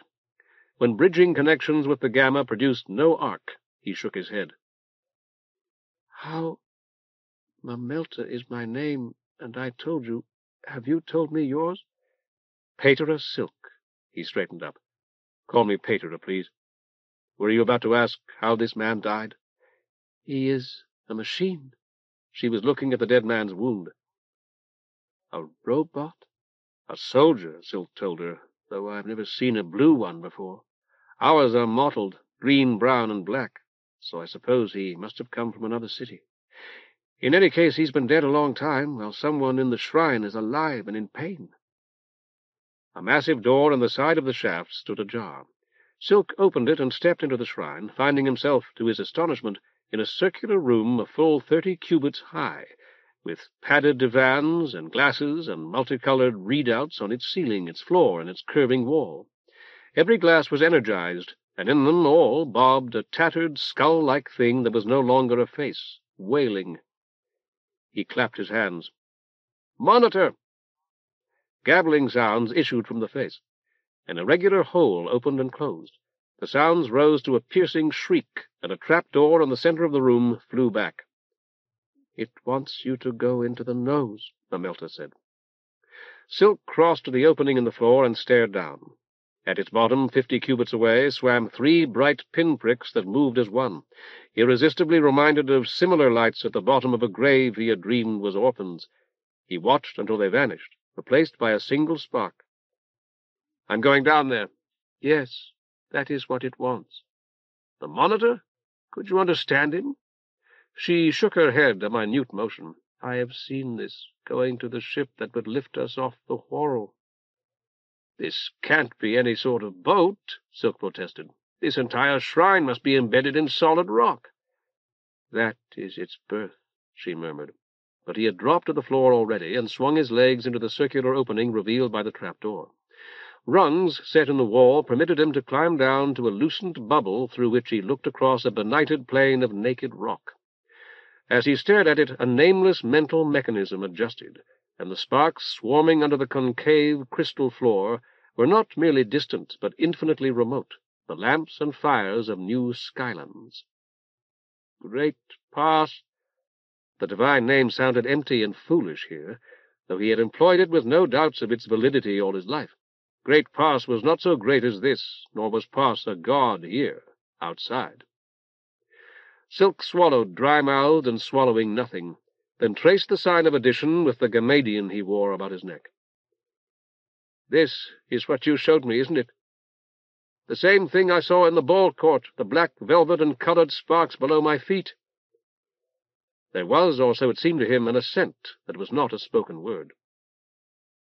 It steadied him as nothing else could have. One at a time he removed his sweating hands from the icy rungs of the ladder and wiped them on his tunic. "If you wish for me to die, then I'll die, I know, and I wouldn't have it otherwise. But after you showed me this in the ball court, you asked me to save our Mantean, so please let me go back to the Whorl I know. I'll offer you a white bull, I swear, as soon as I can afford it." This time there was no response. He stared about him. Some of the pinpricks of light were red, some yellow as topaz, some violet, many like diamonds. Here and there he saw what appeared to be mists or clouds of light, whole cities, surely. The somber plain was pitted like the cheeks of a child who had survived the pox, and far more barren than the sheer cliffs of the Pilgrim's Way. No tree, no flower, no least weed or dot of moss sprouted from its rock. Silk remained where he was, staring down at the gleaming dark, until Mamelta, from a higher rung, touched the top of his head to get his attention. Then he started, peered up at her in surprise, and looked away, dismayed by his glimpse of her unclothed loins. "What you found? I have found where it belongs. Give it to me." "I'll bring it," he told her. When he tried to climb, he discovered that his hands were cold and stiff. "You mean the card?" She did not reply. All the rooms were small, though the widest was lined with innumerable divans and was higher than the principal tower of the Grand Mantean, facing the Prolocutor's palace on the Palatine. In a room above that very tall cylindrical room, Silk's heel slipped on a small white rotted thing, and he learned where the pervasive odor of decay originated. A dozen such flecks of dead flesh were scattered over the floor. He asked Mamelta what they were, and she bent to examine one and said, "Human." Crouching to look at another, He recognized the coarse black dust in which it lay. The polished metal cabinet that had presumably held thousands or tens of thousands originally had, like the room in which Mamelta and so many other bios had stood sleeping, been sealed with the seal of past. That seal had been broken, and the embryos flung wantonly about. At the Schola, Silk had been taught to regard the mere misuse of any divine name as blasphemous. If that was true, what was this? Shuddering, he hurried after Mamelta. In a compartment so small that he could not help brushing against her, she pointed to a frame and dangling wires. "This is the place. You won't know how to tag it. Let me." Curious and still half-stunned by the looting of Parse's treasures, he gave her a card. She attached 3 clips, then studied a glass overhead. "This is a different kind," she said. Stooping, she inserted it in the frame at ankle height. "Let me see them all." He did, and she tested each as she had the first, working slowly and appearing unsure of her decisions at times, but always making the correct one. As she worked, a broken gray face took shape in the glass. "Is it time?" the face inquired, and again, "Is it time?" Silk shook his head, but the face continued to inquire. Mamelta told Silk, "If you have more, you must give them to me." "I don't. There were 7 left after Orphan's rites, 2 left from blood sacrifice, and the one that you saw me find. I've given them all to you to repair this poor monitor. I never knew that money—" "We must have more," Mamelta said. He nodded. "More if I'm to save my Mantean, certainly. Far more than 10. Yet if I take back those 10 cards, he'll be as he was when we arrived." Exhausted, Silk leaned against the wall, and would have sat if he could. "Have you eaten? There is food on board." "I must go back down." He sternly repressed the sudden pleasure her concern gave him. "I have to see it again, the monitor. Is this really a kind of boat?" "Not like the Loganstone. This is smaller." Its monitor was correct in any event. What I saw from the bow was something I was meant to see. But you're correct as well. I should eat first. I haven't eaten since the morning of the day we went to the lake. I suppose that was yesterday now. I ate half a pear then very quickly before we said our morning prayers. No wonder I'm so tired." Small dishes swathed in a clouded film that Mamelta ate with obvious enjoyment grew almost too hot to hold as soon as the film was peeled away, and proved to be pressed from hard, crisp biscuit. Still shivering and grateful for the warmth, they devoured the dishes themselves as well as their contents, sitting side by side on one of the many divans. All the while the monitor inquired, "Is it time? Is it time?" until Silk at least ceased to hear it. Mamelta presented him with a deep green twining vegetable whose taste reminded him of the gray goose he had offered to all the gods on the day he had come to Sun Street. He gave her a little dusky gold cake in return, though she appeared to feel that it was too much. "Now I'm going to go down into the bow again," he told her. "I may never return to this place, and I couldn't bear it if I hadn't gone again to prove to myself forever that I saw what I saw." "The belly of the Whorl?" He nodded. "If that's what you wish to call it, yes. And what lies beyond the belly. You can rest up here if you need to, or leave if you'd rather not wait for me. You're welcome to my robe, but please leave my pen case here if you go. It's in the pocket." A little food remained, with some of the crisp dish, but he found that he did not want either. He stood up, brushing crumbs from his ash-smeared tunic. "When I come back, I alone, if you don't want to come, will have to return to the tunnels to recover the Azoth I left there when I met the soldiers. It will be very dangerous, I warn you. There are terrible animals." Mamelta said, "If you have no more cards, there may be other repairs I can make." He turned to go, but she had not finished speaking. "This is my work, or at least a part of my work." The ladder was the same, the pinpricks of unimaginably distant light the same, yet new. This otherworldly boat was a shrine after all, Silk decided, and smiled to himself. Or rather, it was the doorway to a shrine bigger than the whole Whorl, the shrine of a god greater even than Great Parse. There were 4 divans in the bubble below the end of the ladder. While eating with Mamelta, he had noticed thick woven straps dangling from the divan on which they sat. These divans had identical straps. Seeing them, he thought again of slaves and of the slavers said to ply the rivers that fed Lake Limna. Reflecting that straps stout enough to hold slaves would hold him as well, he dropped to the upper end of the nearest divan and buckled its uppermost strap so that he could stand on it, virtually at the center of the bubble, while grasping the last rung. By the time he looked out again, something wholly new was happening. The plain of rock had blanched unwatched, and was streaked with sable. Craning his neck to look behind him, he saw a thin crescent of blinding light at the utmost reach of the plain.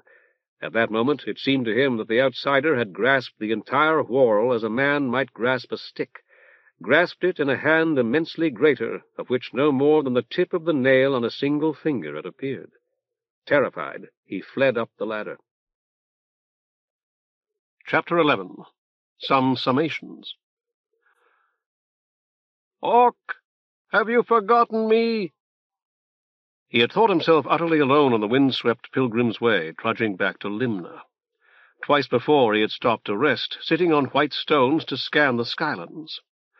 Orc was frequently outdoors and alone nightside, and it was something he enjoyed doing when he had the time, tracing the silver threads of rivers from which he would never drink, and exploring mentally the innumerable unknown cities in which the pickings were, as he liked to imagine, considerably better. Despite Chenille's insistence, he had not believed that she would actually remain in Scylla's shrine all night, but he had never supposed that she might overtake him. He pictured her as she had been when they reached it, footsore and exhausted, her face shining with sweat, her raspberry curls a mass of sodden tangles, her voluptuous body drooping like a bouquet on a grave. Yet he felt sure it had been her voice that had sounded behind him. "Chenille!" he called. "Is that you?" "No." He rose nonplussed and shouted, "Chenille!" The syllables of her name echoed from the rocks. "I won't wait for you, Chenille." Much nearer. "Then I'll wait for you at the next stone." The faint pattering might have been rain. He glanced up at the cloudless sky again. The sound grew louder, running feet on the Pilgrim's Way behind him. As his eyes had traced the rivers, they followed its winding path across the barren, jutting cliff. The clear skylight revealed her almost at once, nearer than he had supposed. Her skirt hiked to her thighs, and her arms and legs pumping. Abruptly she vanished in the shadow of a beetling rock, only to emerge like a stone from a sling and shoot toward him. For an instant he felt that she was running faster and faster with every stride, and would never slow or stop, or even stop gaining speed. Gaping, he stood aside. She passed like a whirlwind, mouth wide, teeth gleaming, eyes starting from their sockets. A moment more, and she was lost among stunted trees. He drew his needler, checked the breech, and pushed off the safety, and advanced cautiously, the needler in his hand, ready to fire. The moaning wind brought the sound of tearing cloth and her hoarse respirations. "Chenille!" Again there was no reply. "Chenille, I'm sorry!" He felt that some monstrous beast awaited him among the shadows, and although he called himself a fool, he could not free himself from the presentiment. "I'm sorry," he repeated. "It was a rotten thing to do. I should have stayed there with you." Half a chain farther, and the shadows closed about him. The beast still waited, nearer now. He mopped his sweating face with his bandana, and as he wadded it into his pocket, he caught sight of her, quite naked, sitting on one of the white stones in a patch of skylight. Her black dress and pale undergarments were heaped at her feet, and her tongue lolled from her mouth so far that she appeared to lick her breasts. He halted, tightening his grip on the needler. She stood and strode toward him. He backed into deeper shadow and leveled the needler. She passed him without a word, stalking through the leafless spinney straight to the edge of the cliff. For a second or two she paused there, her arms above her head. She dove, and after what seemed too long an interval, he heard the faint splash. He was halfway to the edge before he pushed the safety back up and restored the needler to his waistband. Heights held no fear for him. Still he knew fear as he stood at the brink of the cliff and stared down, 100 cubits or more, into the skylit water. She was not there. Wind-driven combers charged at the tumbled rocks like a herd of white-maned horses, but she was not among them. "Chenille!" He was about to turn away when her head burst through from a wave. "I'll meet you," she called. "There!" An arm that for an instant seemed but one of many pointed down the rocky beach toward the scattered lights of Limna. "Arms!" The question was Orob's, and had come from a clump of straggling bushes to Orc's right. He sighed, glad of any company, and ashamed to be glad. "Yeah, too many arms." He mopped his sweating face again. "No, that's gammon. It was like in a mirror, see? Chenille held her arms up out of the water, and it reflected 'em, so it looked like there was more underneath, that's all. You find Patera?" "Shrine eat." "Sure. Come over and I'll give you a lift to Limna." "Like bird?" "I guess. I won't hurt you if that's what you mean. But you're Patera's, and I'm going to give you back to him if we ever find him." Orob fluttered up from the bushes to a landing on Orc's shoulder. "Girl like? Now like?" "Chenille? Sure." Orc paused. "You're right. That's not her, is it?" "No, no." "Yeah, right." Orc nodded to himself. "It's some kind of devil that only looks like Chenille. Shag, I don't know whether it likes birds or not. If I had to guess, I'd say it probably likes them for breakfast and lunch, but maybe it'd like something a little more solid for dinner. Anyhow, we'll dodge it if we can." Worn out though he was, it seemed to him that his lagging feet flew over the next hill and all the rest, when he would have preferred that entire months be consumed in climbing and descending each.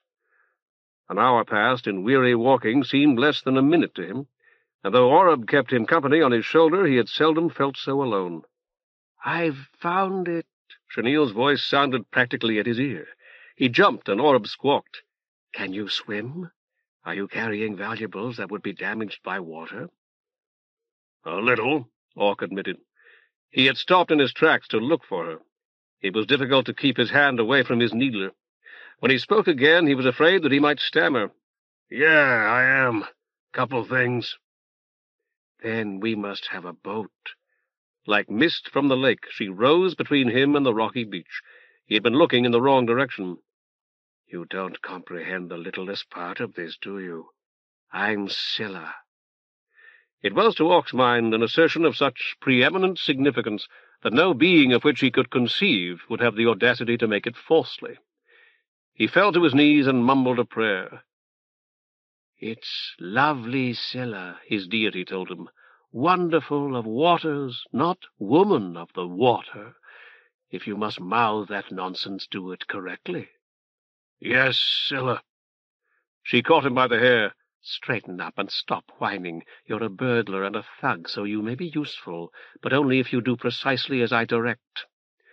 For a moment she glared at him, her eyes burning into his. "You still don't understand. Where can we find a boat? Around that village, I suppose. Do you know?" Standing, he was a head taller than she, and felt that he ought to cower. "There's boats there for rent, lovely Scylla. I've got some money." "Don't try to make me laugh. It will do you no good, I warn you. Follow me." "Yes, Scylla." "I don't care for birds." She did not trouble to look back at Orob as she spoke. "They belonged to Daddy, and now to Malpe, and ones like that to little Hyrax. I don't even like having my people named for them. You know I'm oldest." "Yes, I sure do, lovely Scylla." Orc's voice had been an octave too high. He cleared his throat and made an effort to regain his self-possession. "That's the way Patera Pike always told it at the Palestra." "Pike?" She glanced back at him. "That's good. Is he particularly devoted to me?" "Yes, lovely Scylla, or anyhow he was. He's dead." "It doesn't matter." Already they had reached the beginning of the Pilgrim's Way. The glowing windows of cook-shops and taverns illuminated the street. Late diners bound for rented beds stared rudely at Chenille's nakedness, or resolutely did not stare. 6 children after me. Daddy had this thing about a male heir, and this other thing about not dying." A drunken carter tried to tweak her nipple. She gouged his eyes with both thumbs and left him keening in the gutter. "Malpe was just another girl, but you would have thought Tartarus would do it. Oh, no. So along came little Hyrax, but even Hyrax wasn't enough. So then 3 more girls, and after that, I suppose you already knew we could take you over like this." Orob croaked. "Girl?"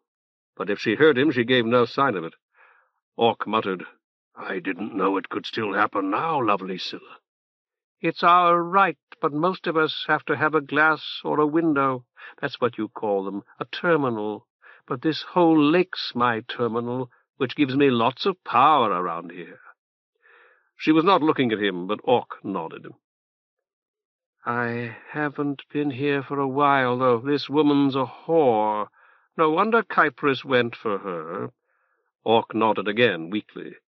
In the beginning we chose up with Daddy to be the god of everything. That's what his name meant. And boss over everybody, you see? Where are the boats? If we turn the next corner and go down a ways, we might find some, lovely Scylla. He's dead now, though. We wiped him out of Kor 30 years ago.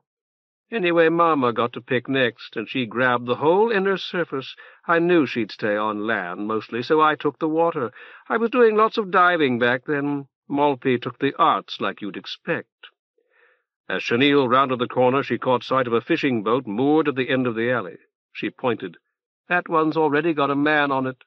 2, and one's an auger. Perfect. Can you sail? I can. Pass was dead. Orc could think of nothing else. No? Then don't kill them. I was going to say that we took new names that would fit. Daddy was Typhon the First back home. What none of us knew was that he'd let her choose too. So she picked love, what a surprise, and got sex and everything dirty with it. She didn't meddle very much in the beginning, knowing that... Hearing her voice, Patera Incus had looked up. You, auger, prepare to cast off. Chenille herself was off like a sprinter, disappearing in the dense shadow of a salting shed.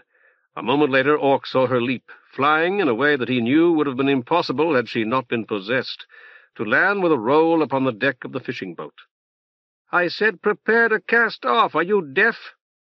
She struck the auger with her left hand and the fisherman with her right, and the sounds of the blows might almost have been the slamming of double doors. Orc drew his needler and hurried after her. Another hot, another scorching morning. Patera Marble fanned herself with a pamphlet. There were coils in her cheeks. Their plan no longer appeared at her call, but she was almost sure of it. Her main coils were in her legs, with an auxiliary coil in each cheek. There the fluid that carried such strength as she still possessed was brought, or at least ought to have been brought, into intimate contact with her titanium faceplate, which was in turn in intimate contact with the air of the kitchen. And the air was supposed to be cooler. But no, that couldn't be right. She had once looked, she was almost sure she had looked, distinctly like a bio. Her cheeks had been overlaid with some material that would very likely have impeded the transfer of heat. What had she told dear Patera Silk the other day? 3 centuries, 300 years. The decimal had slipped, must certainly have slipped to the left. It had to have. She had looked like a bio then, like a bio girl with black hair and red cheeks, like a somewhat older Dahlia, in fact, and Dahlia had always been so bad at arithmetic, forever mixing up her decimals, multiplying 2 decimal numbers and getting 1 with 2 decimal points, mere scrambled digits that meant not even his cognizance could have said what. With her free hand, Patera Marble stirred the porridge. It was done, nearly overcooked. She lifted it from the stove and fanned herself again. In the refectory, on the other side of the doorway, little Patera Mint waited for her breakfast with exemplary patience. Patera Marble told her, "Perhaps you'd better eat now, Sib. Patera Rose may be ill." "All right, Sib." "That was obedience, wasn't it?" The pamphlet drifted past Patera Marble's face. It bore a watery picture of Scylla frolicking with sunfish and sturgeon, but carried no cooling. Deep within Patera Marble, an almost forgotten censor stirred dangerously. "You don't have to obey me, Sib." "You're senior, Sib." Normally the words would have been nearly inaudible. This morning they were firm and clear. Patera Marble was too hot to notice. "I won't make you eat now if you don't want to, but I've got to take it off the stove." "I want what you want, Sib." "I'm going to go upstairs. Patera may require my help." Patera Marble had an inspiration. "I'll take her bowl up on a tray." That would make it possible for Patera Mint to eat her breakfast without waiting for the eldest Sybil. "First I'm going to give you porridge, and you must eat it all." "If that's what you wish, Syb." Patera Marble opened the cupboard and got Patera Rose's bowl and the old chipped bowl that Patera Mint professed to prefer. Climbing the stair would overheat her, but she had not thought of that in time, so she would have to climb. She ladled out porridge until the ladle dissolved into a cloud of digits, then stared at it. She had always taught her classes that solid objects were composed of swarming atoms, but she had been wrong. Every solid object, each solid thought, was swarming numbers. Shutting her eyes, she forced herself to dip up more porridge, to drop the pamphlet and find the lip of a bowl with her fingers and dump more porridge in. The stair was not as onerous as she had feared, but the second story of the cenobi had vanished, replaced by neat rows of wilting herbs, by straggling vines. Someone had chalked up a message, "Silk for Caldé." "Syb," it was Patera Mint, her voice faint and far. "Are you all right, Syb?" The crude letters on the ship-rock wall fell into digits. "Syb?" Yes, I was going upstairs, wasn't I, to look in on Patera Beetle." It would not do to worry timorous little Patera Mint. "I only stepped out here for a minute to cool down." "I'm afraid Patera Beetle's left us, Syb, to look in on Patera Rose." "Yes, Syb, to be sure." These dancing bands of numbers were steps, she felt, but steps leading to the door or to an upper floor. "I must have become confused, Patera. It's so hot." "Be brave, Syb." A hand touched her shoulder. "Perhaps you'd like to call me that? We're sisters, you and I." Now and again she saw actual stairs, the strip of brown carpet with its pattern worn away that she had swept so often. Patera Rose's door ended the short corridor, the corner room. Patera Marble knocked and found that her knuckles had smashed the panel. Through the splintered wood she glimpsed Patera Rose still in bed, her mouth and eyes open, and her face dotted with flies. She entered, ripped Patera Rose's threadbare nightgown from neck to hem, and opened Patera Rose's chest. Then she pulled off her habit, hung it neatly over a chair, and opened her own. Almost reluctantly she began to exchange components with her dead Syb, testing each as it went into place, and rejecting a few. "This is Tar's day," she reminded herself, "but Patera's gone, so this can't be theft. I won't need these any more." The glass on the north wall showed a fishing boat under full sail. A naked woman standing beside the helmsman wore a flashing ring. Patera, naked herself, averted her eyes. Silk's head throbbed, and his eyes seemed glued shut. Short and fat, yet somehow huge, Councillor Potto loomed over him, fists cocked, waiting for his eyes to open. Somewhere there had been peace. Turn the key the other way, and the dancers would dance backward, the music play backward, vanished knights reappear. Darkness and a steady thudding, infinitely reassuring. Knees drawn up, arms bent in prayer. Wordless contemplation, free of the need to eat or drink or breathe. The tunnel, dark and warm, but ever colder. Anguished cries, Mamelta beside him, her hand in his, and Hyacinth's tiny needler yapping like a terrier. "How much did they give you?" Blows that rocked him. Ashes unseen but choking. "This is the place. How much did you tell Blood?" A shower of fire, morning prayers in a Mantian in Limna that was perhaps 30 cubits, yet 1,000 leagues away. "Behind you! Behind you!" Whirl and shoot. The dead woman's lantern, its candle 3/4 consumed, Mamelta blowing on a glowing coal to light it. "I am a loyal cit—" "Counselor, I am a loyal cit—" spitting blood. "Those who harm an augur—" "How much?" Silk's right eye opened, saw a wall as grey as ash, and closed again. He tried to count his shots, and found himself in the eating-house again. "Well, Patera, for one thing, mine holds a lot more needles, all of them good and thick. This was the Alumbrera in the old days." The door opened, and Potto came in with their dinners on a tray. Sergeant Sand behind him with the box and the terrible rods. Back, back. Kneeling in the ashes, digging with his hands. a god who took 5 needles and still stood at the edge of the lantern light, snarling, blood and slaver running from its mouth. The boom of a slug gun, loud in the tunnel and very near. Did you give him... Metal rods jammed into his groin, Sand's arm spinning the crank, his expressionless face washed away by unbearable pain. He bought your Mantian. Yes, I'm a... Indefinitely? He let you stay indefinitely? Yes, indefinitely. Yes, I don't know. Back, oh, back, but the current is too strong. Silk's left eye opened, painted steel, gray as ash. He rubbed his eyes and sat up, his head aching and his stomach queasy. He was in a grey-walled room of modest size, without windows. He shivered. He had been lying on a low, hard, and very narrow cot. A voice from the edge of memory said, "Ah, you're awake. I need somebody to talk to." He gasped and blinked. It was Dr. Crane, one hand raised, eyes sparkling. "How many fingers?" "You? I dreamed you got caught, Silk. So did I. How many fingers do you see?" 3. Good. What day is it? Silk had to consider. It was an effort to remember.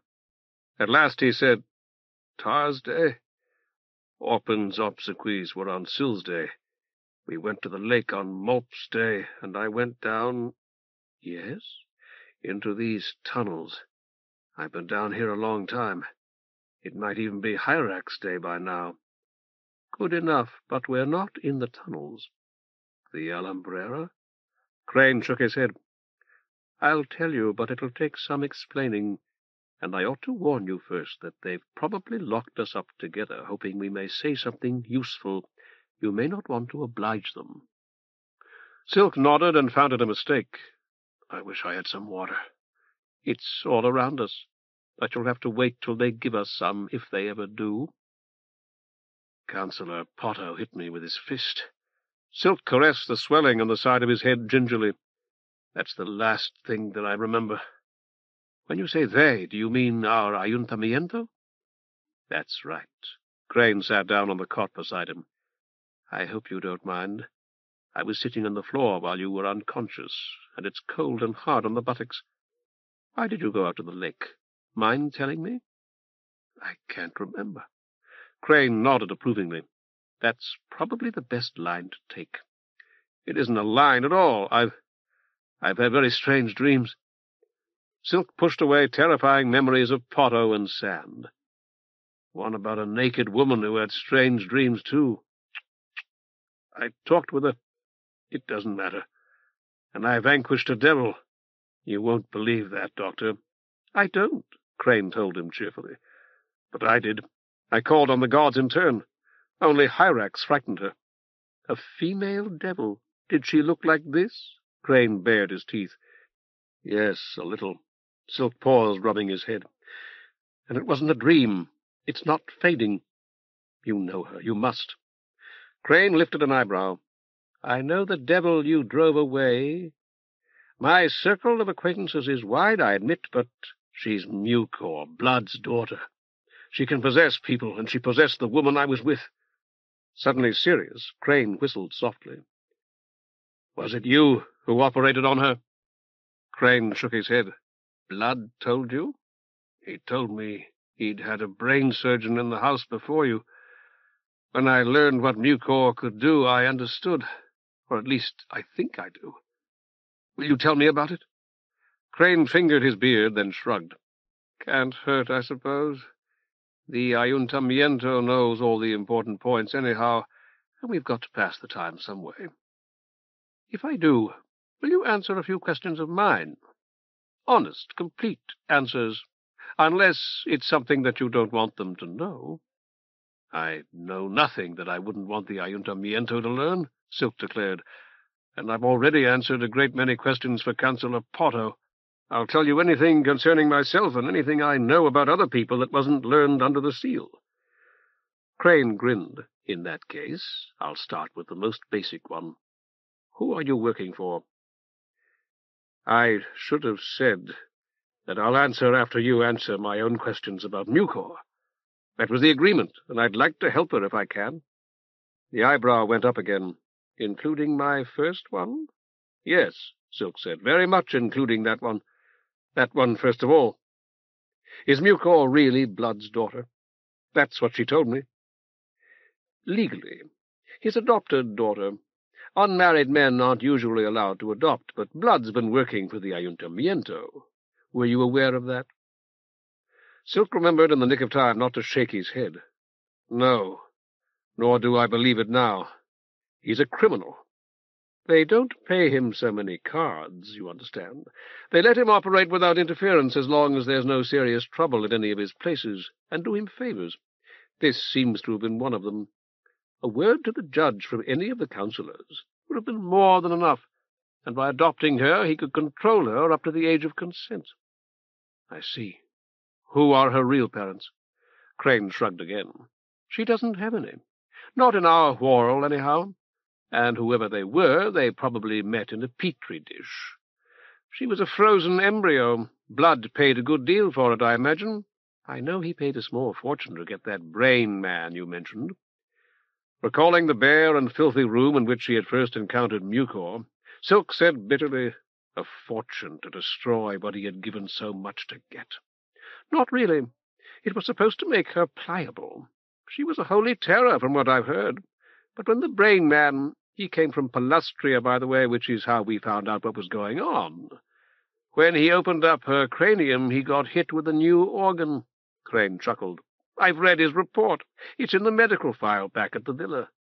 "A new organ? What was it?" "I didn't mean that it wasn't a brain. It was. But it wasn't like anything the brain man had worked on before. It wasn't a human brain for medical purposes, or an animal's brain either. He had to go by guess and good gods, as they say. And in the end he made a botch of it. He as much as admitted it." Silk wiped his eyes. "Oh, come now. It was 10 years ago, and we spies are supposed to be of sterner stuff." "Has anybody ever cried for her, Doctor?" Silk asked. "You, or Blood, or Musk, or the brain surgeon? Anyone at all?" "Not that I know of." "Then let me cry for her. Let her have that at least." "I wouldn't think of trying to stop you." "You haven't asked why Blood didn't get rid of her." "She's his daughter, according to what you just told me. His daughter legally, at least." "That wouldn't stop him. It was because the brain man said her subrogative abilities could regenerate some time after she'd healed. It was only a guess, but judging from your story about a devil, they have. And the Ayuntamiento knows it now, thanks to you. It's going to make Viren more dangerous than ever." Silk daubed at his eyes again with a corner of his robe and wiped his nose. "More formidable, you mean? That may trouble your government in Palustria, but it doesn't bother me." "I see." Crane slid backward on the cot until he could prop his spine against the steel wall. "You promised you'd tell me who you were working for if I told you about Mucor. Now you're going to say you're working for his cognizance, the Prolocutor, or something like that. Is that it? Hardly what I'd call fair play." "No. Or perhaps, in a way, I am. It's a nice ethical point. Certainly I'm doing what his cognizance would wish me to do, but I haven't told him, haven't informed the chapter formally, I should say. I really haven't had time, the old excuse. Would you have believed me if I'd said I was a spy for his cognizance? I wouldn't, and I don't. Your Prolocutor's got spies, plenty of them, but they aren't holy augurs. He's not so foolish as that. Who is it?" "The outsider." "A god?" "Yes." Silk sensed that Crane's eyebrow had been raised again, though he was not looking at Crane's face. He filled his lungs and expelled the air through his mouth. "No one believes me, except for Mater of Marble, a little.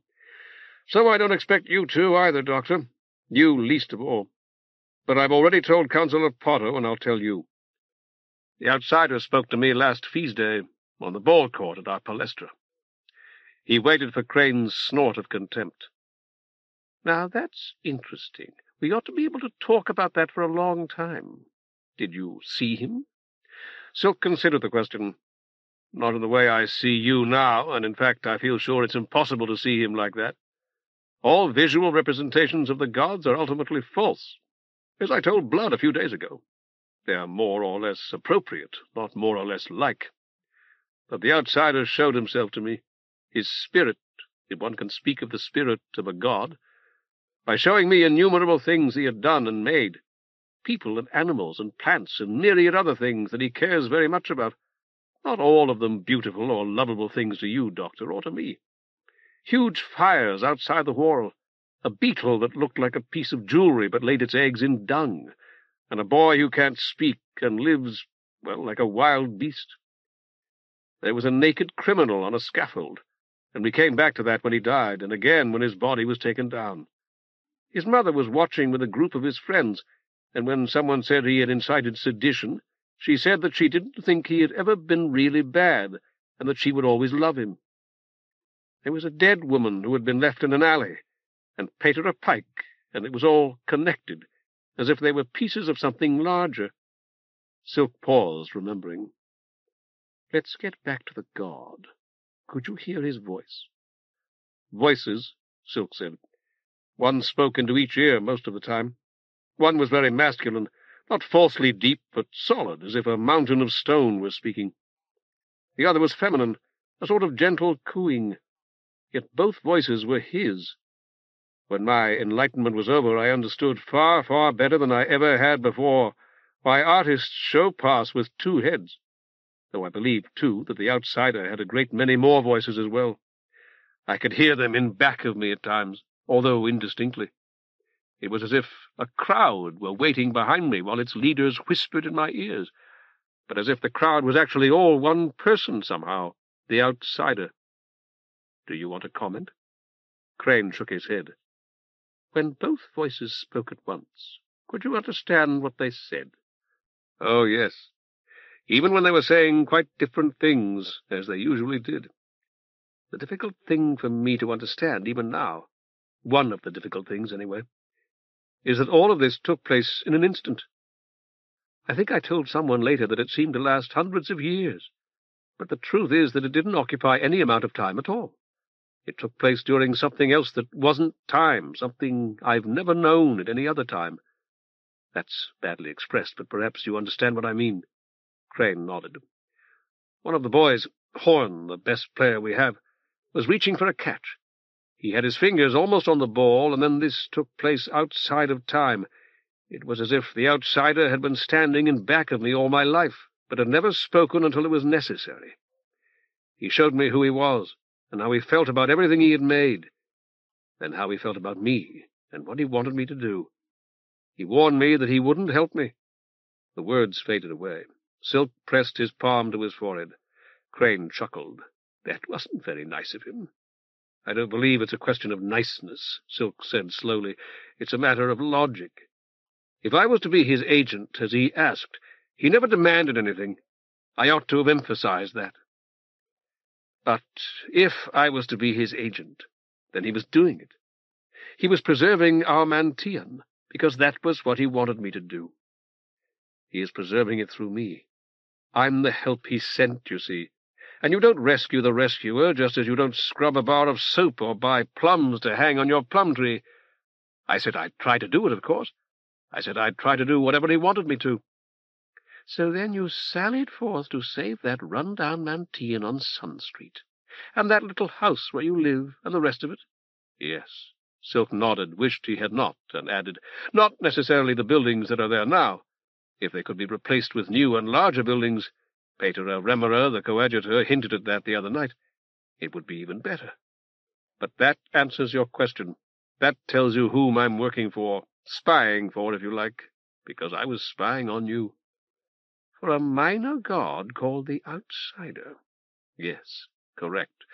I was going to tell you that I knew you were a spy the next time you came to treat my ankle, that I'd talked to people who'd provided you with information without realizing why you wanted it, who'd carried messages for you and to you, and I'd seen a pattern in those things. I see it more clearly now, but I had seen it even then. Crane smiled and shook his head in mock despair. So did Councillor Lemur, unfortunately. I see other things, too, Silk told him. Why you were at Blood's, for example, and why I encountered Blood's talus here in the tunnels. "We are not in the tunnels," Crane said absently. "Didn't you hear me say that there's water all around us? We're in a sunken ship in the lake, or to be a little more exact, in a ship that was built to sink, and to float to the surface on the captain's order, to swim under water like a fish, if you can believe that. This is the secret capital of Vyron. I'd be a wealthy man as well as a hero, if only I could get that information to my superiors back home." Silk slid from the cot and crossed the room to its steel door. It was locked, as he had expected, and there was no pane of glass or peephole through which he could look out. Suddenly conscious of the odor of his body and the smears of ash on his clothing, he asked, "Isn't there any way we can wash here?" Crane shook his head again. "There's a slop jar under the cot if you want that." "No, not now." "Then tell me why you cared whether I was a spy or not, if you weren't going to hand me over to the Ayuntamiento." "I was," Silk said simply. "If you wouldn't help me save Armantion from blood, I was going to say that if you did that, I'd let you leave the city." He sat down in the corner farthest from the cot, finding the steel floor as cold and as hard as Crane had said. "But if you wouldn't, I planned to roll you over to the Hoppies. That's the way the people of our quarter would say it, and I was working for them as well as for the outsider, who wanted to save Armantion because he cares so deeply about them." He pulled off his shoes. "By Hoppies they mean the troopers of our civil guard. They say that the guardsmen look like frogs because of their green uniforms." "I know. Why did you go into the tunnels? Because I'd asked some people about them?" Silk was peeling off his stockings as he replied. "Not really. I didn't intend to enter the tunnels, although I'd heard of them vaguely. Circles of black mechanics meeting there and so on, which they told us at the Schola was a lot of nonsense. You and this wrapping you lent me had made it possible for me to walk out to Scylla's shrine on the lake. I went out there because Commissioner Chenille had, and the person who told me that said you'd been interested to learn of it." "Chenille?" "No." Silk shook his head, knowing that it would hurt, but eager to make his answer as negative as possible. "You know it was. Not that it matters. I was listening outside while you shrove her, by the way. I couldn't hear a lot, but I wish I'd heard that." "You couldn't have heard it because it was never said. Chenille acknowledged her own transgressions, not yours." Silk removed the wrapping. "Have it your way. Did Blood's Talus turn you over to Potto?" "It was more complicated than that." Silk hesitated. "I suppose it's imprudent for me to say it, but if Councillor Potto has someone listening to us, all the better. I want to get this off my conscience. I killed Blood's Talus. I had to in order to preserve my own life, but I didn't like it, and I haven't come to like it any better since it happened." "With?" Silk nodded. "With an Azoth I happen to have upon my person. It was later taken from me." "I've got you.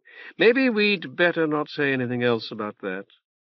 "Then let's talk about this," Silk said, and held up the wrapping. "You very generously lent me this, and I've been as ungrateful as I could possibly be. You know my excuse, which is that I was hoping to do what the outsider had asked, to justify his faith in me, who in 23 years had never paid him even trifling honors. It wouldn't be right for me to keep this, and I'm grateful for this opportunity to return it." "I won't accept it. Is it cold now? It must be. Do you want me to recharge it for you?" "I want you to take it, Doctor. I would have extorted the money I need from you if I could. I deserve no favors from you." "You've never gotten any, either." Crane drew his legs onto the cot to sit cross-legged. "I didn't invent you, but I wish I had, because I'd like to take credit for you. You're exactly what we've needed. You're a rallying point for the underclass in Vyron, and a city divided is a city too weak to attack its neighbors. Now recharge that thing and put it back on your ankle." "I never wished to weaken Vyron," Silk told him. "That was no part of my task." "Don't blame yourself. The Ayuntamiento did the damage when they assassinated the Caldé and governed in defiance of your charter and their people, which won't save your life when Lemur's finished with you. He'll kill you just like he'll kill me." Silk nodded ruefully. Councillor Potto said something of the sort. I still hope that it was no more than a threat, that he will no more kill me despite his threat than Blood would. the situation is entirely different. You'd gone out to Bloods, and it seemed likely that others knew about it. If his talus caught you and dragged you into the tunnels, it's not likely that anybody else knows the Ayuntamiento has you. Not even the talus, since you say you killed it. Only Mamelta, the woman who was captured with me. What's more, Crane said, killing you would have made Blood much less secure. Killing you would make Lemur and the rest more secure. In fact, I'm surprised they haven't done it already. Who's Mamelta, by the way? One of those holy women? One of the people whom Pass put into the Whorl when he had finished it. Did you know that some of them are still alive, though sleeping? Crane shook his head. Did he tell you that, Pass? No, she did. I had been captured by soldiers. I left the Azoth behind when that happened, because I knew I'd be searched. A drift of ashes almost filled that tunnel, and I left it buried in them when the soldiers pulled me out. Crane grinned. Shrewd enough. It wasn't, not really.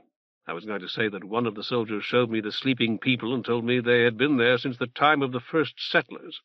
Mucor woke one, Mamelta, and I exorcised Mucor, as I told you. Yes. Mamelta and I got away from the soldiers. Hammerstone will be punished for that, I'm afraid. But we were arrested again when we went back for the Azoth. They locked me up in a place worse than this one, and after a while they brought me my robe. Mamelta had been wearing it, so they must have given her proper clothing. At least I hope they did. Silk paused, gnawing his lower lip. I could have resisted the soldiers with the Azoth, I suppose. It's quite possible that I would have killed them both, but I couldn't bring myself to do it. Very creditable. But by the time you were rearrested, Potter was there? Yes. And he soon realized who you were. I told him, Silk admitted. That is to say, he asked my name, and I gave it. I would do it again. I'm a loyal citizen, as I assured him repeatedly.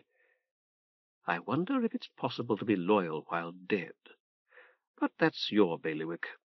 The thing that interests me is that you escaped the first time with this woman. Mind telling me how you reconciled that with your loyalty?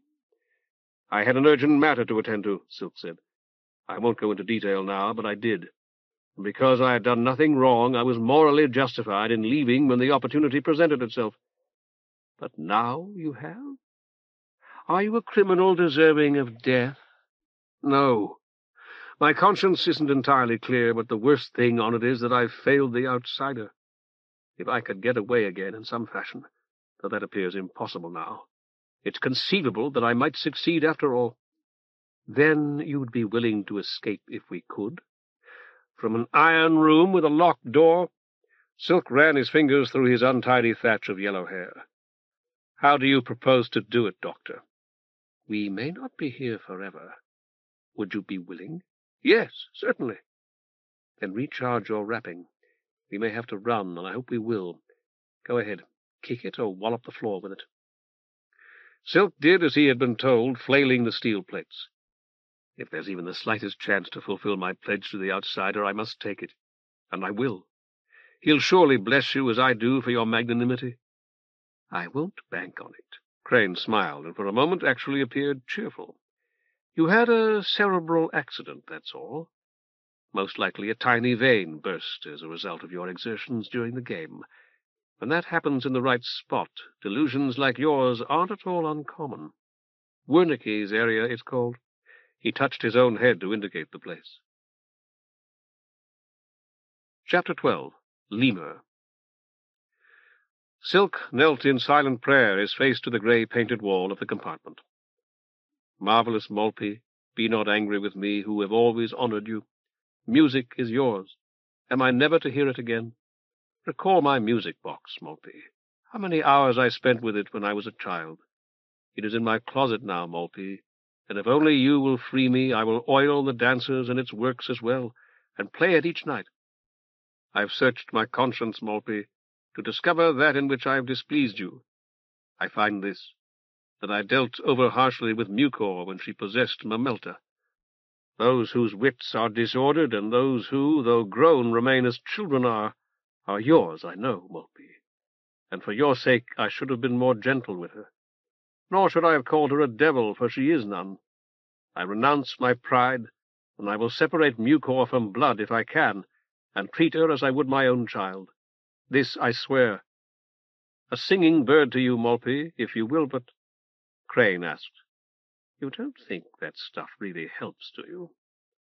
"A singing bird to you, Maltby, if you will but set us free.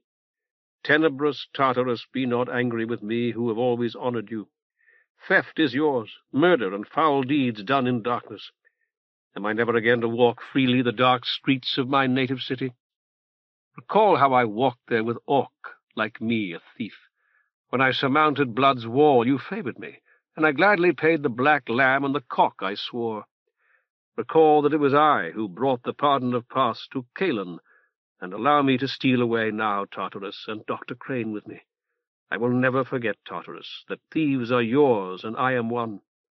I have searched my conscience, Tartarus, to discover that in which I have displeased you. I find this, that I detested your darksome tunnels with all my heart, never thinking in my pride that you had sent me there, nor that they were a most proper place for such as I. I renounce my pride. If ever you send me there again, I will strive to be grateful, recalling your favors. This I swear.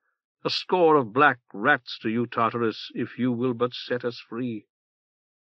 Highest Hyrax, be not angry with me, who have always honored you. Death is yours. Am I never to comfort the dying again? Recall my kindnesses to Prickly Thrift, Shrub, Flax, Orphan, Barrel, Caelan, and Exmoor, Hyrax. Recall how Exmoor blessed me with his dying breath, and forget not that it was I who slew the bird to whom blasphemers had given your name. If only you will free us, I will bring pardon to the dying all my life, and burial to the dead. I have searched my conscience, Hyrax, to discover that in which I have displeased you. I find this, that I thought you fellows used beads. Potto took them, as I told you, Silk said dispiritedly. He took everything, even my glasses. I didn't know you wore glasses. That when I beheld those who had died in the sleep into which Pas had cast them, I did not propose their burial, or so much as offer a prayer for them. And when Mamelta and I found the bones of she who had carried a lantern, I in my pride took her lantern without interring her bones. I renounce my pride, and will be ever mindful of the dead. This I swear. A black he-goat to you, Hyrax, if you will but set us free.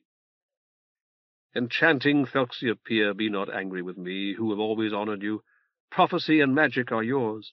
Am I never to cast the Thelxday lots again, nor to descry in the entrails of sacrifice the records of days to come? Recall that of the many sacrifices I offered for Orphan, for Orc, and for myself on Scyll's day past, I read all save the birds. I have searched my conscience, Thelxiopeia, to discover that in which I have displeased.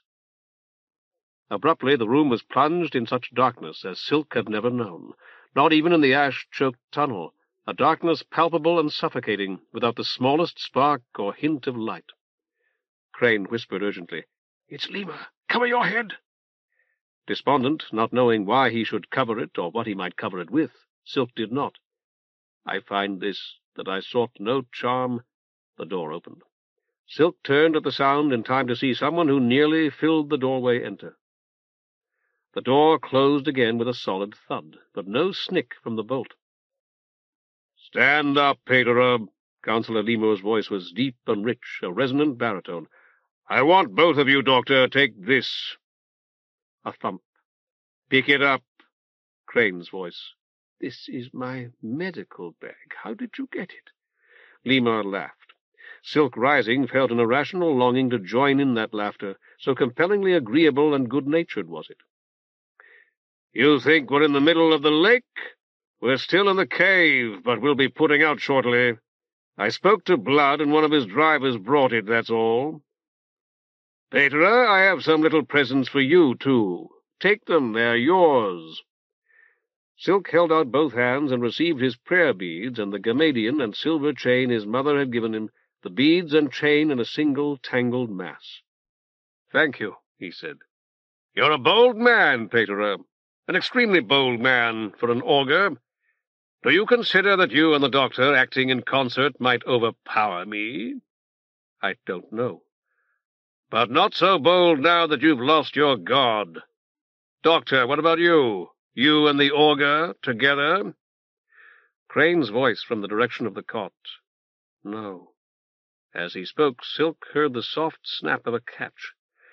I have your needler in my waistband, and yours, Patera. It's in my sleeve. In a moment I'm going to give them back to you. With your needlers back in your possession, do you think you and your friend the doctor could kill me in the dark? Silk said, May all the gods forbid that I should ever kill you or anyone, or even wish to. Lemur laughed again softly. You wanted to kill Potter, didn't you, Patera? He questioned you for hours, according to what he told me. I've known Potter all my life, and there is no more objectionable man in the Whorl, even when he's trying to ingratiate himself. It is true that I could not like him. Silk chose his words. Yet I respected him as a member of the Ayuntamiento, and thus one of the legitimate rulers of our city. Certainly I did not wish to harm him. He hit you repeatedly, and eventually so hard that you were in a coma for hours. The Whorl would be well rid of my cousin Potter. Don't you want your needler back? Yes, very much. Silk extended his hand blindly. And you'll try to kill me? Hammerstone challenged me in the same way, Silk said. I told Councillor Potter about it, and he must have told you. But you're not a soldier. I'm not even a chem. Crane's voice. He's never seen you. In that case, look at me now, Patera. A faint glow, a nebulous splotch of white phosphorescence near the ceiling, appeared to relieve the utter darkness. As Silk stared in fascination, the closely shaven face of a man of 60 or thereabouts appeared. It was a noble face, with a lofty brow surmounted by a mane of silver hair, an aquiline nose, and a wide, mobile-looking mouth. Staring up at it, Silk realized that Councillor Lemur had to be taller even than Gib. The face spoke. Aren't you going to ask how I do this? My skin is self-luminescent, even my eyes. Watch. Two more faintly glowing splotches appeared and became Lemur's hands. One held a needler as large as Orc's by the barrel. Take it, Doctor. It's your own. Crane's voice from the darkness beyond Lemur's hands. Silk's not impressed. Leaving Lemur, the needler vanished. He's a man of the spirit, Crane chuckled. As am I, Patera. Very much so. You've lost your god. May I propose another? Tartarus? I was praying to him before you came in. Because of the dark, you mean? Lemur's face and hands faded, replaced by a blackness that now seemed blacker still. And because it's his day, Silk said. At least, I'd assume that it's Tar's day by now. Tartarus and the rest are only ghosts, Patera. They've never been anything more, and ghosts fade. With the passing of 300 years, past Echidna, Tartarus, Scylla, and the rest have faded almost to invisibility. The Prolocutor knows it, and since you're going to succeed him, you should know it too. Silk fell silent, suddenly glad that the room was dark. Lemur laughed again, and Silk, heartsick and terrified, nearly laughed with him, and found that he was smiling. If only you could see yourself, Patera, or have your likeness taken. You're a trained augur, I'm told. You graduated from the Schola with honors. So tell me, can Tartarus see in the dark? Silk nodded, and by that automatic motion discovered that he had already accepted the implication that Lemur could see in the dark as well. Certainly. All gods can, actually. Crane's voice. That's what you were taught, anyhow. Lemur's baritone so resonant that it made Crane sound thin and scratchy in comparison. I can, too, no less than they. By waves of energy too long for your eyes, I'm seeing you now. And I hear and see in places where I am not. When you woke, Dr. Crane held up his fingers and required you to count them. Now it's your turn. Any number you choose. Silk raised his right hand. All 5. Again. Silk complied. 3. Crane held up 3 for you. Again. I believe you, Silk said. 6. You believed Crane as well when he told you that I planned to kill you both. It's quite untrue, as you've heard. We mean to elevate and honor you both. Thank you, Silk said. First I shall tell you the story of the gods. Dr. Crane knows it already, or guesses if he does not know. A certain ruler, a man who had the strength to rule alone, and so called himself the monarch, built our Whorl, Patera. It was to be a message from himself to the universe. You have seen some of the people he put on board it, and in fact you have walked and talked with one. Silk nodded, then, conscious of Crane, said, Yes, her name is Mamelta. You talked about Mucor.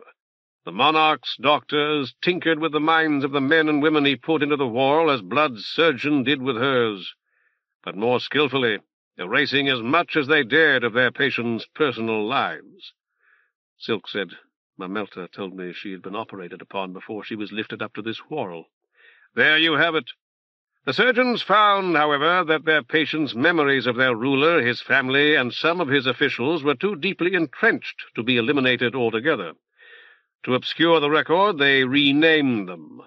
Their ruler, the man who called himself the monarch, became Pas, the shrew he had married Echidna, and so on. She had borne him 7 children. We call them Scylla, Malpe, Tartarus, Hyrax, Phelxiopea, Phia, and Sphigx. In the darkness, Silk traced the sign of addition. The monarch had wanted a son to succeed him. Scylla was as strong-willed as the monarch himself, but female. It is a law of nature as concerns our race that females are subject to males. Her father allowed her to found our city, however, and many others. She founded your chapter as well, a parody of the state religion of her own Whorl. She was hardly more than a child, you understand, and the rest younger even than she. Silk swallowed and said nothing. His queen bore the monarch another, but she was worse yet, a fine dancer and a skilled musician, but female too, and subject to fits of insanity. We call her Malpe. There was a soft click. Nothing useful in your bag, Doctor? We searched it, naturally. To continue, their 3rd child was male, but no better than the first 2, because he was born blind. He became that Tartarus to whom you were recommending yourself, Patera. You believe he can see without light. The truth is that he cannot see by daylight. Am I boring you? That wouldn't matter, but you're risking the displeasure of the gods and endangering your own spirit. Crane's dry chuckle came out of the darkness. I'll continue to do it. Echidna conceived again and bore another male, a boy who inherited his father's virile indifference to the physical sensations of others to the point of mania. You must know, Patera, as we all do, the exquisite pleasure of inflicting pain upon those we dislike. He allowed himself to be seduced by it, to the point that he came to care for nothing else, and while still a child slaughtered thousands for his amusement. We call him Hyrax now, the god of death. Shall I go on? There are 3 more, all girls, but you know them as well as I. Phelxiopea, with her spells and drugs and poisons, fat Phia and Sphigx, who combined her father's fortitude with her mother's vile temper.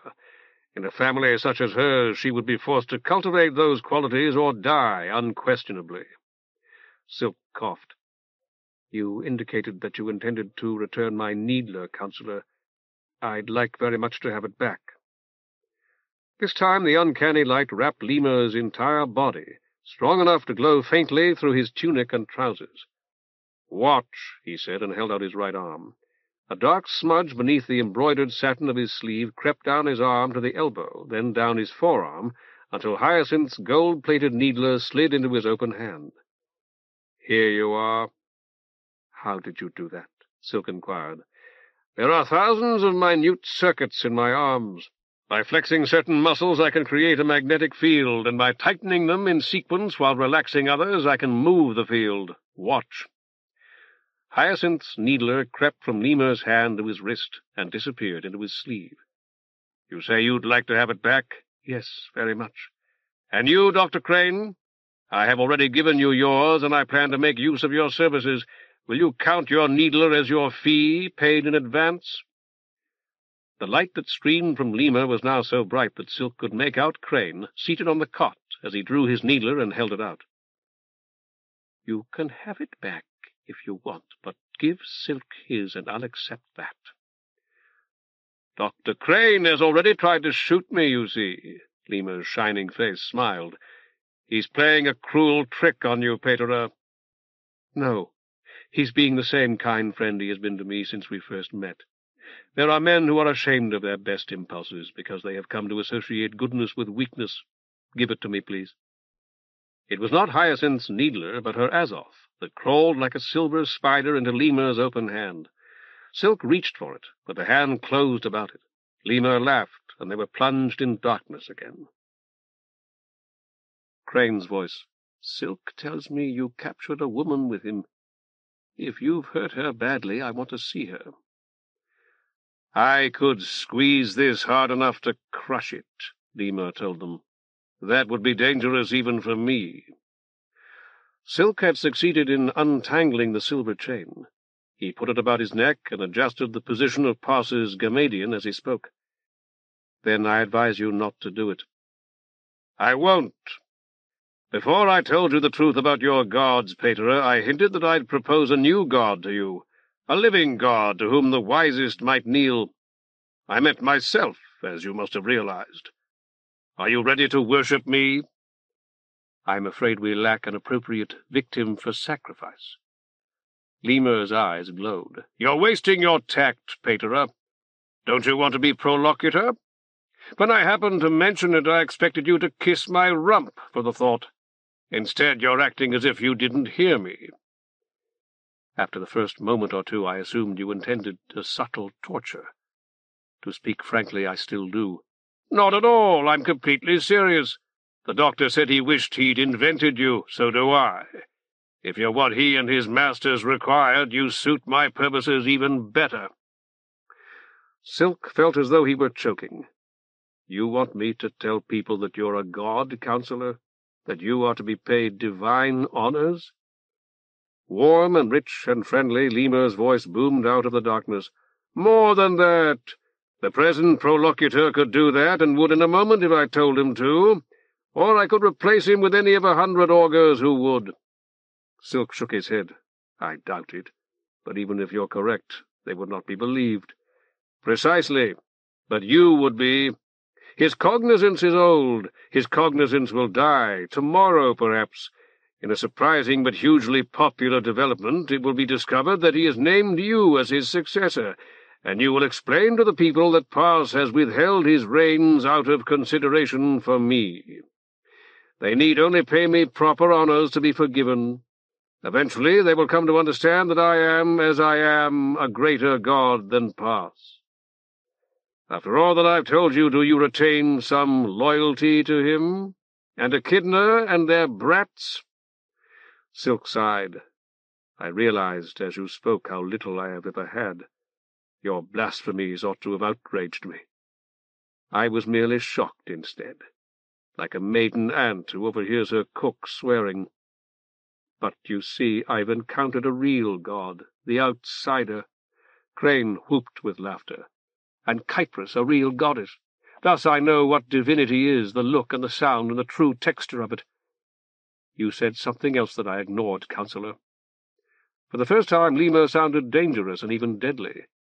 "Which was?" "You said that you were not a chem. I'm not one of those ignorant and prejudiced bios who consider themselves superior to chems, but I know—" "You lie!" Doubly terrifying in the darkness, the blade of the Azoth tore the plane of existence like so much paper, shooting past Silk's ear, manifest to every cell in his body, and horrible as nothing the universe contained could be. From the other side of the room, Crane shouted, "You'll sink us!" And the vessel lurched and shook as he spoke. Chips of burning paint and flakes of incandescent steel showered Silk with fire. He backed away in horror. "One born a biological man did that, Patera. A man who has become more." Something rang in the darkness as a hammer rings against an anvil. "I am a biological man and a god."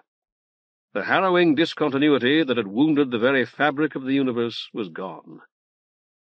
"Thank you," Silk said. He gasped for breath. "Thank you very much. Please don't do that again." As the violence of the vessel's motion abated to steady thrumming, Lemur's luminous arm reappeared. His hand opened, and the hilt of the Azoth slid smoothly into its sleeve. There was a thump as Crane dropped his medical bag. "Are you inside there?" Lemur's voice was warm again. "Why do you ask?" "Just curious. I was wondering if it might not be like conflict armor, but better." "Which would be of some interest to your masters in the government of—" "Palustria." "No, not Palustria. We have eliminated certain cities, and that is one of them. Like Patera Silk, you'll soon come to serve Viron, and when you do, you must be more forthright. Meanwhile, let it be enough for you that I am in another part of this boat. Perhaps I'll show you when we're done with the business at hand." "Serve you, you mean?" "We gods have many names.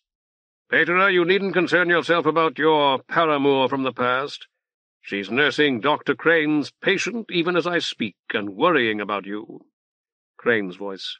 "You use some old-fashioned words. How old are you, Counselor?"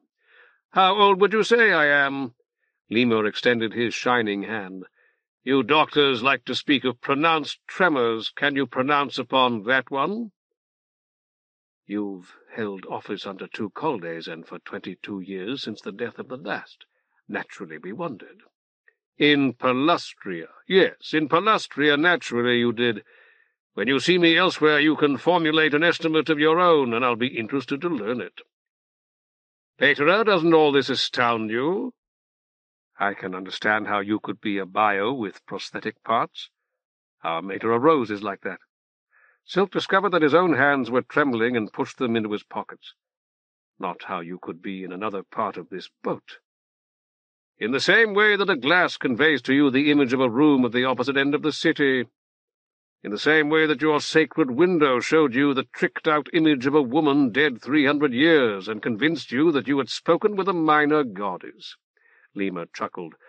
"But I've wasted too much time already, while Dr. Crane's patient lies dying. I trust he'll forgive me. I was enjoying myself." The luminous hand held up Hyacinth's needler.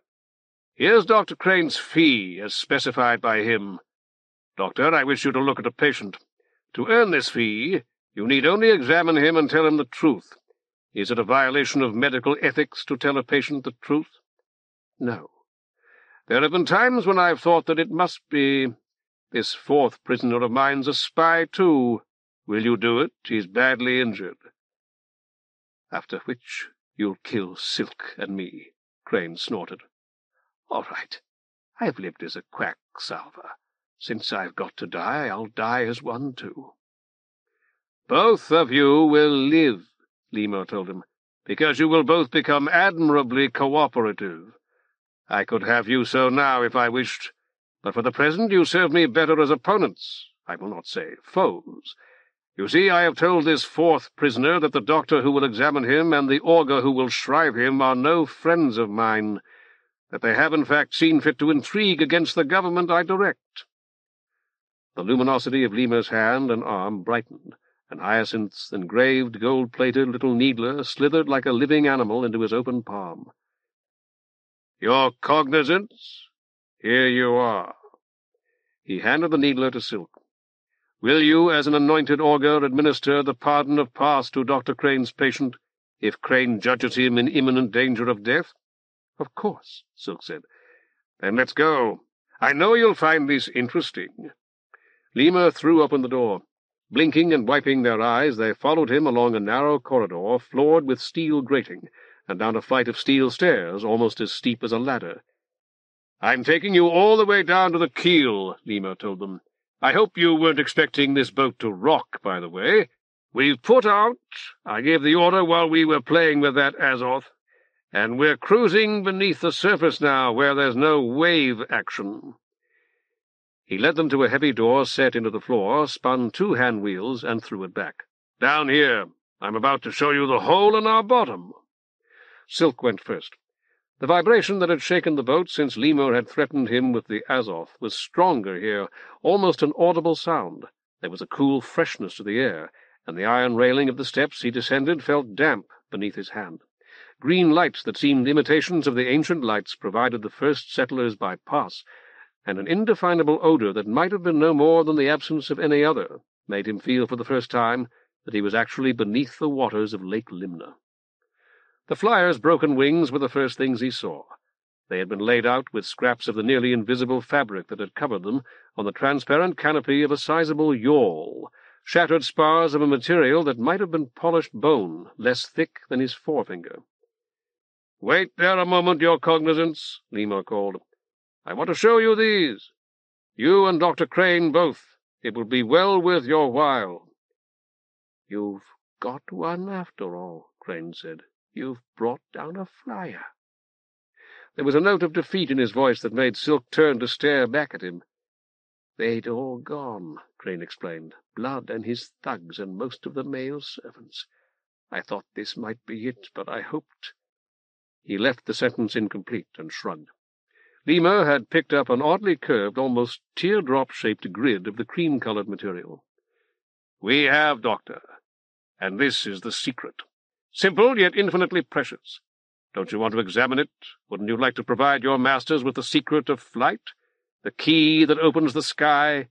This is its shape. Pick it up if you wish. See how light it is. Run your fingers over it, Doctor." Crane shook his head. "Then you, your cognizance. When your followers have installed you as Caldé, it could prove a most useful thing to know." "I'll never be Caldé," Silk told him, "and I have never wished to be." He accepted the almost weightless grid and stared at its fluid lines. "This is what lets a flyer fly? This shape?" Lemur nodded. "With the material from which it's made. Tarsiers analyzing that. When you broke into Blood's Villa feast day night, I know all about that, you see. When you broke in, didn't you wonder why Crane's city had sent him to watch Blood?" "I didn't realize he was a spy then," Silk explained. He put down the grid and fingered the swelling that Potto's fist had left on the side of his head. He felt weak and a little dizzy. "To keep his masters apprised of Blood's progress with the Eagle," Lemur told him. "More than 25 years ago I realized the possibilities of flight. I saw that if our troopers could fly as flyers did, enemy troop movements would be revealed at once, that picked bodies of men could land behind an enemy's lines to disrupt communications, and all the rest of it. As soon as I was free to act, I backed various experimenters whose work appeared promising. None developed a device capable of carrying a child, much less a trooper." Recalling Hammerstone, Silk asked, "Why not a soldier?" Crane grunted. "They're too heavy. Lemur there weighs 4 times as much as you and me together." "Ah!" Lemur turned to Crane. "You've looked into the matter, I see." Crane nodded. "Flyers are actually a bit smaller than most troopers. I'm small, as everybody keeps reminding me, but I'm bigger than most flyers." "You sound as though you've seen some close-up." "Through a telescope," Crane said. "Want to object that I had nothing to compare them to?" "To oblige you, yes." "I didn't need anything. A small man isn't proportioned like a big one, and as a small physician I'm very much aware of that. A small man's head is bigger in proportion to his shoulders, for instance." Silk fidgeted. "If someone may be dying—" "That someone could be you, your cognizance." Lemur laid a heavy hand upon Silk's shoulder. "Purely as an hypothesis, let's say that I plan to pull your head off as soon as you've conveyed the pardon of past to this unfortunate. If that were the case, shortening our discussion would materially shorten your life. As a citizen, I'm entitled to a public trial and to an advocate. As an augur—" The pressure of Lemur's fingers increased. "It's too bad you're not an advocate yourself, your cognizance. If you were, you'd realize that there's a further unwritten provision. It is that the urgent needs of Viren must be served. As we speak, a mendacious and malcontented radical faction is attempting to overthrow our lawfully constituted ayuntamiento and substitute for it the rule of one inexperienced, but deep, and I admit that freely, augur, stirring up the populace by alleging a lot of superstitious taradiddle about enlightenment and the supposed favour of the gods. Am I crushing your shoulder? It is certainly very painful. It can easily become more so. Did you really speak to a goddess in a house of ill repute? Say no, or I'll crush it." "A goddess in the sense that the god who enlightened me is a god? Dr. Crane insists that there is no such being. Whether he's right or not, I'm inclined to doubt that there are any more such gods." Lemur tightened his grip, so that Silk would have fallen to his knees if he could. I want to tell you in some detail, your cognizance, how I hit upon the notion of using a bird of prey to bring down a flyer for our examination, how I saw a hawk take a merganser at twilight and conceived the idea, how I combed Viron with the utmost secrecy for the right man to carry it out, and how I found him. Silk moaned, and Crane said, "And so on and so forth. Let him go, and I'll tell you how we learned of it." "Let him go!" It was Mamelta dashing out of the dimness and throwing herself on Silk. "You damned robot, you thing!" She was naked, save for a blood-smeared rag knotted about her waist, her full breasts and rounded thighs trembling, her bare skin the color of old ivory. Lemur released Silk and cuffed her almost casually. White bone gleamed where his long nails had torn her forehead, until blood streamed forth to cover it. Crane crouched beside her and snapped open his brown bag. "Very good, Doctor," Lemur said. "Patch her up by all means, but not here." He threw her over his shoulder and stalked away. "Come on!" Agilely, for a man of his age, Crane mounted the steps to the trap-door Lemur had opened for them, and tugged at one of its wheels. "We can't leave her," Silk said. He moved his shoulder experimentally, and decided no bones had been broken. "We can't help her while we're prisoners ourselves." Lemur's mocking voice echoed from the other end of the hold. "A man is dying, and this woman is bleeding like a stuck pig. Don't either of you care?" "I do," Silk called, and hobbled in the direction of the voice. Beyond the bow of the yawl, the flyer lay on a blanket spread on the steel floor, his sun-brown face twisted in agony. Beside him stretched a second trapdoor, far larger than the one through which they had come, large enough, as Silk realized with some astonishment, to admit the yawl. An instrument panel stood against the bulkhead at the end of the compartment. Lemur dropped Mamelta next to the flyer. In a deafening roar that reminded Silk of the Talus, he called, "Rejoin us, Doctor! You can't open that hatch!" To Silk he added, "I tightened those locking screws, you see, and I'm a great deal stronger than both of you together, as well as a great deal heavier." Silk had already knelt at the flyer's head. "I convey to you, my son, the forgiveness of all the gods. Recall now the words of Pas, who—" "That's enough." Lemur took him by the shoulder again. "We want the doctor first, I think. If he won't come, you must bring him." "I'm here," Crane announced. "This is our flyer," Lemur said. "His name's Iola. He has told us a little, you see, though nothing of value, not even the name of his city. I would have to agree that he is scarcely taller than you, and he may well be a trifle lighter, yet he is flyer enough, or almost enough." Crane did not reply. After a moment he took scissors from his bag and began to cut away the flight suit. Silk tore a strip from his robe, wound it twice about Mamelta's head, and tied it. Lemur nodded approvingly. "She will live to be grateful for your efforts, I'm sure, Patera. So will Iola, I hope. Are you listening, Dr. Crane?" Crane nodded without looking up. "I'm going to have to roll you over. Put your arms about your head. Don't try to roll yourself. Let me do it." "You see," Lemur continued conversationally, "Iola came down right here in the lake. In one way that was extremely convenient for us. We sent our little boat to the surface and scooped up him and his wings without help from the civil guard, or from blood, I should add, and very much to the discomfiture of them both." Lemur chuckled. "That was early yesterday morning. As it chanced, I was ashore at the time, so Loris directed the recovery. Whether I could have managed things better, I can't say. Loris is not Lemur, but then who is? In any event, one vital part was not retrieved, although the flyer himself was, with most of the wings and harness and so on that permitted him to fly. He calls it a propulsion module, or PM. Isn't that so, Iola?" Crane glanced up at Lemur, then looked quickly back to his patient. "Precisely so, Doctor. Without the device, our troopers will still be able to fly, in a manner of speaking, but only to glide, as a gull does when it rides the breeze without moving its wings. It should be possible for such a trooper to launch himself from a cliff or a tower and fly a great distance, given a strong and favouring wind. Only under the most extraordinary conditions, however, could he take off from a level field. Under no conceivable conditions could he fly into the eye of any wind, even the weakest. Is this too technical for you, Patera? Dr. Crane's following me, I believe?" Silk said, "So am I think." At first the deficiency appeared only temporary. Ayala had a propulsion module. He admitted as much. Presumably it was torn free by the impact when he struck the water. We could fish it up, which we tried to do all that day, or he could tell us how to make them. This last, I am sorry to say, he refuses to do. Crane said, "You must have some sort of medical facility on this boat. Something better than this." "Oh, we do," Lemur assured him. "In fact, we had him there for a while, but he didn't repay our kindness, so we brought him back here. Is he conscious?" "Didn't you hear me talking to him a minute ago? Of course he is." "Fine. Ayala, listen to me. I'm Councillor Lemur, and I'm speaking to you. I may never do this again, and what I'm about to say will be more important to you than anything you've ever heard before, or that you're ever apt to hear. Do you hear me now? Say something or move your head." The flyer lay face down, his face turned toward the long steel hatch in the deck. His voice, when it came, was weak and strangely accented. "I hear."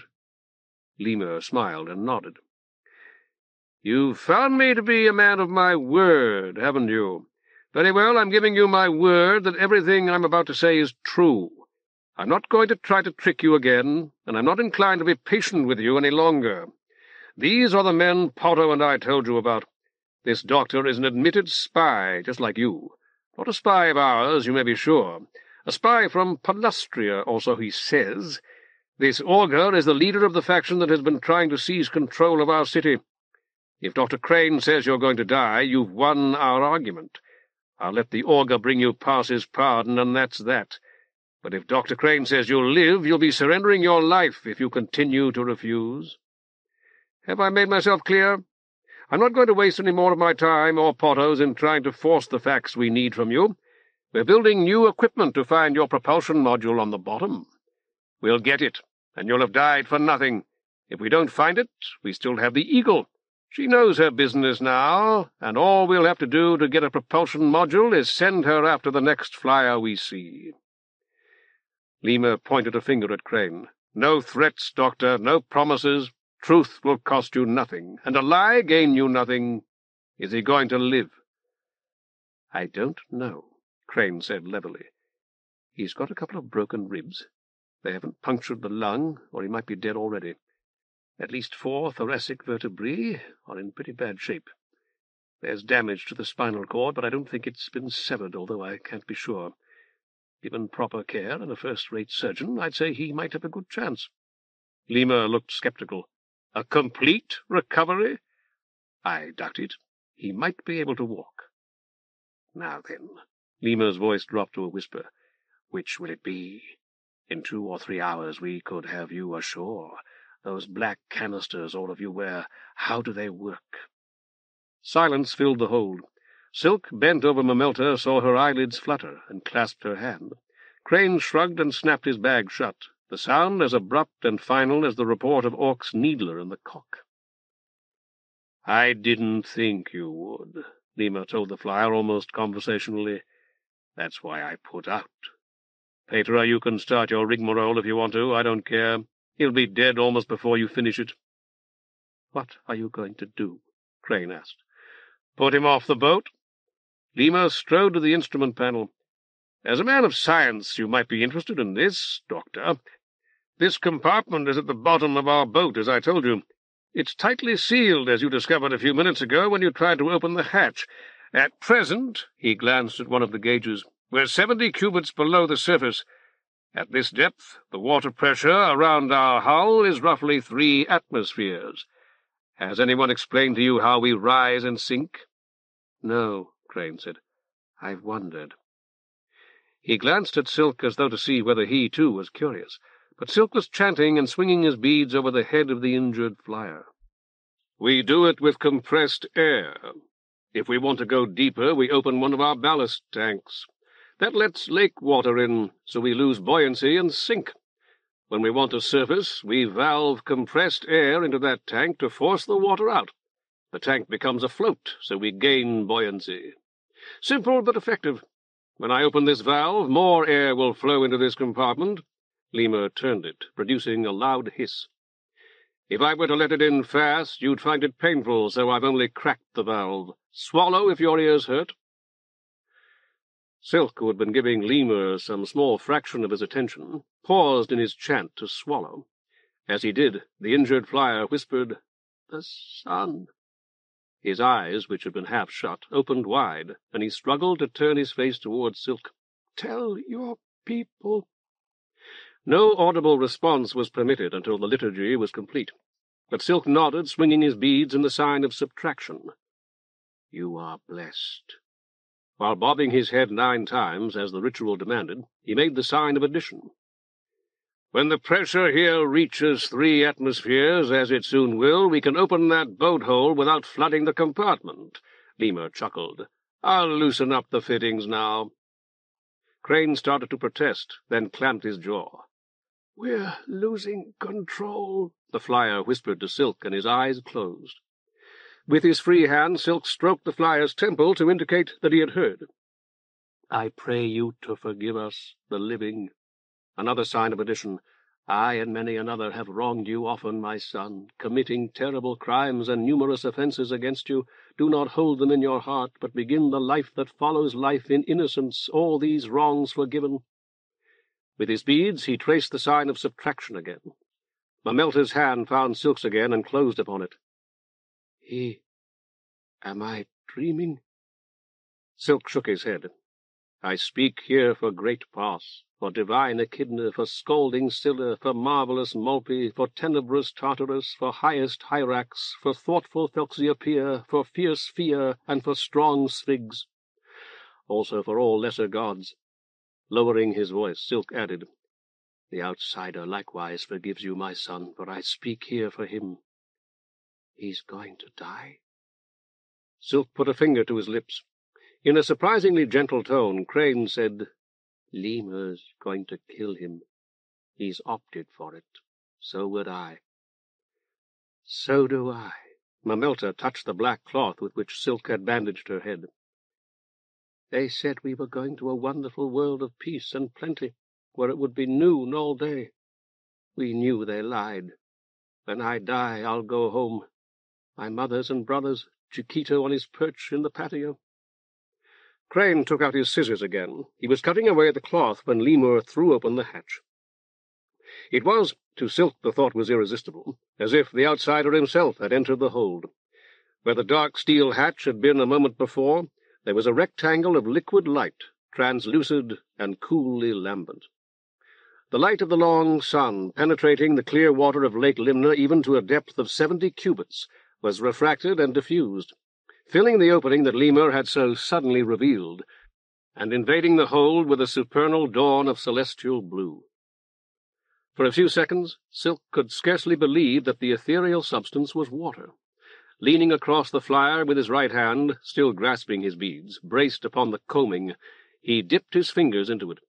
Crane said, "A little air escaped. Did you feel it?"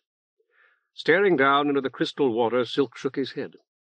A school of slender silver fish materialized at one end of the hatchway, and in the space of a breath appeared to drift to the other, 10 cubits or more beneath the steel plate on which he knelt. Lemur said, "Move, Patera," and picked up the flyer. Crane shouted, "Watch out! Don't hold him like that!" "Afraid I'll damage him further, Doctor?" Lemur smiled and lifted the flyer effortlessly above his head. "It won't matter. What about it, Ayala? Anything to say? This is the last chance." "Thank the woman," the flyer gasped. "The men, strong wings." Lemur threw him down. The lambent water that filled the hatchway erupted in Silk's face, drenching and momentarily blinding him. By the time he could see again, the flyer had nearly passed out of sight. A brief glimpse of his agonized face, his startled eyes and open mouth, from which bubbles like spheres of thin glass streamed, and he was gone. Lemur slammed down the hatch with a deafening crash and tightened its fastenings. "When I open the one that we came through, the pressure here will equalize with the pressure in the rest of the ship. Keep your mouths open, or it may blow out your eardrums." He led them up a different companionway this time, and along a broader corridor in which they passed Councillors Galago and Potto deep in conversation, and at last through a doorway guarded by 2 soldiers. "This is what you were looking for, Doctor," he told Crane, "although you may not have known it. In this stateroom you will behold our true biological cells." I'm over there."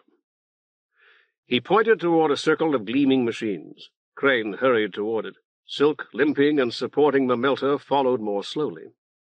Councillor Lemur's bio-body lay upon an immaculate white pallet, an equally immaculate white sheet drawn to his chin. His eyes were closed, his cheeks sunken. His chest rose and fell gently and slowly. The faint wheeze of his breath was barely audible. A wisp of white hair escaped the circlet of black synthetic and network of multicolored wires that bound his brows. Snake-like tubes from a dozen machines, clear, straw-yellow, and darkly crimson, ducked beneath the sheet. "No treacherous bios in here," Lemur told them. "We're nursed by devoted chems, and the machines that maintain us in life are maintained by chems. They love us, and we love them. We promise them immortality, and we will deliver it, a never-ending supply of replacement parts. They repay us with infinite prolongation of our merely mortal lives." Crane was inspecting one of the machines. "Your life support equipment seems very impressive. I wish I had it. My kidneys and liver have failed, so we have devices to perform those functions. There's a booster on my heart that's capable of taking over its function completely whenever that becomes necessary. Pulses of oxygen, of course."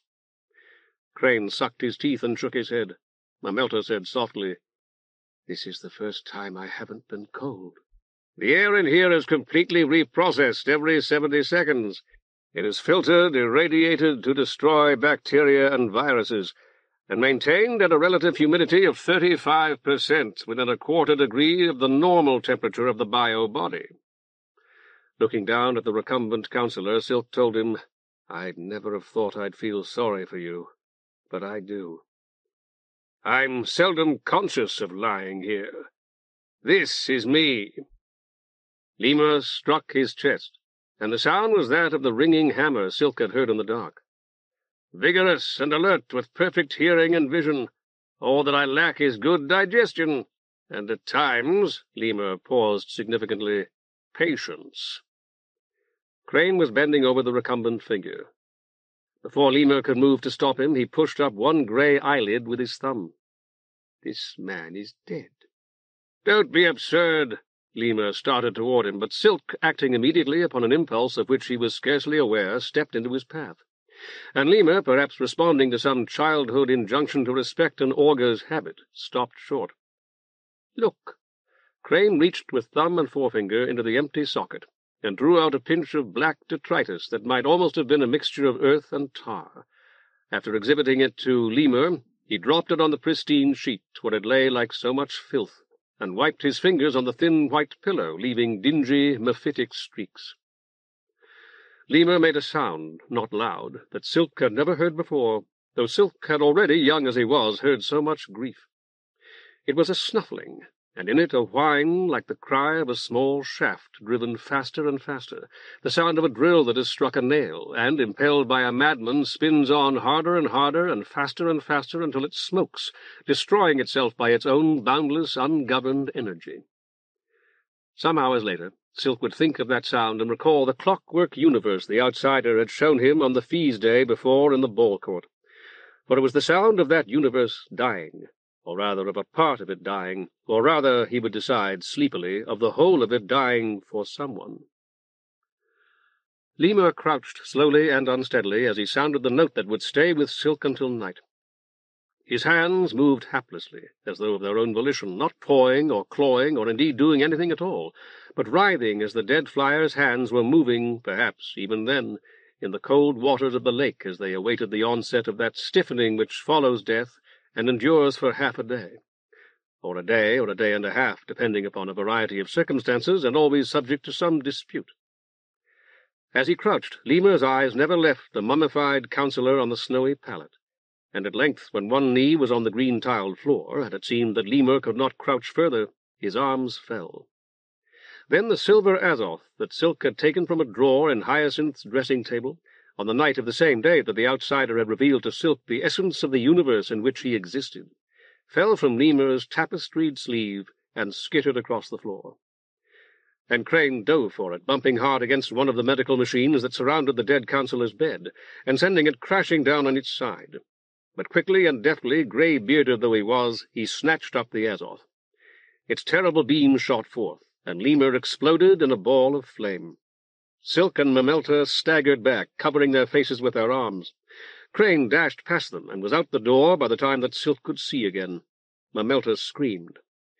Silk held her arm and dragged her behind him, conscious that he should silence her, but conscious also that it would probably prove impossible, and that there was not a second to waste in any event. The soldiers at the door were firing when Silk opened it. Before he could draw back, they charged down the broad corridor, running at thrice the speed even a fleet boy like Horton could have managed, and 10 times the best that Silk, handicapped by his ankle, and the shrieking Mamelta could hope to achieve.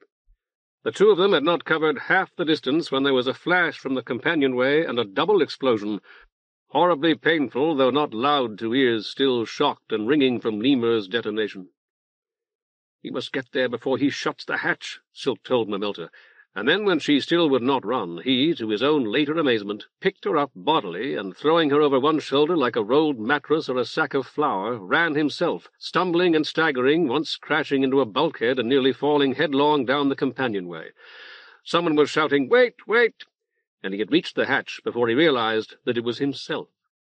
It was shut, but he dropped Mamelta and wrenched around the handwheels. A roaring wind from below lifted it as he did. "Doctor! Help me!" Crane shouted. "We can get away in the boat!" Half a dozen slug guns boomed in the corridor as Silk and Mamelta stumbled down the short companionway into the boat-hold, and a slug slammed the hatch like a sledgehammer as he retightened its fastenings. When he reached Crane, the little physician was heaving at the longer hatch that covered the boat-hole. The three of them threw it back with chill lake water gushing in after it, helping to lift it as air pressure had opened the much smaller hatch above. For a moment Silk was conscious of floundering in rising water. He spat, managed to get his face clear, and gasped for breath. The flood slacked, then held steady for a second or two that seemed a minute at least. He was conscious of the full-throated hoot of the air valve, and of someone, whether it was Mamelta or Crane he could not be sure, struggling and splashing nearby. The flow reversed. Slowly at first, then swifter and swifter, sweeping him along, the flood that had practically filled the compartment rushed back to Lake Limna. Helpless as a doll in a maelstrom, he spun in a dizzy whirl of blue light, slowed, his lungs ready to burst, and caught sight of another figure suspended like himself with splayed limbs and drifting hair. And then, dimly, of a monstrous mottled face, black, red, and gold, far larger than any wall of the manse, and a gaping mouth that closed upon the splayed figure he had seen. It passed below him as a floater rushing down some reeling mountain meadow might pass a floating thistle seed, and the turbulence of its wake sent him spinning. Chapter 13. The Caldé Surrenders.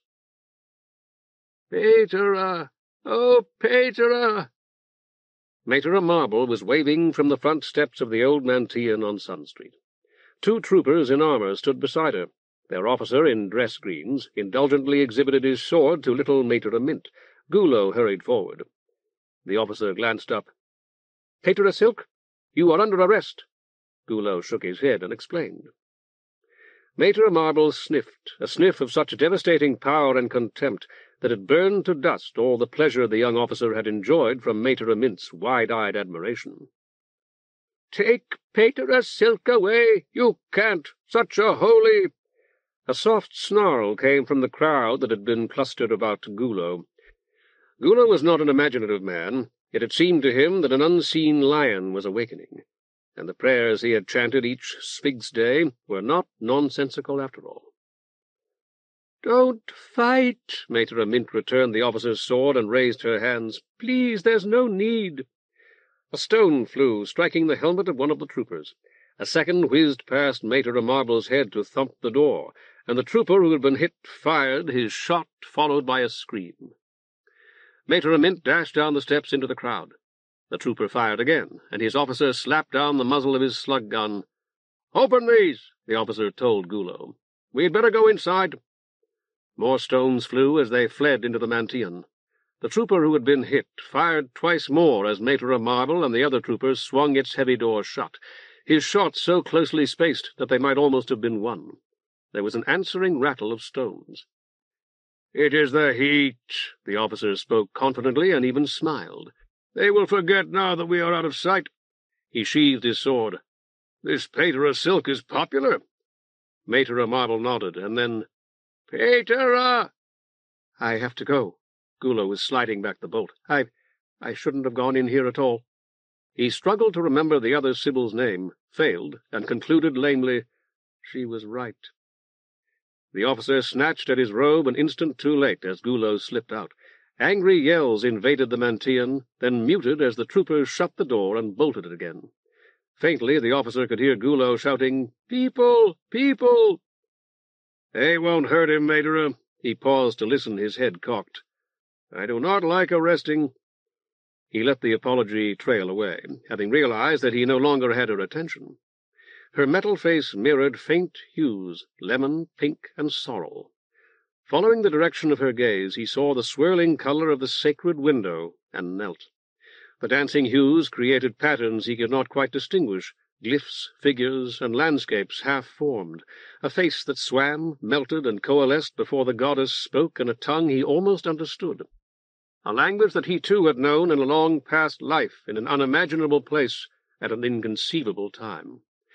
In this he was a maggot. Her utterance proclaimed that he had once been a man, that the memories she woke were perhaps no more than the dead thoughts of the man he devoured. "I will, great goddess, I will. He will be safe with us." Behind and above him he heard the Chem talking to the fat augur. "A god came while you were outside, Patera, honored us without a sacrifice. There was no one to interpret. I'm so terribly sorry you missed it." And the augur, "I didn't, Matera, not all of it." The officer willed them to be quiet. Her divine voice still strummed in his ears, far and sweet, and he knew what she desired him to do. To breach the surface of the lake, as Silk did, to rise from suffocation and see afresh the thin, bright streak of the sun and draw one's first breath, was to be reborn. He was not a strong swimmer, and indeed was hardly a swimmer at all. Yet exhausted as he was, he managed to stay afloat on the long, slow swell, kicking spasmodically, dimly fearful that each kick might draw the attention of the huge fish. There was a distant shout, followed by the clamor of a pan wildly beaten. He ignored both, until the swell heaved him high enough to see the worn brown sails. 3 half-naked fishermen pulled him onto their boat. "There's someone else," he gasped. "We've got to find him." "They already have," and Crane was grinning at him. The tallest and most grizzled of the fishermen slapped him on the back. "Gods look out for augurs, that's what my pa used to tell Patera." Crane nodded sagely. "Augurs and fools." "Yes, sir, them too. Next time you go sailing, you take a sailor. Let's hope we can find your woman." The thought of the great fish filled Silk's mind, and he shuddered. "It's good of you to look, but I'm afraid—" "Couldn't reach her, Patera?" "No, but—" "No. Well, we'll haul her out if we see her." Silk stood. At once the rolling of the boat cost him his footing, and he found himself sitting on piled nets. "Stay where you are and rest," Crane muttered. "You've been through a lot. So have I. But we've gotten a thorough washing, and that's good. Lots of isotopes released when a chem blows." He held up a gleaming card. "Captain, could you find us something to eat, or a little wine?" "Let me put her about, sir, and I'll see what's left." "Money belt," Crane whispered, noticing Silk's puzzled look. "Lemur made me turn out my pockets, but never patted me down. I promised them a card to take us back to Limna." "That poor woman," Silk said to no one in particular. 300 years for that. A black bird was perched in the rigging of a distant boat.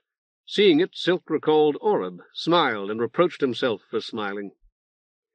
Guiltily he glanced about him, hoping that his unseemly levity had passed unnoticed.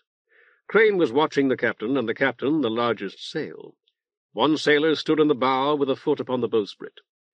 The other, grasping a rope connected to the long stick, Silk could not recall its name if he had ever known it, that spread the sail, appeared to be waiting for a signal from the captain. The back of his head seemed uncannily familiar. As Silk altered his position to get a better view of it, he realized that the nets on which he sat were dry. Crane had bought Silk a red tunic, brown trousers, and brown shoes to replace the black ones he had kicked off in the lake. He changed in a deserted alley, throwing his robe, his torn tunic, and his old trousers behind a pile of refuse. "I got Hyacinth's needler back," he said, "and my Gamadian and my beads, but not my glasses or any of my other possessions. Perhaps that's a sign." Crane shrugged. They were probably in Lemur's pocket. He had a new tunic and new trousers, too, and he had bought a razor. Glancing toward the mouth of the alley, he added, "Keep your voice down. What did you see?" "Couple of guardsmen." "The Ayuntamiento will surely think we're dead," Silk objected. "Until they learn otherwise, we have no reason to fear the guard." Crane shook his head. "If they thought we might have survived, they could have come to the surface and looked for us, couldn't they?" "Not without telling everybody on the lake about their underwater boat." "How do those fit?" "They're a trifle large." Silk looked down at himself, wishing that he had a mirror. Their boat must have come to the surface to collect poor Ayala. "You're thin," Crane told him. "No, they sent up that little one we saw. They couldn't send it after us because that compartment down in the keel would have flooded again as soon as they undogged the hatch." "It flooded when we opened the one on the floor," Silk murmured. "That's right. I'd opened the air valve as far as it would go, but it hadn't had much time to build up pressure after you and the woman vented it coming down. Naturally, a lot of water came in. It cut down the airspace and pushed the pressure up to the water pressure, so the water flowed out again almost right away." Silk hesitated, then nodded. "But if they open the upper hatch, the one in the corridor, the compartment will flood again, won't it?" "Sure. Water would rise into the rest of the boat, too, which is why they couldn't send their little boat after us. I can't imagine how they'll shut the boat door when they can't get into the compartment to do it, but no doubt they'll figure out something." Silk leaned against a wall and removed Crane's wrapping from his ankle. "I'm not a sailor, but if it were up to me, I'd go far out in the lake where there wasn't much chance of being seen, or perhaps into the cave Lemur mentioned when you asked how he had gotten your bag." "I wish I hadn't lost that." Crane fingered his beard. "I'd had it 20 years.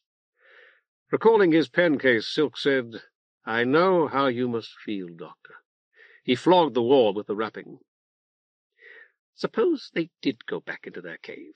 They'd still have the problem. That underwater boat's too big to drag up on shore." "But they could tilt it," Silk said. "Shift everything to one side and force all the water out of the floats on the other. They might even be able to pull it over with a cable attached to the side of the cave." Crane nodded, still watching the mouth of the alley. "I suppose so. Are you ready?" When Crane had gone, Silk opened the window. Their room was on the 3rd floor of the Rusty Lantern, and provided a magnificent view of the lake, as well as a refreshing breeze. Leaning across the sill, Silk looked down into Dock Street. Crane had wanted to get out of sight, or so he had said, but he had called for pen and paper as soon as they had taken this room, and gone out into the street again, leaving Silk behind after scribbling a not very lengthy note. Looking up and down Dock Street now, Silk decided that if it did no harm for Crane to go out again, it could surely do none for him to study the street from a window this high. Limna was peaceful, the innkeeper had said, but there had been rioting in the city the night before, rioting put down harshly by the guard. "Silk's men," the innkeeper had told them wisely. "They're the ones stirring it up, if you ask me." Silk's men. Who were they? Deep in thought, Silk stroked his cheek, feeling 2 days' beard beneath his fingertips. The men who had chalked up his name, no doubt. There were some in the quarter who would do that, and more, beyond doubt, and even assert that they were acting under his direction. Not for the first time it occurred to him that some of them might be the men who had knelt in Sun Street for his blessing when he had told Blood he had been enlightened. Men so desperate that they would accept any leader who appeared to have the favor of the gods, even himself. 2 guardsmen in mottled green conflict armor were coming up Dock Street with slug guns at the ready. They were showing themselves clearly in the hope that the sight of them by day would prevent disturbances tonight, would prevent men with clubs and stones and hangers like orcs and a few needlers from fighting troopers in armor, armed with slug guns.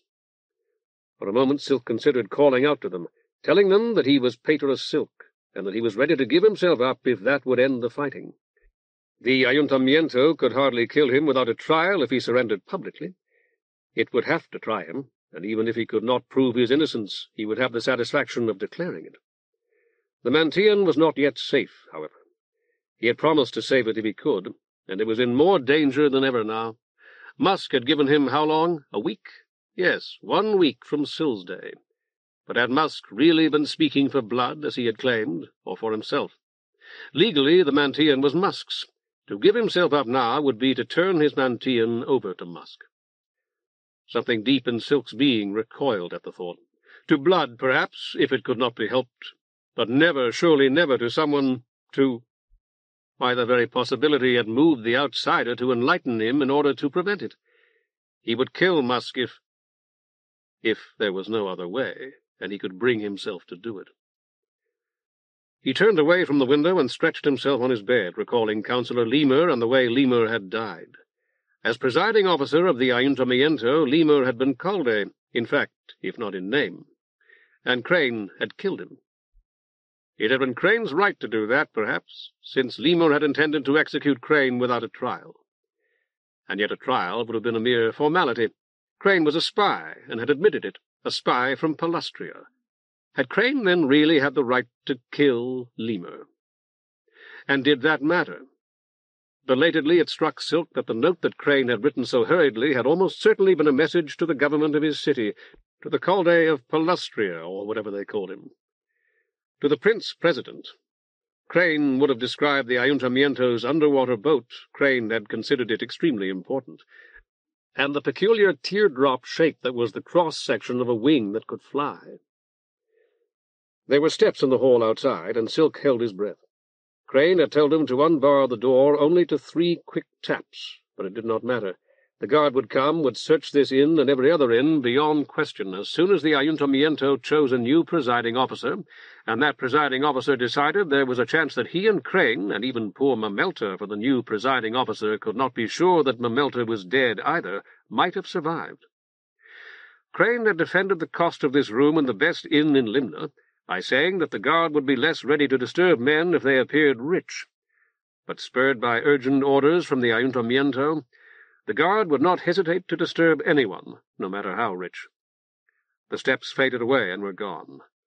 Silk had sat up and pulled off his new red tunic before he fully realized that he had resolved to shave. Rising, he jerked the bell-pull vigorously and was rewarded by a distant drum-roll on the stairs. 2 days' beard might disguise him, but it would also mark him as someone requiring a disguise, and the outsider could not reasonably object to his shaving, something that he did every day.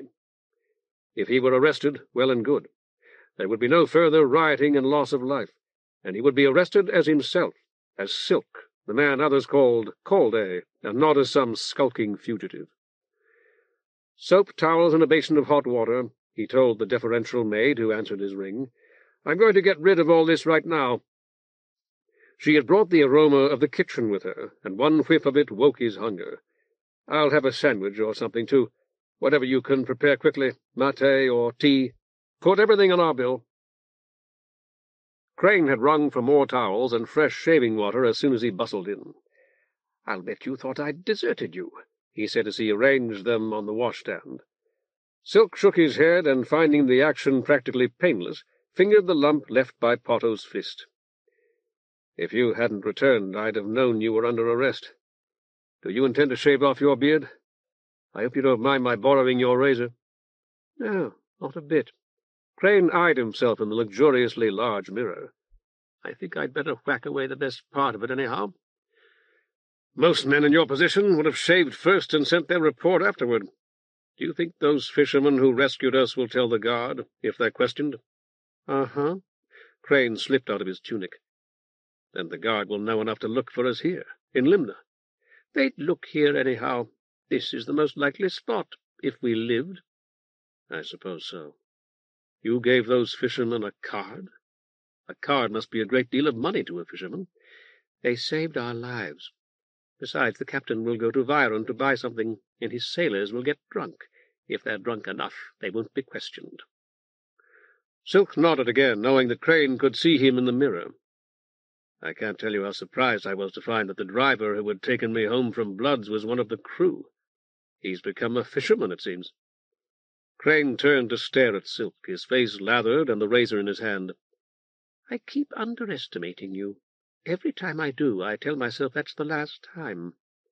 He waited for a reply, then turned back to the mirror. "Thanks for keeping it to yourself until we were alone." I thought he seemed familiar, but we were in the harbor before I placed him. He tried to keep his face turned away from me, and it gave me a good view of the back of his head, and that had been what I'd seen, mostly, when he took me to my Mantian. I'd been sitting behind him. Crane dabbed at one sideburn with the razor. "Then you knew." "I didn't really understand until just now, when I was thinking about what a good spy you were, how valuable you must be to your city." Crane chuckled. "We're soaping each other's beards, it seems." "I didn't really understand about the fishing boat until we changed clothes in that alley," Silk told him. "Before that I was simply mystified. But someone aboard that fishing boat, the captain, or more plausibly the driver who had taken me home, had given you several cards." "You saw there was no money belt. I've been kicking myself ever since and hoping you hadn't noticed." "When Chenille told you about that Commissioner Summations." "Yes, Summations. When Chenille told you he'd gone to the lake to meet with members of the Ayuntamiento, you came here yourself to investigate. I know you did, because I spoke to a young couple you befriended. If you didn't have somebody here already, you decided then that you should have someone all the time, and you hired the captain and his boat. I'd imagine they were to keep an eye on the Pilgrim's Way. The path runs along the edge of the cliffs in places, and anyone on it could be seen easily from a boat on that part of the lake. I won't inform on him or you now, of course. Yet I'm curious. Is the captain Vironese?" "Yes," Crane told him. "Not that it matters." "You're not shaving. I didn't intend to interrupt you." Crane turned to face him again. "I'd rather give you my complete attention. I hope you realize I've been working for you as well as for my city, working to put you in power because it might head off a war." "I don't want power," Silk told him. "But it would be iniquitous not to thank you for everything you've done. For saving my life, too, when it would have been safer for you to have left me in the water." "If you really feel like that, are you willing to formalize our alliance? Viron's Ayuntamiento's going to kill us if it gets hold of us again. I'm a spy, and you become a major threat to its power. You realize that, don't you?" Reluctantly, Silk nodded. "Then we'd better stand back to back, or we'll lie side by side. Tell me everything you know, and I'll tell you anything else you want to know. My word on it. You've got no particular reason to trust it, but it's better than you think. What do you say?" "It's hardly fair to you, Doctor. The things that I've guessed will be of no particular value to you, but you may have information that will be extremely valuable to me." "There's more. You do everything you can to see to it that my people and I aren't picked up, and to free us if we are. I promise we'll do nothing to injure your city. You realize, don't you, that you may have to run if you want to keep breathing? If we can't make you Caldé, we'll at least give you a place to go. Not because we're overflowing with kindness, but because you'll be a focus for discontent as long as you're alive. You need us now, and you may need us a lot more in a few days." "You'll answer all my questions openly and honestly?" "I said so, didn't I? Yes, you've got my word on all of it. We'll put you in power if we can, and you'll keep the peace when we do and not go after us. Now I want your word. Have I got it?" Slowly, Silk nodded. He extended his hand. Crane laid aside his razor, and he and Silk joined hands. "Now tell me what you learned about my operation." "Very little, really. Hyacinth's working for you, of course, isn't she?" Crane nodded. "That's why I'm doing this." Silk had taken his beads from his pocket. He pulled them through his fingers as he spoke. "Turning against my city, I mean. That burst vein in my brain. I don't feel up to arguing with you about it, you see. Not yet, because it might make us enemies again. It wants me to save the Mantian, and so I must if I can. But I myself want to save Hyacinth. You must think that's foolish, too." "I'm trying to save her myself," Crane told him. "And the men on the fishing boat who saved us both from drowning, all of them are my people. I feel responsible for them. By Tartarus, I am responsible for them. If it wasn't for that, I'd have told you about the boat when we picked you up. But what if you were caught and talked? Those 3 men would be killed, and they're mine." Silk nodded again. "I feel like that about the people who come to sacrifice at Armantean. You would probably say that they're only porters and thieves and washerwomen, but they are Armantean, really. The buildings and even our sacred window could be replaced, just as I could. They can't." He stood and went to the window. "As I said, Doctor, I was thinking about how important you were, and how silly I'd been not to realize it earlier. You must be 50 at least." Crane turned back to the mirror and washed the dried foam from his beard. 56. "Thank you. So you've been a spy for a long time, and you're likely to be of high rank. Besides, you're a doctor, and that in itself would make you important to your city's government. They wouldn't just send you off to Bloods by yourself. Hyacinth's Vironese. I know that because I've spoken with someone who knew her when she was younger. But my driver is from your own city, or so I would guess. Was he your second in command?" "That's right." Crane was lathering his beard for the second time, plying the big boar's hair brush with sweeping strokes. "Blood told Musk to have a driver bring a floater around for me, but you had anticipated that. And when you left us, you told your second-in-command to be ready. You'd brought me the Azoth, of course, and there was a chance that whoever drove me might see it." "You're right." Crane scraped a little hair from one cheek. "I also wanted him to get a look at you and become acquainted. I thought it might be useful later. I could say now that it has been." "I suppose I ought to be flattered." Silk leaned out of the window, peering upward. "The important point, I'd say, is that in order to act as he did, today, your second-in-command must have known not only that you had been captured, but that you had been taken to the lake. It would even appear that he knew precisely where the Ayuntamiento's underwater boat was when we were swept out of it, since he had your fishing boat so accurately positioned that he and the fishermen were able to pick you up as soon as you came to the surface. You can't have gotten out of the underwater boat much before I did, nor can you have reached the surface much faster. I wasn't in the water very long, yet you were already in the boat when I was rescued, and there had been time for your second-in-command to pass you some money. He would have been prepared for that, because he would have known that your possessions had been taken from you. Even if he was the person who brought your medical bag to Lemur, he wasn't. He'd left Bloods earlier. In a way, that was too bad. He might have been able to slip something useful past them. I was about to say that even if he had learned that you were at the lake because he brought your bag, or overheard the order that another driver do it, he had to have had some further means of locating you.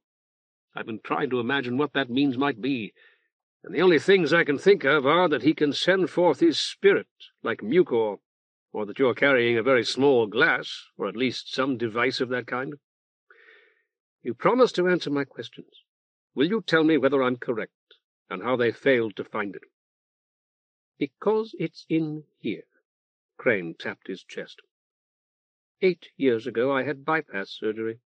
We took the opportunity to implant a gadget that sends a half-second signal every 2 minutes. It tells anyone who's listening how my heart's doing, and the direction of the signal lets them find me. So if you're ever in need of rescue again, just kill me." He grinned. "While I'm still among the living, can I ask you why you're so interested in that window?" "I've been wondering whether we could get out of here if we had to. If the guard began breaking down the door, for example. I could reach the edge of the roof and pull myself up, I believe." "I couldn't. When I was your age, I might have." Crane went back to his shaving. "Can't you fly?" Crane chuckled. "I wish I could." "But that's what you reported to the Prince President, isn't it? That shape Lemur showed us? How flyers fly?" "You're wrong there. I didn't." Silk turned away from the window. "A secret with so much military value? Why not?" "I wish I could tell you. I really do. But I can't. It wasn't included in our agreement. I hope you realize that. I swore I'd tell you everything you wanted to know about my organization and our operation. I can tell you what was in my report. My report was a part of the operation, I admit." "Go on." "But it didn't go to the Prince President of Palustria. Did you really think I'd tell that maniac Lemur the truth?" "You did, I know, but I'm not you." "I hope you're not about to say that you're not a spy at all, Doctor." "No, I'm a spy, all right. What do you think of this? Or should I shave it all off?" "I'd remove it all. I was afraid you were going to say that. Reluctantly, Crane pared away another patch of beard.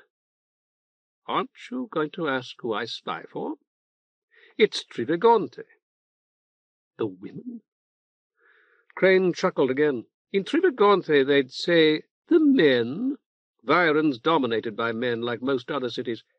Do you think the Ayuntamiento's got no female spies? It's got all it wants, I guarantee you.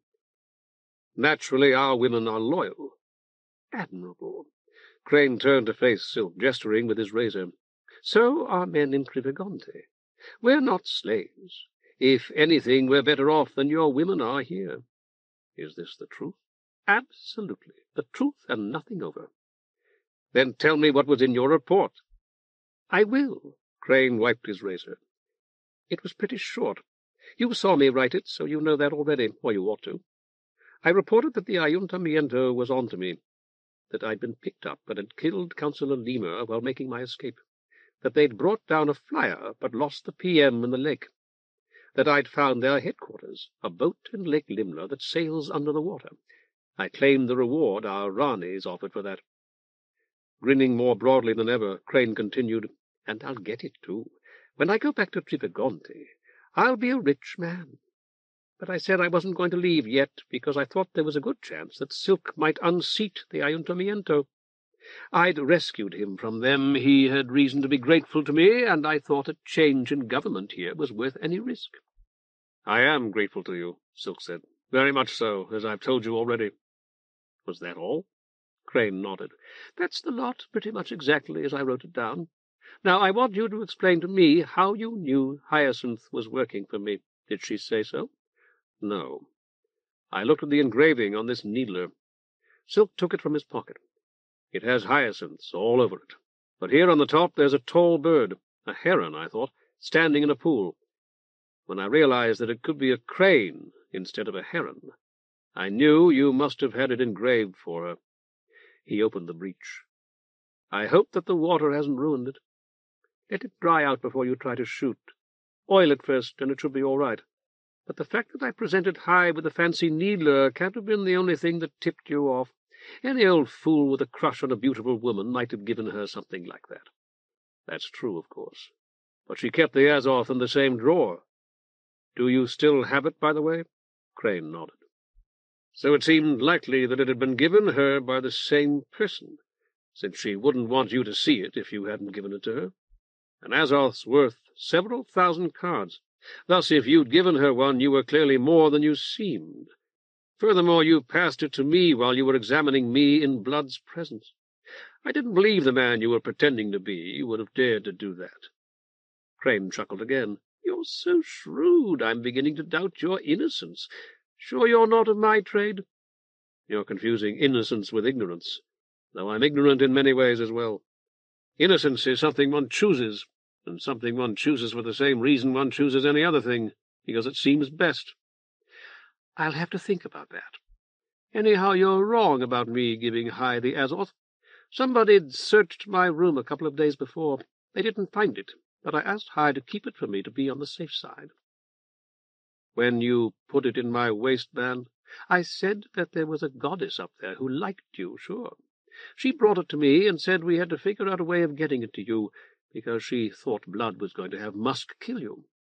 When she came in, she thought she'd find me patching you up, but I'd finished with you and sent you into Blood. Musk came to get me while we were talking it over, so I tipped High a wink and took the Azoth with me, figuring I'd have a chance to slip it to you. But she came to you and asked you to do it? That's right, Crane said. And if that makes you feel good, I don't blame you. When I was your age, it would have had me swinging on the rafters. It does. I don't deny it. Silk gnawed his lip. As a favor, a very great favor, may I see the Azoth again, please, just for a minute or two? I don't intend to harm you with it, or even project the blade, and I'll return it the moment you ask. I just want to look at it again and hold it. Crane took the Azoth from his waistband and handed it to him. Thank you. While I had it, it bothered me that there were no hyacinths on it, but I understand that now. This demon, is it a bloodstone? That's right. It was meant to be a present for Blood. Our Rani gave me a nice bit of money in case it looked like we ought to buy him, and one of our Khanums threw in that Azoth for an extra goodwill gift. He's got a couple already, but back then we hadn't found that out yet. Thank you. Silk revolved the Azoth in his hands. If I'd known that this was yours and not Hyacinth's, I wouldn't have returned with Mamelta to search those devilish tunnels for it. She and I would not have been overtaken by Lemur's soldiers, and she wouldn't have died. If you hadn't gone back, you might have been picked up anyhow, Crane told him. But Lemur wouldn't have had that Azoth, and without it I couldn't have killed him. By this time you and I would both be dead. Your woman friend, too, most likely. I suppose so. For what he believed to be the final time, Silk pressed his lips to the gleaming silver hilt. I feel that it's brought me only bad luck, yet if I hadn't had it, the talus would have killed me. With some reluctance, he handed it back to Crane. That night, as Silk lay in his rented bed, whispering to a strange ceiling, the tunnels involved themselves in all his thoughts, their dim, tangled strands looping underneath everything. Was that lofty chamber in which the sleepers waited in their fragile tubes beneath him now, as he waited for sleep? It seemed entirely possible, since that chamber had not been far from the ash-choked tunnel, and its ashes had fallen from the Mantian here in Limna. No doubt his own Mantian on Sun Street was above just such a tunnel, as Hammerstone had implied. How horribly cramped those tunnels had seemed, always about to close in and crush him. The Ayuntamiento hadn't built them, could not have built them. The tunnels were far older, and workmen digging new foundations struck them now and then, and wisely reclosed the holes in tunnel walls that they had made by accident. But who had made the tunnels, and what had been their purpose? Patera Marble recalled the short sun. Did she remember the tunnels, the digging of the tunnels, and the uses of the tunnels as well? Their room, which should have been cool, was overwarm, hotter than his bedroom in the manse, which was always too warm, always baking, though both its windows, the Silver Street window and the garden window, stood wide open, their thin white curtains flapping in a hot wind that did nothing to cool the room. All the while Dr. Crane waited outside with Patera Marble, throwing chips of shiprock from the tunnels through his window to tell him that he must go back for Hyacinth's silver Azoth. Like smoke he rose and drifted to the window. The dead flyer floated there, his last breath bubbling from nose and mouth. Everyone drew a final breath eventually, not knowing it for the last. Was that what the flyer had been trying to say? The door burst open. It was Lemur. Behind him waited the monstrous black, red, and gold face of the fish that had devoured the woman who slept in the glass tube, the tube in which he himself now slept beside Chenille, who was Kypris, who was Hyacinth, who was Mamelta, with Hyacinth's jet-black hair, which the fish had and would devour, snap, snap, snap, snapping monstrous jaws. Silk sat up. The room was wide and dark and silent, its warm, humid air retaining the memory of the sound that had awakened him. Crane stirred in the other bed. It came again, a faint tapping, a knock like the rapid ticking of the little clock in his room in the manse. The guard. Silk could not have explained how he knew. Crane muttered, "Probably just a maid wanting to change the beds. It's still dark, the middle of the night." Silk swung his legs to the floor. The tapping resumed. An armored guardsman with a slug gun stood in the middle of Dock Street, scarcely visible in the cloud-dimmed sunlight. He waved as he caught sight of Silk at the window, then came to attention and saluted. "It is the guard," Silk said. By an effort of will he kept his tone conversational. "I'm afraid they have us." Crane sat up. "That's not a guardsman's knock. There's one outside watching our window." Silk slid back the bolt and swung the door wide. A uniformed captain of the Civil Guard saluted, the click of polished boot heels as sharp as the snap of the great fish's jaws. Behind the captain another armored trooper saluted like the first, his flattened hand across the barrel of his slug gun. "May every god favor you," Silk said, not knowing what else to say. He stood aside. "Would you like to come in?" "Thank you, my Caldé." Silk blinked. They stepped over the threshold, the captain negligently elegant in his tailored uniform, the trooper immaculate in waxed green armor. Crane yawned. "You haven't come to arrest us." No, no, the captain said. By no means. I've come to warn you, to warn our Caldé particularly, that there are others who will arrest him.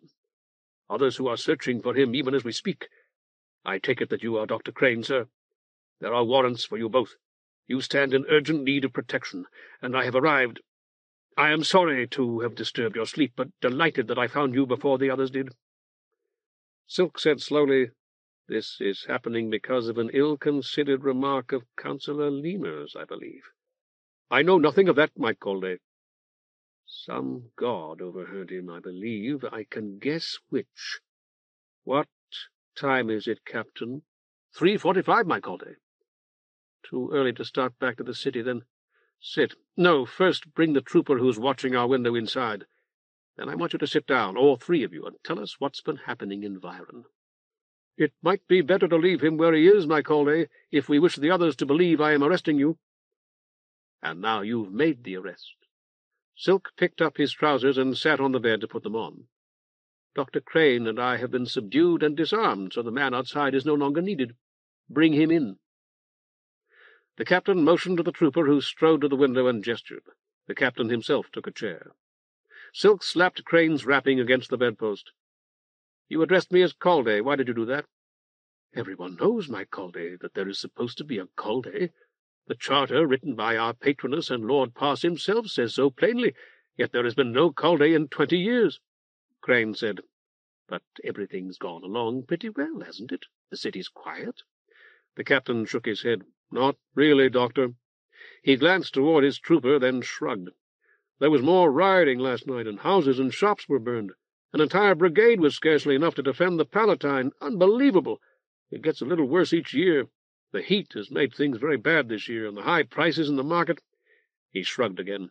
If the Ayuntamiento had asked my opinion, I would have advised buying up staples, corn and beans, the foods of the poor, and reselling them below cost. They did not ask, and I shall write my opinion in their blood. Unexpectedly the trooper said, A goddess spoke to us, Caldé. The captain smoothed his thin mustache. That is so, my Caldé. We were signally honored yesterday at your Mantian, where now the gods speak again. Silk wound the wrapping about his ankle. One of you understood her? We all did, my Caldé. Not in the way that I understand you, and not in the way that you yourself would beyond doubt have understood her. Yet she told us plainly that what we had been ordered to do was blasphemy, that you are accounted sacred. By the favor of the goddess, your acolyte returned as she spoke. He can relate her message in her own words. The substance was that the immortal gods are displeased with our unhappy city, that they have chosen you to be our Caldé, and that all who resist you must perish. My own men— As if on cue, there was a knock at the door. The trooper opened it to admit his comrade. These men, the captain continued, were ready to kill me if I insisted we carry out our orders, my Caldé. I had no intention of doing so, however, you may be sure. Silk received this in silence. When the captain had finished speaking, Silk pulled on his red tunic. The trooper who had just come in glanced at his captain. He nodded, and the trooper said, Everybody can see there's something wrong. Pa's is holding back the rain, and there's all this heat. One crop after another's failing. My father had a good big pond, but we pumped it dry to water the corn. Now it's stayed dry all summer, and he was lucky to get 10 quintals. The captain cocked his head toward the trooper who had spoken, as if to say, You see the difficulties with which I must deal. There is talk of digging canals from the lake, my Caldé, but it will take years. Meanwhile the skies are locked against us, and every Mantian in the city is silent except yours. Long before the goddess spoke, it was clear that the gods are displeased with us. Many of us feel that it is equally obvious why. Are you aware, my Caldé, that people all over the city have been chalking Silk for Caldé on walls? Silk nodded. Tonight my men and I have been doing a bit of chalking of our own. We write, Silk is Caldé. Crane chuckled dryly. They mean the same thing, don't they, Captain? Silk will be killed if caught. Let us be grateful that it has not occurred, Doctor. I'm grateful, I can tell you that. Crane threw aside his sweat-soaked sheet, but gratitude won't get the Caldé into the Huscado. Can you suggest a place where we could hide until that's attended to? I'm not going to hide, Silk told him. I'm going back to my Mantian. Crane's eyebrow went up, and the captain stared. "In the first place, because I want to consult the gods. In the second, because I have to tell everyone that we must overthrow the Ayuntamiento by peaceful means, if we can." The captain stood up. "But you agree that it must be overthrown, don't you, my Caldé? Peacefully, if it can be done peacefully, but by force, if force is required?" Silk hesitated. "Remember Iola," Crane muttered. "All right," Silk said at last. "New councillors must replace those presently in the Ayuntamiento, but it's to be accomplished without bloodshed, if possible. You three have indicated that you're ready to fight for me. Are you ready to accompany me to my Mantian as well? If someone comes to arrest me, you can tell them I'm under arrest already, just as you were going to do here. You might say you return me to my Mantian so I could collect my belongings. A courtesy like that, extended to an augur, wouldn't be out of place, would it?" "It will be very dangerous, my Caldé," the captain said grimly. "Anything we do will be dangerous, Captain. What about you, Doctor?" "Here I shaved my beard, and you're going to go back to the quarter where everybody knows you." "You can begin on a new one today." "Then how could I refuse?" Crane grinned. "There's no way to get rid of me, Caldé. You couldn't scrape me off of your shoes." "I was hoping you'd say something like that. Captain, have you been searching for me all night? That's what it sounded like." "Since the goddess favored us, my Caldé. First in the city, then here because your acolyte said you'd gone here. Then all three of you ought to have something to eat before we leave, and so should Dr. Crane and I. Did you send one of your troopers down to wake up the innkeeper? Tell him we'll pay for everything, but we must eat and go as soon as possible." A look sent one of the troopers hurrying out. Crane asked, "Do you have a floater?" The captain's face fell. "Only horses. One must be a colonel at least to authorize a floater. I called it. It might be possible to commandeer a floater for you here. I will make the attempt." Silk said, "Don't be ridiculous. A floater for your prisoner. I'll walk in front of your horse with my hands tied. Isn't that how you do it?" Reluctantly, the captain nodded. "However," Crane sputtered, "he's lame. You must have noticed it. He has a broken ankle. He can't possibly walk from here to Viron." "There is a guard post here, my Caldé. I could procure an additional horse there, perhaps?" Recalling his ride to Blood's villa with Orc, Silk said, "Donkeys. It must be possible to rent donkeys here, and I can have Horn or one of the other boys bring them back. An augur and a man of the doctor's age might be permitted to ride donkeys, I'd think." The first grey light of shade-up had filled the streets of Limna before they were ready to leave. Silk was still murmuring the morning prayer to High Hyrax as he mounted the young white donkey one of the troopers held for him, and put his hands behind his back for the other to tie. "I'll make these real loose, Caldé," the trooper told him apologetically. "Loose enough so it won't hurt, and you can shake it off whenever you want to." Silk nodded without interrupting his prayer. It seemed strange to pray now in a red tunic, though he had frequently prayed in coloured clothes before he entered the schola. He would change at the manse, he told himself. He would put on a clean tunic and his best robe. He was a poor speaker, in his own estimation, and people would make fun of him if he wasn't habited like an augur. There would have to be a lot of people, too, as many as he and the 3 Sibyls, and yes, of course, the students from the Palestra could get together. When he spoke, in the Mantian or outside, when he spoke, the captain had mounted his prancing charger. "If you are ready, my Caldé?" Silk nodded. "It's occurred to me that you might easily turn this pretended arrest into a real one, Captain. If you do, you'll have nothing to fear from me, or from the gods, I believe." "Hyrax have my bones if I intend any such treachery, my Caldé. You may take the reins whenever you wish." Though Silk could not recall kicking it, his donkey was ambling forward. After a moment's reflection, he concluded that the trooper who had tied his hands had probably prodded it from behind. Crane was studying the black cloud banks rolling across the lake. Going to be a dark day. He urged his donkey forward to keep up with Silk's. The first one in quite a while. At least we won't have to fry on these things in the sun. Silk asked how long he thought the ride would take. "On these? 4 hours minimum. Don't donkeys ever run?" "I saw one run across a meadow when I was a boy," Silk said. "Of course it had no man on its back." That fellow just finished tying my hands, and my nose itches already. They trotted up Shore Street, past the Husgado, in which the helpful woman who had admired Oreb had mentioned Scylla's shrine and the Pilgrim's Way, past Advocate Vulpe's gaudy signboard with its scarlet fox. Vulpes would wonder why he had not given the captain his card, Silk thought, assuming that Vulpes saw him and recognized him in his new clothes. Vulpes would protest that criminals arrested in Limna should not be returned to the city to deprive them of his services. Vulpes's card had been lost with so many other things when he had been searched, with his keys to the Mantian, now that he came to think of them. Possibly Lemur, who had gotten Hyacinth's needler, the Azoth, and his Gamadian and beads from Councillor Potto, had taken Vulpes's card as well, though it would do Lemur no good in the court to which he had gone. Silk looked up, and Limna had vanished behind them. The road wound among low sandy hills that must have been islets and shallows even when the lake was much larger. He turned in his saddle for a final glimpse of the village, but behind the captain and the two troopers on their horses saw only the steely blue waters of the lake. "This must be about the time Chenille used to arrive as a child," he told Crane. "She used to look for the water at Shadeup. Did she ever tell you about it?" "That would have been earlier than this." A falling drop of water darkened the hair of the white donkey's neck. Another splashed Silk's own rather less tidy hair, wet but astonishingly warm. "Good thing this didn't come a little earlier," Crane said. "Not that I like it any time." Silk heard the rattle of shots an instant after he saw Crane stiffen. Behind him the captain shouted, "Get down!" and something else, words drowned by the boom of a trooper's slug gun. The rope about Silk's wrists, which had been about to fall off a moment before, seemed to tighten as soon as he tried to free his hands from it.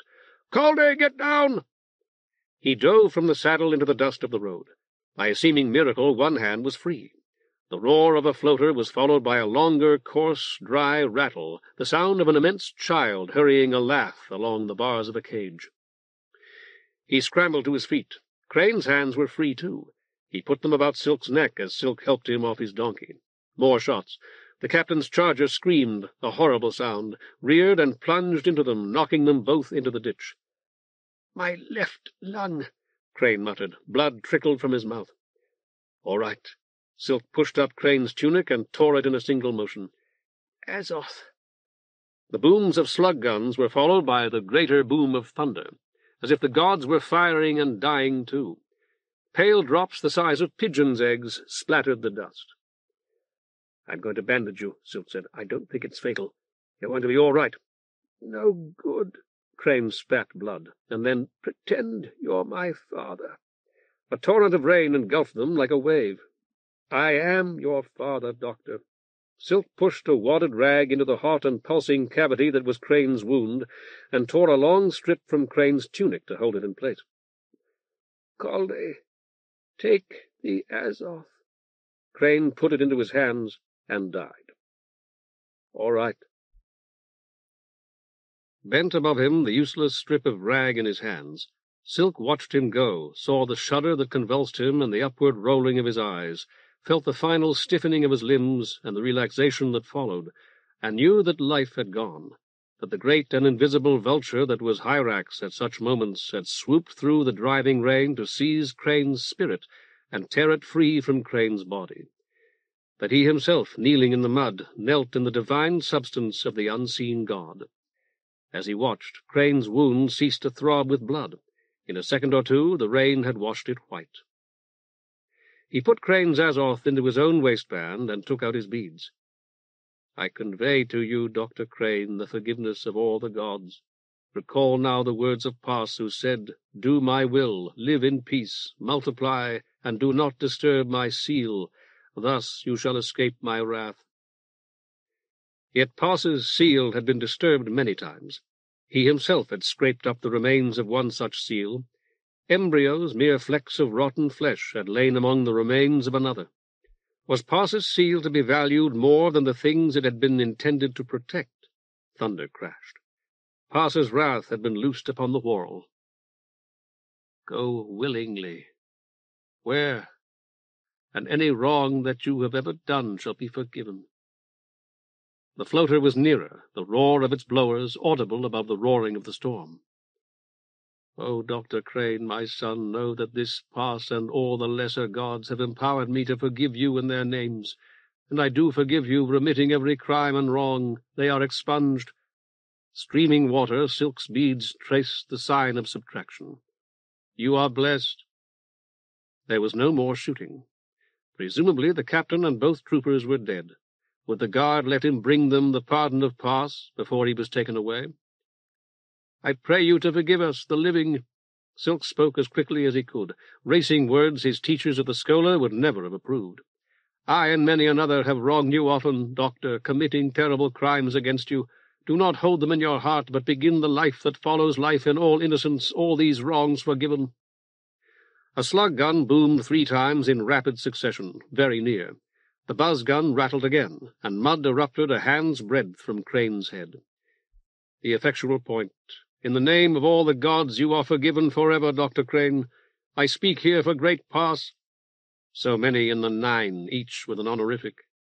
Silk was seized by the feeling that none of them really mattered, not even Hyrax, though Hyrax was surely present. And for the outsider and all lesser gods. He stood. A muddy figure crouching behind a dead horse shouted, "Run, my Caldé! Save yourself!" then turned to fire again at the guard floater bearing down on them. Silk raised his hands, the rope that had not bound him still dangling from one wrist. "I surrender!" The Azoth in his waistband seemed a lump of lead. He limped forward as fast as he could, slipping and sliding in the mud while rain pelted his face. "I'm Caldé Silk!" Lightning flared across the sky, and for an instant the advancing floater seemed a talus with tusks and staring painted eyes. "If you have to shoot someone, shoot me!" The mud-smeared figure dropped its slug gun and raised its hands as well. The floater halted, the air blasting from its blowers, raising a secondary rain of muddy water. "They fired upon us from ambush, my Caldé." As though by a trick, the muddy figure spoke with the captain's voice. "We die for you and for Viren." A hatch below the turret opened, and an officer whose uniform was instantly soaked with rain vaulted out. "I know," Silk said. "I'll never forget you." He tried to recall the captain's name, but if he had ever heard it, it was gone, like the name of the trooper with the long, serious brown face, the one whose father's pond had gone dry. The officer strode toward them, halted, and drew his sword with a flourish. Heels together and head erect, he saluted with it as though upon the drill field, holding it vertically before his face. "Caldé, thank Hyrax and all the gods that I was able to rescue you."